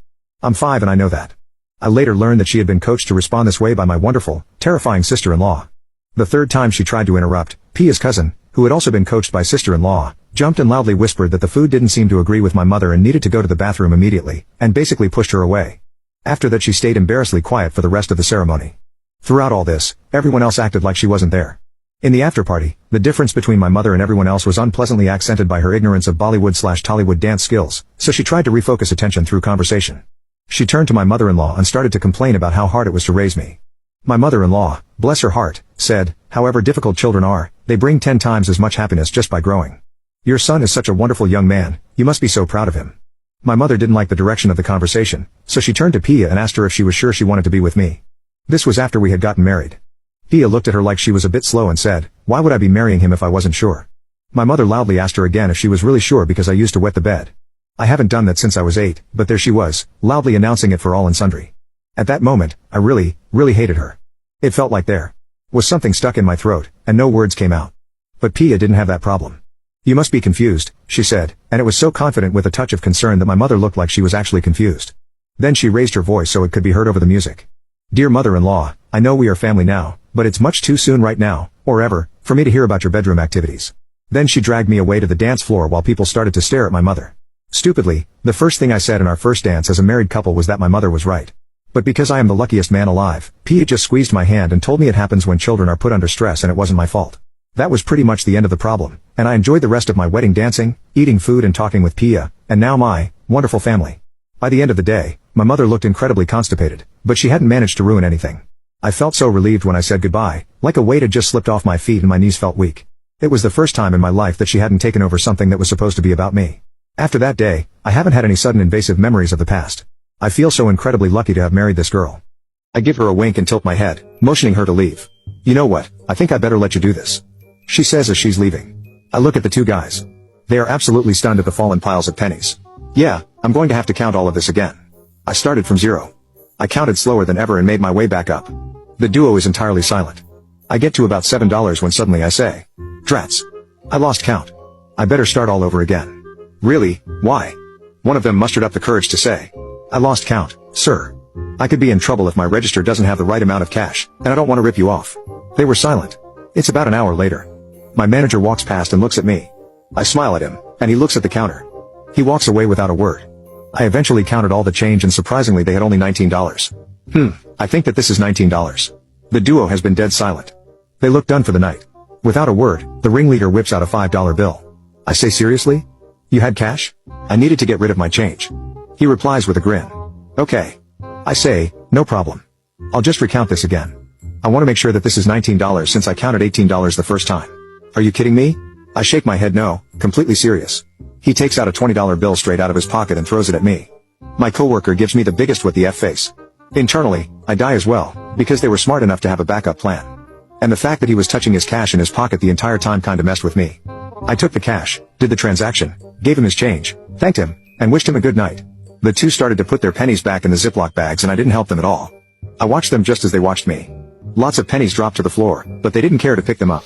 It looked like their souls were sucked out of them. It was past midnight and I clocked out way past when I was supposed to. A lot of my coworkers gave me a thumbs up or told me good night. Even my manager told me good job, the only 2 words he ever said to me. Went to bed at the dorms after such a great petty penny night and crashed. Strange to say, but I'd love to count pennies again. What happened next was weird. I expected her to respond. Maybe a what the hell or I'm coming home to see the kids or let's talk this out or something. But there was nothing. So, I re-enrolled the kids in their school and we started the new school year. Then I got a call from her saying she was going to pick our kids up so that they could start school the next week. No, they are already in school. She hung up. I followed up with an email restating our discussion and my objection to her taking the kids for anything other than a visit. Later that week, the school called to tell me that my ex had pulled our kids out of school. She's still a parent so, it's perfectly legal, but odd enough that they felt the need to call and check with me. Re-enrolled, I was now the number 1 and number 2 contact on their form, but she's still their mom. So, off to the lawyers to file an emergency request to have the kids returned. Turns out that she was in the SH&T because once divorce is filed, there is a whole move away process that kicks in and she violated all of it. She got a lecture from the judge and was ordered to return the kids. I got temporary custody, she got every other weekend visitation and was required to do 100% of the transportation. Lots more wrangling and some stalling on her part. She expected me to fail, and felt that the longer I had custody of the kids, the more likely I would give her custody. Lol not. In the end, our custody agreement is not too different from the temp order. She gets the kids every other weekend, alternating or half school breaks, and 2 weeks of vacation in the summer. She's still 100% responsible for transportation and of course, she pays child support and her share of the usual expenses like medical co-pays. Some have. She refused to say which ones. I vowed to message every friend's partner as a warning. Why? My voice cracked. Why would you do this? I braced myself. I needed variety. I was speechless. She did it for fun. For thrills. Not because I was lacking, simply because she felt like it. Her cold, detached tone chilled me to the bone. Her sudden shifts were unsettling. The woman I loved was gone, replaced by this unrecognizable person who betrayed me without a shred of guilt. I'd had enough. I didn't even react. I simply called her mom and told her everything before grabbing the last of my things and leaving. In my car, I ignored 100 texts ranging from insults to begging to random photos of us. I canceled accounts, changed passwords and found a place to crash. I drove away in disgust, but troubled by her strange changes in demeanor. The life I knew was gone, but her unusual behavior lingered in my mind. Why was she going back and forth between uncontrollable tears to stone-cold responses? A few weeks passed before I spoke with her family. Her mother was distraught, blaming herself for missing the signs. Apparently, my ex had struggled with mental illness for years, hiding her symptoms out of fear and shame. Her erratic actions began to make a terrible kind of sense. Her family begged me to return, swearing she would get help. But the damage was already done. My heart had hardened, unable to forget her cruelty in those final moments. I knew the woman I loved was buried deep within herself and I was no match for the demon she faced. Saturday around 6 p.m. I decided to talk with my ex-girlfriend. At first, I wanted to wait until today, but I felt I needed to finish it. This talk intended to let her go because I wasn't interested in working things out anymore when it was clear she didn't love or respect me. So, when my ex returned from work, I sat her down and was upfront with her, saying I was unhappy with our current situation. I brought up how I felt used and expected to do all these different things for her while I didn't get anything in return. I brought up how I've tried to explain how I felt so often that she ignored it because she was always right. I then asked her what made her attitude change, and many of you were correct. She wanted to get married to me, but I wasn't getting the hint, so she decided if she stopped doing things for me, then I would realize how much I needed her. I brought up the fact that I told her from the beginning I wasn't interested in getting married so young, and I also told her that if she were, our relationship wouldn't work because we were expecting different things. I told her it would be best to end our relationship because this wasn't working for us, and I wasn't interested in continuing it. She tried to say that she would change, how she loved me, and how she was being stupid. I was firm and told her I was glad she realized her actions were stupid and that maybe she learned her lesson for her next relationship. After I confirmed that I wasn't changing my mind, she went crazy. She started screaming about how I was a useless piece of poop, how she never loved me, etc. It honestly scared me how she went from calm to a scary lady in seconds. At this point, she started throwing my stuff at me and even went as far as to throw my game station at me, resulting in it getting smashed when it hit the floor. Like that wasn't enough, she went into the kitchen and started throwing glass plates at me while calling me a useless beach. At this point, I was pissed, and I went into our room and started throwing her poop into a trash bag and threatened to call the police. I didn't even get time to call the police because my neighbors heard all the commotion and called them for me. The police ended up coming to my door and asking about the noise. I told them the whole situation and how my ex was being violent towards me. She tried to play it like I was the one who was in the wrong, and maybe he would have believed her if I hadn't had the video on my phone. He ended up trying to escort her away from my apartment, but she refused to leave without her stuff, so I had to quickly throw all her poop into trash bags while she waited outside. The cop was kind enough to help because I immediately wanted her away from my home. After collecting all her stuff, she left with the cop about 30 minutes ago. Now, I'm staying up late tonight because she still has the key to the apartment, and I'm waiting for the 24-hour locksmith to arrive. Though I was too stressed about remembering the keys to my home, she forgot to take the keys to my other car with her, so I happily had those.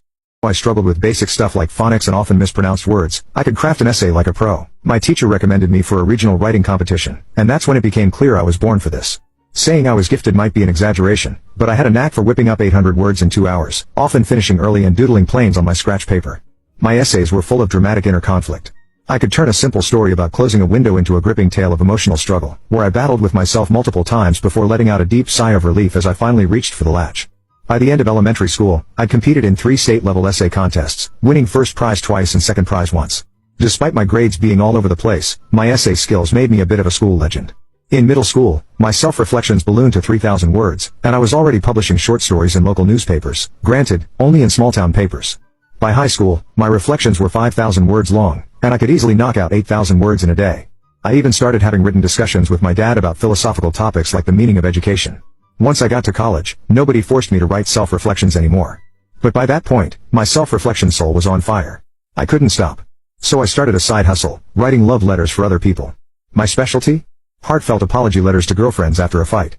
My letters were crafted to be both deep and accessible, guaranteed to make the recipient feel like the person writing it was ready to renounce their entire soul, begging for redemption and rebirth. Looking back, I'd say that was my parents' most successful approach to raising me. Not only did my fragile self-esteem remain intact, but they also taught me a useful skill. Child. He was shocked, and said that he had no idea what I was talking about. Ashley never told him about the pregnancy, and when I told him she was 9 months pregnant at the time, he said that it was not possible for him to be the father as they broke up over a year ago and had no relations since then. I was confused but apologized for yelling at him in the middle of them all. After that he became snarky, said some nasty stuff and mentioned things like, maybe you should ask Ashley's friend Kyle if he is the daddy. I didn't really think about his words in any way. Kyle and Ashley have been friends their entire lives. We were always very close, but they never showed any sign of being anything more. That evening, my younger sister and I were preparing to have a movie night. I began ranting to her about confronting Ashley's ex and his words.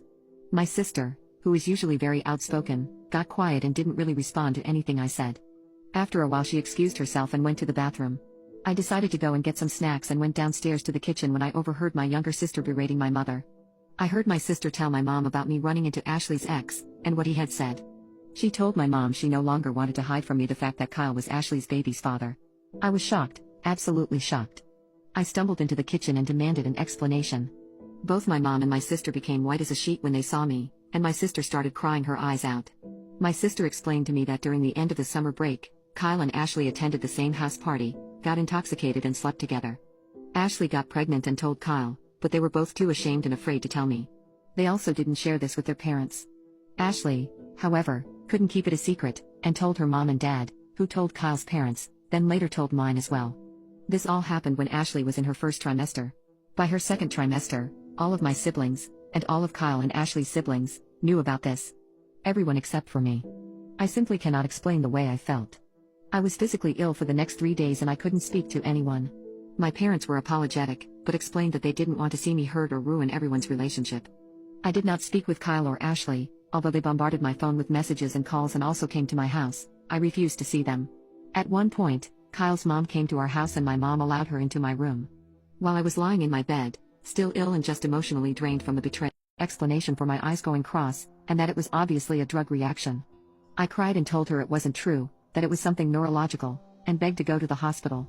I told her that I was positive I was going to pass away, begged her to save me. Cold as ice, she called in the CO and said, take her back to her cell. Tell everyone to stop bringing her here. She's wasting my time. I felt absolutely helpless. I was sure that I was gravely ill and that the jail administration was just going to let me pass away in my cell, alone and scared, in complete agony. I was moved to the ground floor as a safety precaution and laid on my bunk basically waiting to either become unconscious or pass away. The other inmates became involved, told staff they had to help me, but were met with deaf ears. About 2 hours later I remember adjusting my head, and I immediately felt a pain in my head and neck that caused me to start screaming uncontrollably. It felt like my brain was too big for my head and my head would explode. The sergeant on duty was called, and when he came to my cell I recalled saying, please, you have to help me, I'm a human being, I'm only 26 years old, please don't let me pass away in here.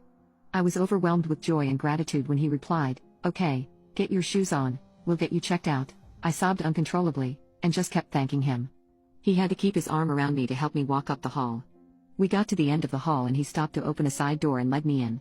We entered a room with a desk, 2 cells, and a shower. He opened the cell door to one of the cells and set me down on a wood bench. He left, shutting the door behind him. I asked him, when am I going to the hospital? To which he replied, you're not. We can't have you screaming like that, bothering everyone on the unit. You are staying in constant watch until you can grow up. I was absolutely devastated. I was being held in the cells they usually use to watch people who are suicidal. I was put in the cell, the desk was moved right in front of it, and a guard was placed at the desk to watch me. Why he told me I was going to go to the hospital I don't know. I've never felt more let down in my entire life. That whole night I laid in that cell sobbing. I remember singing songs to try to distract myself from the pain. I screamed a lot. I begged the guard to help me, but didn't even get a response, she just sat at her desk ignoring me. I started vomiting uncontrollably, which made the pain in my head and neck even worse. That was the worst night of my entire life. In the morning the physician assistant came in along with a sergeant. I told her that I couldn't walk, couldn't see, and was in the worst pain of my life. I again, for the 100th time, begged and pleaded to go to the hospital. I again reminded them that I'm a human being, that I would soon be dead. She looked at me for a minute, then said, take her back to her cell. All this is her own fault. I began crying and screaming, feeling like the torture and pain I was enduring didn't matter to them, that to them I was just a criminal, lower than a... There were 2 bare twin mattresses for 3 boys to share and I didn't want to sit on either of them, so I stood while he sat and we went over his reading workbook for a couple hours before I went home. Again, He told me not to tell anyone about his house or he'd destroy me. I told my parents what the house was like, and they told CPS several times. However, to my knowledge, CPS never got involved. The kids were fed and there was running water, so there was no immediate concern for CPS. Next day, Jared tells me his dad says I can't come over anymore, so I tell him we can always go to my house to study instead. There's just as many kids, but it's a little quieter. He says no, but when we get to his bus stop, he doesn't get up and doesn't let me get up either, so we go to my house. My parents are surprised, but they flow with it. Jared and I do the tutoring thing until dinner time and Mom asks him if he wants to stay. He says no that night. He says yes the next night, and that turns into a daily thing. He stays well after dark every day. Some days we're putting kids to bed before he'll finally go home. He only lets my dad drive him if it's snowing or raining. I'm about 80% sure that there were a couple nights when he just slept in the tent the little kids kept in the backyard as a fort. One stormy afternoon, we have a minor chicken coop related incident and he actually offers to go slogging through the crap with me mending a fence. Afterwards, we dig out some dry clothes for him and he gets a shower while Mom washes his clothes, and that also turns into a regular thing where every so often, he shows up with a bunch of dirty clothes in his school bag and takes a shower at my house while his clothes get washed. We don't hang out together at school. He made it clear we aren't friends, but he sits watching TV in my house almost every day and we laugh at the same dumb shows. His grades improved across the board. He still got in fights and bullied other kids at school, but at my house, he was quiet, respectful, and even patient and funny with my siblings. It was like he was two completely different people, and it forever changed the way I looked at other bullies. I stopped thinking, that kid's a jerk, and started wondering why instead. Know how sensitive our son can be about his weight and I should have been nicer about it. This made me feel extremely bad and I tried to apologize to him again, but he just ignored me and wouldn't even speak or look at me. I thought I was just being fair at the moment, but I don't know anymore. Update. You guys were right about my daughter's bras being too small, so my wife got her a bigger size and got some with adjustable straps as well, because she said that the straps on her current ones were also causing her pain. She however still doesn't wear a bra when she's home and I apologize to her for suggesting she do so. Other than that she's just been her same old self. However, my son has not been his same old self. This Tuesday my son started therapy to hopefully help him deal with his body image and his sensitivity to certain topics. He has since apologized to his sister and said it was a pointless battle to fight, but he has still been withdrawn from me and his sister after the whole thing, but mostly me. My son spends most of his time in his room and only engages in conversation with his mom and occasionally with his sister. Despite my attempts to apologize to him and let him know my intentions weren't meant to harm him, he still barely talks to me, and the rare times that he does talk to me he doesn't sound enthusiastic at all. Yesterday I caught him crying in his room, which was about 2 hours after his second therapy session, and I tried to talk to him but he just asked me to get his mom instead. When I talked to my wife about it she told me that our son told her that he'd prefer she didn't tell me and that she'll honor his wishes. I've never been more confused in my life. I feel like my son hates me now and I don't know what to do anymore. I'm just planning on trying to talk to his therapist next Tuesday because my wife isn't really any help, and she looked like she had been crying and the other friends just around her. I really only know maybe 4 of the friends but I recognize a lot of the others. First she started apologizing but kept saying it wasn't what it looked like, it was just a party and the guys coming over was not planned or anything like that. She said it might have looked bad but nothing happened. When I didn't say anything she just kept going on with more of the same and her friends backed her up. The more I didn't speak the more hysterical she got. Eventually she admitted to kissing the 2 guys but dumped the blame on her friends who all took responsibility for that, which surprised me a little. She said the kisses didn't mean anything and that's all that happened. Then she seemed to remember the video of her going into the bedroom and she started screaming that it was just a joke and nothing happened. All the other women confirmed it was just a joke and that my fiancé had walked into the room and then turned around and walked out again. This just keeping going on and they just kept repeating themselves. Eventually everyone got quiet and all I said was, "Is there anything else to add?" She said no and I just ended the video call. I went onto social media and changed my relationship status to single and posted that the wedding was off and if anyone had bought a present they should feel free to return it. Fiancé saw the post and is freaking out even more and just keeps insisting that all she did was kiss and nothing else. I sent her a text saying if I suspect that her or any of her friends lie about what happened or try to make me the bad guy then I will post all the videos online. Right now no one else knows what's happening. This was a couple days ago and everything for the wedding is cancelled and my fiancé just keeps pursuing me. Any advice on what I should do from here? Update. The update is pretty simple. Everything has been called off and cancelled. The wedding is officially not happening. I got the ring back and all of her stuff is moved out. She is staying with her parents for now. We did talk a little bit. It was mostly just her begging and apologizing and crying. She keeps insisting that all she did was kiss the guys, and she has never done anything like this before and she promises it will never happen again. Part of me really wanted to believe her but the problem is that this incident puts our entire relationship in doubt. I think she may be telling the truth but again the point is there is no way to know. If it is true that her friends pressured her to do it then how can I believe they never did it before? We kept going around in circles because ultimately there is just no way I can be sure.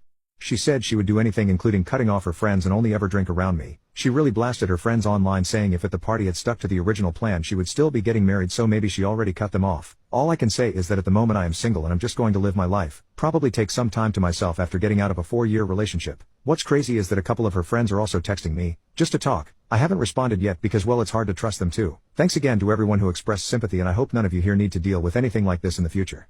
Directly in the line of fire of this lid, along with the entirety of its contents. All 1 liter of it. At first, I felt this massive pain in my pinky finger where the lid had hit me square on my nail. And then the smell kicked in. The stuff that was inside this bottle had covered me from head to toe. It was under so much pressure that it even hit and covered the wall 2 meters behind me, with a perfect outline of my body. I was heaving something ridiculous and I left my position, turned around and started throwing up in the bin. Then I ran to the men's restroom, heaving the whole way there, ripping my clothes off. By the time I reached the bathroom I had removed as much clothing as I could before getting down to my underwear. I was in a frenzy trying to find a soap dispenser with soap in it, but not one had any. I had my face in the sink trying to wash whatever the hell this stuff was off of my face and the rest of my body and clothes. I get back to the screening point.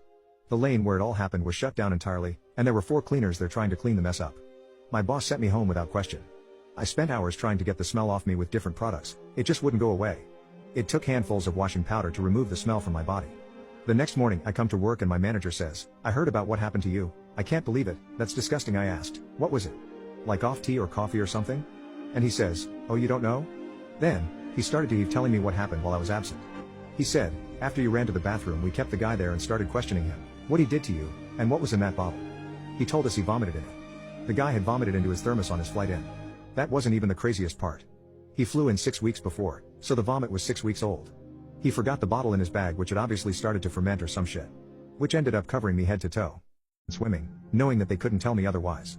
That pissed them off even more. I would hang out with my friends during the day and piss off chaperones at night. The second day there, the band director called a meeting for everyone, and because my friends were going, I decided to go with them so we could hang out after. Well, the meeting was about me. It was about how no one was allowed to hang out with me, have me in their rooms, talk to me or go to my room. The director spots me in the crowd and loses his damn mind. He pulls me out of the crowd and starts screaming that I'm harassing people and what I'm doing is illegal. He calls hotel security to kick me out, but because I'm a hotel guest, they can't. I told security that he attacked me and started screaming at me. He was told that he needs to leave the situation because he was in the wrong. The teacher just looked at me with a look that said, "I'm going to kill you when we get back." The rest of the trip went great. However, on the last night while I was by the pool, the director came up to me and said that they had talked to the school and I'm in big trouble when I get back. Annoyed at this point, I walked over to security and told them the man from earlier kept harassing me despite me just vibing out alone. Let's just say he may have had to spend the last night in another hotel after losing his temper with the hotel staff. The first morning back at school after the trip, I'm called into the principal's office. The only thing the school had on me is that I missed 3 unexcused days of school while down there, and they were trying to give me in-school suspension for each day I missed. My mother, still pissed at the school for almost not giving the money back, knew this ahead of time and wrote a note saying that I was out of town looking at colleges. Since seniors were allowed to miss 5 days to visit colleges their senior year, I didn't get a single ounce of punishment from the school. After that, the chaperones and school had to redo the entire outline, rules and regulations for band trips from that point on. According to one of the teachers that I recently ran into, that story is still told to this day. Hit me with all my force. He fell to the ground and was laughing hysterically. I looked around and almost everyone was recording me and laughing. I couldn't hold back my anger any longer. I had enough. I stood up and began swinging at Jimmy while he was down. He postured up on his knees and tried blocking my shots, covering his face. I used one hand to pin his arms down and used the other hand to repeatedly punch him in the face. He began screaming for help, howling like a dying cow. Everyone went silent. The bus driver turned around to see the commotion. He slammed on the brakes. The force of the stop sent Jimmy and I flying to the back. I slammed my head on one of the chairs as I fell back, which fueled my anger even more. In one fell swoop, I got up onto my feet and grabbed Jimmy again. The bus was stopped, making it easier to punish him. I gripped him by his hair and started slamming his head into the glass windows as he cried. The bus driver got up and darted towards us. As he got closer, he dove face forward and tackled me. I was violently shaking and screaming at him to get off of me, but it was no use. I looked up at Jimmy, who was holding his head in pain and crying hysterically. Blood gushed from all over his face. I looked up in horror and my heart sank to my stomach. What did I just do? My whole body went numb as the driver kept me pinned down. After a couple seconds, he got off me and screamed at me to get off the bus. I got up, grabbed my bag, and did the walk of shame towards the exit. Boos and heckles echoed through the bus aisle as I walked off. Everyone was clearly on Jimmy's side. Once the bus drove away, leaving me on the street, I started crying. I felt terrible for what I did. I never wanted to harm Jimmy, I just wanted to be left alone. The next day, I got word that I was indefinitely suspended from school. I've also just got word that Jimmy's parents are planning to press charges on me. Is there anything I can do to recover from this? I told her that I thought what she was doing was totally immoral and completely disgusting.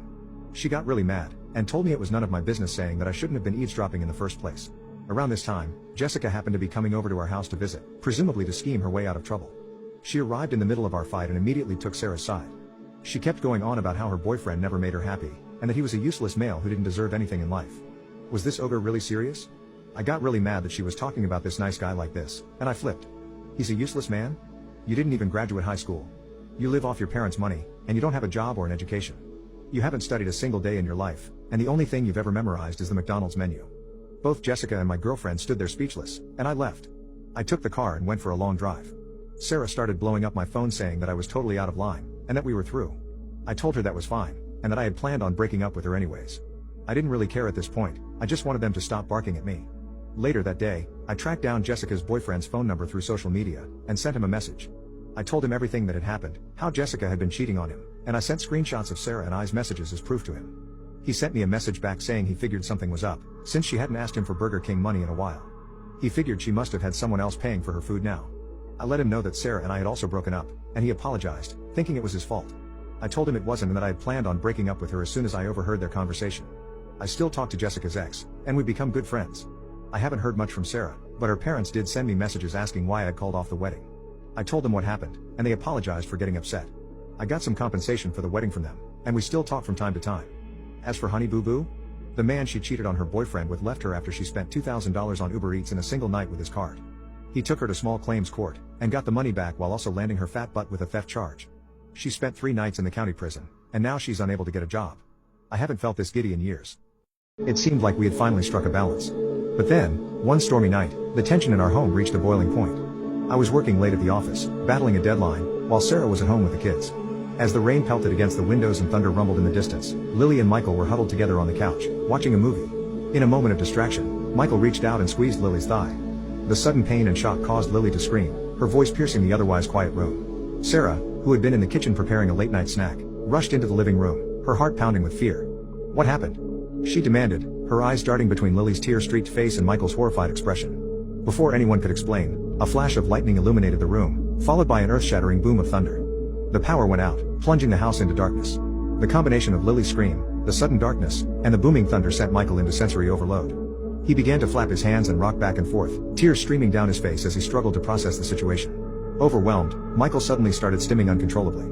In his heightened state, he began chasing Lily, desperate to touch her as a way to cope with the sensory overload. Sarah and Lily were both taken aback by Michael's behavior, and Sarah immediately jumped into action, trying to separate the two children. As Lily darted behind the couch for safety, Sarah firmly took hold of Michael, her voice strained but steady. "Michael, we need you to calm down. You can't chase Lily like that." Michael, still visibly distraught, eventually began to settle down, his breathing slowly returning to normal. Sarah held him close, gently rocking him as she whispered soothing words into his ear. In the aftermath of that chaotic night, Sarah and I made the difficult decision to keep Michael and Lily separated for a while, at least until we could find a better solution. It's been a week since the incident, and our once harmonious household now feels like a battlefield, with each child confined to their own space. Genuinely seemed to like it, but threw up cat night. The next day I asked her about it and if she changed her mind on the cat food, but she said no, she was only getting used to it and it would take time for her body to adjust. That was 3 weeks ago and she has been eating cat food since. My parents don't buy it for her, but considering we have 3 cats she always gets her hands on some. She has tried sleeping next to the cats but wasn't able due to one of them clawing her arm when she tried to sleep on top of one. She tried to come downstairs unclothed. In only a tail and her cat tails once because cats don't have clothes, but my parents yelled at her to get dressed. Her madness culminated over dinner last night. She was on the floor next to us eating cat food and my parents and I were aloud discussing what we should do with her. She seemed to pay no attention until my parents mentioned her name. That's when she interrupted. She stated that she no longer identifies as a human and would like her name to be Mrs. Whiskers. She told us we can refer to her as that or as cat self. My dad shot up and told her no, we will not be continuing her degeneracy anymore and yelled at her that she is going to therapy. My sister meowed at him in response and walked away on all fours. My mom right after asked my dad if he thinks they should just disown her. I piped in with a joke about giving her to the animal shelter, but my parents looked at me like I was out of pocket. If you didn't want to hang out tonight, you could have just said so. Alarm bells rang in my head. I thought there's no way he's outside my house. He is just trying to call my bluff. Creepy, but not a full-blown stalker. But I felt exposed. I felt the crawl in my skin that only comes when someone is staring at you, the vulnerable pulses that are felt only by prey. I looked out through the blinds of my bedroom, and I couldn't believe it. He was parked right outside my house. I could see his face lit up by the phone screen. He was so close. I texted him and said, "Aha, you caught me." How did you know I was bluffing? I'm sorry. I do want to hang out soon. I'm just not feeling up to it tonight. I immediately called 911. The police showed up and went up to his car and talked to him for a bit. He drove away a few minutes later, and then the officers came to my door. They told me that they had acted like random neighbors complaining about a strange car. They didn't implicate me, but made it seem like it was an older person, so probably not me. They took his plate information but asked him politely to move so he didn't upset anyone in the neighborhood, and he complied. I went to my friend's house that night and filed a restraining order the next morning. I later found out that he most likely got my number from the shift sheet behind the hostess counter because several coworkers had seen him at different times snooping back there. I guess he grabbed a roll of silverware, claiming that the server hadn't left him any and he didn't want to bother anyone because he knew they were busy, so he just grabbed it himself. This stopped anyone from suspecting him of anything odd. His car had been parked at my house almost every night, according to a neighbor's security camera. I don't know how he got my address, but I assume he must have followed me home. He must have been full-on stalking me for a while. He did come into my work a day or two later for lunch, acting like everything was normal. I immediately went and got my manager, and she informed him that he had a restraining order against him preventing him from eating there because he would be in violation of it. I had already changed my phone number, so I don't know if he tried to text me. I didn't sleep at my house for weeks, but I never saw him again after that. Furthermore, he knew nearly all of her close online friends, oftentimes better than she did. One day she came to me, tears in her eyes, and told me that all of her friends had, for some reason, started hating her. She was crying because she was all alone, but I assured her that we still had each other. Now, all of our free time was spent together again. Our relationship grew ever stronger, or so she thought. I also started lifting weights. I started cooking high-calorie meals, and she ate whatever I gave to her. Whereas we both ate around 2,000 calories a day before, now we ate 3,500 calories per day. I gained a lot of muscle, and she just gained a lot of fat. After 9 months, I was in better shape than I'd ever been, and she was in the worst shape of her life. I reassured her that I still loved her for who she was, though, and she seemed content with it. After she had gained around 40 pounds, I bought anti-smoking patches, and I applied them to her in her sleep and took them off before she woke up. This literally got her addicted to me. Whenever I was away for a few days I would get texts and calls where she seemed like she was on the verge of breaking down. Because of her weight gain, she found it difficult to do her job. She would always come home dead tired, and in pain. I helpfully suggested to her that she quit her job. I could easily support both of us on my residency salary. She took that suggestion and took it fast. She walked out of her job the very next day. Now over a year had passed since I learned she was cheating on me. At this point, she was out of a job, very overweight, and still friendless. She was dropping hints about a ring, and I thought it was the perfect way to finalize my revenge. We went shopping for a wedding ring, and I made sure to get the ring with the 60-day return policy. I proposed to her later that week. I was able to convince her to sign a prenuptial, making sure that we all got our own stuff and the ring would get returned, by withholding the nicotine patches and putting her through withdrawal, thus weakening her resolve. Her parents were overjoyed, as they loved me like a son at this point. After a month of being engaged, I confronted her about it and she started breaking down. I instantly broke off the engagement, ignoring her threats of unaliving herself. I regretfully told her parents about what she had done. At first, they didn't believe me, until I showed them the logs, and they were horrified. They apologized for their daughter's actions, saying she wasn't brought up this way, and that she would no longer be welcome in their house. Our friends quickly learned on Facebook, and they universally rejected her. It helped that I acted heartbroken and depressed. At this point, she was now homeless, friendless, jobless, without family, in poor physical shape, and addicted to cigarettes. I stopped talking to her, but from what I can tell she got on Social Security to make ends meet. Last I heard, she got arrested for substance charges. I am now a practicing physician and have plenty of close friends. I don't regret a single thing I did. My spoiled half-sister wanted to show up in a wedding dress to my engagement party, so I changed the party theme so she would fit right in. Instead of a casual formal, I decided to have a costume party. My mother's side is crazy for Halloween, so they were immediately on board. I told my father via text and asked him to relay the message to Heather and her mother, knowing full well that he would forget or leave it to the last minute. Saturday comes along and guests start showing up. Most of them are in costumes and some didn't have time to get one. We just provided them with fun hats and cheap wigs. My fiancé was dressed as Bubbles and I was dressed as Mojo Jojo. Heather, my dad, and her mother came like 1 hour late. As soon as she noticed that everyone was either wearing elaborate costumes or weird accessories and she didn't stand out, she lost it. Especially when my fiancé came along and told her that her bride dress looked amazing for a cheap costume. She left crying and her mother and my father told me that I was being childish and I could have told Heather myself and not have tasked my father. Update: my father tried to pick me up at work. But I immediately walked past him like I didn't know him. So he walked next to me while I went to my car. While walking, he was trying to get me to apologize to Heather and her mom. He said that I should be the bigger person and that I know how both of them are. You can now check if there's a part 3 by pressing share and more. People were still rolling in. It was relatively early in the night. I kept getting excited whenever I heard a car in the driveway or a knock at the door. I was hoping she would just turn up. Then, she did. My mom had just surprised me with a cake 10 minutes before I heard a rapping at my door. When I opened it, I found myself standing face to face with my best friend in the same gobgoop outfit she had worn to the football game. At that point, I just didn't care. Whatever she wanted to wear was okay with me. As I was opening my mouth to express this to her, she walked right past me without saying a word. The small crowd that now included my mother and son was hushed. She walked over to the cake and paused like she was contemplating something heavy. I didn't say anything. Then she did the unthinkable. Everyone looked on in shock as she drove her face straight down into my happy birthday cake. My favorite food has always been chocolate fudge. When she pulled her head up, it looked like she was just in blackface. She went full Jim Crow mode. She proceeded to carve fat pig into the cake batter on her forehead. She didn't think it through, so it ended up coming out backwards for everyone that was seeing her.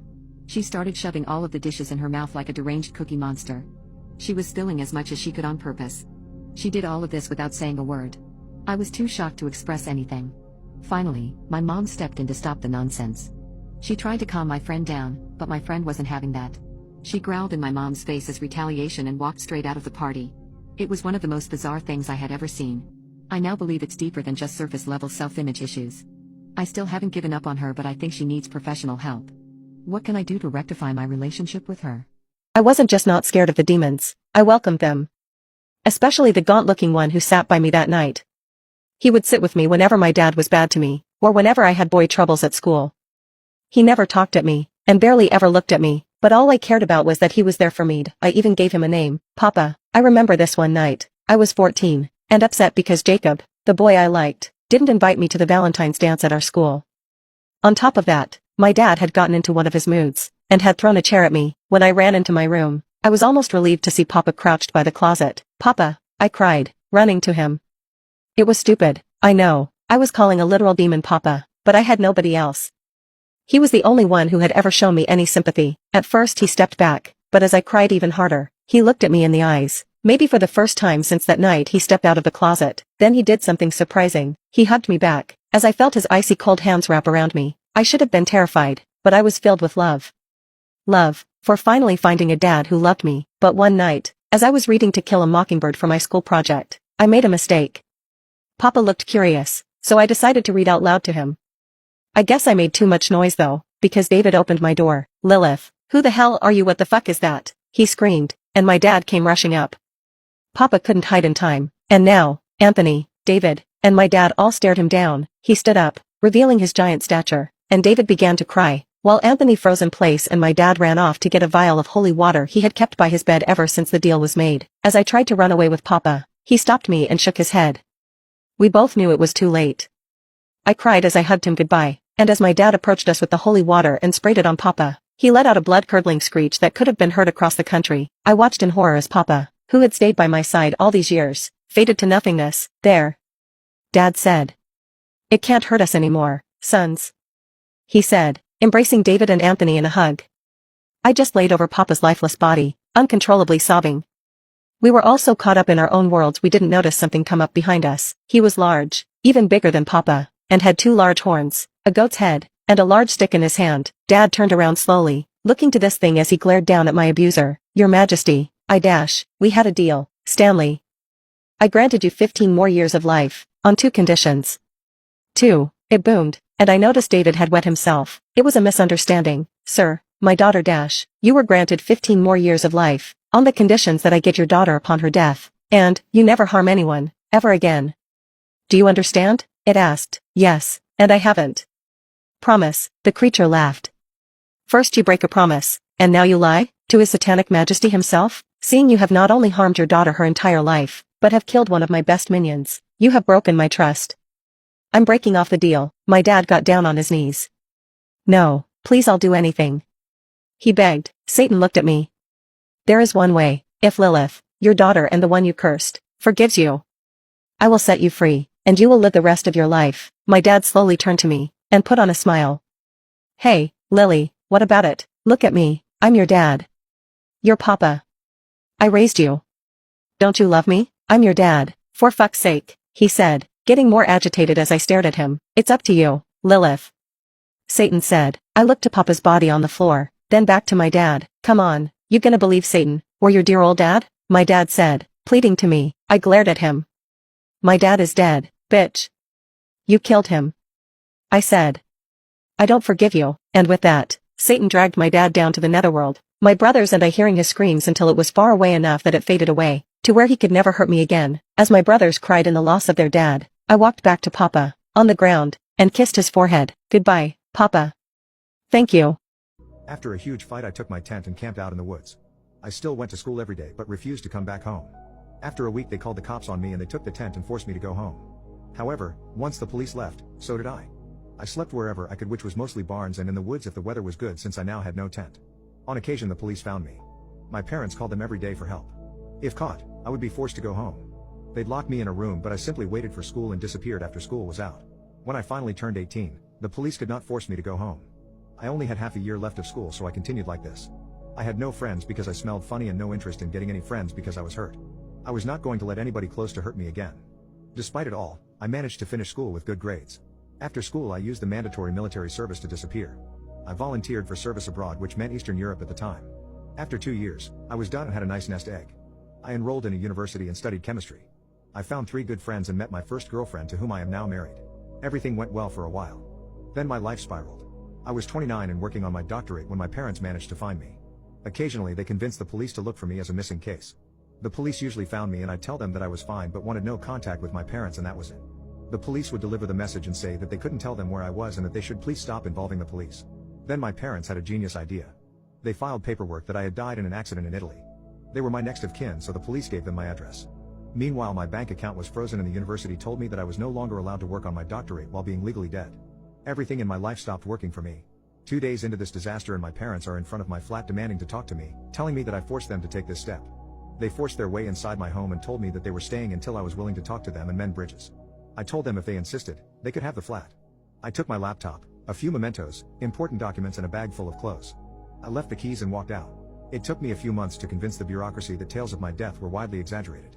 My landlord was very understanding and gave me everything that was left in my flat after my parents understood that I would not be coming back. They mostly took the photos I had left in the flat. They left a letter which I burned.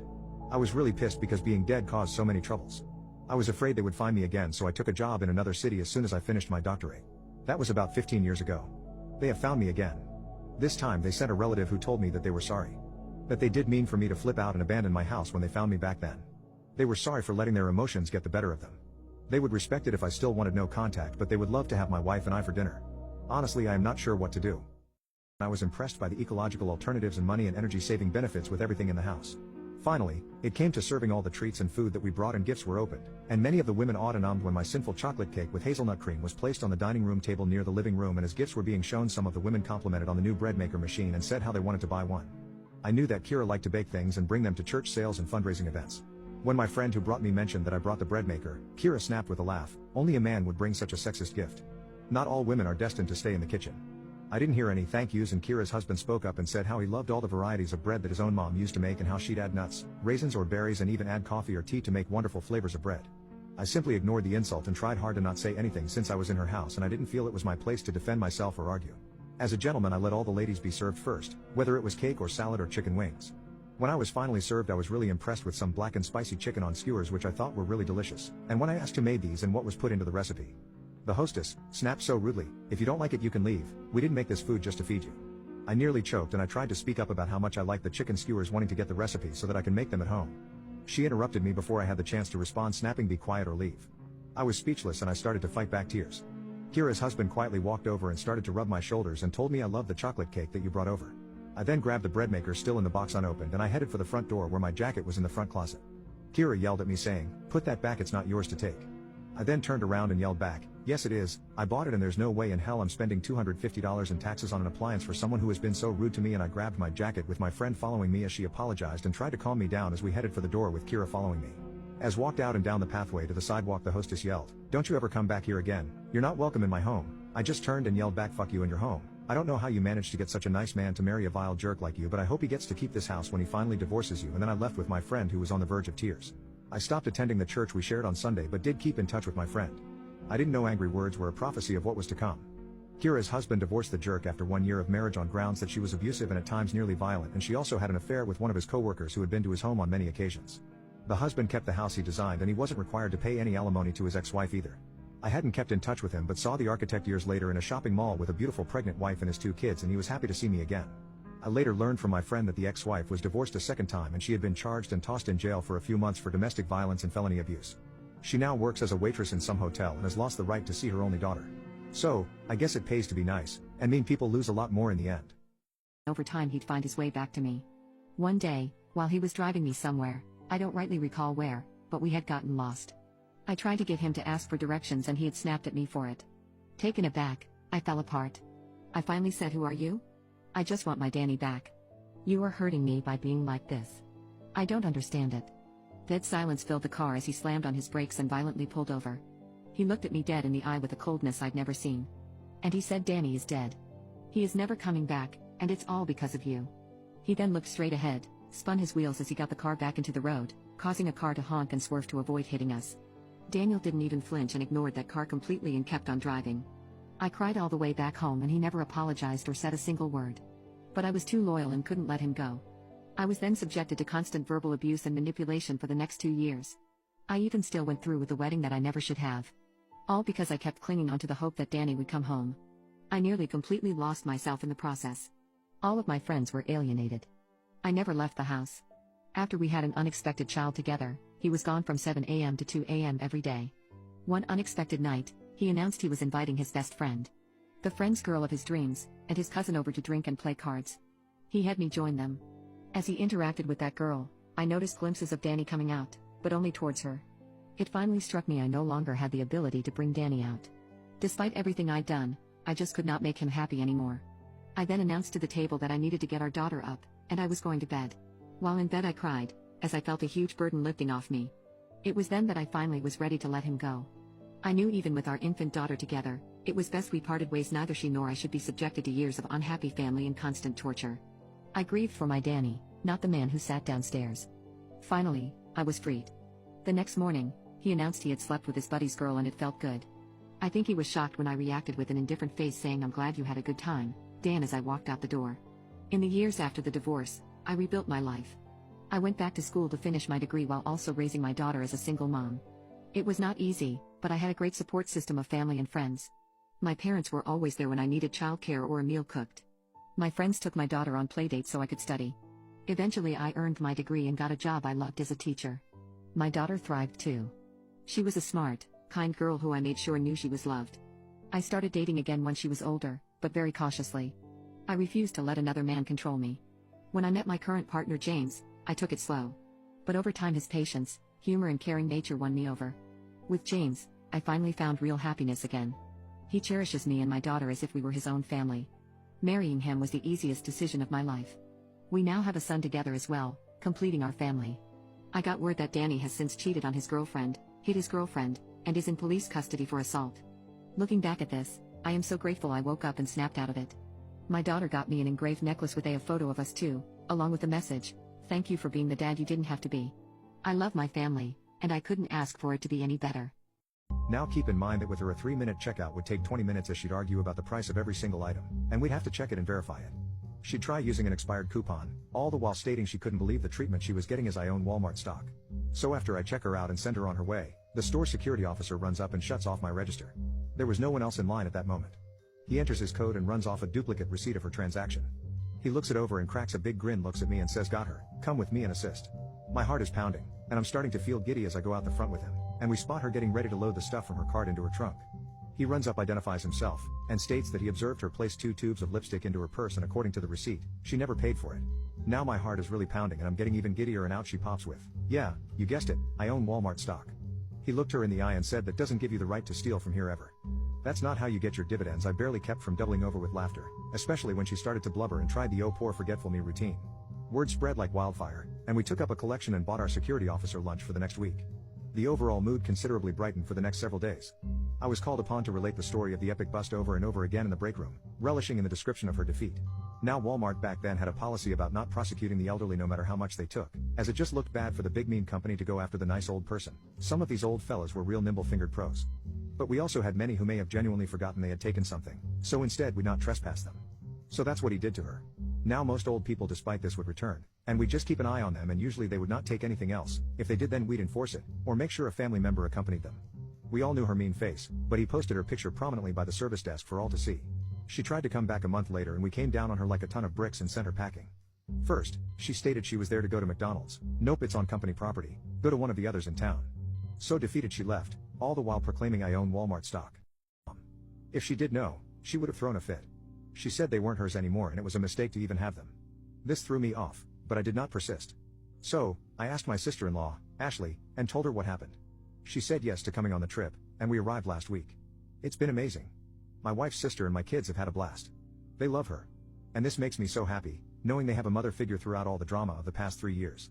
But last night, my kids met another family with kids, so they spent the night together, which left me and my sister-in-law alone. We talked about the kids and life in general, with a mood and atmosphere that was different than normal. We could both tell something was going on between us. We were out on the balcony, and her shoulder rubbed against mine. She looked at me in the eyes, and I swear I saw the twinkle of the stars in her eyes. She smiled, and her beaming smile was the moon within the sky. I can't believe I'm saying this, but she was the most beautiful woman I had ever seen in my life. At this point, we were facing each other, and I was looking down at her. She whispered to me, "You know, I will always be there for you and your kids." She leaned her head slightly more, and I took the opportunity. I kissed her. We froze, and she asked if I really want to do this and that this doesn't seem right. I told her I did, and I feel like we could both feel it. We didn't share a room, my kids shared a bed, and I had one next to them. My wife's sister had the master bedroom, so we ended up sleeping together. Really sleeping together. It was the best time I've had in my life, much better than Olivia's. I know it's bad, but nothing had happened like this before.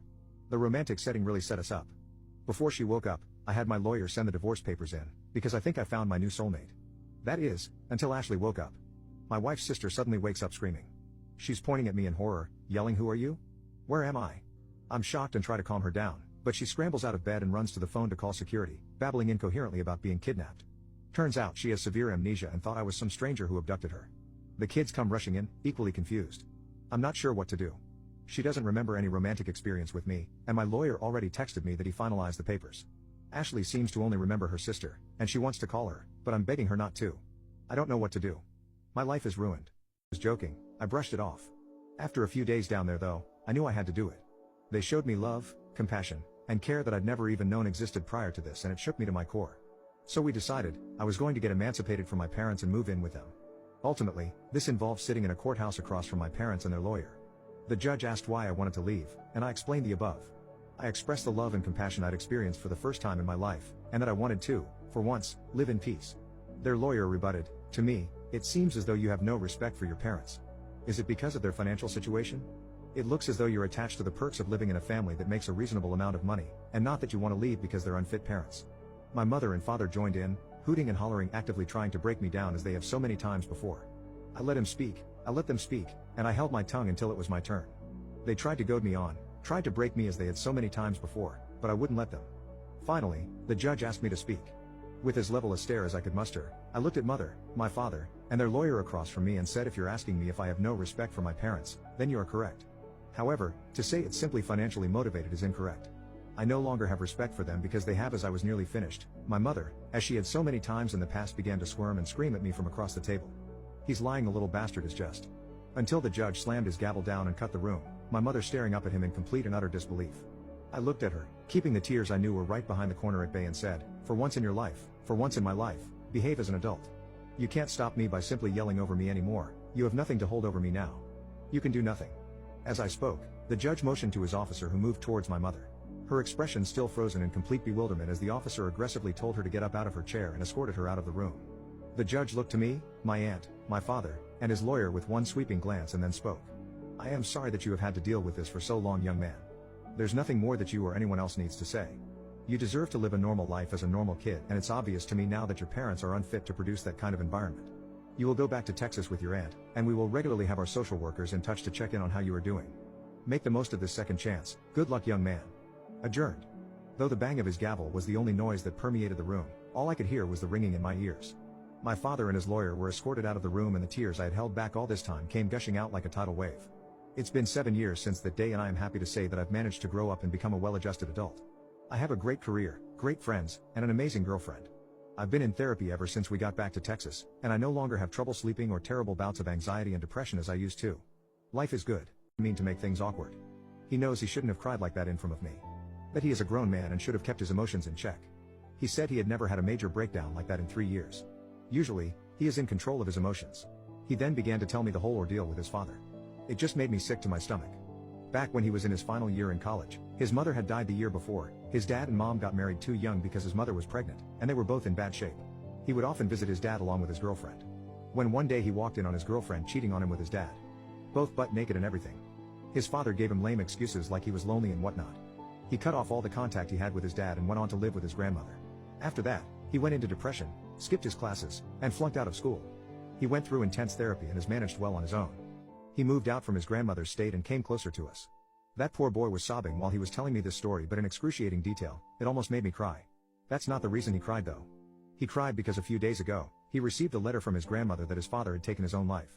He wrote a letter to James. James did read the letter, but he felt nothing. He showed me the letter.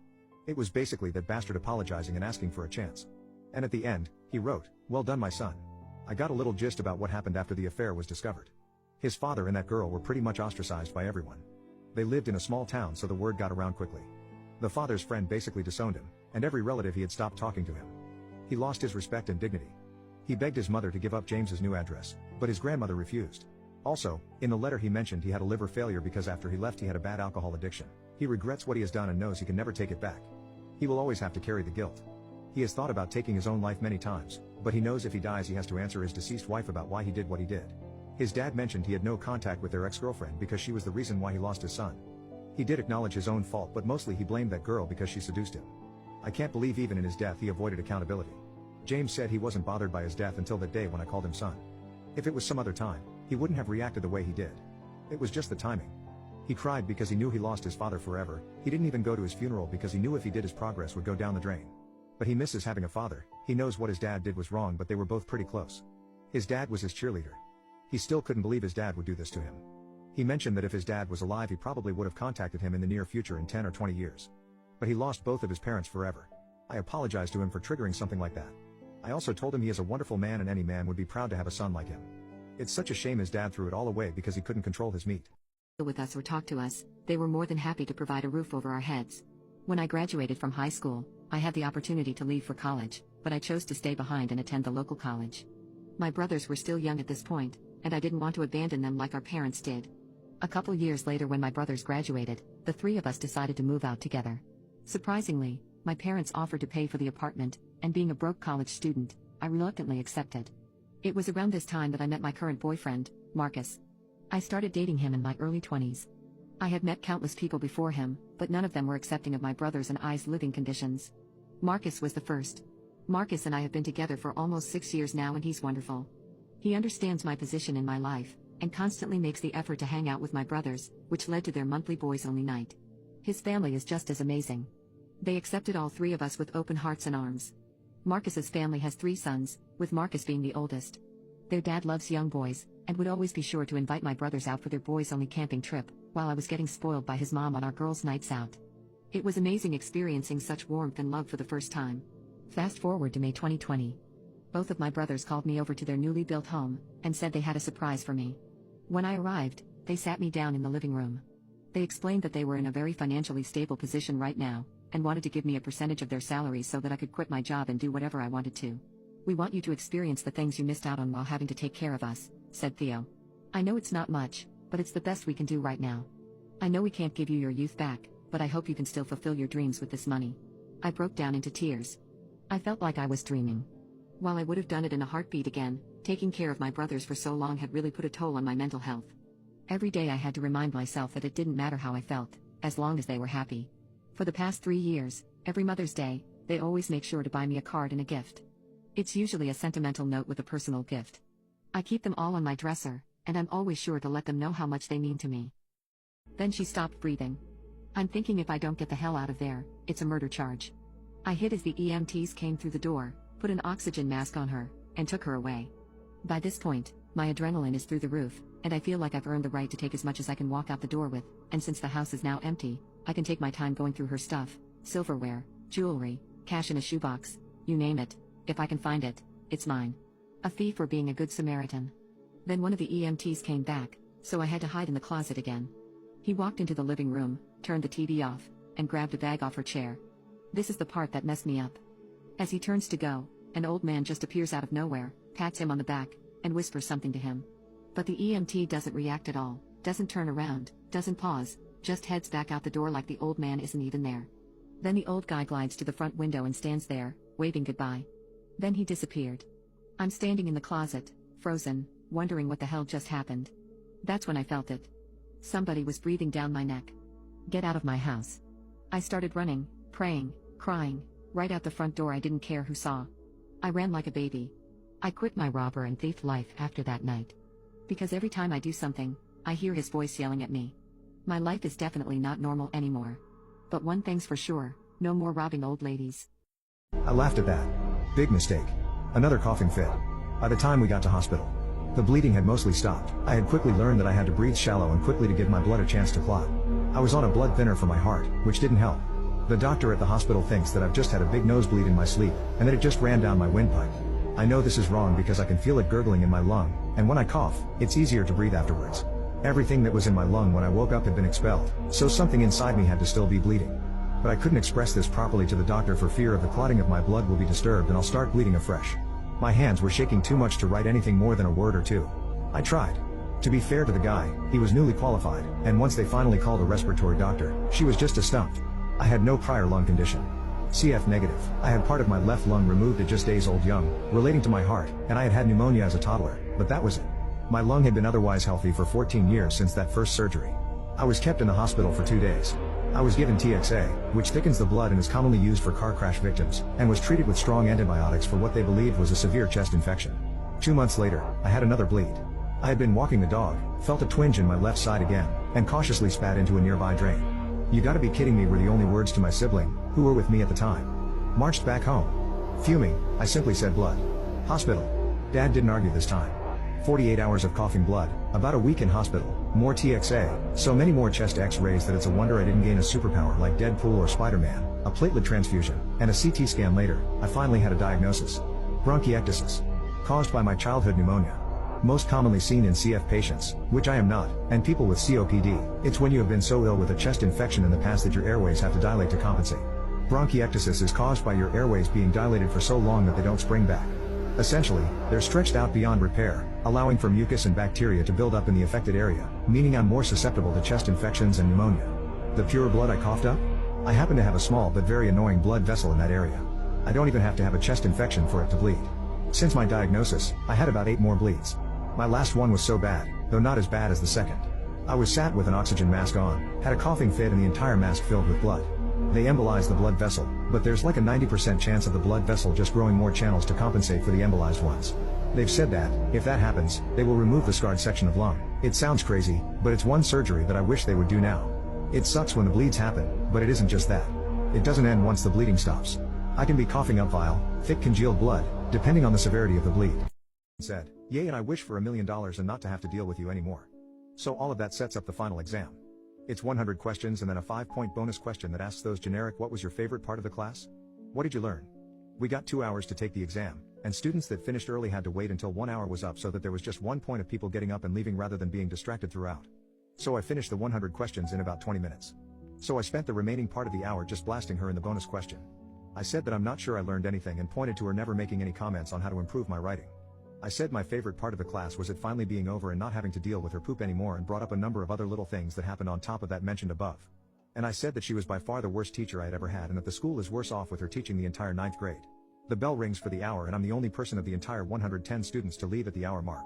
Now, on exam days the teacher doesn't proctor their own exam so that they are available to answer questions or if the classes are split among different rooms. So I have to wait for my mom to finish proctoring a different exam, so I'm just sitting out in the breezeway. The teacher finds me, holding my exam, with tears in her eyes and tells me to meet her in the principal's office. She then storms off, so I head over. As I'm waiting there I recount what happened to the soccer coach who was sitting there cause he made some comment about "surprised to see you sent in here." Eventually she comes back in with my mom, who she pulled out of proctoring an exam, and we all go in to see the principal. She's crying, screaming and literally choking every minute or so. After about 45 minutes of me spilling everything I'd gone through that year, the principal finally looks at her and goes, "How much was the question worth?" She said 5 bonus points, and he says, "Then just don't give him the bonus points." So I made a 98 on the final instead of a 103. Missed 2 questions. Every other student got the bonus points and the next highest grade was an 81. Thinking she would get the last laugh, I noticed a few days before grades were due that one of my assignments from the second week of class all the way back in August had been dropped 10 points. My final grade ended up being a 94.4, which was a B at the time. But I couldn't prove that she had altered my grade. I just had them all in a spreadsheet to determine my grade ahead of time. The summer after the school decided to change to a 10-point scale and so 90 plus was an A, so my B became an A. She also had to have her homework assignments each week signed off by the department chair and she had to start accepting assignments via email. 2 years later she was fired after other students started having real issues with her. I met my now wife, and she had an 11-year-old son. I was standoffish with him at first, but that kid was so amazing that I couldn't help but fall in love with him. The day he turned 18, he asked me to adopt him. It was the proudest day of my life. He and his mother turned my life around and gave me a reason for living. Now not only do I have my wonderful adopted son who is currently serving in the Marines, but I also have a 4-year-old son and 18-month-old daughter. My career has also taken off, and I'm doing very well for myself and my family. I went from a man no one could love, to a successful father of 3 with a beautiful wife and family. I survived. Then about 3 weeks ago I got a call at my office. It was my ex-sister-in-law. She informed me that my ex had passed. I simply said, okay, and hung up. It's been 14 years since I've had any contact with any of those people, and I have no desire to know anything about them now. Soon after, my family and I were getting ready to go to a picnic when there was a knock on the door. I recognized him through the front glass. It was my first biological offspring. I opened the door and he said, "Hey Dad, it's your son." Without an ounce of hesitation I said, "No you're not. I have 2 sons and you're not either one of them. Now please leave my property." He just stood there kind of dumbfounded as I shut the door. After a moment he left. I then put out a text to my family, letting them know that he was lurking around, and I have no intention of having any contact with him. I then told them I will cut anyone who does contact him out of my life completely. It's been 14 years. I don't owe him or his family anything. I had to listen to my mother cry for him on her deathbed over that child. I laid in a hospital bed with a machine breathing for me, wishing it would turn off and let me die because of that child. I learned in therapy that he had the right to make his own choices, but that I also have the right to make mine. My choice was to move on without him as part of my family, as he wanted. He has no right to come back into my life and disturb me or my family now. My entire family agrees with me. Even my wife and my in-laws agree that nothing good can come of this. He's 26 years old now. Now that his mother is dead all of a sudden I'm up to bat? I don't care if he was 12 or 200, he made the call, and if you had seen the look in his eyes when he said yeah, so? You would have known like I did that he didn't give a damn about me. So I had to stop giving a damn about him to survive. He doesn't have the right to ambush me on my front porch and act like he's anything to me now. Well, come to find out my sister is the one who has been giving him and my ex-sister-in-law my contact info. My sister is inconsolable that I won't give him a chance. Apparently he called her after he came to my house and broke down. I told her to stop right there, I don't care, but now she's begging me, for our mother's sake, to meet with this kid. So I ask you, is there anything good that can come out of a meeting with this kid now? Very good one. He didn't skip a beat saying that Santina needed parents who were together. He said he loved her and I both, and he spent enough time and money with her that he should be allowed to help parent her. Therefore, if he was going to parent her, he wanted to be called daddy and wanted Dean to only see Santina on the weekends. I was absolutely floored. I asked him why he didn't speak to me about this before, and he said that she was young enough to teach her to call him daddy. He wanted to surprise me by having her call him daddy, and wanted it to seem like she'd learned it all on her own. I angrily shut all that down immediately, saying that he was just my boyfriend, and that he had no place expecting to be my daughter's father. I told him he was way out of line, and that I needed some space from him. I asked him to leave. He started yelling, saying that I was being absolutely unreasonable. That any woman would be happy to know that their boyfriend wanted to love and be a dad to her child. He argued that he would be a way better father than Dean. That was when I snapped. I told him there is no better father for my daughter than Dean. He is a great man, and a great father. And that if he ever talks about Dean like that again, then we were through. He then accused me of still being in love with Dean. I told him to get out or I would call the police to have him escorted off my property. Aiden's friends and family contacted me, calling me a moron for not accepting Aiden as Santina's father, and told me to apologize to him. They claimed that I should be grateful for Aiden's involvement in Santina's life. I asked Aiden to call off his family and friends, and express my need for space. Unfortunately, he continued to bombard me with messages, pleading for me to consider what's best for Santina, and declared his love for us. Feeling unsafe, I reached out to Dean and asked if we could stay with him temporarily. We planned to leave for his house the next morning. When we got there, Dean and his mom were both waiting for us with breakfast. After we ate together, his mom kept an eye on Santina while Dean and I went shopping for new locks and some security cameras. I sent Aiden a message on our way to the store and permanently ended things. I threatened to call law enforcement if he contacted me or my daughter ever again, then blocked him on everything. After about a week, I returned home, and noticed there was an 8-page letter taped to my front door. It said that if I didn't get back with Aiden, he was going to make me pay. I'm extremely terrified for my daughter's safety and my own, and don't know what to do.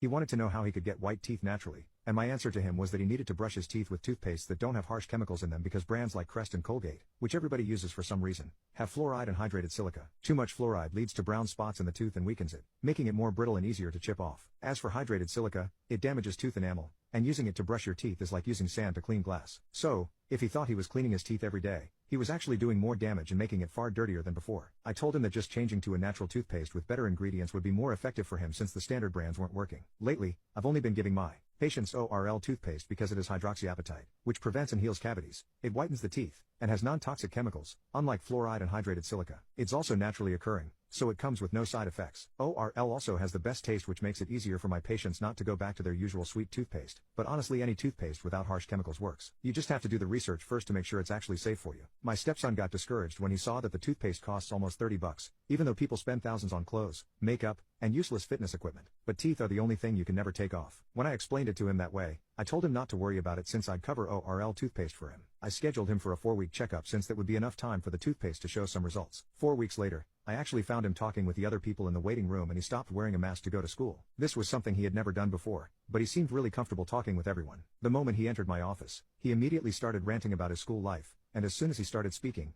I could see, and smell, the difference. This past month, his schoolmates had stopped saying bad things about him, and nobody called him butter teeth since his teeth weren't yellow anymore. And because he was far more approachable now that he was more confident with his appearance, he had some friends who invited him out a lot. Most of his nights were spent partying with them or playing video games. I was glad that my stepson was getting back out there into the world, thankfully with better people and friends. I know that him losing his father is something that he'd deal with all his life, and I know I could never replace him. But I overheard him talking to his friends on the phone saying that his stepdad hooked him up with ORL toothpaste, and that warmed my heart. Now I finally got him out of the house, so now I got time to pound his mom.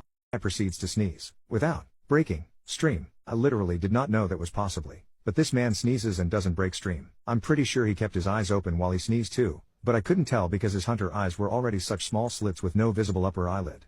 Then, I'm like, well, I have at least 45 seconds of solid stream left. I'm literally counting down the seconds, feeling my bladder get lower and lower, and in the silent room all I can hear is the sound of a rushing dam of water slamming against his urinal.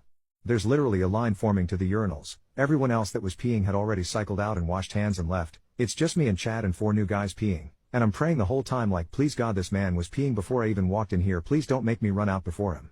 Well, of course I run out and zip up in shame as he continues to bull Connor out of that urinal like it was a black man in the 60s. Then I shamefully turn to wash my hands as another beta rushes into my spot at the urinal. Literally not even any of the fresh peers were peeing as hard as Chad. And the bathroom had a full-size mirror above the sinks, and Chad with his hunter eyes and grin is knowingly staring into my soul through the mirror while I wash my hands.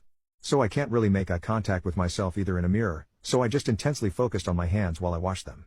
Then I start the blow dryer, and meanwhile 4 guys have cycled in and out of the urinals and Chad is still peeing. I swear to God I could hear that fire hose stream over the blow dryer. And it wasn't a normal dryer, it was one of those jet ones that puts a dent in your skin while you use it. I shamefully walked out with my head down, and as the door swung shut I could still hear him peeing. I walked around and got a drink, some ibuprofen, high blood pressure from straining to pee gives me a headache, and put diesel on the pump.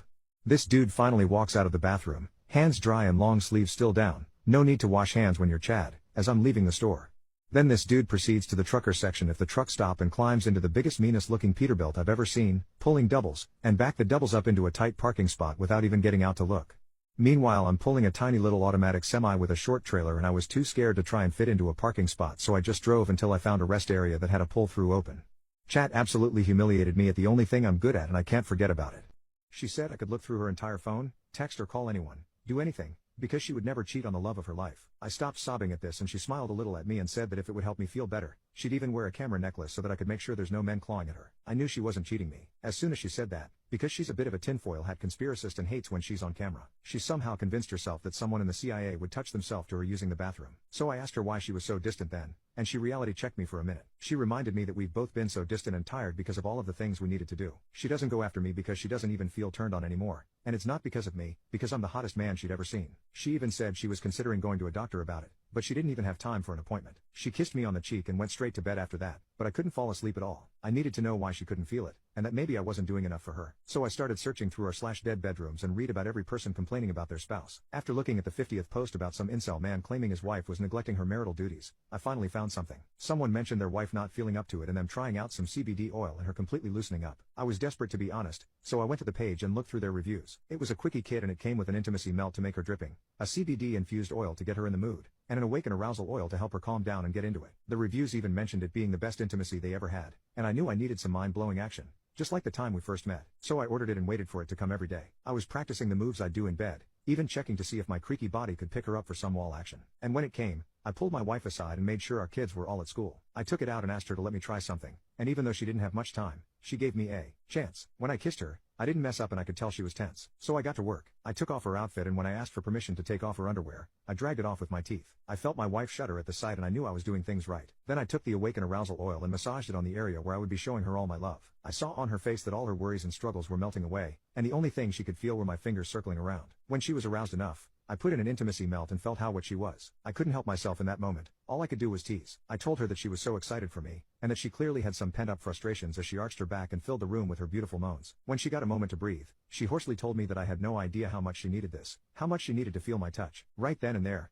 I could feel it in my bones. I could feel it in the way my heart pounded mercilessly, and I could feel it in the wave of heat that surrounded us. I was the luckiest man alive because of this gorgeous woman squirming under me, whimpering at my touch and begging me for more. I knew I had to show her the time of her life. So, I grabbed the CBD lube and I told her I was going to massage it on myself, sort of to put a show on for her, but she told me she wanted to do it instead. She followed my happy trail, and just when she reached me V-line, she kissed me. As I kissed her back with all the love in my heart and lust in my dick, she massaged the lube on me. I moaned into her mouth at the feeling and she smirked. She spread it around my tip and everywhere else, and it distracted my way of living way more than I care to admit. I couldn't even kiss her properly, but she relished in that feeling. When she was satisfied with her actions, she told me she was ready and laid down. I lined myself up, and if I could, I would burn the image of my wife whimpering under me into my mind, because the quickie kit was making her react in a way I had never seen before. When I went in, she moaned, and I could tell she was more sensitive than usual because of the way her face kept scrunching up and the way she couldn't keep her mouth shut for even just a second. I went down to kiss her neck, making sure to leave a hickey to show that she's mine, and I continued to kiss her body while I made love to her. I asked her if she liked this, and she let out a loud yes. Soon after, we both finished and expressed all our love in a kiss as I held her while her legs shook and my load went into her. She exhaled and told me that it was the best intimacy of her life. I told her that it wasn't over and showed her how hard I was. I grabbed her hand and brought it to my manhood. She wrapped her fingers around it,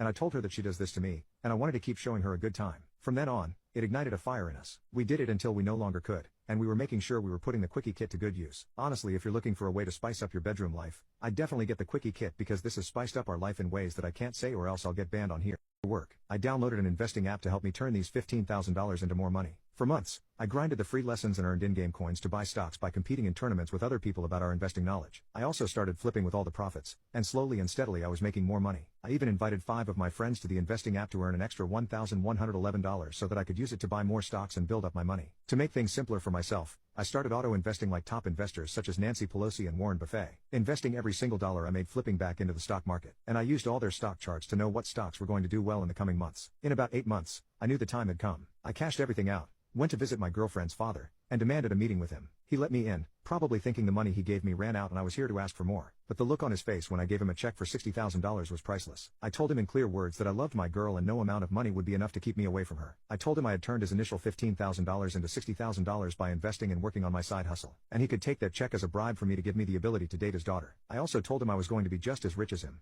since my business was about to take off, and I knew so much about how to make my money grow through investing. I could tell he was surprised that a poor person could even make that much. I didn't wait for a response and just left because I desperately wanted to see my girl again. I called her and explained the situation, hoping that she'd understand. To my absolute shock, she said that her father had done this before and her first boyfriend had just taken the money. She was afraid that I would do the same, so it made her really happy to know the lengths I went to secure our future. Oh, by the way, after hearing that he did it again, I didn't want to say much, so I just replied, "Oh, it was good, but I don't think we had a connection." This friend followed it by saying, "We figured," which made me feel rather uneasy. When I asked what he was talking about, he hesitated but eventually said that they had seen a TikTok video from her about not being excited about the date. At this point, I didn't really know what to say. This situation is just incredibly awkward for me, but there's not much I can do about it. Still, I wasn't going to mention it, nor did I try to look up if there was any update on her part. In fact, I deleted TikTok after that incident. It just wasn't doing me any good. Nevertheless, this past Saturday, she sent me a text. She mentioned that she had fun on our date and asked if I wanted to go out again. I appreciate that she clearly stated that she had fun on our date. However, I don't want to be with someone who shares so much of their personal life. It's not something that would be good for me. So, I decided to tell her the truth and sent a text explaining that while I absolutely had fun on our date, her company, and that I thought she was an amazing woman, her video from the night of our date came across my For You page on TikTok, and it made me feel really insecure. While I understand that she had fun on the date, unlike what she felt at the time of the video, I didn't feel comfortable going out with someone who had such a high level of exposure online. I wished her the best and expressed hope that she finds someone whose lifestyle aligns with hers. She has read the message, and left me on read ever since. I don't think she will reply, and I don't think we'll have a lot of social interactions going forward. Or is there a board that supervises therapists? I don't think they're planning an attempt to corner me as professional conduct, and I want her to pay for the misconduct. That session did not sit well with me. To be clear, there would have been no positive outcome to this talk my fiancé and the therapist had with me. Even if she wanted a completely open marriage, where I could sleep with other women, the outcome from my part would have been the same. That is not a marriage, that is a sham. It also dawns on me, she might have cheated on me. Now that I have this clarity of mind, certain things don't match up. So I was a fool anyway. I listened to the recording, and I still can't believe what was said there. Anyway, I called off the wedding. I am a very easygoing guy. There are no fights with me because I am not seeking them. There are no conflicts, enemies, because my life is guided on principle and common sense. That might have given my ex the impression I will be easy to walk over, like a doormat, but she is an idiot for thinking that. Having listened to the recording a few times, I am confident the therapist recognized I am not how my fiancé must have described me in their sessions. Hence this may be harder than we thought. Now that the wedding is no longer happening, people are starting to ask questions I am not comfortable answering. How do I navigate this? I am sure my ex is doing damage control, but I have the recording, and if she goes too far off the path, I will not shy letting people know what she wanted us to talk about. But my parents and family also want answers, and I am not sure what BS to tell them. I don't want them to think I am an idiot for allowing my ex to get to this point where she was so confident that she straight out told me she wants to F other dudes. She is also blowing my phone, my best friend's phone, my brother's phone. We can work on this. I didn't understand what they were telling me in the therapy session. She will do anything to fix this. It was the therapist's idea, she was against it, etc. Last cry of a dying siren. All her cries fall on deaf ears, and I am the owner of said ears. We were also working to get a loan to buy a house, but I canceled everything. I basically erased any ties we had financially, or otherwise. Her current plea is that in therapy she exposed her insecurities about our sexual history. I had considerably more partners than her, and the therapist came up with the idea we should level the field. Regardless of the truth of this, that therapist gets reported once I figure out where to do it, and what to say. This post is mostly a rant, but I would also want to know how would you handle the questions of friends and family. My ex is certainly doing her own damage control, and I don't want to be a he said, she said. I do have the recording, and I'm wondering if I should send it to the interested parties. My ex doesn't know I have the recording. I kept asking what was wrong. She gritted her teeth and said, "You lied to me." Eventually she stopped trying to fight me and I let her go. She then told me how she feels like I lied to her about our fights and that really all the time I was laughing at her in my head as I pretended that she was actually winning. I tried to take the conversation seriously, but come on, how the hell was I supposed to take this seriously?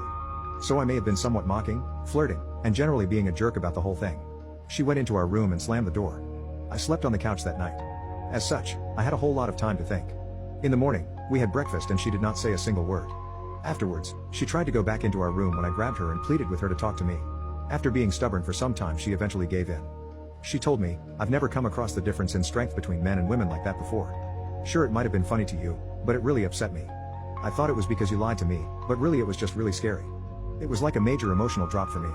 I once again told her that I didn't think I was lying. I just thought we both knew we were playing around.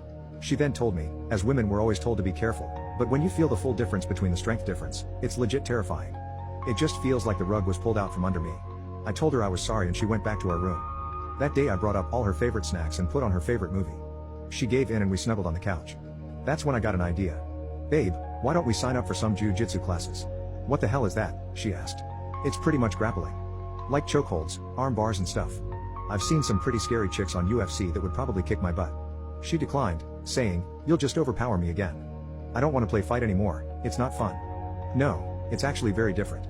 It's not really about the raw strength and it could even the playing field if you really give it a try. Plus we could use the chokeholds at home too if you get what I'm saying. I winked at her and she punched me hard in the arm. I'll admit it hurt. "I guess we could give it a try," she told me hesitantly. We signed up for some classes that week and she really enjoyed it. However, it's been a few months now and I won't lie, she's been beating the crap out of me. She'll laugh while trying to break my arm and make me tap when we practice during class. It's cute but kinda scary. However, a few days ago she came and kissed me on the cheek telling me, "I am not so terrifying anymore." I told her, "Oh really?" before bear hugging her and throwing her on the couch while tickling her. We both just sat there laughing afterwards. I guess the classes aren't so bad. After all, she's happy and I love seeing her so passionate about something. So I won't waste my son's life by filling his day up with useless classes. If he's going to be successful, then he'll be successful regardless of what school he went to. I didn't buy that at all and almost accepted the fact that they weren't going to share their secret with me. The next day was a weekend, so I went to the son's room and he was just lying on his beanbag on his phone. All I could think was, who was I kidding? He's one of the richest kids in America, he can afford to waste his life away. Regardless, I asked what he was up to because I wanted to know what was so different about him when compared to the younger me. He completely shocked me, because most kids that get into this give up after a month. He revealed to me that he was investing and trading stocks. I was like, "Oh, does your dad teach you that?" He said no. He told me that his father doesn't believe in the school system. He believes that the most successful people are those who self-study, are true students, and put in their 10,000 hours. His father was so good at many things like music, computer science, and the arts because he was a dedicated learner. After talking with the kid, he showed me that he's been using an investing app to learn. Since elementary school, he has used programs like Duolingo to perfect his Spanish foundations and Coursera to study in his own time and collect certifications, but this is his latest obsession. He grinded the free lessons they gave, skipped the basics, and remarkably within 2 months he made his first profit of $270. The craziest part was his father didn't give him a dime, he worked for his own money. He saw that the app gave you free money when you invited people over and learned how to flip that. He showed it to his girlfriend too, who's been learning how to invest in her school finance class, but wanted a leg up since she felt like she wasn't getting anything useful out of it. I've never seen a wealthy family like this, that's probably why I've stuck around with them for so long. It's my second year, and the son has gotten so good his portfolio has grown to have an average return of 11% a year. Imagine what he'll be making next year with that progress. They believe in being self-made, which is something I respect. I asked the son if he could give me some pointers from the investing app, but he told me, nah, the app has everything you'll need, just start. The woman I had served that morning had come and told her granddaughter about our exchange. This girl was singing our praises big time, saying we changed this lady's entire perspective on the situation. I was absolutely floored and got a little choked up, but we're still not done. 3 weeks later, I'm working a Sunday morning. It's right between 2 rushes and this giant group comes in. Big groups are always a pain to serve, but I put a smile on and get ready to take care of everyone. An older lady comes up to me and grabs my hand. She asks me if I remember who she is. It's the lady from 3 weeks before. I ask her about her husband and she responds, well, that's what I'm here about. Son, I have 2 things to share with you this morning. First, I want you to know that my husband passed away. His funeral was yesterday and the whole family came into town for the service. The second thing I want to share with you is this. I want you to know that I shared the story of what you did for me with that cup of coffee. You may not know this, but that cup of coffee gave me an entirely new perspective on my husband's life. I wanted to thank you for that. Son, I want to introduce you to my family. They have something they want to say to you. She turns around and gestures to the group. One by one, they come up to me and shake my hand and thank me for what I've done. At this point everyone is teary-eyed. It was the strangest thing. A cup of coffee changed everything. And, in the process, allowed me to celebrate the life of a stranger I never knew with her loved ones.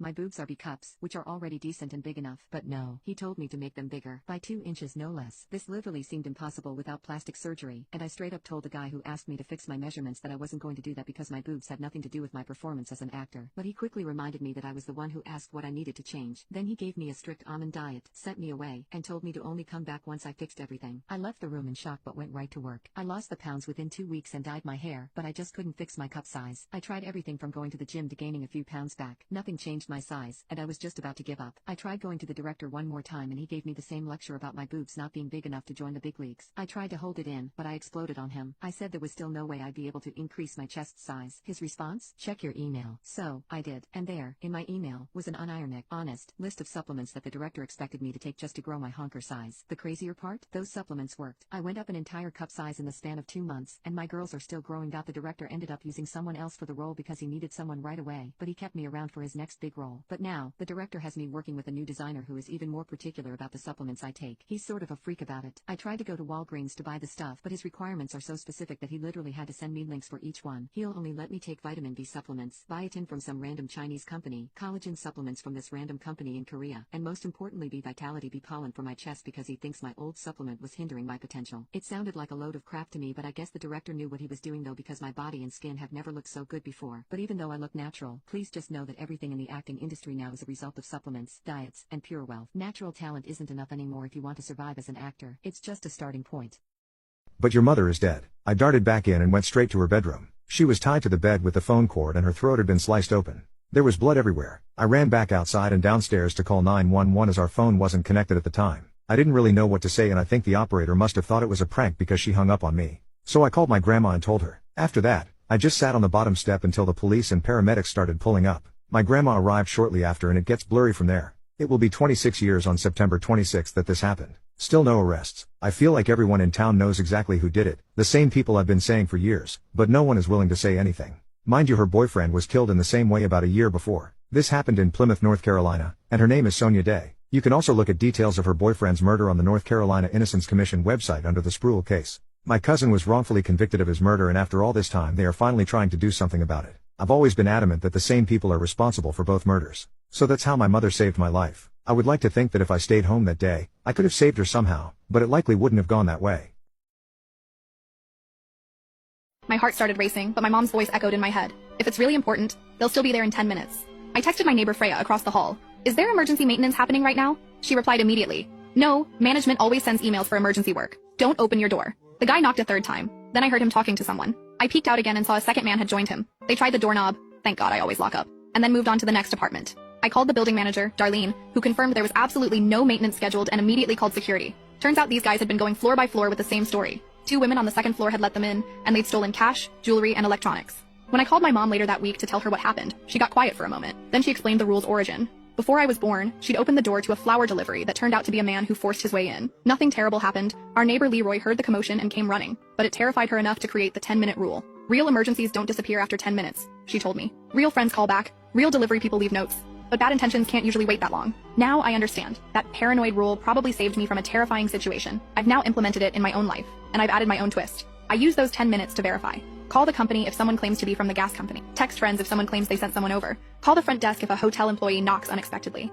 Life doesn't stop just because something bad happens. That's a valuable lesson. He's 16, I said. He just lost his father. The valuable lesson he's learning right now is that half his teachers care more about their gradebooks than his dead parent. Coach Davidson shifted uncomfortably. Mr. Lopez stared at his hands. Mrs. Harrington's face went red. That's completely unfair. I offered him extensions. The door opened. Devin walked in. He wasn't supposed to be there, but Miss Nguyen had clearly texted him to come down without telling the rest of us. Mrs. White Harrington didn't notice him standing by the door. She kept going. These kids need to understand that grief doesn't excuse laziness. My mother died when I was in college and I still graduated on time. Devin stood there for a second. Then he spoke, his voice completely calm. You're absolutely right, Mrs. Harrington. My dad dying was super lazy of me. I should have asked him to schedule his heart attack for summer break. That way it wouldn't inconvenience your lesson plans. Every head in the room turned toward him. Mrs. Harrington's face went from red to white in about 2 seconds. Devin looked at each teacher, one by one. Mr. Lopez, I'm sorry I didn't stay after school for tutoring. I was too busy planning my dad's funeral and helping my mom figure out how to pay the mortgage. Mrs. Lin, I'm sorry I zoned out during your lab on cell division. I was thinking about how my dad's cells stopped dividing permanently. He turned to me. Mr. Lane, thanks for being the only teacher who treated me like my grief mattered more than a history worksheet. At least one person here remembers I'm a human being. Then he walked out, didn't slam the door, just left. The room was completely silent. Ms. Nguyen closed her laptop. I think we're done here. Mrs. Harrington tried to say something, but Ms. Nguyen cut her off. Actually, I need everyone except Mr. Lane to leave. Now, after they filed out, Ms. Nguyen looked at me. I recorded that whole thing. I'm sending it to the principal. Harrington's getting transferred. Devin passed all his classes that year. The other teachers suddenly found ways to be more flexible with deadlines. Mrs. Harrington got moved to a different school that summer. Last I heard, she's teaching somewhere in Kentucky now. Devin graduated 2 years later. Gave a speech at graduation about his dad. Didn't mention Mrs. Harrington once. That's class.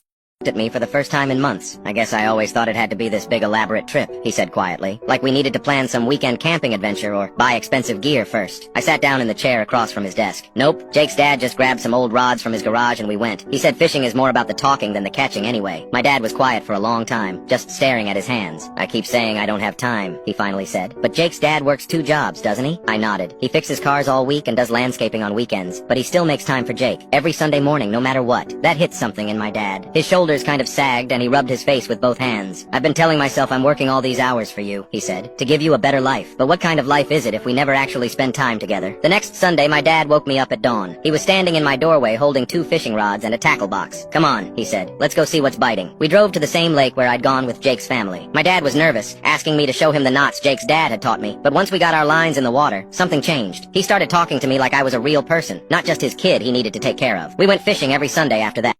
Funny. I brought someone too. Mallory walked in. Mom's face went pale. Mallory picked up their agreement. This is cute. Illegal, but cute. Their lawyer cleared his throat. We believe the will is ironclad. Mallory cut him off. Try to contest it. We'll press charges for fraud and extortion. Silence. Mom's voice sharp. You wouldn't take your own mother to court. I looked her in the eye. Try me. This is ridiculous, Mom said. What's ridiculous is trying to steal what Dad left me. Your siblings deserve their share. The ones who called Dad a washed-up loser, they deserve nothing. My half-brother snapped. He never tried with us. You mean when he invited you for Christmas and you insulted him? He said nothing. Mallory pulled out a folder. Cease and desist. Continue harassing my client, we pursue legal action. Mom stood fast. You do this to family? You stopped being family when you tried to steal from me. She smiled, calculated. All right, fine. Too easy. As I left, Mom called, take care of that house. Accidents happen. The next morning, I checked Dad's house. The door was wide open. Inside, trashed. Couch slashed. Drawers dumped. Dad's photo shattered. Spray painted in red. Thief. I called the cops. Without footage, they couldn't prove anything. I installed cameras. High def, night vision. Motion activated. 4 nights later at 2:37 a.m., my phone buzzed. Motion detected. I opened the feed. Mom, dressed in black with a flashlight. Her husband right behind her carrying gasoline. I hit record and called 911. I watched as Mom handed him a lighter. Sirens started. They panicked, tried to run. Too late. I drove over as they were shoved into the squad car. Mom screamed, "You set me up!" "No, Mom, you did this to yourself." Mom was charged with attempted arson. Her husband, too. My cameras caught everything. The trial dragged on for 6 months. Mom claimed she didn't know about the gasoline, then claimed I set her up. The prosecutor played the footage. There she was, pointing where to pour. There he was with the lighter. Jury took under 2 hours. Guilty. 10 years for her, 12 for him. I kept the house, fixed the damage, and moved in. Every morning I have coffee on the porch where we used to sit. Dad's real legacy wasn't the money. It was living with integrity. That's worth more than anything Mom tried to steal.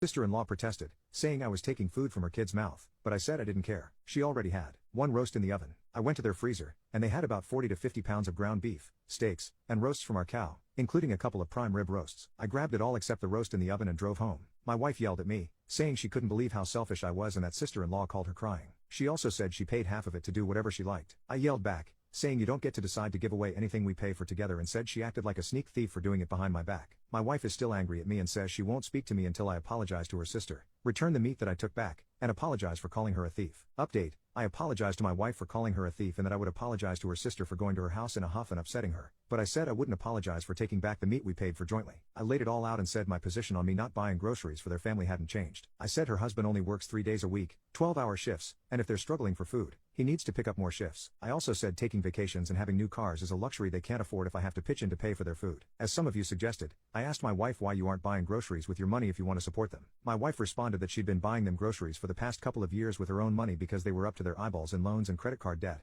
but inflation means their groceries have cost her more and more. She then admitted to putting some things on our joint credit card in the last few months in smaller amounts than 2 years ago so that I wouldn't notice. As for the beef, sister-in-law called her this past weekend, crying, saying they needed help with food at the end of the month because one of the kids broke their iPad, which they used to keep the kids entertained, so they replaced it. She didn't ask me about taking them beef because she knew I would say no if she told me about the iPad and didn't think I would notice since we have so much meat. She said I have no idea how hard it is to raise 4 kids, and they need the iPad. I told her we needed to see a counselor because we're on different planets if she thinks an iPad is necessary. So yeah, we're going to do therapy. Until then, I'm sleeping in the basement.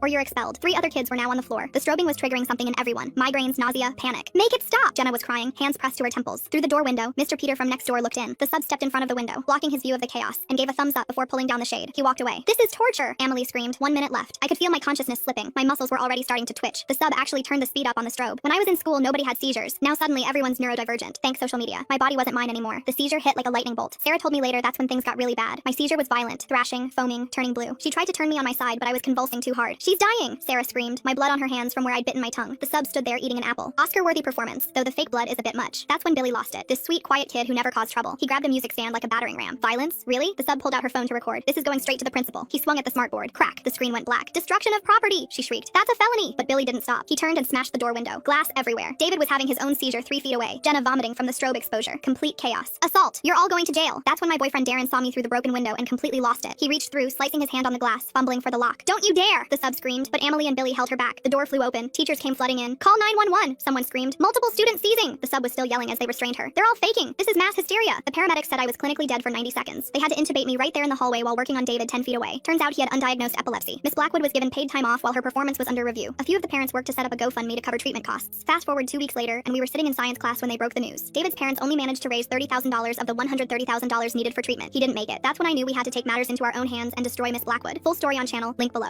Called for updates, but I wasn't allowed to see him. They said he was adjusting fine in foster care. He's safe and cooperative, the social worker said. Safe. That word stung. I was still attending every required meeting, still complying with every ridiculous inspection. They never found a single mark. No proof. Nothing. Eventually, they started realizing his stories didn't add up. He told them I locked him in a closet for hours, but the officer who visited my house saw the so-called closet, a storage nook full of holiday decorations. Then he claimed I starved him, but every record from his doctor showed he'd been gaining weight. The story started crumbling under the smallest bit of truth. I think Ethan started panicking when he realized the people who believed him were also the ones controlling his life now. The freedom he thought he'd gained disappeared under their rules. Curfews stricter than mine, mandatory counseling, no late-night phone calls. When the honeymoon period wore off, he began begging to come home. I got the call one Thursday afternoon. He's been having trouble adjusting, the social worker said carefully. Would you be open to a supervised meeting? I said yes before she finished the sentence. They brought him to the office the next day. Ethan looked different, not in a physical way, but in his eyes, like someone who finally understood consequences. He barely met my gaze. Hey mom, he said quietly. Hey, I replied. We sat there in awkward silence until he blurted, I didn't think it would go this far. My throat tightened. You didn't think accusing your mother of abuse would go far? He winced. They said I'd get to stay with a family who'd let me do what I want. I thought it would be better, but it's worse there. They don't care about me, just the rules. I wanted to be angry, but what came out was exhaustion. That's what parenting is, Ethan. Rules, responsibility, the things you hated. He nodded, tears threatening. The social worker watched from across the room but didn't interrupt. Ethan wiped his face. I just wanted you to listen to me. I was, I said. You just didn't like what you heard. He didn't answer. 2 weeks later, the court reviewed everything. Every allegation was proven false. They offered to return him home immediately, but I asked for 1 more month, not as punishment, but to make sure he understood what he'd done. When he finally came back, he didn't say much. The first night, he sat at the dinner table staring at his plate. You really didn't hit me, he muttered. I know that now. I didn't reply. There was nothing to say. He finished eating, stood up, and quietly did the dishes without being asked. That was his apology. We never talked about it again. But every time he left the house, he'd stop at the door, look back and say, see you later, mom. next room and posed the Barbie. Safe. I crawled to the bathroom and marked it safe too. Each time Dad cleared a room, we posed the dolls. Leapfrog. Stay behind him. It worked every time. Until tonight. Dad suddenly stopped in the middle of the hallway. He backtracked down the hall, glancing into every room, then grinned. One arm up, he said quietly. One leg up, head turned left. My blood went cold. He knew. So you think Daddy's stupid too, huh? His voice echoed down the hall. Your tricks won't work anymore. He started going back to the rooms we had marked as clear, checking every corner like a madman. Then Dad stood in the doorway of the guest room, where my sister hid. Found you, Dad whispered. My sister screamed. I watched through the crack in the bathroom door as he dragged her out by her arm. She kicked and thrashed, but he was too strong. Where's your sister? He demanded. Tell me. She didn't answer. He shook her hard. Tell me. I wanted to run out there. I wanted to save her, but she caught my eye through the crack and shook her head once. Then she pointed down the hall, toward the parents' bedroom, toward the phone. Go, she mouthed. I bolted before Dad could see where she was pointing. I heard him curse and drop her. His footsteps thundered behind me, but I was smaller, faster. I made it to the bedroom and slammed the door. Locked it. I grabbed the phone from the nightstand and dialed 911. Dad pounded on the door. Open this right now, he screamed, the door shaking with each hit. My dad's trying to hurt us, I told the operator. My voice was shaking. Please help. Just then, Dad broke down the door and lunged at the phone. I dropped it, but kept screaming the address over and over. Suddenly, he collapsed. Mom stood behind him holding a broken lamp. Get your sister. Run. Go. We ran barefoot across the lawn as the sirens came. Mom didn't make it, but she bought us enough time. We never saw Dad again after his arrest, but the police did tell us what caused him to rampage. Mom had cheated years ago. We were the proof. Dad found out and lost it that night. And the thing that saved us were the Barbie dolls he bought us. But after that night, I made sure to throw it all out. Radio contact with our reinforcements. You saved my life, he said suddenly. Your artillery strike hit my bunker after I left. If I stayed 5 more minutes, I would be dead. I saved his life. He probably killed guys I knew. And now we're building suburban houses together in California. The other workers noticed we were both pretty shaken up, asked what was wrong. How do you explain you just discovered your coworker used to be your mortal enemy? After that day, everything changed between us. Not hostile, but weird. Like we were dancing around something neither of us wanted to talk about. Duke started bringing me Vietnamese coffee. I shared my thermos of regular coffee with him. We'd sit together at lunch, not talking much, just existing in this strange space between former enemies. One day he brings in photos from his wallet. His family back in Vietnam. Wife, 2 kids, parents, all killed in our bombing raids 6 months after he left for the war. I fought because I had nothing left to lose, he explained. My family was already gone. I showed him pictures of Jimmy, the friend who died near his position. Kid from Ohio, just turned 19. Duke studied the photo for a long time. He looked very young, he said finally. Too young for war. We both lost everything in that jungle. Different sides, same pain. The war ended, but we kept carrying our pieces of it. Working together became easier after that. We understood each other in ways our other co-workers couldn't. Both of us had nightmares. Both of us drank too much sometimes. Both of us jumped when helicopters flew overhead. Duke retired before I did. On his last day, he shook my hand and said, I am glad we met this way, not that way. I still think about him sometimes. Wonder if he ever thinks about those jungle days, or if he's found peace with it all. Meeting your former enemy face to face. It's not dramatic like in movies. It's just 2 old men realizing they're more alike than different. War makes enemies out of people who might have been friends under different circumstances. The guy who tried to kill me for a year turned out to be a decent man who just wanted to go home to his family. Looking up from the stove, Dad glanced at me over his newspaper and gave a single nod. That was it. My brother didn't even acknowledge me. My sister took another selfie. No card on my plate, no small wrapped gift, not even a birthday candle and a pancake, nothing. I ate my breakfast in silence, watching my family completely ignore the fact that I existed. And honestly, I felt nothing. No sadness, no anger, just calm clarity. After breakfast, I cleared my throat. I have something to show you all. My dad lowered his newspaper slightly, annoyed at the interruption. Mom turned around from the dishes. My siblings finally looked up from their phones. I pulled out my laptop and opened it on the kitchen table. The MIT acceptance letter was already on the screen, big and bold and undeniable. I got into MIT, I said calmly. Full academic scholarship, covers everything. Tuition, room, board, books. The email came 3 months ago. The silence that followed was deafening. Dad's newspaper slipped from his hands onto the table. Mom dropped a dish into the sink with a loud clatter. My brother's mouth literally fell open. My sister just stared. 3 months? Dad finally said, his voice barely a whisper. You got into MIT 3 months ago and you didn't tell us? I looked him straight in the eye. I figured you wouldn't care much. Money's tight, right? You know how it is. I watched his face go from pale to red. Mom started crying, covering her mouth with soapy hands. That's not fair, my brother said, finding his voice. We would have celebrated. We would have what? I cut him off. Noticed me for once? Put down your phone? Actually remembered it was my birthday without me having to remind you? My sister looked down at her lap, tears starting to stream down her face. I'm moving out next week, I continued, my voice steady. I've already found an apartment near campus with 2 other incoming freshmen. Paid first and last month's rent with money I saved from the grocery store. My bags are half packed upstairs. Dad tried to stand up, but his legs seemed to give out. He sat back down heavily. Son, we can talk about this. There's nothing to talk about, I said, closing my laptop. I just wanted you to know that the kid you ignored, the one who wasn't worth a birthday gift, is going to MIT. Thought you should hear it from me before I disappeared. I stood up and walked toward the stairs. Behind me, I heard Mom sobbing openly now. I heard my sister whisper to my brother, we really messed up. We really messed up. Yeah, they did. As I reached my bedroom door, I heard Dad call out my name. His voice cracked, but I didn't turn around. I had spent 18 years waiting for them to see me. Now I was done waiting. I told him teenager size, obviously. He looked at me like I'd grown a second head and said, no, what number size are you? That's when my whole world cracked open. Liam explained that shoes came in numbered sizes with half sizes in between, and everyone had a specific measurement for their feet, and you were supposed to wear the exact size that matched your foot length and width. He Googled something on his phone, and then grabbed a piece of paper from his printer and put it on the floor, telling me to stand on it with my heel against the wall. And when he looked at where my toe ended and checked the chart, his face went white. Dude, you're a size 10.5, but those shoes you were wearing are like an 8 at most. How are you even walking? I tried to explain that teenager size was just what you wore between child and adult, but he was already pulling boxes from his closet, and when he handed me a pair of size 11 sneakers and my feet slid in with room to spare and no pressure on any of my toes, I literally started crying right there in his bedroom. The absence of pain was so foreign that my brain couldn't process it, and I just stood there sobbing while Liam grabbed 2 more pairs, saying I could have them all because his mom was always telling him to clear out his closet anyway. Then he looked at me with a worried expression and said, "Your parents really never told you about shoe sizes?" And all I could do was shake my head, because if I opened my mouth I would have screamed. I took a few steps around his room, and for the first time in my life my feet just touched the ground normally, without having to calculate which part would hurt less. Liam's mom drove me home because she insisted it was too late to walk. I saw Liam looking out the window at our house with its peeling paint and the broken mailbox, and I waited for him to say something about how we obviously couldn't afford proper shoes, but instead he just said, "See you tomorrow for the presentation, and bring those old shoes because my mom wants to report them to someone," which made no sense, but I nodded anyway because I was too overwhelmed to ask questions. That night, I gave my little sister a pair of smaller shoes Liam had given me, and even though they were huge on her, she hugged me and whispered, "They don't hurt."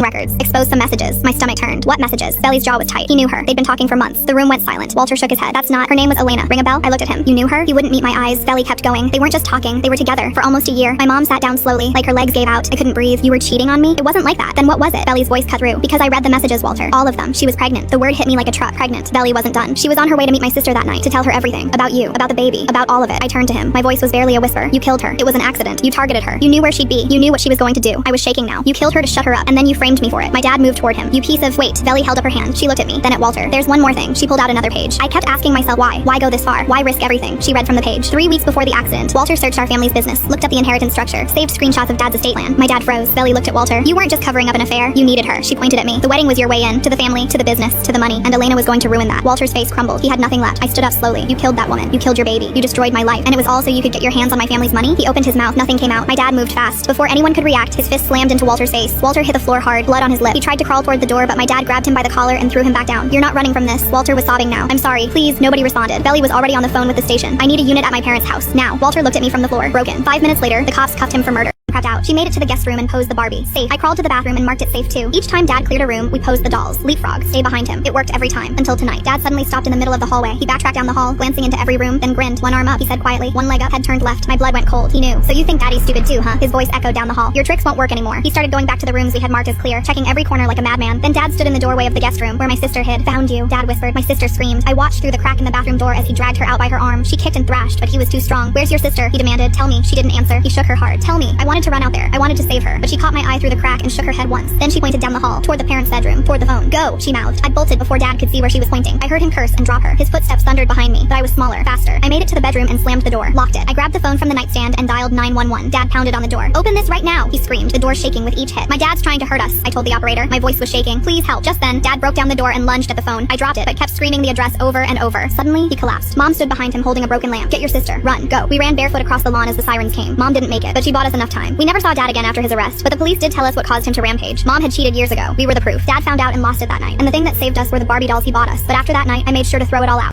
The next week, he burned dinner because he was watching TV. I walked into the kitchen and gasped. Dale, sweetie, do you remember what fire does? It makes things hot. Should I make you a chart? He was getting frustrated. I got distracted for 1 minute. Distracted? That's concerning. Maybe we need to put labels on everything. This is stove. Stove gets hot. Hot bad for touch. Knock it off. I'm worried about you. First the stairs. Now you can't remember basic cooking. Classic Dale move. He started getting really angry when I did it in front of people. His brother came over to watch the game and Dale couldn't find the remote. It was under a magazine. I found it immediately. Tommy, I said to his brother, I think Dale might need glasses. Or maybe his brain just doesn't process visual information properly anymore. Dale's face went red. The remote was hidden. Hidden? Under one single magazine? Tommy, watch this. Dale, what's this object called? I held up a cup. Stop it, Kayla. He seems confused. I told Tommy. This happens a lot now. He forgets basic things. Tommy laughed uncomfortably. The breaking point came at his parents' house. Dale was telling them about a meeting at work and got a detail wrong about the date. Actually, it was Thursday, not Tuesday. Oh no, I said, grabbing his arm. You're having memory problems again. His mom looked concerned. Memory problems? He can't remember anything lately. I said, yesterday he forgot how stairs work. Last week he couldn't remember that stoves get hot. Now he can't even remember what day things happened. Dale exploded. That's enough. You've been treating me like I'm brain damaged for weeks. You know why? Remember when I got hit by a car? You called me a moron. Said it was my fault. Classic Kayla move, you said. His parents looked shocked. You said that after she got hit by a car. His mom asked. With a concussion, I added. While I was still in the hospital. He told the doctor I was too stupid to cross the street properly. His dad shook his head. Dale, that's terrible. It wasn't that bad. Dale tried. She's exaggerating. The driver admitted fault. Dale filed a police report. His insurance covered everything. But you still insisted I was too stupid to walk properly. So yeah, now when you make any tiny mistake, I treat you exactly how you treated me when I was actually injured. How does it feel? His mom turned to him. Apologize to your wife right now. He mumbled something that might have been sorry. I didn't stop though. Every mistake he made, I was there, concerned, worried about his cognitive function, asking if he understood basic concepts. Last night he asked how long to microwave leftovers. I patted his head. When the beeper goes beep beep, that means food is warm. Can you say beep beep? He doesn't call me a moron anymore.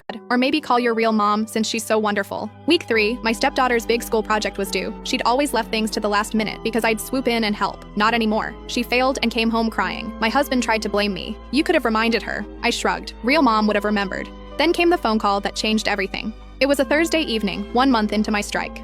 The doorbell rang and my husband answered. I heard raised voices, shocked gasps. A woman's voice I didn't recognize. But the kids did. They came running down the stairs screaming, "Mom! Mom, you came back!" I walked into the living room and saw her, their real mom, standing in the doorway with a designer purse and fresh highlights. All smiles, like she hadn't abandoned her children for 4 years. My stepson was sobbing, wrapped around her waist. My stepdaughter was frozen, staring. My husband looked like he'd seen a ghost. She laughed, that practiced, melodious laugh. Surprise! I know it's been a while, but I'm back now. I've worked through my issues, and I'm ready to be the mother you deserve. My stepdaughter found her voice. You're staying. You're really staying this time. Of course, sweetheart. The woman pulled her into a hug. I've missed you both so much, and I brought someone I want you to meet. A man stepped out from behind her, tall, expensive suit, cold eyes. This is my husband. We got married last year in Bali. My husband's face went pale. The kids looked confused. Your husband, but you're still married to Dad. He never signed any divorce papers. The woman's smile faltered. About that. I need to discuss some things with your father. Grown-up things. Why don't you two go upstairs? I couldn't fit what happens next in this short video. Watch the rest down below. My sister took a long sip. Thanks, Daddy, she said. 9 more minutes to the hospital. I spent them convinced I was going to die listening to her slurp her Starbucks. We screeched into the ER bay. Within seconds, nurses surrounded us. I heard someone yell for an EpiPen. The epinephrine hit my system like a defibrillator. A doctor leaned over me. You got here just in time, she said. Another few minutes and we'd be having a very different conversation. Just in time. We would have been there 10 minutes earlier if not for the Starbucks stop. But everyone was so relieved I was alive that no one wanted to talk about it. Later, my parents sat beside my hospital bed. We're so glad you're okay, Mom said. We were terrified. My sister stood in the corner, still clutching her cup. She wouldn't make eye contact. The next day, they retold the story to relatives. We rushed her to the hospital, Dad said. Didn't waste a single second. That was 8 years ago. I'm 22 now, and I carry 2 EpiPens everywhere. I've had 3 more severe allergic reactions since then. Each time, I drove myself to the hospital, even when I was 16 and barely had my license. My parents still don't understand why I won't let them help during emergencies. They think I'm being dramatic, holding a grudge over nothing.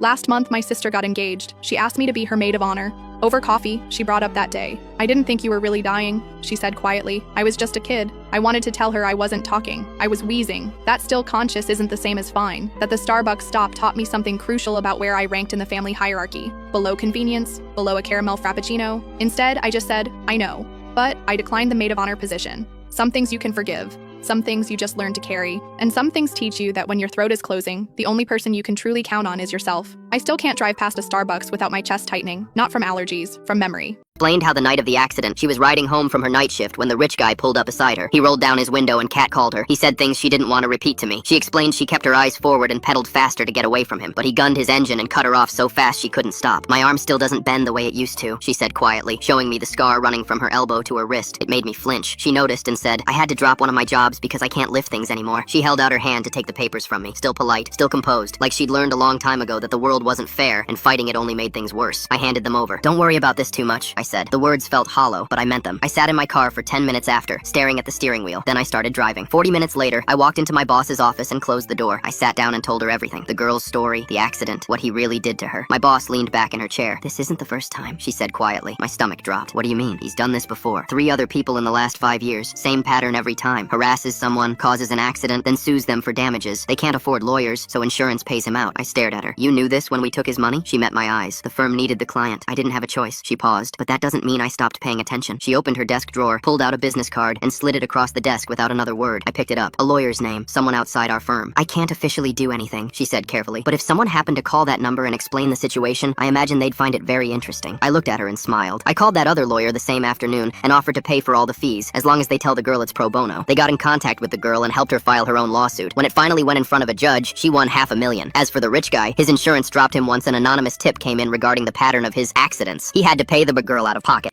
Eyes red, still in her pajamas. I read everything you sent, every payment, every receipt. I let her in but didn't hug her. Not yet. Dad, I'm so sorry, I had no idea. Steve told me you didn't care about me. Mom said you chose work over family. And you believed them. They were all I knew. You weren't around much after the divorce. Because your mom made it impossible. Every time I planned something with you, suddenly you had other plans. Every birthday party, every school event. I'd show up and be told I wasn't welcome. She sat on my couch, looking lost. The TikTok was Steve's idea. He said it would be funny to rate parents. He helped me write the script. That hit different. He helped you write it? Yeah, he said it would get views if I was dramatic about it. He even suggested the 1 out of 10. My anger shifted completely. This wasn't just my ex poisoning my daughter against me. This was calculated manipulation for social media content. Where are you living now? I asked. Home, but it's weird. Steve keeps asking Mom about money. They're fighting constantly. Yesterday he said maybe he should move back in with his mom until things stabilize. I almost laughed. The perfect stepdad was already planning his exit now that the money train stopped. Dad, I know I messed up badly. That video was cruel and I was wrong. Can you ever forgive me? I looked at my daughter. Really looked at her. She was just a kid who'd been manipulated by adults who should have protected her. The car is in the driveway. Keys are on the counter. She started crying again. Really? The college fund is back in your account as of this morning. Every penny. But why? After what I did. I finally hugged her. Because being a dad means teaching you the truth, even when it hurts. You know the difference between between me and Steve now? She nodded against my shoulder. Good. That's worth more than any TikTok rating. 2 weeks later, Steve moved out. My daughter deleted the TikTok and posted a new one apologizing to me. It got even more views than the first one. She never made another video rating anyone again. Now we have dinner every Sunday, just the two of us. Workers think twice about disrespecting elderly customers. The next morning, we rolled up to that McDonald's at 6 a.m. right when they opened. Rocco and Gavin went in first wearing ski masks and hoodies. I came in 30 seconds later in a nice suit looking like I meant business. The same pink-haired girl from yesterday was working the register, and her eyes went wide when she saw my boys. Rocco walked up to the counter real slow and leaned in close. You know Dottie, old lady who comes in here for coffee? His voice was low and serious through the mask. The girl nodded quickly, and I saw her hand reaching for something under the counter, probably a panic button. That's our boss's mother, Gavin added. You disrespected the wrong family yesterday. I stepped forward, adjusting my tie like I'd seen in movies. My associates are upset about how you treated Mrs. Dottie. She's very important to our organization. The manager kid from yesterday came running out from the back. His face went from confused to terrified in about 2 seconds when he saw the masks. He started stammering about company policy and customer service. Listen carefully, I said in my calmest voice. Mrs. Dottie is going to come back here for her coffee. You're going to treat her like royalty, every single time, because my friends here have very specific instructions about what happens if she ever calls crying again. Rocco cracked his knuckles for effect. The sound echoed in the empty restaurant. We clear? I asked. Everyone behind the counter nodded like their heads were on springs. The pink-haired girl was actually shaking. The manager looked like he might faint. We left without ordering anything. The whole thing took maybe 3 minutes, but I knew it would stick with them forever. They thought they'd just threatened by actual criminals over coffee. That afternoon, I called Grandma and told her to try McDonald's again. I said maybe they'd gotten new management or something. She was hesitant, but agreed to give it one more shot. An hour later, she called me back, and she sounded 20 years younger. They'd given her free coffee and a fresh apple pie. The manager personally served her and asked about her day. Everyone smiled and called her ma'am. She said it was the best service she'd had in years. I don't know what changed, she said, but it's nice to be treated like a person again.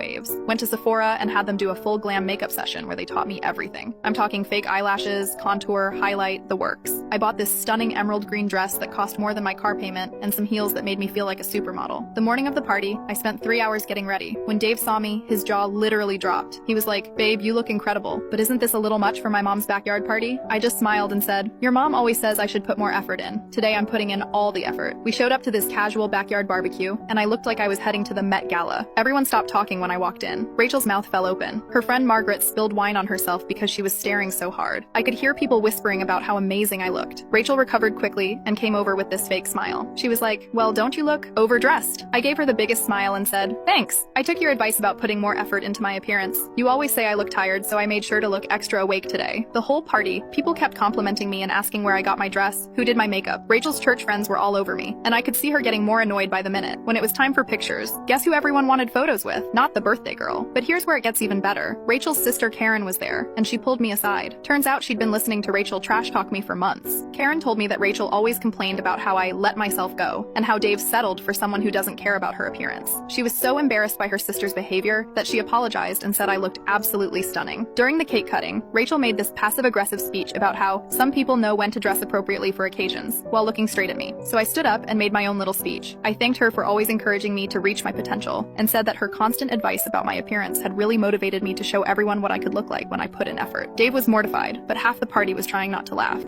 Hello? Hey, I was just seeing how it's going. Oh, she's just mixing up my color now. She is shocked at how thick my hair is. Really? I wonder why. I don't know. I guess people don't normally have my thickness of hair. I don't really know. No, I mean, like, I put in the notes section on your appointment that you had really long and thick hair. You did? Yeah, I figured it'd be important for them to know. You're so sweet. So are you getting excited? Yeah, she tried to talk me out of it. She said that my red's really pretty, but I'm really excited about this, so I told her just to go ahead and, like, continue with today's appointment. No, don't let her talk you out of that. You've been really excited about this. You've been talking about this for a minute. You get what you want. This is your appointment. All right, you ready? Perfect timing. She just walked in. I love you. Bye. Everything okay? Yeah, that was my husband. He was just checking in. So are we thinking just a little bit more blonde or like a lot more blonde? Honestly, I trust you. Do what you think is best, but I'm okay with anything. So if you want to go as much or as little as possible, I'm okay with it as long as there is more blonde than what currently is here. A lot more blonde with a lot of hair means more time. You good? That's fine.